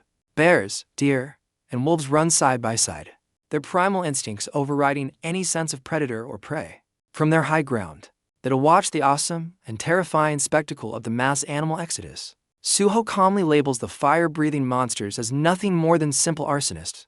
The chaotic stampede continues, with more creatures getting caught in the fiery explosions. Both Suho and his companion are suddenly startled, their attention drawn to an unexpected sight. His companion shouts in excitement, having finally spotted the golden eagle flying through the sky. The majestic eagle lets out a powerful cry as it dives, leading a massive flock of birds. Suho is impressed, noting the sea-level beast is powered up by feasting on a dying monster. With a confident smirk, he decides this Goldie will be his next acquisition. The scene shifts to a news report covering the massive forest fire in Gangwon province. The official story claims the fire was naturally extinguished by an updraft, caused by the starfish monsters. Back in his room, Suho's friend scoffs at the news, dismissing the official explanation as garbage. A notification pops up on his laptop, confirming his video upload is complete. He eagerly prepares to play the footage he risked his life to capture, promising the real story. The video starts, showing a drone's view of a monstrous boar being launched like a cannonball into the inferno. The monstrous boar slams into the inferno, unleashing a cataclysmic blast of energy. On screen, the footage reveals Suho had summoned a colossal tornado to combat the flames. The powerful vortex rips through the forest, sucking the massive fire into its swirling maw. Flames and smoke are helplessly drawn into the magical whirlwind, extinguishing the blaze completely. The video, titled Suho Park's Tornado Skill, immediately goes viral, racking up hundreds of thousands of views. Viewers from around the world flood the comments, questioning if Suho is even human. His friend celebrates wildly as the view count skyrockets within the first minute of uploading. The incredible footage was all captured by his fleet of high-tech drones flying through the chaos. A flashback reveals the cost of such power, showing Suho collapsed and unconscious after the spell. His friend wisely decides to edit out the fainting scene. Determined to protect Suho's powerful reputation, Dongsu types away at his laptop, preparing to upload a preview of the viral video. His concentration is broken when someone calls his name from outside his room. He opens the glass doors to his balcony, taking a casual sip from his drink. Two of his companions call up to him, inviting him on a raid to a newly opened level to dungeon. They try to entice him further by mentioning they have 3 free entry passes available. Dongsu scoffs at the low-level challenge, confidently stating they don't need his help for such an easy dungeon. His friends persist, reminding him he's the most skilled and that their team is already waiting. He explains his value, having used their funds to acquire a wide array of skills essential for small party raids. He finally relents, promising to join them as soon as he finishes uploading his latest video edit. With renewed purpose, his fingers fly across the keyboard, finalizing the upload. An unexpected invitation appears for Suho Park, summoning him to London by a mysterious Dr. Toddler. The video preview reveals a world under siege, with flying monsters dominating the skies. It dramatically illustrates the loss of air travel as humanity's infrastructure crumbles. The montage continues, showing colossal beasts rising from the depths to conquer the seas. Amidst the global chaos, the video frames Suho as a solitary hero, ready to face the world's threats. He glances back with a confident smile, promising to return after his mission. Without a moment's hesitation, Suho takes a powerful leap off the cliff's edge. A burst of energy crackles where he once stood, signaling a dramatic transformation. In midair, magnificent dark wings sprout from his back, catching the wind. Now fully airborne, Suho soars into the sky, continuing his epic adventure. Dongsu celebrates, confident his epic video preview will be a viral sensation. The scene shifts to a quiet motel room, far from the online frenzy. Inside, a woman watches the end of the very same video, her expression unreadable. She sits in silence, contemplating the implications of the footage on her laptop. Her eyes narrow in shock as she recognizes the names London and Dr. Toddler from the video's details. A man named Sianu enters the room, noticing her troubled expression. With a stern look, she informs him that Suho has likely already left the country. Confused by her claim, Sianu is directed to watch the video for himself. His casual demeanor vanishes, replaced by wide-eyed shock as he processes the information. Sianu is left speechless, questioning how and why Suho would suddenly be heading to London. The long-haired man theorizes that Suho, being from a different timeline, must know all his secret plans. He comes to the chilling realization that Suho is deliberately avoiding a confrontation with him. With a menacing grin, he decides to force Suho into the open before he's ready for a fight. The woman agrees they can't simply wait for Suho's return, urging Sianu to action. The strategist declares he has a plan to lure their elusive target out of hiding. His companion questions his method, wondering how he'll get past the authorities. He reveals his simple, yet effective strategy with a single, chilling word: provocation.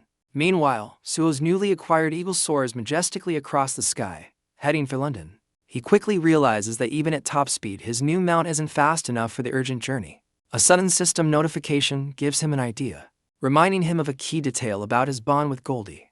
A system window appears before the eagle, announcing a newly unlocked fire skill. Suho realizes he missed the alert after extinguishing the forest fire, noting the expensive new abilities. Just as he processes this, another urgent system alert flashes, catching the eagle by surprise. A 60-second countdown begins, warning that his eagle transformation is about to expire. With a look of grim determination, Suho understands his time in the air is critically short. The scene cuts to a dense forest, where the ground trembles with a powerful force. A massive and rage bull bursts through the trees, charging with incredible speed. The beast relentlessly pursues two men fleeing on a motorcycle with a sidecar. The driver yells at his companion to conserve ammunition, while the gunman prepares to take a careful shot. Undeterred, the furious bull closes the distance, its powerful charge shaking the earth. The gunman complains that their shots barely faze the beast, while the driver worries they'll run out of gas first. He urges his driver, Zhang Xing, to get closer for a better angle, preparing another attack. With grim determination, the man takes aim, ready to deliver a finishing blow. He fires his rifle, a bright muzzle flash signaling the decisive shot. The bullet strikes true, hitting the bull's leg and causing the massive creature to stumble. In a fit of pain and rage, the bull lets out a furious roar, its eyes wide with fury. As the motorcycle speeds away, the gunman watches the recovering bull, contemplating their next move. His focus is suddenly shattered as he notices something completely unexpected. His expression turning to shock, his companion frantically points towards the sky, drawing attention to a strange object hurtling through the air. Zhang Xian looks up from the road, his face a mask of bewilderment at the unbelievable sight. A brilliant streak of energy plummets from the sky, heading straight for the forest floor. The object crashes directly into the charging bull, creating a massive, electrifying impact. The sheer force of the collision sends the massive beast hurtling through the air. The shockwave rattles the motorcycle, jolting the two men as they try to maintain control.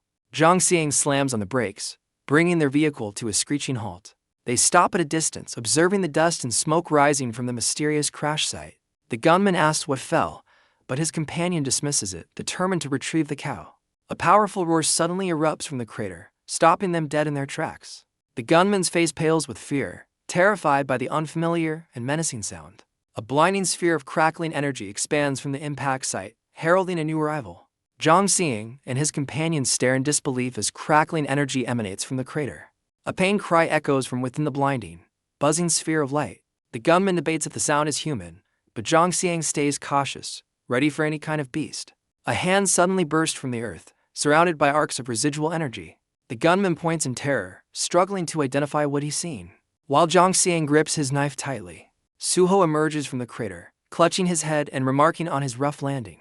The two hunters are left completely speechless, staring at the unexpected arrival. Confirming the figure is human, the two men cautiously approach, weapons still raised. Zhang Xing asks the mysterious man if he's Korean, a question that leaves Suho utterly baffled. He calmly introduces himself as Suho Park before asking the armed men for their identities. The younger hunter introduces himself as Cheo Ryan Kim, remarking on Suho's miraculous survival after falling from the sky. Suho casually brushes himself off, admitting the landing was rough before asking for his current location. The men reveal they are in Sinwiju, near the Amrik River, a location that piques Suho's interest.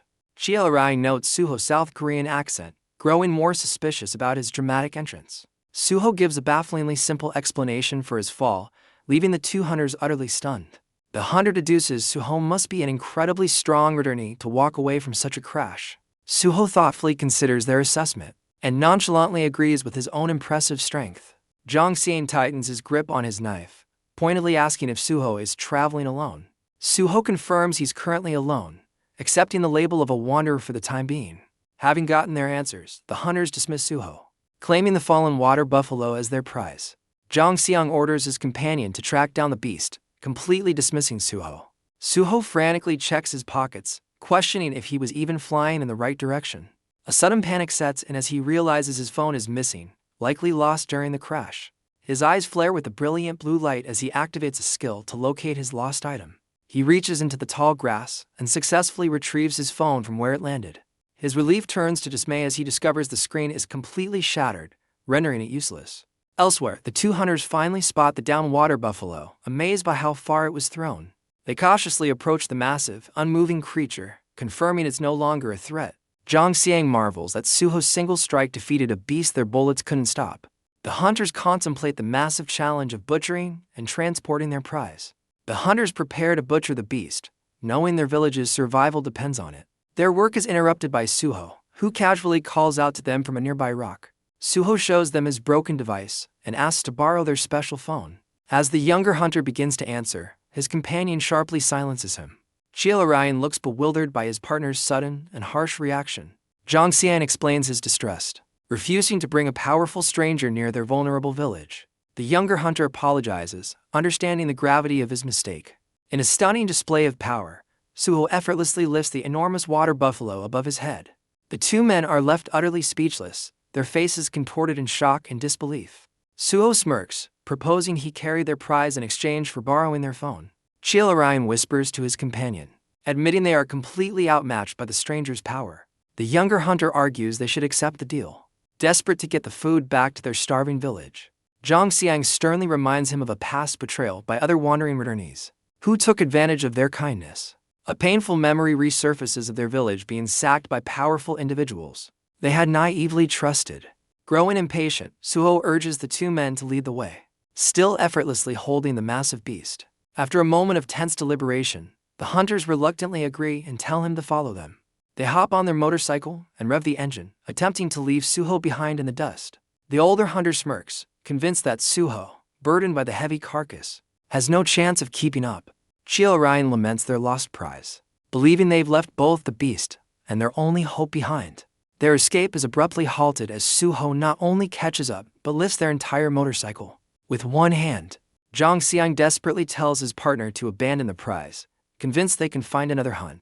Their escape plan crumbles as Suho, still carrying the beast, easily runs alongside their motorcycle. The hunter's face is contorted in sheer terror, unable to comprehend how he's keeping up with their vehicle. Suho flashes a smug grin, casually warning the panicked men to watch where they're going. His cryptic warning leaves the two hunters utterly baffled, looking back in confusion. With a powerful leap, Suho soars through the air, carrying the buffalo over the stunned hunters and their bike. The forest canopy offers a moment of deceptive calm after the incredible display of power. As the motorcycle approaches a small village, the residents gather, alerted by the commotion. Villagers spot the hunters and mistakenly believe they're being chased by a rampaging water buffalo. The crowd's confusion turns to awe as they realize a single man is effortlessly carrying the massive beast. The villagers rush towards the hunters, calling their names in a mix of relief and panic. An elder notices the widespread destruction, demanding to know what happened to their settlement. More worried residents, some clearly injured, dash towards Zhang Xian for answers. The elder questions if a stampede caused the damage before urgently asking for someone named Zhang Myang. He's told that the others left to rescue a girl named Haiyan, much to his surprise. The elder's expression darkens as he furiously demands a full account of what happened to the girl.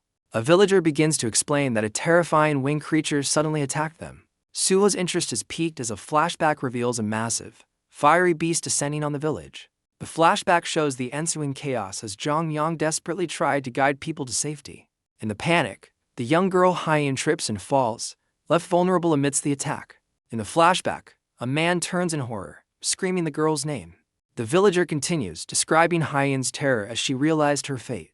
The winged beast descends upon the helpless girl amidst the fiery chaos. Her shoe is flung into the air as the creature closes in. The flashback ends with the monster flying away, clutching the young girl in its talons. Back in the present, the villager grimly confirms that the beast snatched Haiyan. The enraged elder demands to know where the creature took her. Another villager tries to calm him, explaining that Captain Zhang Yang is already in pursuit. Unappeased, the elder furiously repeats his demand for the monster's location. A villager finally points towards a distant stone mountain, revealing the beast's destination. The elder urgently points Zhang Xian towards the mountain, ordering him to join the rescue party. Without a moment's hesitation, Zhang Xian guns the engine and speeds off, leaving his partner behind. Left with no other choice, Qiurai kneels and begs the powerful stranger for help. With tears streaming down his face, he desperately pleads for Suho to save the young girl. Suho considers their plea for a moment before casually agreeing to their request. The hunter looks up in shock as Suho reminds him of their original deal. He still wants to borrow the phone. Standing atop the massive beast, Suho prepares to unleash his true power. A surge of brilliant blue energy crackles around Suho, startling the onlookers. In a stunning transformation, massive dark wings burst from his back as he launches into the sky. The villagers can only stare in utter disbelief, wondering about the true identity of this incredible being. As dark feathers drift down, Qiurai realizes this winged man is a returnee from South Korea. A flashback is triggered, reminding him of another powerful being they once called the King of Animals. The memory conjures the image of a ferocious bear, roaring with untamed fury. He recalls fleeing in terror as his companion, Gankyul, bravely offered to lure the beast away. Gankyul dug his heels into the earth, making a final, desperate stand against the monster. The beast proved too powerful, violently swatting his friend to the ground. Qiurai could only watch, his face a mask of horror as he cried out for his friend. The memory ends with the grim implication of his companion's violent demise. Back in the present, Qiurai is paralyzed by fear, the traumatic memory fresh in his mind. Suho looms over the kneeling man, his dark wings casting an intimidating shadow of immense power. The memory continues with him screaming his friend's name in absolute horror. He recalls watching Gankyul get tossed through the air, completely overpowered by the beast. The bear's massive shadow fell over his friend, preparing to deliver the final blow. The flashback ends with the brutal sight of his companion being struck down. As the other hunters watched, frozen in shock, the scene shifts to the present, where Captain Zhang Yang leads a desperate charge against a similar monstrous bear. The enraged beast lets out a deafening roar, its eyes glowing with raw fury. With a single, powerful swipe, the bear sends Zhang Yang's men flying like ragdolls. Zhang Yang watches his team get brutally swatted aside, shouting a desperate warning to another man. His men realize they can't defeat the creature, but know that fleeing means certain doom for Haiyan. With grim determination, Zhang Yang orders his men back, intending to face the monster by himself. The beast charges forward, violently swatting the hunters aside in a brutal assault. His men are sent flying, screaming in terror as they realize the creature's overwhelming power. The injured captain grimly accepts that Haiyan is likely gone, believing the monster wouldn't have spared her. He realizes they are the only awakeners left and must retreat to prevent further losses. As the bear prepares another devastating strike, Zhang Yang makes the painful decision to flee. A subordinate cries out a desperate warning, as the captain finds himself directly in the monster's path. The beast's massive clawed paw descends with lethal speed, aiming to crush him. Zhang Myang's eyes widen in shock as a blur of motion intercepts the attack just in time. A powerful vortex of dark energy collides with the bear's paw, neutralizing the blow completely. Suho lands with incredible force, sending the massive bear tumbling across the ground with a single kick. Captain Zhang Myang stares in utter disbelief, his mind struggling to process the impossible feat.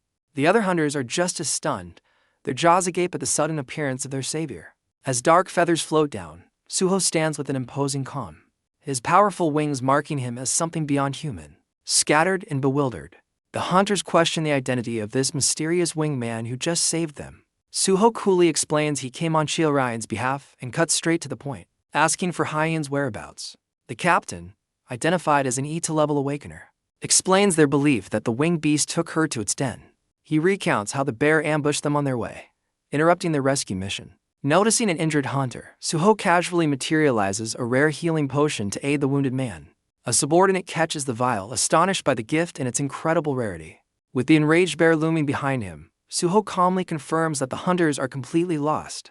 Suho pivots and lands a devastating kick right into the monster's flank. He follows up with a relentless flurry of kicks, pummeling the beast into submission. A final, powerful blow sends the massive bear reeling through the air. The monster crashes hard into the ground, its rampage brought to an abrupt end. Captain Zhang Yang and his men can only stare, completely dumbfounded by the display of power. A system window reveals the bear's stats as it lies defeated on the forest floor. Suho casually nudges the beast with his foot, unimpressed by its attempt to play dead. The bear's eye subtly blinks open, revealing it was faking its knockout. He then commands the creature to get up, informing it that it has just been recruited for his mission. A notification appears above the terrified bear as it whimpers, understanding its new predicament. The once ferocious bear springs to its feet, now looking surprisingly docile before its new master. Captain Zhang Yang and his men are utterly bewildered, questioning if Suho actually tamed the monster. A system window confirms the bear's obedience, revealing its name is Barry and its rage stems from losing its territory to another beast. Suho smirks, realizing their goals align, and offers the bear a chance at revenge. Barry accepts the proposition with a mighty roar, ready to reclaim its pride alongside its new ally. Suddenly, the sound of a screeching motorcycle tire signals the arrival of another person. A man named Dong Chul rushes onto the scene, calling out to his surprised Captain Zhang Yang. Zhang Yang immediately grabs the newcomer, desperately demanding to know where Hyen is. The captain's face falls as he struggles to explain the grim situation. Suho cuts in, glancing at his new bear companion and declaring he'll retrieve the girl, reminding the others of their part of the bargain. The hunters stare blankly, questioning the identity of this mysterious man. At Suho's command, Barry lets out a ferocious roar, eager for the hunt. Suho wastes no time, ordering his new companion to lead the way as he sprints forward. The unlikely pair charges through the forest, leaving the stunned hunters in their dust. Gathering immense power, Suho launches himself into the air with an electrifying leap. As he soars upward, his dark wings begin to unfurl with a powerful flap. He gracefully takes to the sky, his transformation complete as he flies through the trees. The hunters realize their savior can both tame and transform, sparking a new hope for Hyen's rescue. Overwhelmed by this sudden turn of events, Dong Chul drops to his knees. He clasps his hands together, desperately pleading for Hyen's safe return. A chilling cry echoes from the shadowy entrance of a desolate cave. The sound intensifies, revealing the dark, ominous maw of the beast's den. Inside, a terrifying winged monster feasts amidst a gruesome floor of bones. Huddled in a corner, a terrified Hyen witnesses the horrifying carnage. Tears stream down her face as she whispers for her father, losing all hope. The creature pauses its meal, its cold, reptilian eye locking onto its captive. Hyen flinches, her eyes wide with shock as she realizes she's been noticed. The monster lets out a deafening roar, turning its full, terrifying attention toward her. Overcome with terror, she curls into a ball, bracing for the inevitable attack. Suddenly, the beast is interrupted by the sight of Barry the bear flying in for an attack. The winged beast shrieks in alarm, caught completely off guard by the sudden assault. Barry roars with pure fury, his eyes locked on the enemy that stole his home. The enraged bear plummets towards his rival, ready to reclaim his territory by force. As Barry charges, a brilliant light flashes, signaling the arrival of a new combatant. The wyvern recoils, blinded by a dazzling flash of magical energy. Suho's eyes blaze with power as he analyzes his target with chilling focus. A system window reveals the creature is an injured, immature wyvern, confirming Suho's suspicions. Riding atop his new ally, Suho intercepts the wyvern's attack with a crushing blow to its jaw. He follows through, using Barry's momentum to slam the beast head violently into the cave floor. The duo relentlessly pins the struggling wyvern, giving it no chance to retaliate or escape. With a final, crushing impact, Suho drives the wyvern's head into the rocky ground. The beast is violently ejected from the cave, ricocheting off the cliff face with a pain shriek. Suho lands firmly on the cliff's edge, his immense power cracking the stone underfoot. The wounded wyvern scrambles to stay aloft, its flight now clumsy and desperate. Meanwhile, Hyen remains frozen in terror, still surrounded by the grim remains of the wyvern's victims. Suho suddenly stands before the girl, his glowing eyes fixed on her as he assures her of her safety. Stunned and tearful, she can only stare at her rescuer, completely bewildered by his sudden appearance. Outside, the wyvern recovers and lands back on the cliff edge, its screech signaling it's not yet defeated. As he charges, Suho assesses the wyvern's superior energy and considers a new, audacious plan, taming it. A system notification conveniently appears, outlining the exact conditions required to tame the wyvern. Suho's eyes glint with understanding as he confirms the taming is possible. Barry, however, is overcome with a primal urge for vengeance against his rival. He unleashes a devastating attack, viciously striking the airborne wyvern. The beast cries out in agony as a system window shows its stamina plummeting to just 16%. Suho realizes with alarm that Barry's uncontrollable hostility is jeopardizing his plan. The enraged bear roars, signaling its intent to finish the fight permanently. Ignoring his master, Barry leaps onto the wyvern's back, preparing for a final, lethal strike. Suho's eye flashes red with panic as he desperately tries to halt his companion's attack. But it's too late. Barry brings his claws down in a brutal, cracking blow to the wyvern's head. Suho watches in horror as his command to spare the creature is completely ignored. With no other choice, Suho forcibly breaks the connection with his rampaging bear. He recalls the enraged Barry, who disappears into a crackling portal of light. The wyvern, free from the assault, slams into the cliff face, its stamina critically low. Seizing the perfect moment, Suho dives after the falling beast to initiate the taming process. The stung creature plummets helplessly, its fate now in Suho's hands. Suho activates an urgent recovery skill, enveloping the wyvern in a healing glow. System windows confirm the beast's stamina and health are rapidly regenerating under his power. In an instant, the wyvern is almost fully healed, its eye blinking open with newfound clarity. Now its master, Suho gives his new mount its first command to take flight. The revitalized wyvern obeys, soaring majestically through the open sky. The wyvern's powerful wings beat the air as it launches from the cliffside.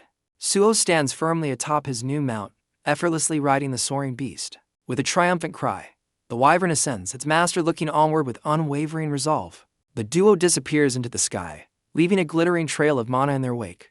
Far below, a somber group waits, having lost all hope for Hyen's return. Armed men stand by helplessly as Hyen's father is consumed by sorrow.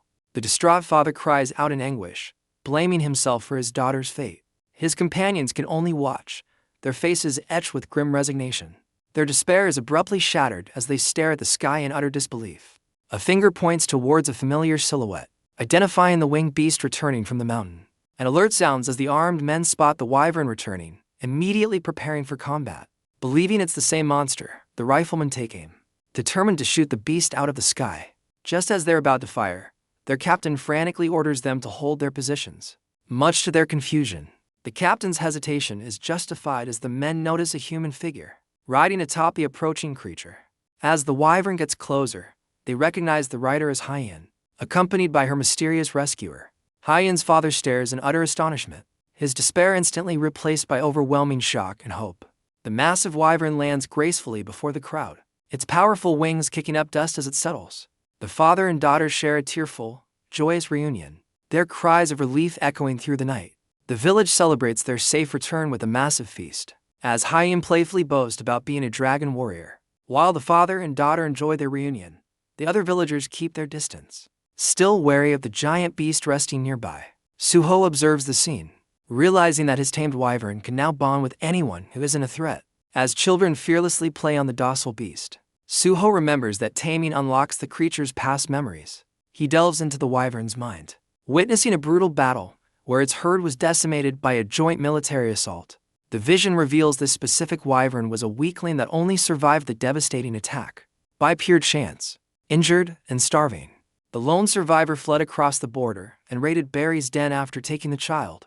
Back in the present, the villagers thank Suho for the food and magical aid, a rare moment of peace and plenty. Hyen's father reminisces about a time before the world's collapse, when neighbors helped each other through hardship.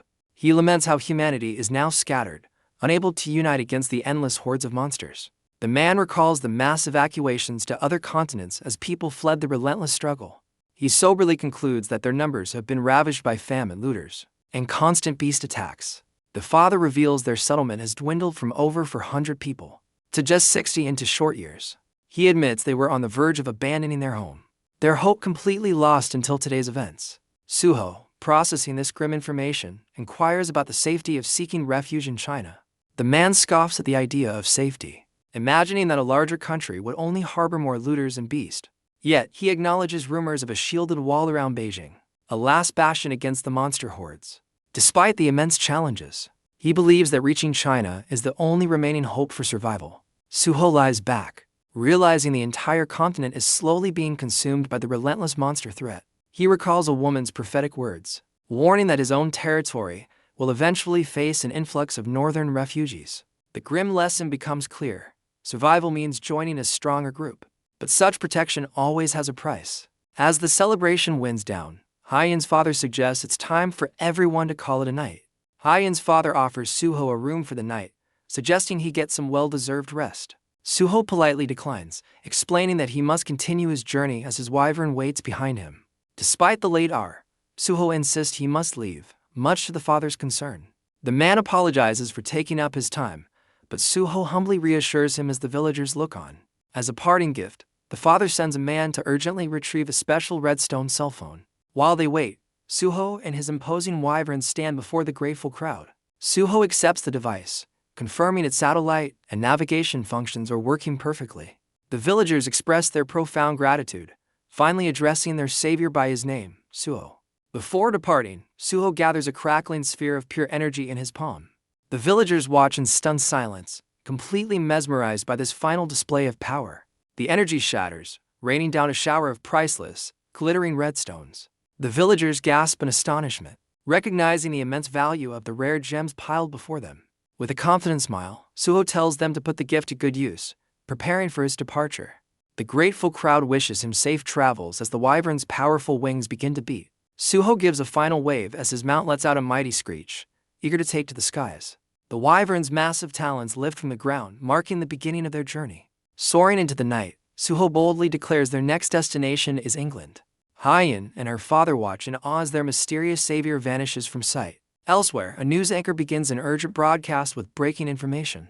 The report details a recent battle with a lone wyvern, a survivor of a supposedly annihilated herd. The news anchor reports a viral video shows the wyvern being controlled by an awakened, whom the public now calls a dragon knight. The broadcast is suddenly interrupted by a breaking news alert. The report cuts to an aerial view of Bampo Bridge, where a portal has violently erupted. Two giant red ant monsters emerge from the portal, tearing the bridge apart. As a news helicopter approaches, a mysterious figure is spotted at the entrance to the bridge. A long-haired swordsman lands with incredible force, ready to face the monsters. In a control room, operators stare in shock, recognizing the legendary warrior. The man is identified as Xiangyu Li, who stands with his sword drawn and a look of intense focus. A news graphic confirms the world's #1 ranker, Xiangyu Li, has made a surprise appearance on the bridge. Arriving before any other attack force, Xiangyu Li effortlessly slices through a massive beast. The public reacts to Xiangyu Li's return with a mix of awe and suspicion, questioning his presence in Korea. Meanwhile, the mysterious Dragon Knight's actions draw global attention, prompting powerful tamers to converge on Siberia. The world speculates on the identity of the Dragon Knight, seen leading a charge with the Russian tank division. His fame grows as he joins the Russian Air Force, his wyvern unleashing fiery attacks alongside fighter jets. News reports confirm the Dragon Knight's devastating power, as he and his mount incinerate a horde of ogres. In a stunning reveal, the world finally learns the Dragon Knight's identity, a Korean named Suho Park. The public is electrified by Suho's power, with many speculating he could dethrone Xiangyu Li as the world's #1. In response, the world's top ranker, Xiangyu Li, breaks his silence to publicly criticize Suho Park. The media quickly picks up on the brewing conflict, broadcasting reports on the controversy stirred by Xiangyu Li's statements. Hounded by the press, Xiangyu Li faces a barrage of questions regarding his return to Korea and his sudden attack on Suho's reputation. Xiangyu Li addresses the media, vowing to expose Suho Park's taming skills as a complete fraud. The press erupts in confusion, demanding that the world's top ranker elaborate on his shocking accusation.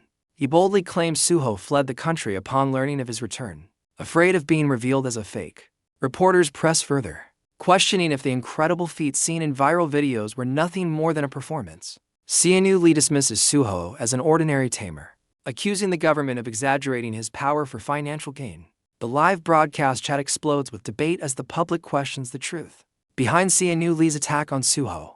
A journalist seizes the moment, asking if Sianu Lee has a direct message for his new rival. With his hand crackling with energy, Sianu Lee issues a public challenge for Suho to face him on the SPFC stage. Meanwhile, Suho watches the entire spectacle unfold on his laptop, stunned into silence. Hello everyone, subscribe to my channel to not miss new trending manhwa. The world places its bets on the upcoming match between Hiro Okita and Suho Park, with the odds overwhelmingly favoring the champion. Hiro's fame soars as he's celebrated for clearing a top-tier dungeon in record time. Hailed as mankind's hope. While Hiro enjoys the spotlight, construction begins in secret on Suho Park's private land. The match sells out 5 days in advance. Yet Suho is only seen entering his remote wildlife preserve. In the heart of the city, the massive Tokyo Stadium awaits the two fighters. With only 2 days left, the media reports that Suho Park has vanished after entering his territory and hasn't arrived in Japan. News headlines quickly turn against Suho, branding him a coward and fueling public unease. Meanwhile, support for Hiro explodes in Tokyo with huge crowds rallying to cheer for their hero. High above the city, Hiro sits silently on a luxury hotel balcony with a female companion. Noticing his pensive state, she interrupts his thoughts, asking what's on his mind. Hiro coldly admits he's been pondering how to eliminate Suho for being a no-show. His companion sets down her glass, unconvinced that taking down Suho will be an easy task. He presses for an explanation, questioning why eliminating his rival would be so difficult. She reveals a shocking truth from classified files. Suho lived for a millennium on another world. Stunned by this revelation, Hiro wonders if Suho has been reliving his return for 1,000 years. She dismisses his theory, stating Suho doesn't use a reversion stone, making his long life a paradox. The woman clarifies that time flowed differently on Suho's planet, stretching 10 Earth years into a millennium. This time difference explains why their paths never crossed, prompting Hiro to theorize about an item granting eternal youth. Having already investigated that possibility, she introduces a new lead, a rare item known as the Crimson Peach. Hiro is left baffled by this new information, questioning the nature of the mysterious fruit. She explains this Crimson Peach is a legendary fruit that grants immortality, blooming only once every 1,000 years. Hiro clenches his fist, fascinated by the idea that Suho lived a millennium without any known artifacts. His companion expresses deep concern, emphasizing that Suho's 1,000 years of experience makes him a formidable foe. Hiro coldly brushes off her warning, declaring that he will let no one, not even an immortal, stand in his way. On the day of the match, news outlets report that Suho is still a no-show, speculating about his cowardice and potential fines. Back on his private land, Suho uses a mysterious power to instantly grow a sapling into a massive, flourishing tree. The ground rumbles as an entire grove of trees miraculously sprouts ripe fruit, shocking his companion. His friend grows frantic, reminding Suho that they are completely out of time for the scheduled fight. Unfazed, Suho casually plans to plant pear trees next, ignoring his friend's warning that only 3 hours remain. Suho notes his current level limits his power, then instructs his friend to gather more saplings for when he gets back. His friend reluctantly agrees, pleading with Suho to hurry to the match before he has a panic attack. Suddenly, Suho is engulfed in a blinding blue light, his body crackling with immense power. He transforms into a terrifying, lightning-wreathed dragon, its massive jaws wide open. His companion hits the deck, stunned by the sheer scale of Suho's draconic form. After giving a final, fiery warning about slacking off, Suho launches into the sky, leaving his friend behind. The friend nervously scratches his head, annoyed by Suho's demanding attitude. He can't believe Suho went from gardening to facing a champion without showing any sign of pressure. Left alone, he activates a fleet of drones to survey the newly grown grove. Looking at his setup, he cheekily notes that he's got the perfect shot for a video thumbnail. Meanwhile, the broadcast goes live from a roaring, sold-out Tokyo Stadium, just 3 hours before the main event. In the broadcast booth, commentators confirm Suho Park still hasn't entered Japan, fueling speculation he's forfeiting. One commentator insists that if Suho is a no-show, an official apology will be demanded from both him and the Korean government. Online forums explode with comments, with the public mocking Suho as a coward and lamenting their lost bets. High above the roaring stadium, Hiro and his companion calmly observe the pre-match chaos from their private suite. His companion provides an update from her tablet, reporting that Suho has expanded his land to a place called Wyeongbu. The mention of Wyeongbu sparks a dark, knowing grin on Hiro's face. He comes to a chilling conclusion, realizing that his rival somehow knows the future. Hiro recalls a critical piece of future history. Wyeongbu is the precise location where Korea's first level 7 dungeon will emerge. He visualizes the future catastrophe. The military gets annihilated, S-rankers are lost, and the city is bombed to contain the monster outbreak. The calamity escalates as another break in China prevents reinforcements, leading to Korea's eventual fall to a monster horde from the north. Hiro's companion scoffs, deducing the Korean government is blindly using Suho to stop the future catastrophe. Down in the stadium, the clock ticks down to just 7 minutes as the oblivious crowd continues to cheer. A commentator explains that Suho is on the verge of automatic disqualification for failing to arrive an hour before the match. A terrifying shriek suddenly rips through the air, causing a wave of panic to sweep over the stadium. The startled crowd looks around in fear, wondering if a monster has just broken into the arena. Their terror quickly turns to astonishment as they gaze up at the sky in unison. The audience erupts as they recognize the creature as a wyvern, shouting that the Dragon Knight is here. In the private suite, Hiro's companion jumps to her feet, stunned by Suho's sudden appearance. Suho makes a spectacular entrance, descending into the Tokyo Stadium on the back of his enormous wyvern. The live chat goes wild as viewers celebrate the Dragon Knight's grand arrival. With only 5 minutes to spare, in a nearby ice cream shop, Suho's fans celebrate his arrival, with one noting he loves to live dangerously. Elsewhere, a supporter in a suit pumps his fist, convinced Suho's victory is just around the corner.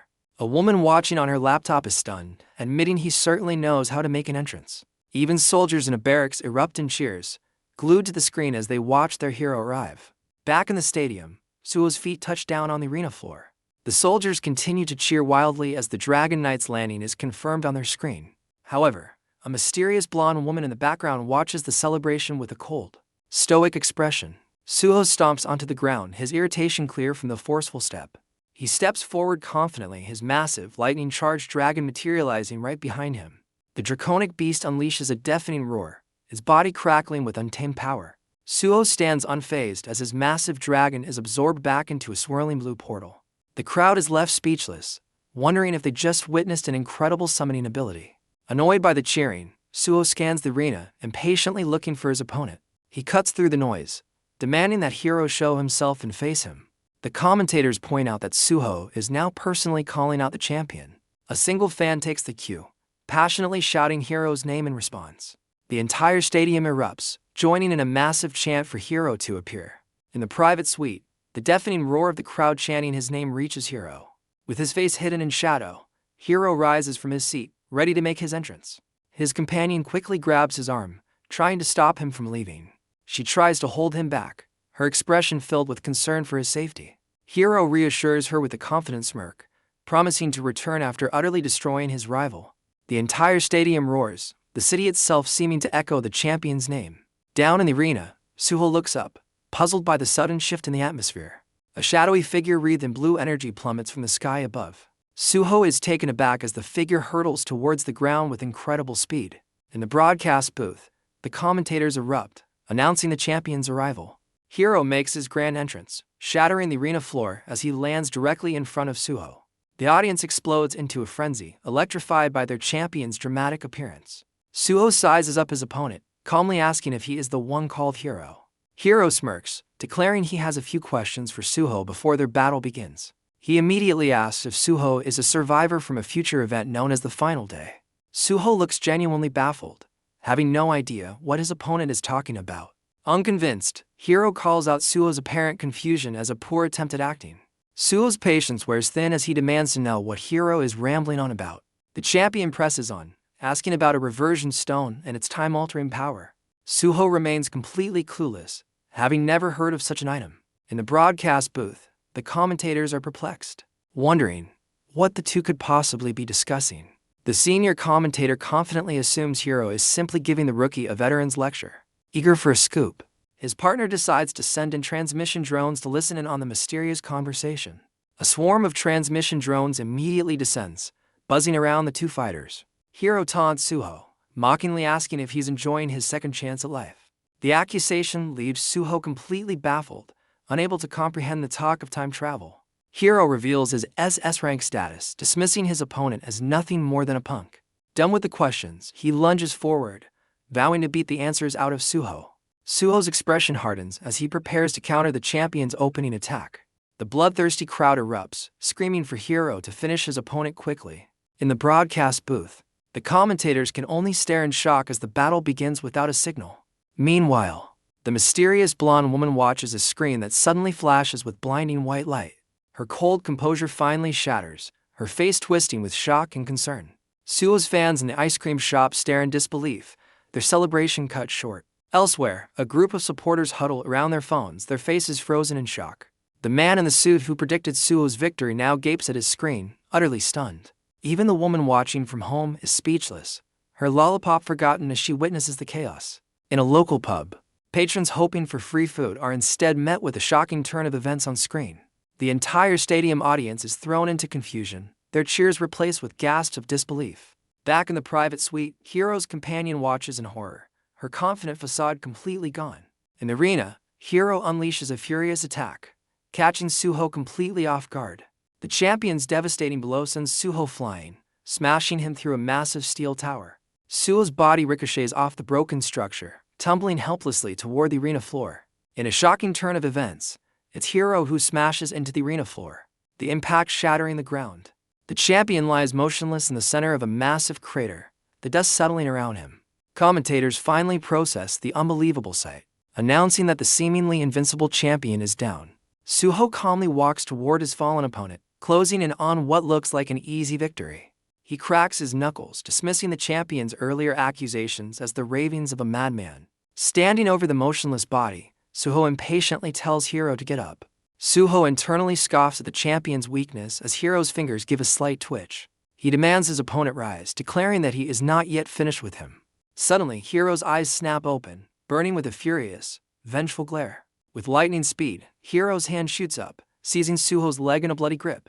The crowd roars as their champion, Hiro, staggers back to his feet. His fans erupt in a frenzy, their cheers urging him to get back in the fight. Suho stumbles, bleeding and baffled by the sudden, powerful counterattack. Hiro coldly lectures his opponent, dismissing him as a big fish in a small pond. Enraged by the condescending words, Suho charges forward with a furious roar.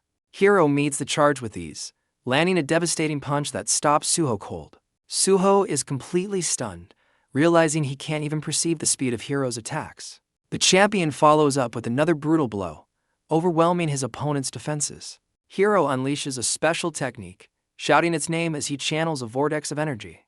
The powerful attack sends Suho flying into a disorienting spin, completely at the champion's mercy. Hiro's technique sends Suho hurtling through the air with incredible force. Without pausing, Hiro leaps up, preparing another attack as Suho smashes into the arena floor. The champion lands with explosive force, engulfing the area in a fiery blast. The crowd can only watch in horror, their screams lost in the deafening explosion. Hiro stands unfazed amidst the destruction, the ground rumbling from the sheer power of his assault. In the broadcast booth, the commentators are stunned. Admitting this turn of events is completely unexpected. The junior commentator desperately asks his senior partner for an explanation of the one-sided battle. The veteran analyst is left speechless, sweating and unable to comprehend what he's witnessing. Spectators throughout the stadium cry out in terror at the brutal display of power. As the dust settles, Hiro emerges, holding a defeated Suho by the throat. The commentator screams that Hiro appears to be knocked out cold. Suho, however, isn't fooled and tells the champion to stop pretending to be unconscious. A status window reveals Hiro's health is dangerously low, sitting at only 25%. But in a flash, Hiro's eye snaps open, proving Suho's suspicion correct. Taking the opportunity, Suho demands to know why Hiro was searching for him in the first place. Hiro calmly reveals his sole purpose was to end Suho's life. As his health mysteriously starts to recover, the shocking confession leaves Suho utterly bewildered, demanding a reason for such a threat. With his eyes glowing a menacing red, Hiro declares that Suho simply deserves it, his power surging back. Unable to comprehend the bizarre accusation, Suho presses for real explanation. Hiro's face twists in fury, revealing that Suho ruined a plan he'd been working on for over 500 years. Suho demands to know what kind of plan takes 500 years. As red energy surges from a mysterious golden pot, Hero reveals his true demonic form, announcing his goal was the rise of Mammon as his health skyrockets to 99%. Suho watches in disbelief, realizing his opponent is undergoing a terrifying transformation. The demonic champion roars with conviction, proclaiming himself the savior of the world. Completely baffled by the contradictory claims, Suho dismisses Hero as a madman. Now fully transformed, Hero unleashes his true power, calling it the wrath of a god. Suho is stunned into silence, finally grasping the immense power gap between them. An immense explosion of red energy engulfs the arena, blasting both fighters apart. The horrified spectators can only watch as the stadium is rocked by the devastating blast. The shockwave shatters the broadcast booth, throwing the commentators into chaos. The stadium is torn apart by the sheer force of the demonic energy. Far away in a secure room, a mysterious figure watches the chaos unfold with a sinister laugh. His subordinate panics, but the man calmly points out Hero used a potion to heal. In the center of the devastation, Hero's demonic form stands tall, catching its breath. The observer reveals Hero also used a transformation skill, a power he apparently gained on planet Hades. The entire arena lies in ruins, with emergency sirens wailing over the wreckage. The blast has caused mass casualties, leaving terrified survivors amidst the fallen. Throughout the stands, spectators are left unconscious from the powerful shockwave. Even the broadcast team wasn't spared, with one of the commentators lying motionless in the rubble. Back in the crater, Hero's monstrous hand digs into the ground, cracking the stone beneath his grip. Hero stands proudly in his new demonic form, his immense power cracking the very ground beneath him. He reveals the name of his ultimate skill, a power he calls the Wrath of God. The demon laments wasting a technique meant for a high-level boss on a mere human. But his arrogant monologue is cut short as he senses something amiss in the wreckage. A twitch in his glowing eye reveals his sudden, genuine shock. From the rubble, an armored hand burst forth, refusing to be buried. Suho emerges from the debris, clutching his head but surrounded by a mysterious healing light. He calmly steps out of the dust, facing the stunned demon who thought the fight was over. Suho casually remarks on the close call, his body glowing with restorative energy. The demonic champion is left utterly speechless, unable to believe Suho survived his ultimate attack. The demon champion acknowledges that Suho has also undergone a transformation. Hero's glowing red eyes narrow as he demands to know the source of Suho's newfound power. Suho calmly reveals his healing comes not from an item, but a skill called the divine protection of the forest. The demon is stunned, unable to believe a skill could mimic the restorative effects of a legendary elixir. With a confident smirk, Suho explains his skill fully restores all his energy and mana in just 5 seconds. Hero's demonic face contorts in rage, infuriated by Suho's calm and smiling demeanor. Suho looks on with a puzzled expression, not understanding the demon's sudden fury. Believing he's being mocked, the enraged champion surges forward to attack. A system window suddenly appears, identifying the transformed hero as a Urank hybrid being. Suho casually deflects the demon's furious punch with a single arm, leaving his opponent stunned. The demon champion lashes out with his tail, blaming Suho for the world's impending doom. Hero's fury intensifies. Unable to comprehend why Suho remains so calm in the face of his accusations, he unleashes a relentless flurry of blows, demanding to know why Suho isn't taking this seriously. Overcome with rage, the demonic being screams for Suho's immediate demise. Suho, however, seems completely unimpressed, finding the Urank's power underwhelming. Despite his confidence, Suho is momentarily staggered by the sheer force of the demon's assault. As his healing energy swirls, Suho begins to sarcastically recap the demon's convoluted reasoning. He questions the logic of being attacked for ruining a 500-year-old plan he knew nothing about. A powerful blue aura erupts from Suho as he mockingly asks for confirmation of the absurd accusation. The demon is thrown back by the unexpected surge of power, his own energy clashing with Suho's brilliant blue light. The demon roars in fury, taking Suho's sarcasm as a confession before lunging to attack. The scene abruptly shifts to a flashback, showing a hand clutching a mysterious, crackling purple gem. This gem erupts with a brilliant blue light, unleashing a powerful attack. A monstrous villain on his screen is engulfed in the blast, screaming about his ruined plans. The villain's face contorts in pure anguish, lamenting the immense effort he put into his grand design. The perspective pulls back to reveal this is a movie, with a blue hero striking the final blow. An audience of children erupts in cheers, celebrating the hero's apparent victory. A young boy who is clearly a younger hero excitedly recounts the hero's triumph. With pure admiration in his eyes, the boy declares the hero has saved the world. But on the screen, the triumphant hero suddenly kneels amidst the ruins. His victory not as simple as it seemed. The children in the theater gasp, their excitement turning to stunned silence. On screen, The wounded hero admits he has given everything he has left.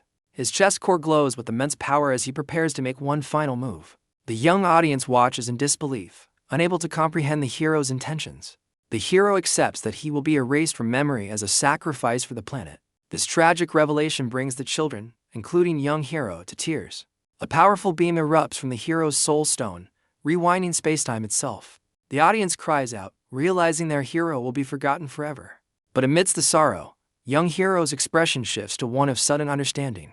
He accepts the sacrifice, believing the world only needs one true hero to save it.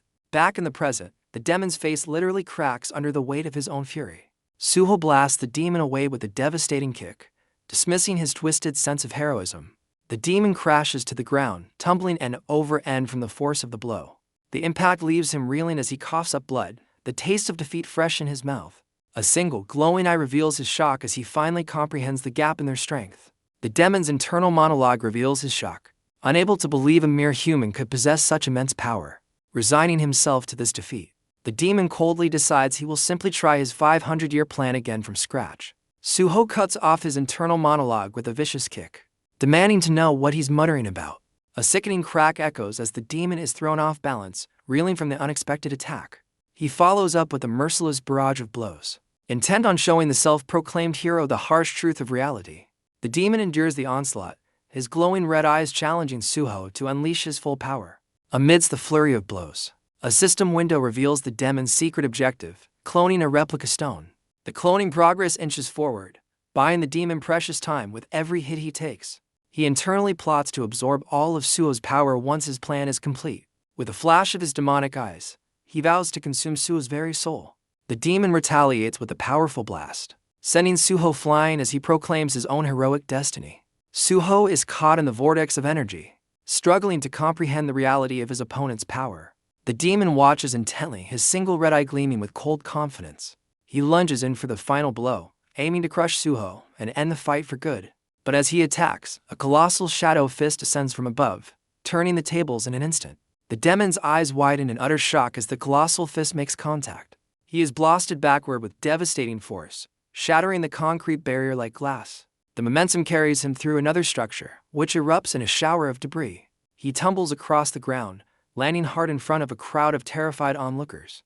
The civilians recognize the fallen figure as Hiro, crying out in fear at the sight of the notorious killer. Hiro lies defeated in a crater of his own making, the fight knocked out of him. Staring at the sky, he silently curses his own miscalculation and the turn of events. He opens his hand to find his nearly complete replica stone crackling with unstable energy. Before shattering, a majestic, glowing bird of prey soars through the night sky, its silhouette a beacon of power. Hiro's gaze shifts, his expression turning grim as he recognizes the formidable new arrival. Suho descends from the sky like a dark angel, framed by the full moon as sirens wail in the distance. Lying defeated, Hiro curses the newcomer, realizing his opponent's power is something beyond human. The winged figure lands softly on the ground, surrounded by an aura of crackling blue energy. He kneels over the fallen hero, his imposing wings casting a shadow over the self-proclaimed hero. With a confident smirk, Suho asks if his opponent has finally been forced to face reality. Hiro glares back in confusion, unable to comprehend the meaning behind the victor's words. Suho delivers a crushing blow to his ego, stating the simple reason for his failure was his own weakness. The demon's eyes burn with fury, silently demanding his tormentor to stop speaking. Towering over him, Suho delivers a final, chilling warning to never cross his path again. Hiro lets out a faint, mocking laugh, prophesying that humanity, and Suho with it, is doomed anyway. Suho mocks his opponent's prophecy, calling him delusional for projecting his past onto Suho's future. Hiro's eye widens in disbelief as Suho declares that those trapped by their past have no future. Elsewhere, a woman with long blonde hair watches a news report of the giant eagle descending on the fallen villain. The formidable swordswoman stands with a grim expression, questioning the events unfolding on screen. A flashback reveals the same woman in a hospital bed, asking Suho why they can't be together. In the memory, Suho turns away from her, his gaze fixed on the moon outside the window. He finally answers, explaining that the reason is simple: she is still too weak. Her face registers shock as he implies that a vast power gap between them would only lead to her destruction. Back in the present, she recalls with a grimace that another man once told her the very same thing. The memory shifts to a happier time, showing her looking up admiringly at the man who first spoke those words. The blonde swordswoman walks away down a long corridor, dismissing the memory as utter nonsense. Meanwhile, news reports celebrate Suho's overwhelming victory over the fallen villain. The broadcast grimly reveals the battle resulted in over 48,000 casualties around the stadium. In response, Suho donates all his prize money to aid the victims in Japan.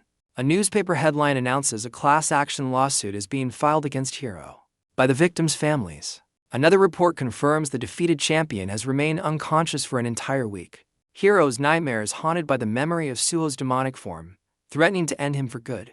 In his hospital bed, the defeated demon's eye twitches with suppressed rage. Suho's final taunt about being trapped by the past rings in his ears, jolting him awake. Bandaged and enraged, Hiro sits up, seething with hatred for the man who defeated him.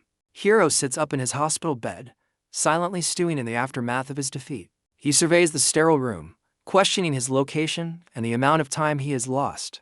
His gaze lands on a smartphone resting on the bedside table, a link to the outside world. He picks up the device, immediately learning he's been out for a week as news of his downfall circulates. Scrolling through the comments, he witnesses the public's fickle sentiment turn against him in real time. A smug, knowing smile creeps across his face as he reads the scathing online opinions. His expression darkens into a contemptuous sneer, internally cursing the ungrateful masses. Suddenly, the door to his private room rattles open, announcing an unexpected visitor. A familiar woman enters, her face etched with shock and concern at the sight of him. He glances over, his face an unreadable mask as he acknowledges her presence. His associate rushes in, pleading with him to stop as he reaches for the phone she holds. She tries to downplay the public's reaction, explaining they are simply lashing out in pain after his defeat. Hiro scoffs at her attempt to soften the truth, his expression filled with disdain for her words. After inquiring about his well-being, she is coldly dismissed by Hiro, who demands to be left alone. Her face falls with disappointment at his cold rejection, her concern clearly unwelcome. She reluctantly agrees to leave but confiscates his phone, insisting he needs to rest without any distractions. Left alone in the sterile room, Hiro sits in quiet contemplation, shrouded in shadows. Undeterred, he slips out of his hospital bed, his intentions now clear. He moves to the window and pulls back the blinds, his face grim as he prepares to face the world. Outside, a furious mob of protesters is gathered, demanding justice and his immediate departure. Hiro stares down at the crowd, his face a mask of cold contemplation. He internally scoffs, believing the masses will never change, regardless of his sacrifices for them. A holographic screen materializes before him, displaying an item called the replica stone. He laments that his attempt to copy Suho's abilities was interrupted just before completion. Undeterred, his bandaged hand reaches out, ready to enact a new plan. He summons a different, powerful artifact, the Crimson Reversion Stone. The stone's power engulfs him, pulling him into a swirling vortex of countless parallel worlds. The artifact's interface reveals its current power is only at level 2. He realizes his only option is to travel back 20 years and eliminate Suho in the past. He resolves to wait 2 years for the stone to reactivate, hoping to upgrade it for a more decisive strike. Just as Hiro plans his next move, the door rattles open, revealing 3 unexpected visitors. His expression hardens with irritation as he recognizes the man in the lead, Nobasuke.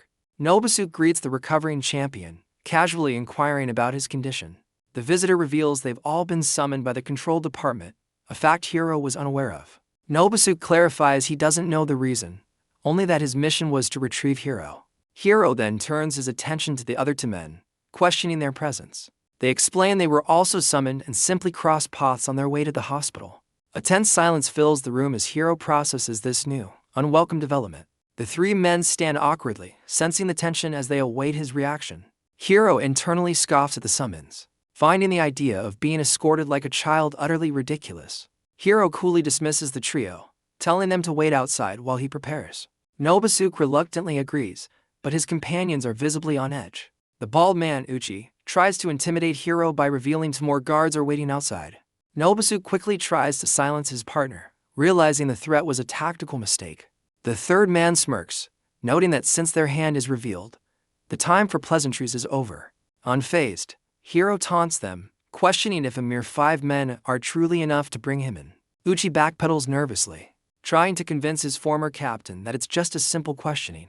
Hiro scoffs at the very idea, his mocking gaze making it clear who he thinks is in charge. The 3 men are left stammering, completely thrown off by his unshakable confidence. He realizes the summons isn't about the battle, but about the powerful artifacts they now know he possesses. Hiro directly accuses them of being after his artifact, sarcastically daring them to try and take it. Nobasuke frantically tries to de-escalate, explaining the issue is merely about unreported items.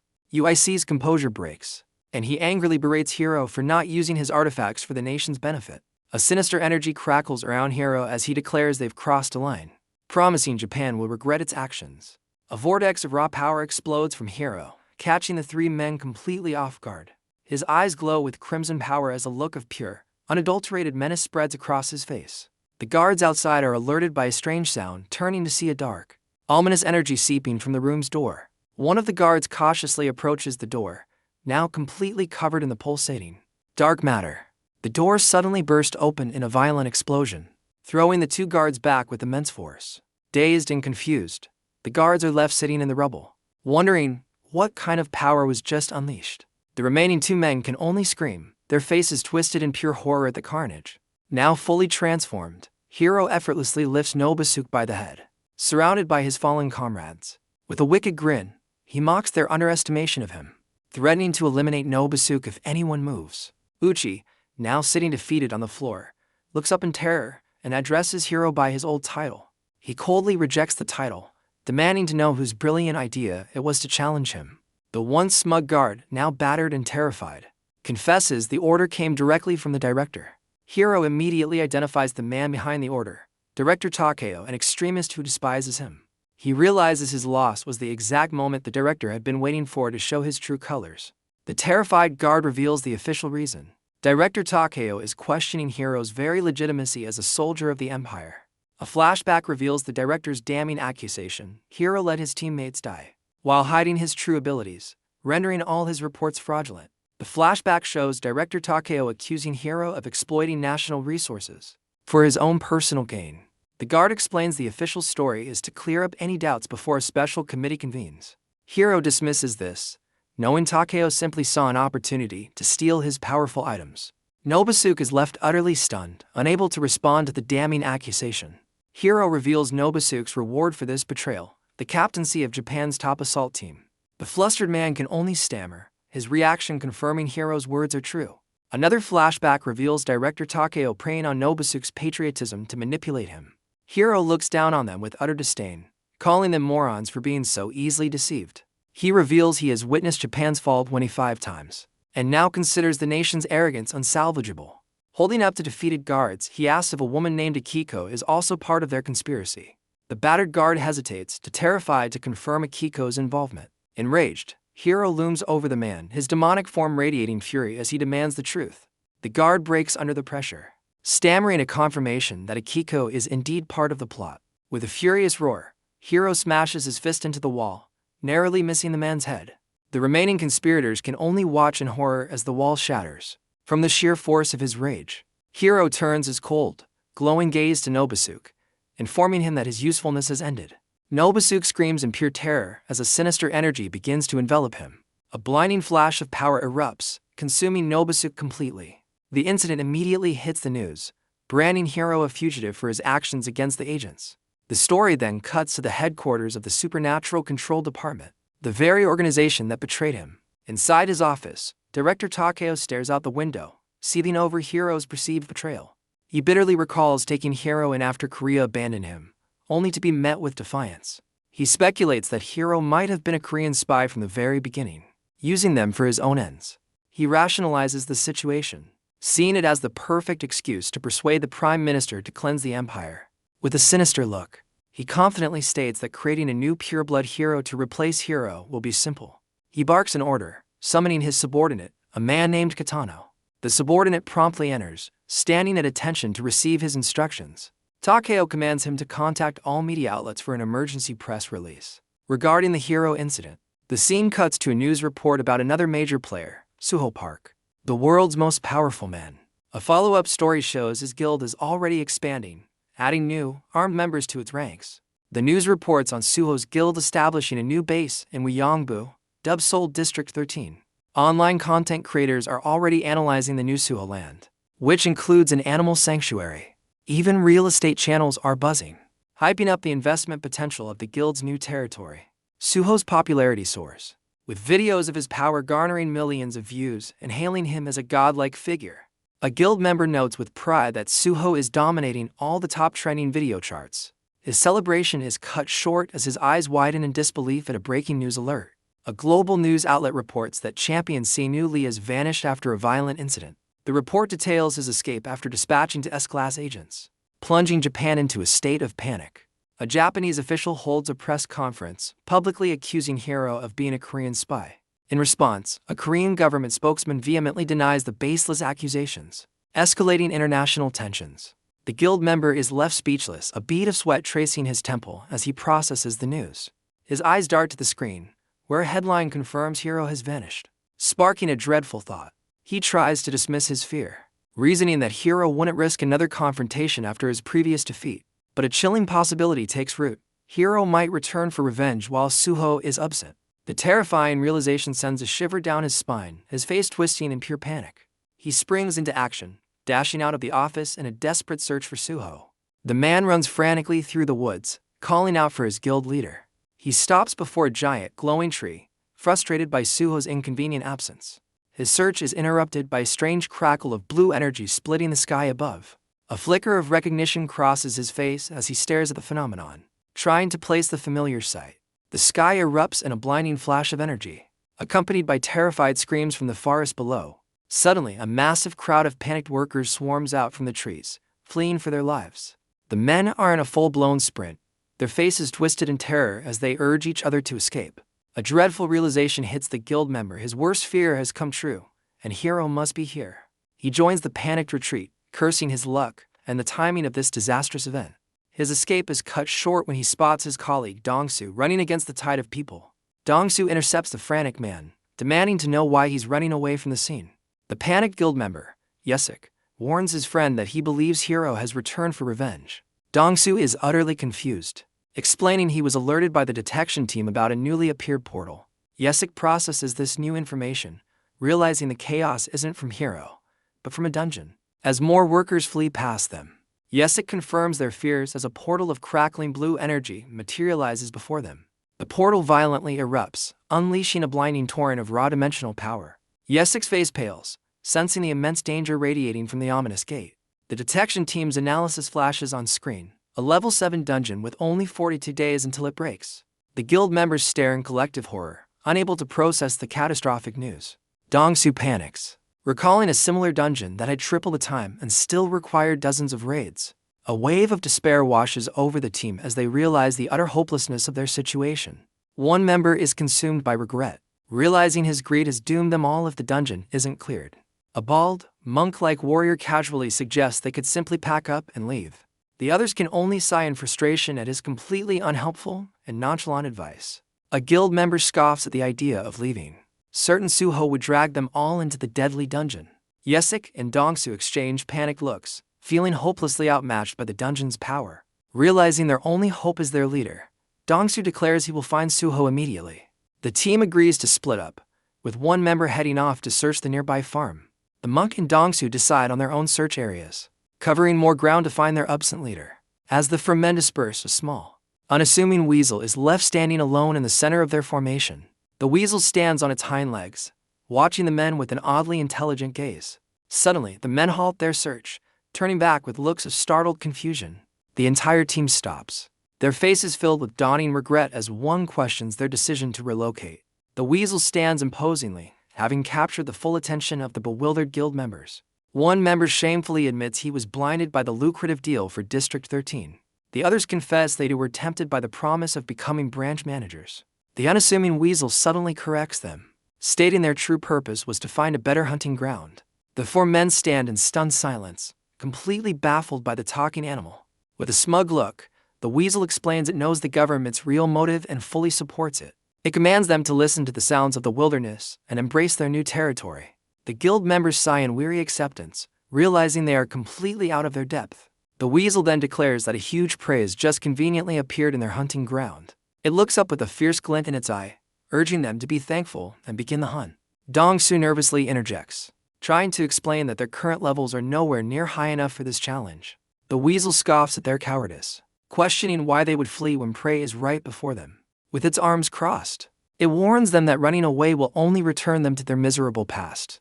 The mention of their past sends a jolt of fear through the monk, his face contorting in alarm. Its eyes flare with an intimidating light as it challenges the entire team, daring them to desire a return to their former lives. The threat works perfectly as the men erupt in panicked refusal, unwilling to lose everything they've worked for. Galvanized by fear and pride, Dongsu steps up, declaring he will lead the charge into the dungeon. But before they can act, the weasel is engulfed in a blinding vortex of blue energy, stopping them in their tracks. The swirling energy reshapes itself, rising into a humanoid form as the guild members watch in stunned silence. A pair of sharp, determined eyes open within the light, instantly recognizable to the bewildered team. The light fades to reveal Suho, who calmly accepts the challenge, acknowledging their first level 7 dungeon will be a lengthy endeavor. The team agrees with Suho, suggesting they need a solid plan and supplies before entering. Suho delegates tasks, assigning himself, Yesik, and the monk to the initial raid team. Yesik and the monk enthusiastically accept their leader's command, ready for the challenge. Dongsu despairs, lamenting his missed opportunity to make history on Korea's first level 7 dungeon raid. Suho changes his mind, surprising Dongsu by ordering him to join the advance party. Suho leads the charge with a fierce grin, dragging the still processing Dongsu along with him. Dongsu's protests are cut short as Suho grabs him, energy crackling from his hand. Surrounded by a powerful purple aura, Suho declares that the hunt is officially on. The advance team sprints into the dungeon as the others cheer, though one questions the wisdom of their haste. The remaining members stand guard while the monk begins a solemn chant for his departing comrades. The advance team plunges into the dungeon, bathed in a storm of crackling purple energy. Suho stands at the forefront, the raw power of the dungeon swirling around him and his comrades. The energy settles, revealing the determined faces of the raid party, ready to face whatever lies ahead. Their first opponent materializes a horrifying, skeletal creature lunging forward with a silent scream. Dongsu's confidence shatters, his face contorting in pure terror at the dungeon's first inhabitant. A system notification pops up, officially christening their new hellscape as the Undead Land. Outside, the support team receives the same grim notification, their faces paling at the ominous name. News of Korea's first level 7 dungeon spreads like wildfire, becoming a global headline. The world watches as panic grips the nation, with citizens desperately trying to flee the country. A live news report from an airport descends into chaos as a reporter is swarmed by a desperate, terrified crowd. A news anchor reports on the national pandemonium, confirming Suho's team has already entered the dungeon. The media's rapid coverage makes government officials suspect their very building has been bugged. Inside a high-level briefing, an official confirms Suho's team entered the dungeon the moment it appeared. The advance party's profiles flash on screen, revealing the shockingly low ranks of Suho, Dongsu, and Yesik. The officials are baffled by the team's composition, questioning Suho's choice of low-ranked companions. A senior official clarifies the strategy, revealing Dongsu's unique image memory ability. The leader understands the need for reconnaissance, but notes that merely watching a recording won't guarantee victory for others. He then inquires about the main assault force, learning that 13 teams are on standby. The grim reality sets in as his subordinate clarifies that the standby force is mostly composed of B-rank returnees. Another official despairs, calling it a suicide mission and predicting the assembled teams will desert at the first opportunity. The senior official grimly lays out the impossible timeline, 40 days to clear the dungeon 88 times. His subordinate adds to the despair, calculating that a single raid could take a staggering 20 days. The director processes the grim numbers, realizing they need to complete at least 2 raids per day. An analyst concludes that based on the data, the only logical course of action is to evacuate the country. They debate asking other guilds for help, but acknowledge everyone is already overwhelmed by other high-level dungeons. The director massages his neck, sarcastically remarking on their ever-worsening predicament. An aide proposes a new strategy: pull Suho's team out, and focus all efforts on containing the inevitable dungeon break. Another official vehemently objects, arguing they must exhaust every option before surrendering to fate. The director pins his hopes on a single possibility, questioning the strength of Suho's formidable tree barrier. However, a map of the city highlights the futility of containment, as they lack the forces to handle any subsequent dungeon breaks. The director has a sudden epiphany, realizing that if the dungeon is cleared, Suho Land will become the safest place on the planet. He immediately orders his team to contact Captain Kim for a status report on the situation. Inside Suho Land, a drone is deployed, soaring over a massive construction project nestled within a vibrant, otherworldly forest. The officials watch the live feed, surprised by the unexpected tranquility of the construction site. The drone footage reveals construction is proceeding on schedule, with workers busily laying the foundation. Nearby, Construction workers eat their lunch, completely unbothered by a boy riding a spectral wolf in the background. The bizarre scene escalates as the wolf rider races a giant elephant, carrying 2 monkeys on its back. The officials stare in disbelief, one of them pointing out that a monkey on the elephant was actually throwing rocks. The drone reveals a breathtaking, magical landscape that looks like it belongs in another world. Despite the fantastical scenery, an aide confirms the drone's coordinates place it squarely within Suho land. The director wonders about Captain Kim's location, expecting an immediate status update. The drone continues its reconnaissance, flying over the surprisingly peaceful territory. Its camera pans over a rooftop pool, spotting a figure sunbathing near the military dormitory. The officials realize with astonishment that the vacationer is none other than Captain Kim herself. The drone zooms in, capturing the captain in a state of complete and total relaxation. In the briefing room, the entire command staff stares at the screen in stunned, sweaty silence. The director dryly remarks that her carefree demeanor tells them everything they need to know. Her peaceful sunbathing is cut short as she glances up, finally noticing the drone's presence. Annoyed by the disturbance, she fires a blast of purple energy directly at the government drone. As the drone sparks and malfunctions, she recognizes the official RCD insignia on its side. Realizing she is on camera, Captain Kim's composure cracks, leaving the briefing room in awkward silence. The director face-bombs in disbelief as she casually explains she was just on her lunch break. She hastily covers up, offering a sheepish apology for her unprofessional appearance. Cutting through the awkwardness, the director sternly demands a full report on the situation. Captain Kim requests they turn the camera away, clearly uncomfortable with the continued surveillance. An off-screen operator fumbles with the drone controls, struggling to give her some privacy. She begins her report, acknowledging the initial commotion caused by the Level 7 dungeon's appearance. However, she confirms that calm was quickly restored the moment Suho's team entered the gate. She confidently reports that all operations, from construction to training, are proceeding without a hitch. An official marvels at the scene, concluding that the people's absolute faith in Suho has created a pocket of tranquility. Amidst national chaos, an aide delivers shocking news. Jinwoo-sun's elite special forces have been deployed to the dungeon's location. The director's despair turns to resolve, declaring his faith in Suho as their last hope. He then stuns his subordinate by demanding his personal battle gear be brought to him immediately. With unwavering resolve, the director announces he's taking personal command of the field operations. His team can only stare in stunned silence, shocked by their leader's bold declaration. The scene cuts to a dark room where a woman is shown bound to a chair, clearly held captive. A door slowly creaks open, casting a sliver of light into her confinement. Despite her exhaustion, the captive woman lifts her head, her expression hardening. A mysterious man in a suit steps into the room, calmly addressing his prisoner. She meets his gaze with a defiant glare, informing him that he has made a grave error. The man notes her unbroken spirit, wondering if his earlier methods were insufficient. She flinches at his words, but her defiant expression remains unchanged. He places a mysterious ring-like device on the table between them. The woman stares in disbelief, shocked that he possesses her hidden artifact. He mocks her confusion, confirming they found the item she thought was perfectly concealed. Her eyes dart around frantically, her composure finally starting to crack. He tells her it's too late for panic, as they've already accessed its information. She demands to know his intentions, but he simply states they found something interesting inside. He reveals the device as a personal diary, one kept secret even from someone named Hiro. Her face contorts with fury, realizing her most private thoughts are now in his hands. The captor accuses her of being a deceptive snake who betrayed Hiro's complete trust. Unimpressed by his monologue, she impatiently tells him to get to the point. He reveals her diary contained detailed prophecies, including the blueprint for Doomsday itself. She falls into a grim silence, the full weight of his discovery finally hitting her.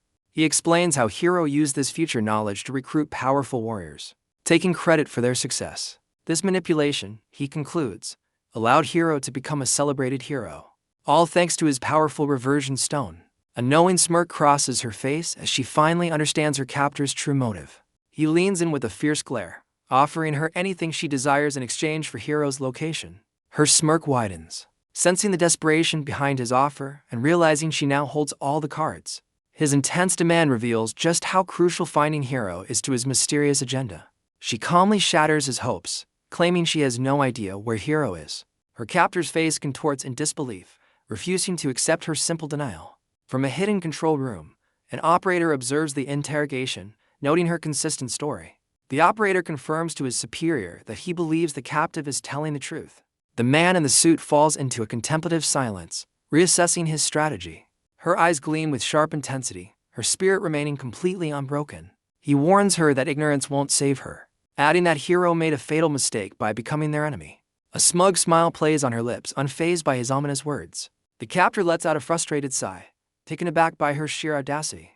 He declares she'll be locked away in a special prison, left to await the very doomsday she predicted. She turns the tables, warning him that Hero is likely desperate to find him. Her taunt strikes a nerve, leaving her captor seething with impotent rage. The scene cuts away as the ground rumbles and a strange, fleshy tentacle emerges from a manhole.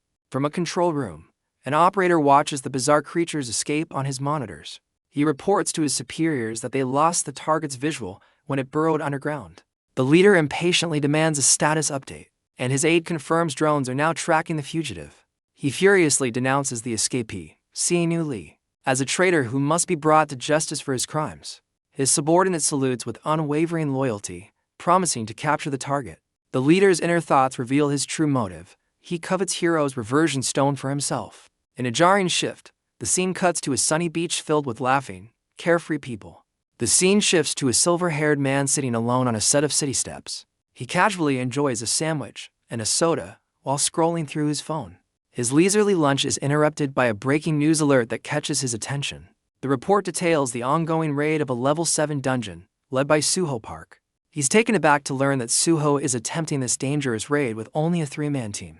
The news reveals Suho's teammates are a mere D rank and an E rank, making him question their purpose. He scoffs at the revelation, concluding Suho is arrogantly attempting a solo raid. With a smirk, he decides to observe, curious to see what this supposed hero can truly achieve. Suddenly, a mysterious ring on his finger begins to glow with a faint, magical light. His phone pings and transforms into a sleek, black device, which he eyes with intrigue. He begins meticulously taking notes, planning to gather all possible information on this hero for his next reversion.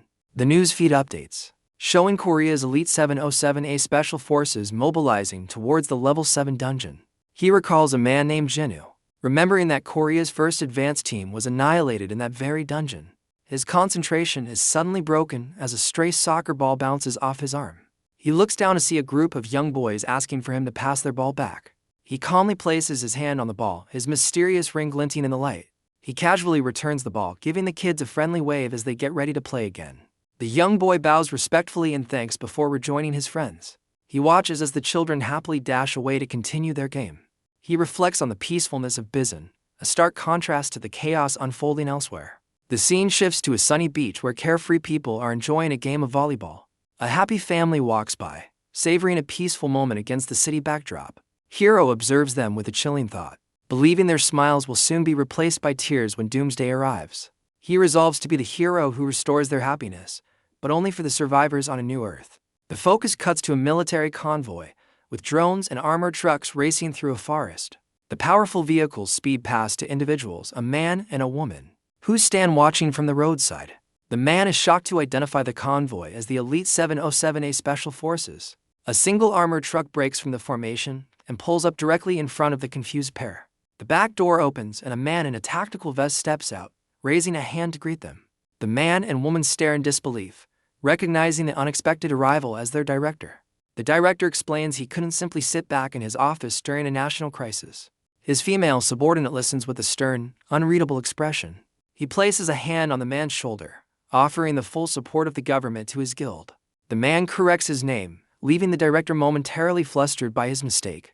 Junho expresses his concern, explaining that his leader, Suho, strongly dislikes outside interference. The director's face hardens, insisting that a level 7 dungeon is a threat that concerns the entire nation. The woman reinforces his point, stating that their guild cannot be expected to bear this burden alone.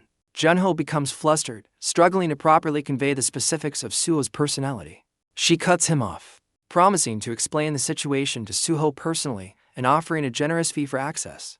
Defeated, Junho realizes he's in way over his head and has no power to refuse them.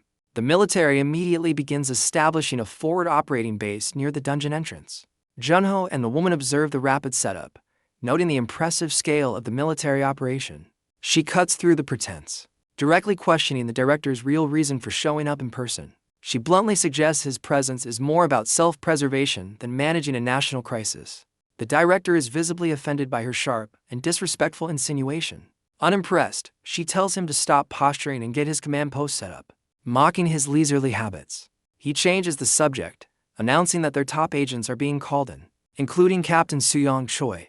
Junho is surprised by the news, but the director confirms the captain is already on site. His attention shifts to the massive tree barriers, questioning if they're as strong as rumored. The woman coolly challenges him to test the barrier's defenses with a missile, if he truly wants to know. The scene cuts to a group of trainees in awe, recognizing the legendary 707A Special Forces. One trainee corrects his friend, viewing the soldiers not as monsters, but as his personal heroes.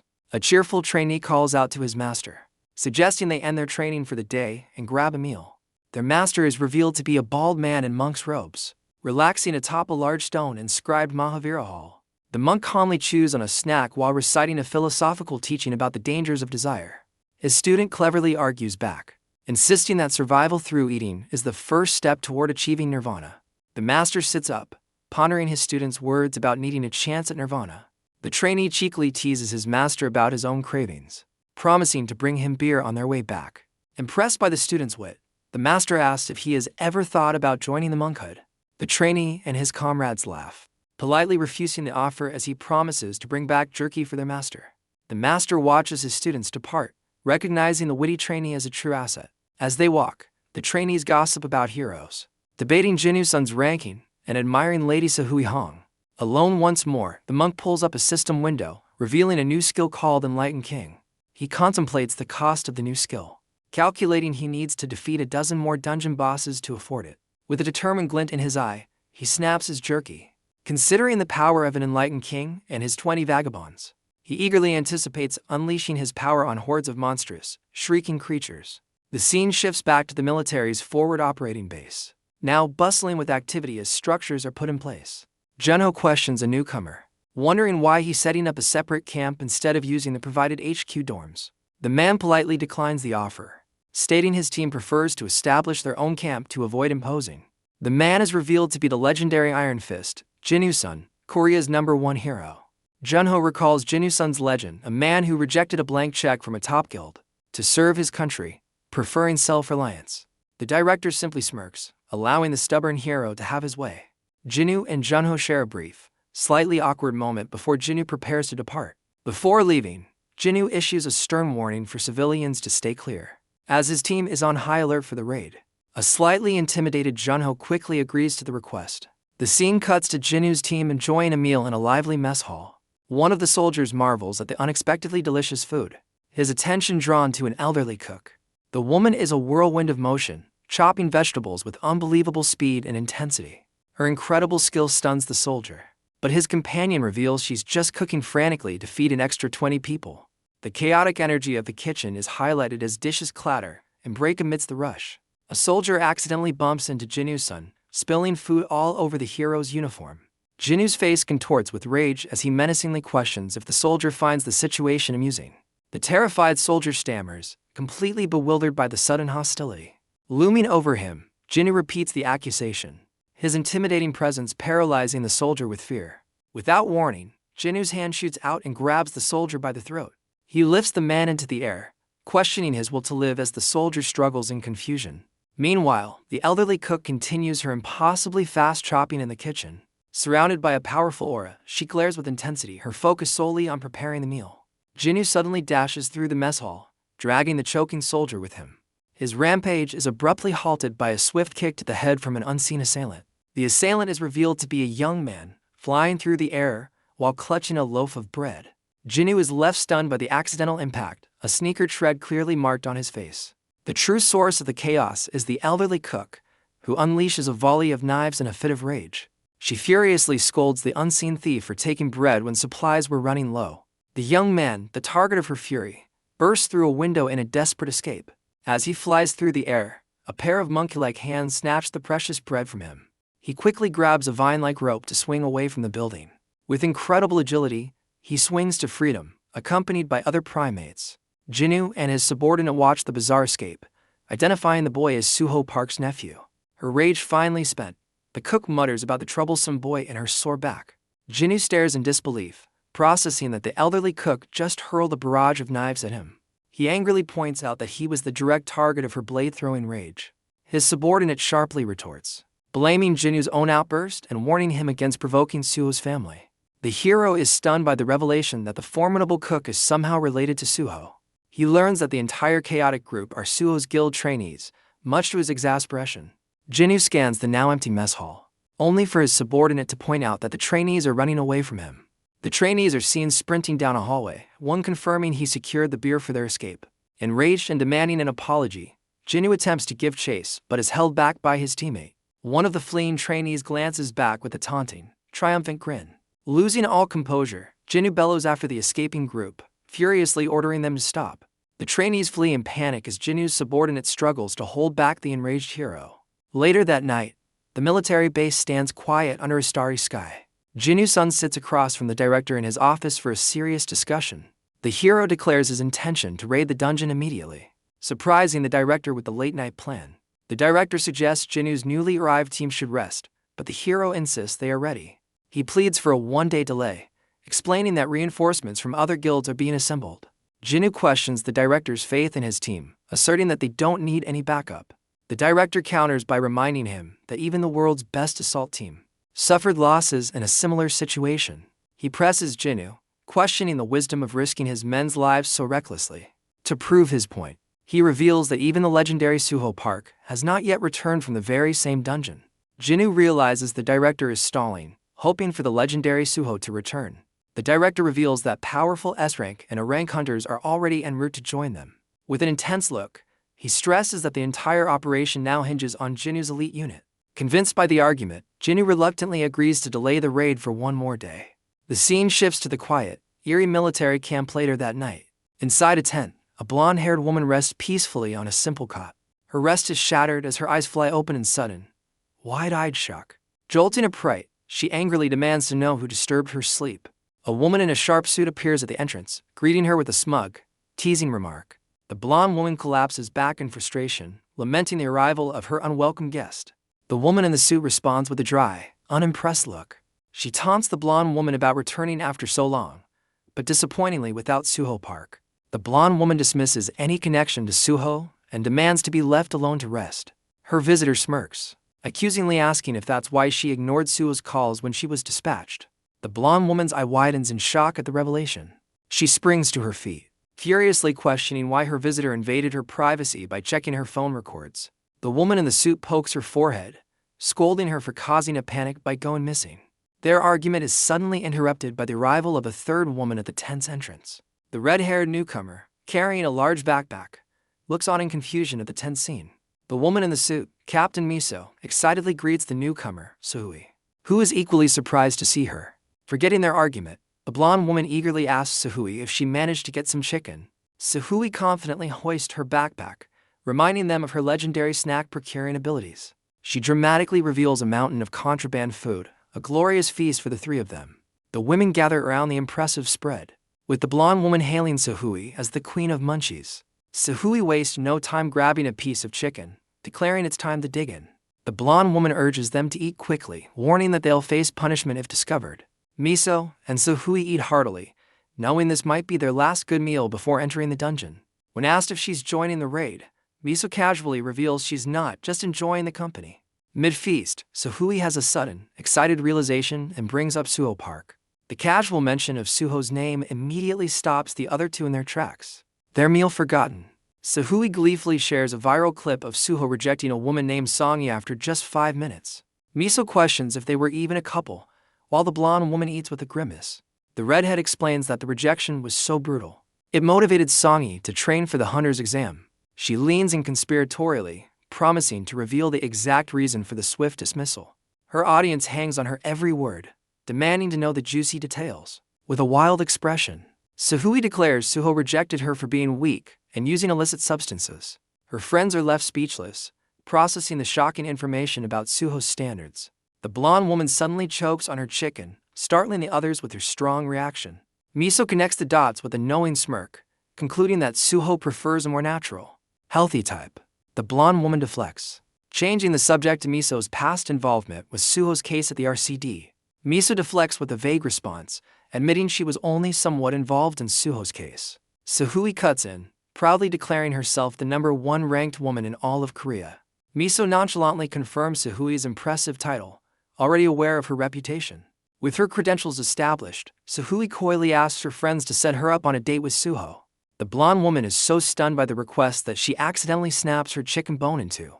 Miso mourns the loss of the perfectly good chicken as the mood in the tent turns icy. A news report confirms the raid is imminent, with Jinu's special forces joining the effort to clear the dungeon Suho is in. Jinu and his heavily armed team stand resolute in the pouring rain, prepared to enter the dungeon. Amidst a crowd of onlookers, a young boy with a massive wolf companion excitedly calls out to his aunt. The blonde woman, Suyong, turns and waves back at her nephew, her expression calm before the storm.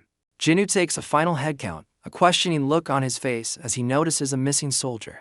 He turns to his subordinate, demanding to know the location of a man named Myung-jin. The soldier nervously recounts how Myung-jin joined them for a few raids, before leaving with a strange look on his face. In a flashback, the bald Myung-jin smirks from his car, cryptically saying he has other business to attend to. He then abruptly speeds off, abandoning his unit without another word. Jinu grits his teeth in frustration, wondering what kind of chaos the unpredictable monk is about to unleash. The pre-raid tension is broken by the assault team's commander barking for his soldiers' attention. He briefs the unit, revealing they're the advanced team for a level 7 dungeon known only as Undead Land. With fiery determination, he rallies his troops, reminding them they are Korea's top assault team and must perform flawlessly.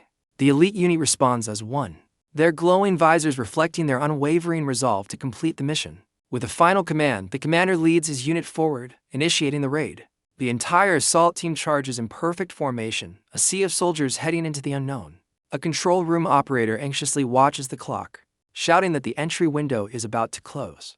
The last two soldiers make a desperate sprint for the shimmering, unstable dungeon portal. At the very last second, one soldier is violently knocked back from the entrance, unable to pass through.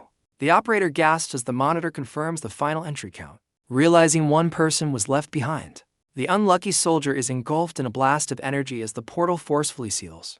Onlookers watch in stunned silence, their faces etched with horror at the sudden failure. A status screen officially reports that the S-rank hunters failed to enter, weakening the assault force. Simultaneously, a mysterious 3-minute countdown begins for Suho's dungeon, hinting at a new development. The control room operator panics as the countdown for Suho's dungeon door begins, fearing the worst. Outside, the crowd looks up in stunned disbelief as the portal begins to react unexpectedly. A violent surge of crimson energy erupts from the dungeon gate, crackling with immense power. Suho emerges from the chaotic energy, clad in his battle armor and looking completely unscathed. The onlookers, including the RCD director, shout in astonishment, realizing Suho has returned. He stands unfazed as the two soldiers who failed to enter the other dungeon are unceremoniously spat out beside him. News outlets immediately flash headlines, announcing Suho's incredible feat of clearing a level 7 dungeon in just 24 hours. The public rejoices as reports confirm Suho single-handedly conquered the dungeon, setting a new world record. Experts now believe all level 7 dungeons can be cleared, with the RCD director placing Korea's future in Suho's hands. Amidst flashing cameras, the director profusely thanks the silent Suho, shaking his hand in gratitude. Suho casually explains the two collapsed soldiers are just catching up on 3 days of missed sleep. The director bows in immense gratitude, leaving Suho to awkwardly accept his thanks. Despite his own exhaustion, the director immediately asks Suho to create a raid manual for future teams. Suho is taken aback by the request, questioning why a manual would even be necessary. An official clarifies that a map and monster data would be crucial for the subsequent assault teams. He questions the very idea of later teams, but the officials confirm their intentions. Suho's demeanor shifts, pointedly asking if they intend to send others into his personal hunting ground. The director desperately explains it's a national crisis, requiring a multi-team approach to prevent a dungeon break. Suho coldly shuts down the idea, declaring that he can handle the entire situation by himself. Miso stares in disbelief, realizing the appearance of a level 7 dungeon is a massive opportunity for Suho. Miso realizes for Suho, this wasn't a national crisis at all. She understands that to him, they're simply asking to share his personal treasure. Suho looks around at the officials and reporters, questioning the large crowd's presence. The director is left sweating and speechless, completely intimidated by the hunter. He nervously asks Miso for guidance, but she tells him to stay silent and let her talk. Miso calmly agrees to his terms but reveals a special squad is already raiding the dungeon. Suho's face darkens as he furiously demands to know who authorized their entry into his territory. The director and Miso look on in fear as the blame is shifted to someone else. A man in a tracksuit nervously steps forward, admitting he was the one who let them in. Suho immediately grabs the man by the ear, angrily confirming he knew it was his doing. Miso and the director can only watch as Suho continues to berate the man responsible. He drags the man by the ear, furious that strangers were allowed into his personal hunting ground. Suho then demands to know the location of the unpredictable monk Myung-jin. Meanwhile, Myung-jin terrifies a reporter in the crowd with his sudden, feral appearance. The man Suho is holding grimaces, noting that the monk's strange cravings are acting up again. Suho's eyes widen as he finally senses the disturbance caused by his wayward teammate. Myung-jin flashes a predatory grin, his hunger for battle on full display for all to see. Realizing the monk is loose, Suho urgently orders his team to restrain him immediately. The director and Miso are left completely bewildered by the bizarre and chaotic scene. With the situation seemingly handled, Suho and his team prepare to re-enter the dungeon. The crowd buzzes with speculation, wondering if Suho's guild is about to make history by conquering a level 7 dungeon. Myung-jin effortlessly lifts the man, whose body crackles with energy, while onlookers debate Suho's ability to prevent a dungeon break. With a flick of his wrist, the monk unceremoniously hurls the man into the dungeon portal as his team watches in disbelief. The press corps frantically captures the chaotic scene, noting the monk's disturbing demeanor but refusing to miss a shot. The director identifies the man who was just thrown in as Dong Soo-han, the team's crucial image recorder. Leaving the scene, the exhausted director orders Miso to debrief the 2 unconscious soldiers for a report to his superiors. Miso confidently accepts the task, assuring the director she will handle it while he rests. Nearby, a mobile command center and 2 ambulances stand ready to deal with the fallout. Inside a medical unit, the 2 S-rank hunters lie unconscious as their vital signs cause the monitors to blare alarms. A medical professional stares at the readings in utter confusion, wondering if his equipment has failed. A medic reveals the 2 unconscious porters are now registering as B-rank hunters. His colleague is stunned, recalling they were only E and D-rank before the dungeon. A monitor confirms their massive power increase, proving the dungeon's immense potential. In a flash of motion, the 2 hunters suddenly spring to their feet, fully awake. The medical staff can only stare in utter disbelief at the abrupt recovery. Landing in perfect combat stances, the duo crackles with newfound power, ready for a fight. The doctors are left speechless, questioning what is happening with the 2 awakened hunters. The hunters cautiously survey their surroundings, realizing they are finally out of the dungeon. One of them turns to the medics, immediately demanding to know Suho's whereabouts. A terrified doctor stammers that Suho took his team and re-entered the dungeon 20 minutes ago. The newly powered-up hunter calculates they have roughly 30 minutes before the dungeon closes. His partner urgently suggests they spend all their money on new equipment to survive. The first hunter is stunned to see his own level has skyrocketed, catching the medical staff off guard. Meanwhile, news spreads like wildfire that Suho has re-entered the dungeon without taking a break. The public is captivated by the live coverage, watching in disbelief as the raid unfolds on massive city screens. With renewed faith in Suho, citizens begin returning to their homes in the newly established Suho land. Elsewhere, a silver-haired man reads an expert analysis on his phone. Noting the raid's success hinges on Suho's speed, he stares at his screen in utter shock, discovering Suho has already cleared the dungeon in a single day. Suddenly, the sky above the dungeon gate erupts with red energy, startling the guards below. Suho emerges from the portal, radiating an overwhelming aura as the crowd shouts his name in awe. News of Suho's record-breaking clear time flashes across city screens, sending the public into a frenzy of celebration. Moments later, 2 of his exhausted teammates, including the monk, stumble out of the portal and collapse onto the grass. A dedicated medical team immediately dashes towards the fallen hunters to provide assistance. The medics envelop the downed men in healing energy as Suho observes the scene. With a puzzled expression, he looks on, completely baffled by the elaborate medical response for his weary teammates. Miso approaches him, clarifying that this is a complimentary healing service provided by the authorities. Suho casually suggests they could have just rested inside the dungeon, where time passes much more slowly. Miso is taken aback, realizing the brilliant efficiency of using the dungeon's time dilation for recovery. At that moment, the 2 newly powered hunters arrive, eagerly greeting Miso. Seeing their perfect timing, Suho orders the surprised duo to carry their fallen comrades and follow him back into the gate. The 2 hunters hesitate, worried about who will manage the guild in their absence. Miso confidently steps forward, offering to oversee the guild's construction while they are away. Suho questions her motives for helping, though he seems to appreciate the gesture. She clarifies that her duty is to support his guild, allowing them to focus completely on the dungeon. Suho accepts her proposal, instructing her to consult with someone named Sukiya before turning away. With the logistics settled, Suho rallies his team with a determined command to move out. Suho strides forward as his two new recruits carry their fallen comrades back towards the portal. Breaking news reports that Suho's team is entering the level 7 dungeon for an unprecedented third time. The watching crowd goes wild with excitement, cheering on the historic raid attempt. Inside the dungeon, a dark and ominous forest filled with twisted, thorny vines awaits them. Inside the thorny forest, the team sets down their unconscious comrades while Suho kneels on the ground.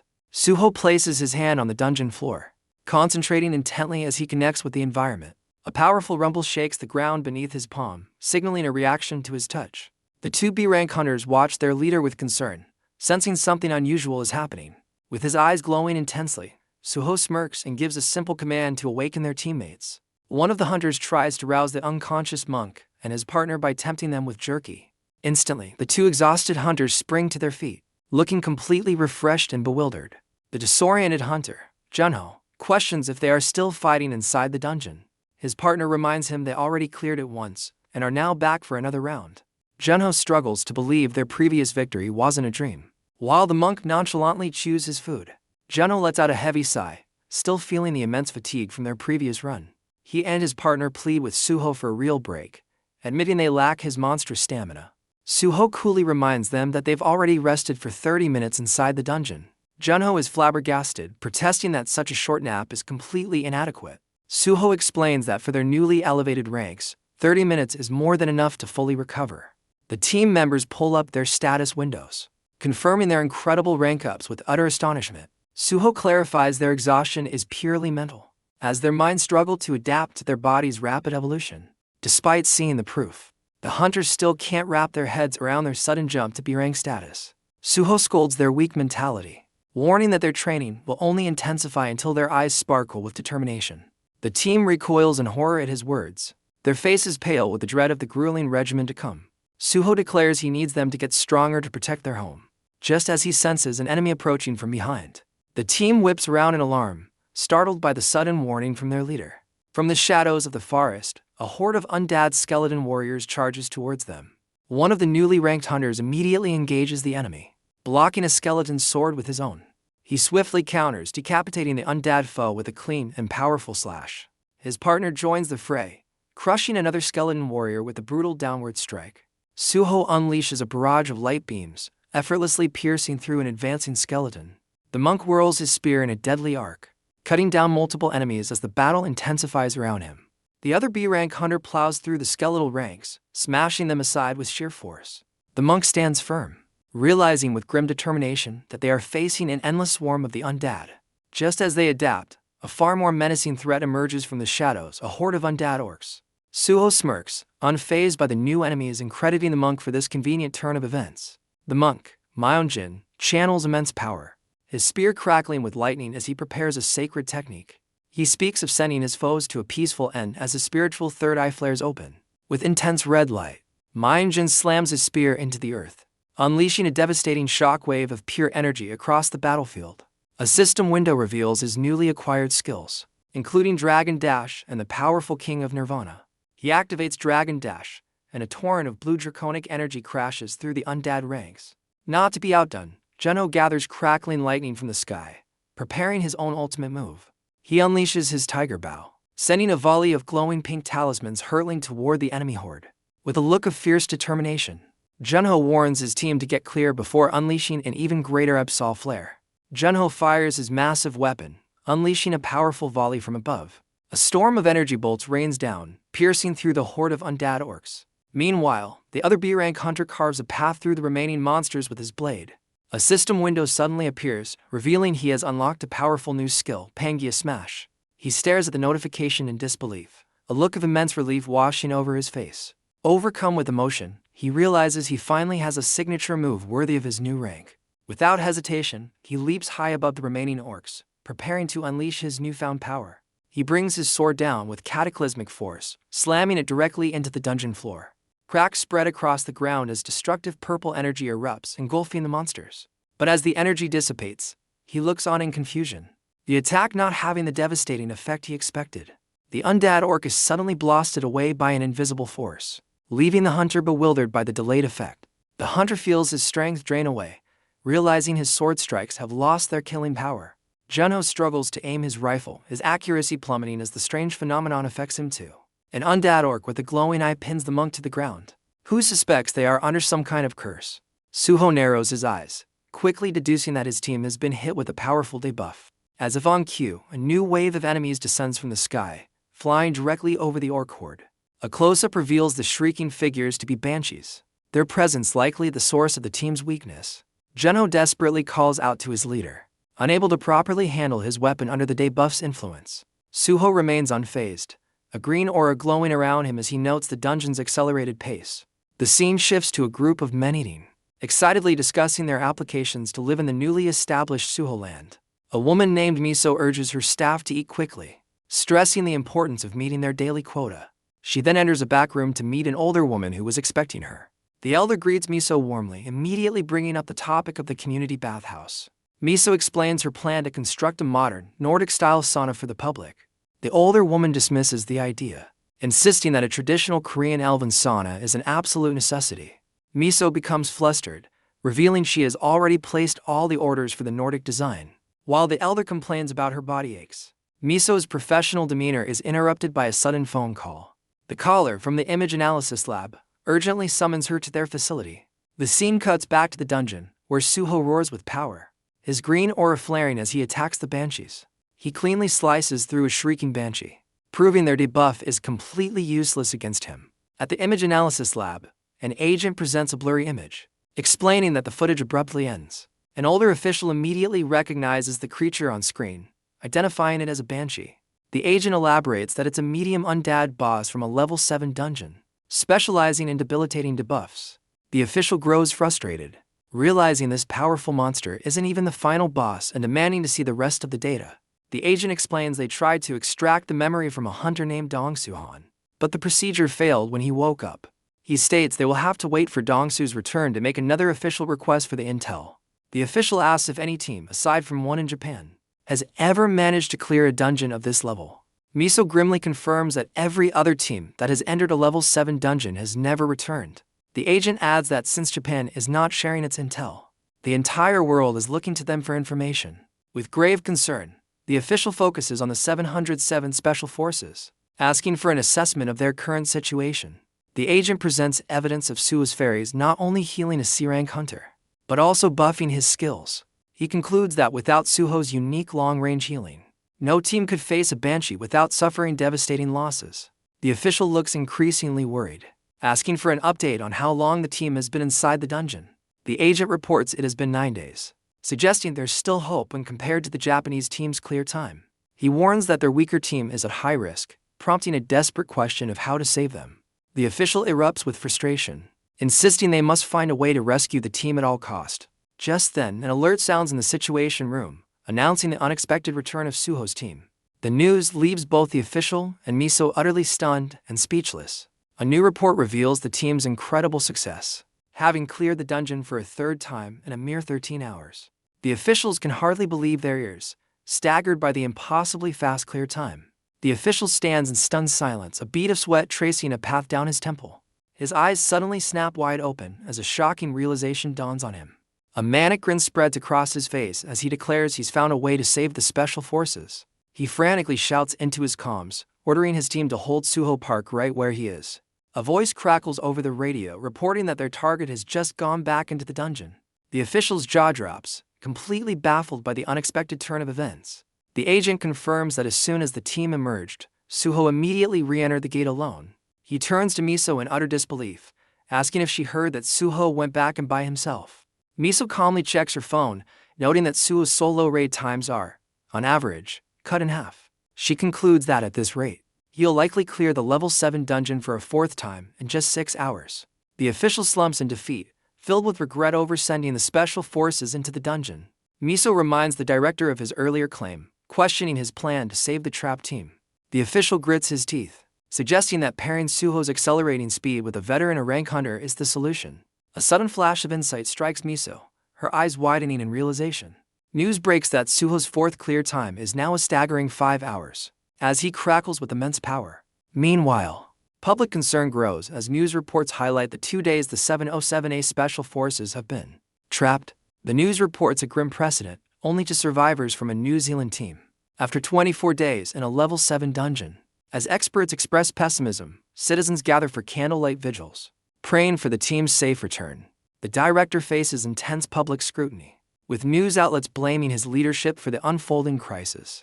Suho then shatters expectations again, setting a new world record by clearing the dungeon a 5th time in a mere 4 hours. The media erupts in a frenzy of flashing cameras, desperate to capture the unfolding drama. Suho emerges from the gate, surprised to hear the crowd chanting his name. The director of the RCD suddenly kneels, desperately grabbing Suho's leg as onlookers stare in confusion. He pleads for assistance, while Suho coolly asks if he's expecting a rescue party. Miso steps forward, formally requesting a moment of Suho's time on behalf of the director. She calmly gestures towards a more private area to discuss the urgent matter. The three of them relocate to a tranquil spot by a pond, away from the prying eyes of the press. Suho cuts to the chase, asking exactly how they expect him to help the trapped special forces. When the director suggests clearing the dungeon faster, Suho sarcastically points out he's already been doing that. He then coldly asks why he should bother helping the very people he considers thieves. Miso lays out the grim timeline, revealing the team has been trapped for over 9 days in dungeon time. The director's face darkens, knowing their chances of survival are dropping with every passing hour. Suho scoffs at the team's poor judgment for entering such a dangerous place unprepared. Overcome with regret, the director buries his face in his hands, taking full responsibility for his impatience. Suho remains unmoved, coldly stating that survival inside a dungeon is a personal battle. Miso suddenly interrupts, capturing Suho's attention by claiming there's a way he can bring the team back alive. Suho's expression shifts to one of curiosity, silently asking her to elaborate on the supposed rescue plan. The scene shifts as Miso begins her explanation, recalling a past incident at a level 1 spider dungeon. She explains it was dubbed the Lottery Dungeon, attracting a flood of hunters who quickly used up all the entry slots. Miso focuses on a specific C-rank party of 5 who passed through the final gate of that very dungeon. Miso recalls the C-rank party who were casually planning their post-raid celebration. Their leader followed a plan to establish a base camp at a known landmark just over the next hill. One hunter, desperate to clear his debts, impatiently sprinted ahead of his teammates. Reaching the summit, he suddenly activated a skill, raising his hand towards the sky. His teammates, confused by his abrupt halt, called out to him as they hurried to catch up. The team leader's face fills with shock as he crests the hill and sees the scene below. The entire party dashes forward, sensing that something is terribly wrong. They discover a gruesome tableau, a campsite littered with the remains of giant spiders, already defeated by someone else. To their utter frustration, they find every single monster has been looted, with all the valuable bloodstones taken. A sudden flash of lightning illuminates the sky, drawing the hunters' attention to the nearby woods. The hunters stare in disbelief, unable to comprehend what they're seeing in the woods. Suddenly, the exit gate materializes, and the team leader screams for everyone to make a run for it. Suho questions the logic, wondering how an exit could appear when the monsters were already defeated.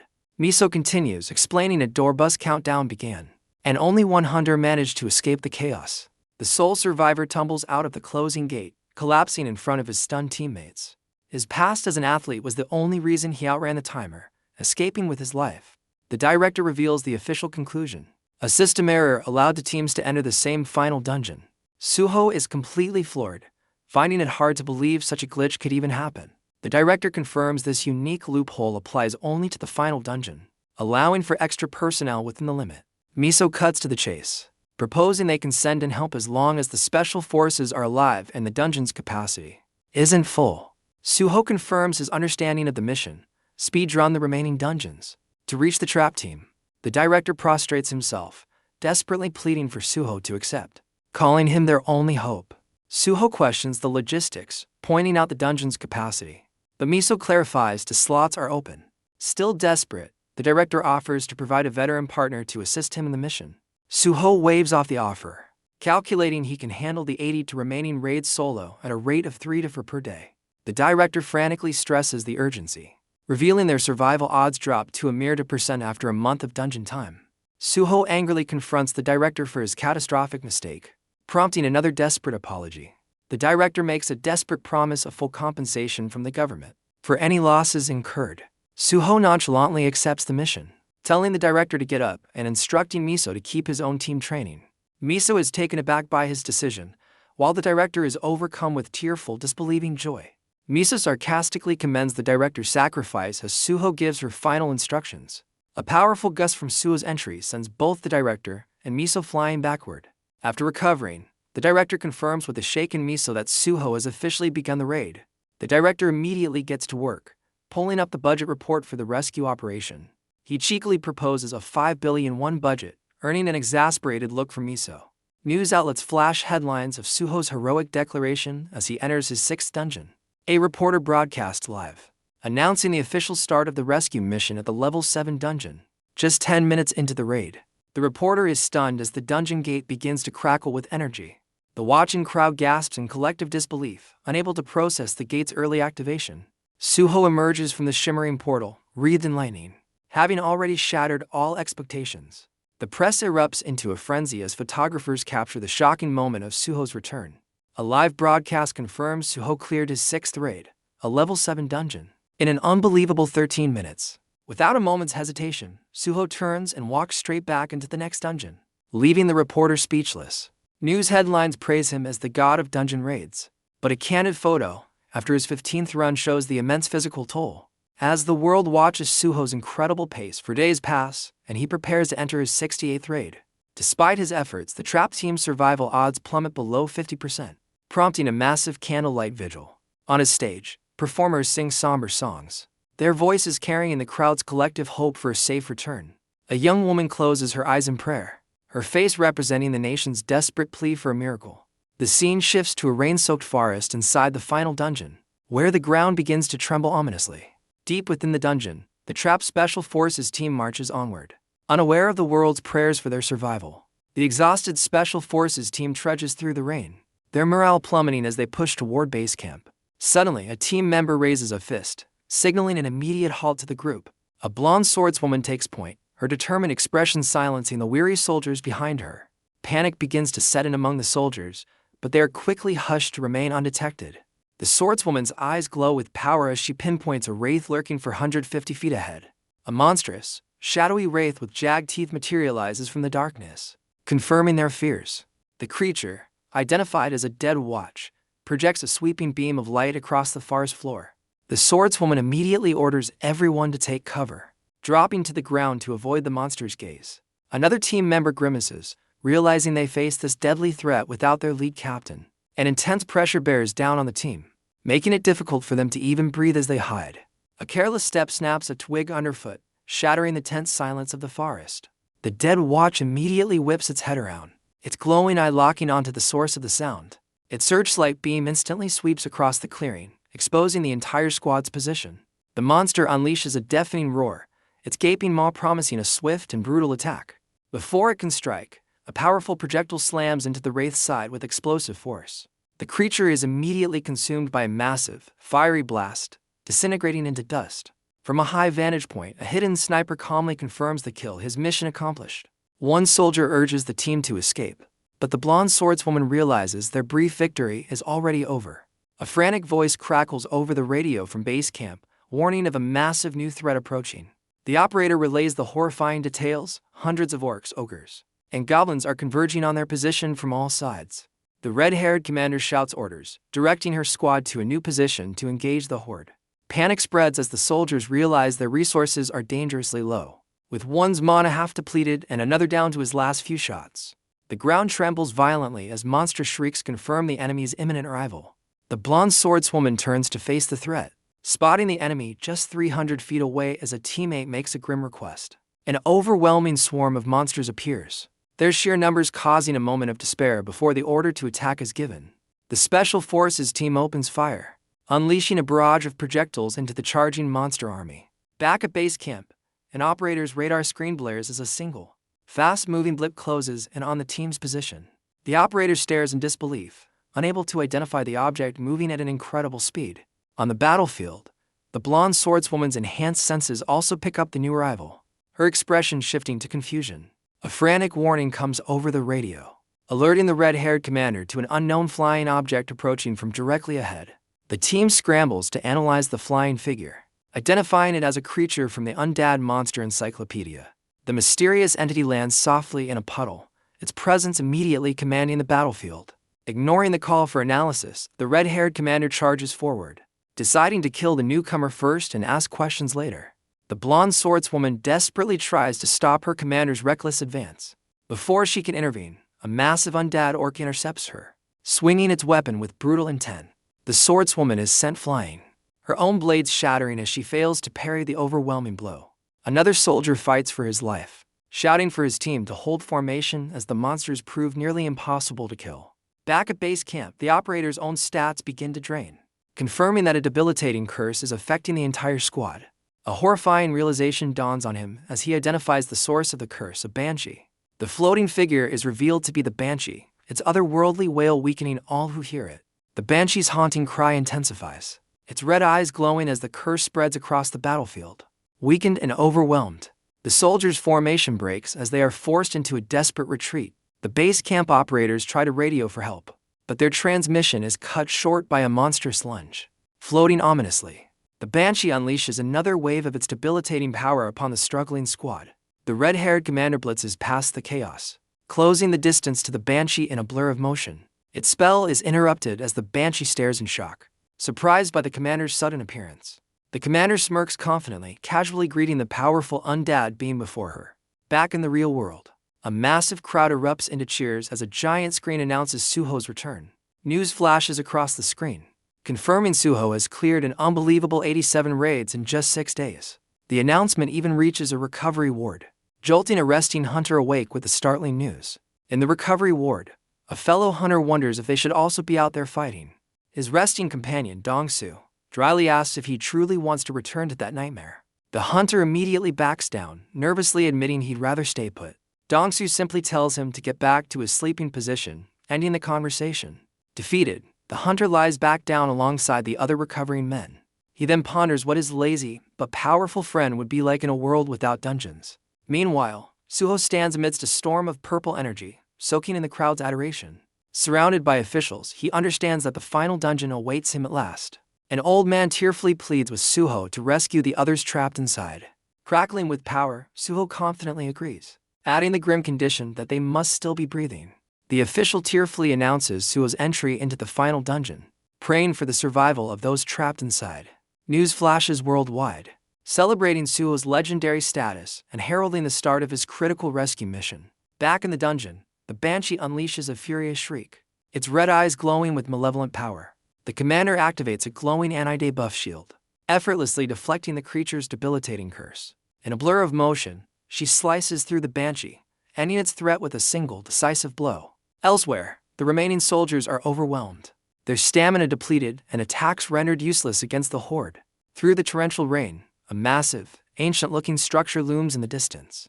A separate, heavily armed squad identifies the ominous building as the dungeon's boss room. Their leader confirms they found their objective sooner than anticipated, and considers their next move.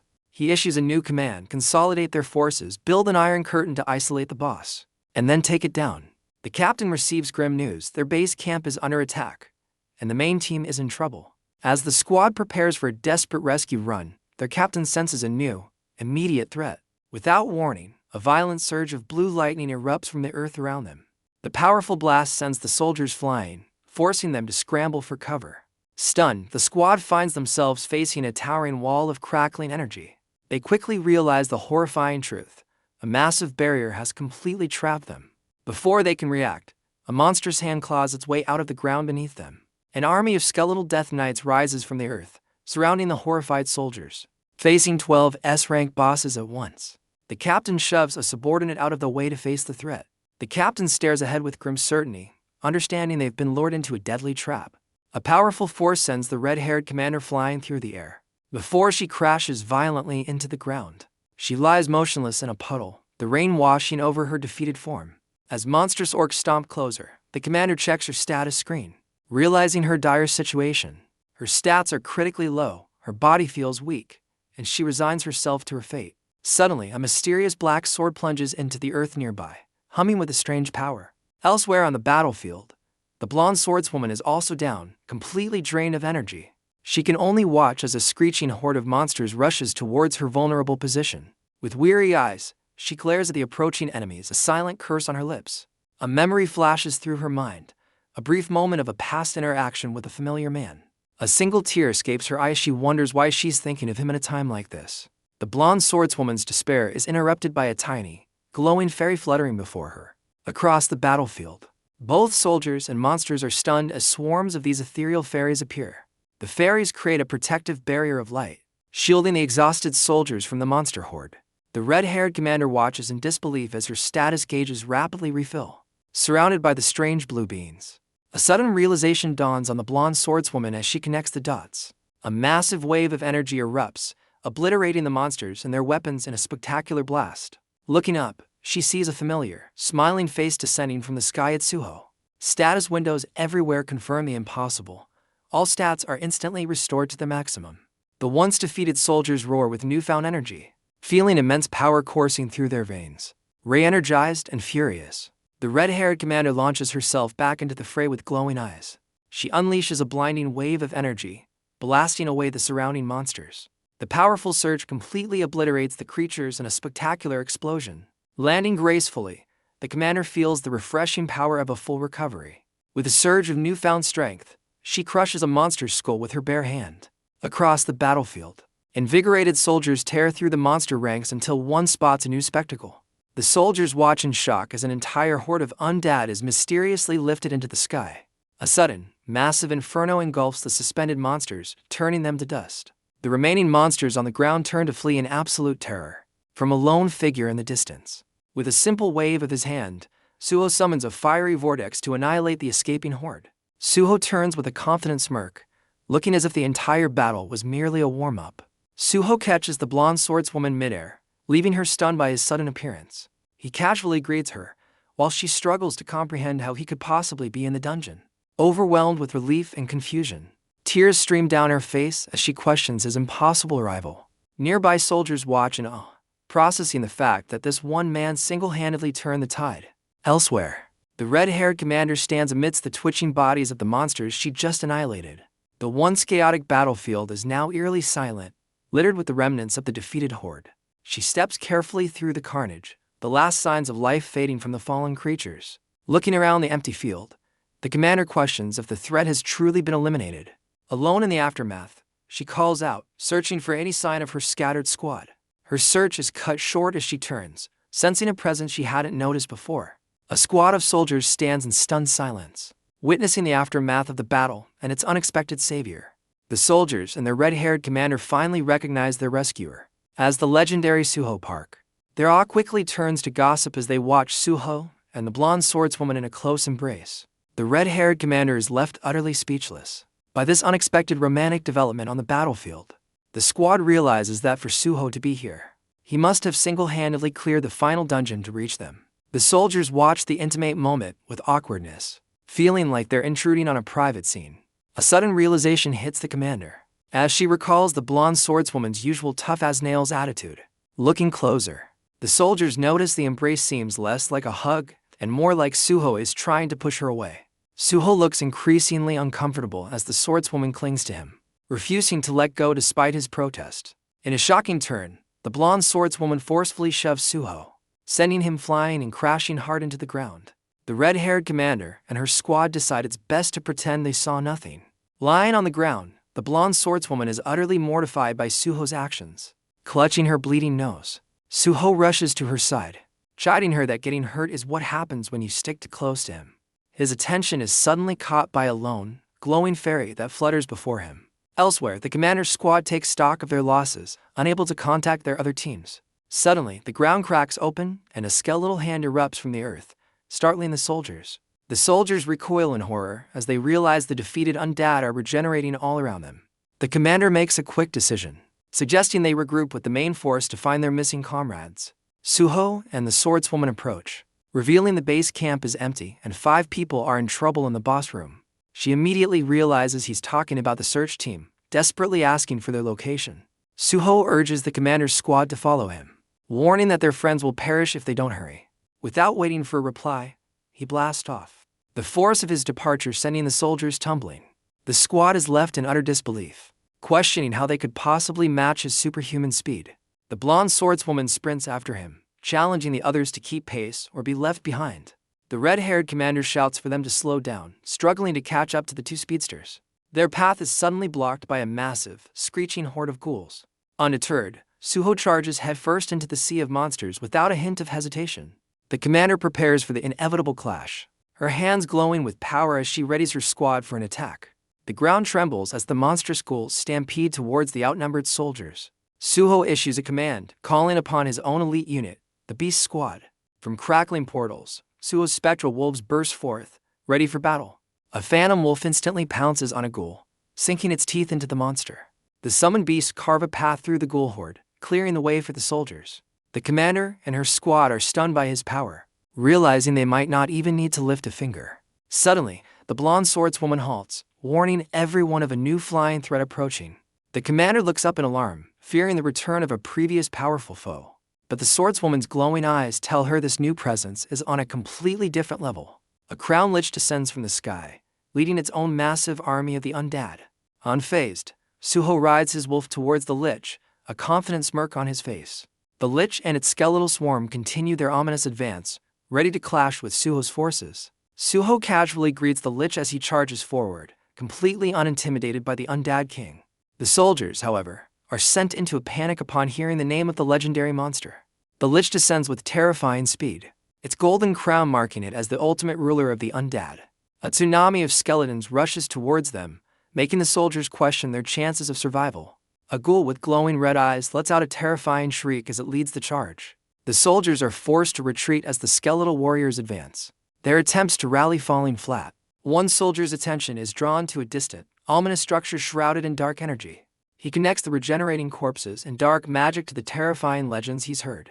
The horrifying realization dawns on him that their true enemy can only be a lich. He stares at the dark structure, wondering what other horrors are waiting for them inside. His eyes lock onto a pulsating, dark organ, identifying it as the lich's life vessel. A look of grim determination crosses his face, knowing that destroying the vessel is the key to victory. A comrade tries to stop him, pleading that the mission is too dangerous for one person. Believing it's their only option, he asks his team to buy him time to destroy the lich's heart. Ignoring the pleas, the captain charges alone into the ominous structure. The remaining soldiers try to rally, placing their faith in their captain's legendary armor. Their brief moment of hope is shattered as a skeletal warrior lunges at an unsuspecting soldier. The red-haired commander and her squad watch in horror as the undead horde overwhelms them. Meanwhile, Suho soars through a hellish inferno, unfazed by the screeching monsters below. A cruel smirk plays on his lips as he mockingly taunts his burning enemies. The lich roars in defiance, engulfed in a fiery vortex of Suho's making. Suho turns back, mockingly asking if the undead king is already tired of their little game. Deciding he's wasted enough time, he prepares to end the fight with a final, decisive move. The lich is suddenly dragged towards a brilliant portal, unable to resist the powerful suction. A triumphant smirk reveals Suho's true strategy. He's mirroring the lich's own portal ability. Multiple portals crackle into existence, trapping the lich as Suho summons a new, terrifying beast. Purple lightning arcs around Suho as he channels immense power for his ultimate summon. A colossal wyvern emerges from the portal, its gaping maw looming over the horrified lich. The mighty wyvern's jaws snap shut, instantly consuming the undead ruler. The Lich King is utterly annihilated, disintegrating into nothingness from the sheer force of the attack. The soldiers stare in utter disbelief, questioning how Suho so easily defeated the dungeon's final boss. Suho floats amidst crackling energy, his new angelic form shedding dark feathers into the sky. With a confident smirk and glowing eyes, he simply tells the stunned soldiers to follow him. The commander, however, knows better, warning that a lich cannot be defeated by simply destroying its body. Without another word, Suho rockets off, leaving a fiery explosion in his wake. The swordswoman and commanders shout for their squad to run, narrowly escaping the blast zone. Elsewhere, the lone captain confronts a grotesque wall of writhing monsters blocking his path to the liches.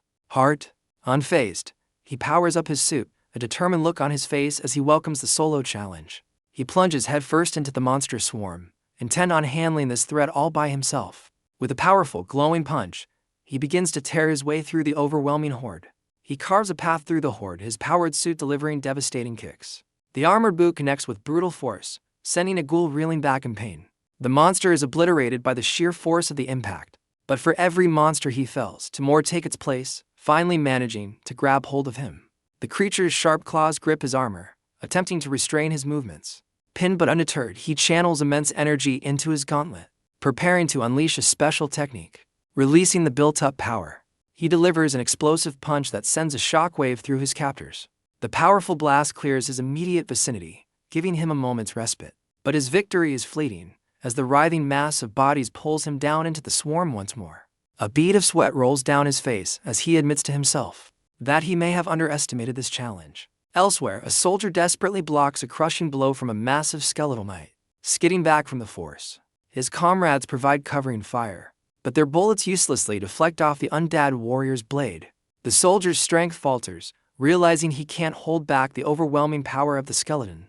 The squad's situation grows desperate as they realize their mana-powered crossbows are nearly empty. With a furious roar, the skeletal warrior channels its energy, preparing to shatter the soldier's defense. The soldier's guard is broken, and he is sent flying by the sheer force of the monster's swing.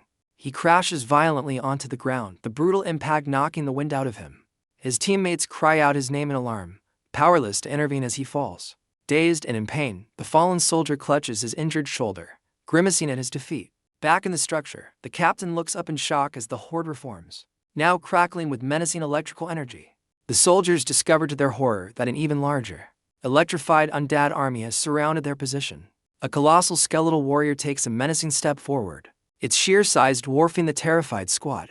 A teammate tries to rally the fallen soldier, reminding him to hold on until the captain defeats the lich. But the injured soldier has lost all hope, admitting he's too weak to even move a finger. His comrade watches in desperation, trying to snap him out of his defeatist attitude. The giant skeleton raises its arms, unleashing a ground-shattering attack that sends debris flying. The soldiers are left completely bewildered by this sudden and overwhelming display of power. In a flash, golden streaks of light descend from the heavens, impacting the battlefield. The charging skeletal knights screech in alarm, caught off guard by the unexpected intervention. A massive lightning-wreathed boar smashes into the undead horde, turning the tide in an instant. The soldiers stare in disbelief, questioning the boar's sudden intervention in their fight. The lightning-charged beast effortlessly sends a skeletal knight flying with a powerful strike. One soldier's confusion deepens as the summoned creature seems to shift its form into a bear. A figure wreathed in lightning blazes across the battlefield, moving with incredible speed. The squad finally recognizes their savior as he lands, realizing Suho has returned to the fight. Suho unleashes a flurry of explosive attacks, single-handedly obliterating the surrounding undead. A mysterious green light suddenly envelops the soldiers, leaving them completely bewildered. They quickly realize the light is a healing aura, restoring their stamina while destroying any monster that touches it. With the immediate threat handled, Suho calmly notes that one member of their team is still missing. He senses the captain's presence within a crackling, electrified altar. Pinpointing his exact location, Suho confidently declares he'll retrieve the captain, ordering the squad to wait for backup. The soldiers are left utterly dumbfounded by his sudden command. With a deafening crack, he shatters the very air around him, launching himself into the sky. He streaks through the dungeon as a blur of raw power, leaving the soldiers behind. The remaining squad members are left reeling from the sheer force of his departure. Taking the form of a lightning-wreathed eagle, he crashes through the dungeon's defenses. He smashes into the electrified altar, tearing a hole straight through its floor. Landing with a powerful skid, he finds himself inside the lich's inner sanctum. A flame ignites in his hand as he prepares to face the horrors within. He discovers the captain buried beneath a writhing horde of fiery ghouls. A fiery ghoul lunges forward, its maw wide open in a silent scream. The creature sinks its teeth into the captain's powered suit, trying to tear him apart. But Suho intervenes with a swift kick, sending the monster flying. With a confident smirk, he channels lightning, ready to summon his most powerful ally. A massive, beastly foot wreathed in electricity slams onto the ground. His werewolf summon, Carbon, burst onto the scene, dashing through the flames. Carbon unleashes a devastating punch, shattering the stone altar with explosive force. The blast reveals the lich, a mummy-like figure, being pulled by strange tendrils toward a sarcophagus. Inside the golden coffin, the source of the lich's power is revealed, a single, pulsating heart. The captain, finally freed, is shocked to see a system window showing his critically low health and mana. Carbon realizes the captain wasn't just defeated, but intentionally kept alive for a sinister purpose. He sees the captain's life force being actively drained by the lich's power source. The werewolf gathers immense fiery energy, preparing to end the lich before it can fully regenerate. Carbon unleashes a devastating blast of fire directly at the source of the Lich's power. The attack connects, triggering a violent explosion that shatters the altar and severs the Lich's connection. The pulsating heart is consumed in a blinding, fiery detonation. The force of the blast erupts from the top of the structure, blowing it apart from the inside. Outside, the waiting soldiers stare in astonishment as the entire temple explodes. As the electrified barrier vanishes, the surrounding undead army crumbles into dust. Amidst the chaos, the soldiers' primary concern shifts to the fate of their captain. A strange pink lightning crackles across the sky, signaling a new event. A massive bolt of energy strikes down from above, startling a group of onlookers. A female soldier recognizes the phenomenon, her face a mask of surprise. Elsewhere, a digital timer ticks down, its numbers glowing ominously. A crowd of officials erupts in cheers as they realize the dungeon break countdown has finally begun. Back in the dungeon, a shimmering purple gate materializes, crackling with raw power. The waiting soldiers watch in anticipation, realizing Suho is about to emerge from the newly formed portal. Suho steps out from the light, carrying the unconscious captain safely in his arms. The rest of the squad rushes forward, desperate to know if their leader is okay. Suho calmly holds the captain as a faint green energy works to stabilize his critical condition. The female soldiers watch in horror, fearing the worst for their captain. Suho calmly reassures the squad that their captain is alive, urging them to leave the dungeon. The squad erupts in relief, their faith in their seemingly invincible captain reaffirmed. Outside the dungeon, the final seconds of the dungeon break countdown tick away. The world watches as a news report details Suho's unprecedented rescue mission. With the gate's collapse imminent, citizens across the globe are glued to their screens, anxiously awaiting news of the assault team's fate. After an agonizing 2-minute wait, silhouettes finally emerge from the crackling portal, igniting the crowd's anticipation. The waiting officials erupt into a tearful, joyous celebration for the proud team's return. Suho emerges with the Special Forces team, but the sight of the injured captain immediately prompts calls for medical aid. A massive pillar of energy erupts from the gate, signaling the dungeon's final collapse to the astonished crowd. As medics evacuate the unconscious captain, news reports confirm the terrifying Level 7 dungeon has vanished. The press immediately descends upon Suho, peppering him with questions about the impossible raid. He casually ignores their questions, erupting in a flash of lightning that sends the reporters reeling back in shock. Sprouting massive wings, he launches into the sky, leaving the frantic photographers to snap pictures of his ascent. From the ground, two female squad members watch his departure, one of them clearly captivated by his power. The red-haired soldier is lost in a romantic daydream, much to the bewilderment of her blonde teammate. Her teammate bluntly asks if she is attracted to Suho, causing the redhead to blush furiously. The blonde soldier becomes flustered, vehemently denying any attraction and questioning who could possibly fall for such a beast. Her friend teases her, pointing out how she was stuck to Suho like glue just moments before. With a sly grin, the redhead declares her own intentions for Suho, leaving her friend utterly speechless. The red-haired soldier is convinced she has finally found her man of destiny. Her blonde teammate can only stare in disbelief at her friend's sudden infatuation. Elsewhere, an official sighs with a mix of relief and exasperation at Suho's reckless success. News headlines across the world explode, hailing Suho as a miraculous hero and the god of dungeons. A silver-haired man checks his phone, shocked to learn that 6 whole days have passed.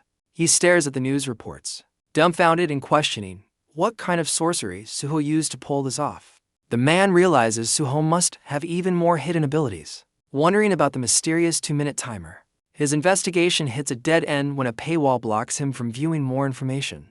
Frustrated, he realizes his prepaid phone and frozen assets leave him completely broke and unable to act. Just then, his gaze falls upon an urgent help-wanted sign, sparking an idea. The silver-haired man, Seong-gu, considers taking a menial job to solve his financial crisis. Lost in thought, he accidentally shoulders a man from a group of street thugs. He attempts a polite apology, but the thug aggressively questions his awareness. The thug's menacing glare shows he's looking for a fight, unimpressed by the apology. A flicker of Seong-gu's former dangerous persona appears as his patience wears thin. The thug's friend reminds him of his probation, forcing the group to back off with a parting threat. Overhearing their conversation, Seong-gu listens as they praise Suho's recent heroic feat. Their talk quickly turns to mocking Seong-gu himself, calling him a national disgrace, which triggers his fury. The thugs continue their insults, completely unaware the man they're slandering is standing right behind them. With his eyes glowing red, Seong-gu decides these men will be the first to experience his upgraded power.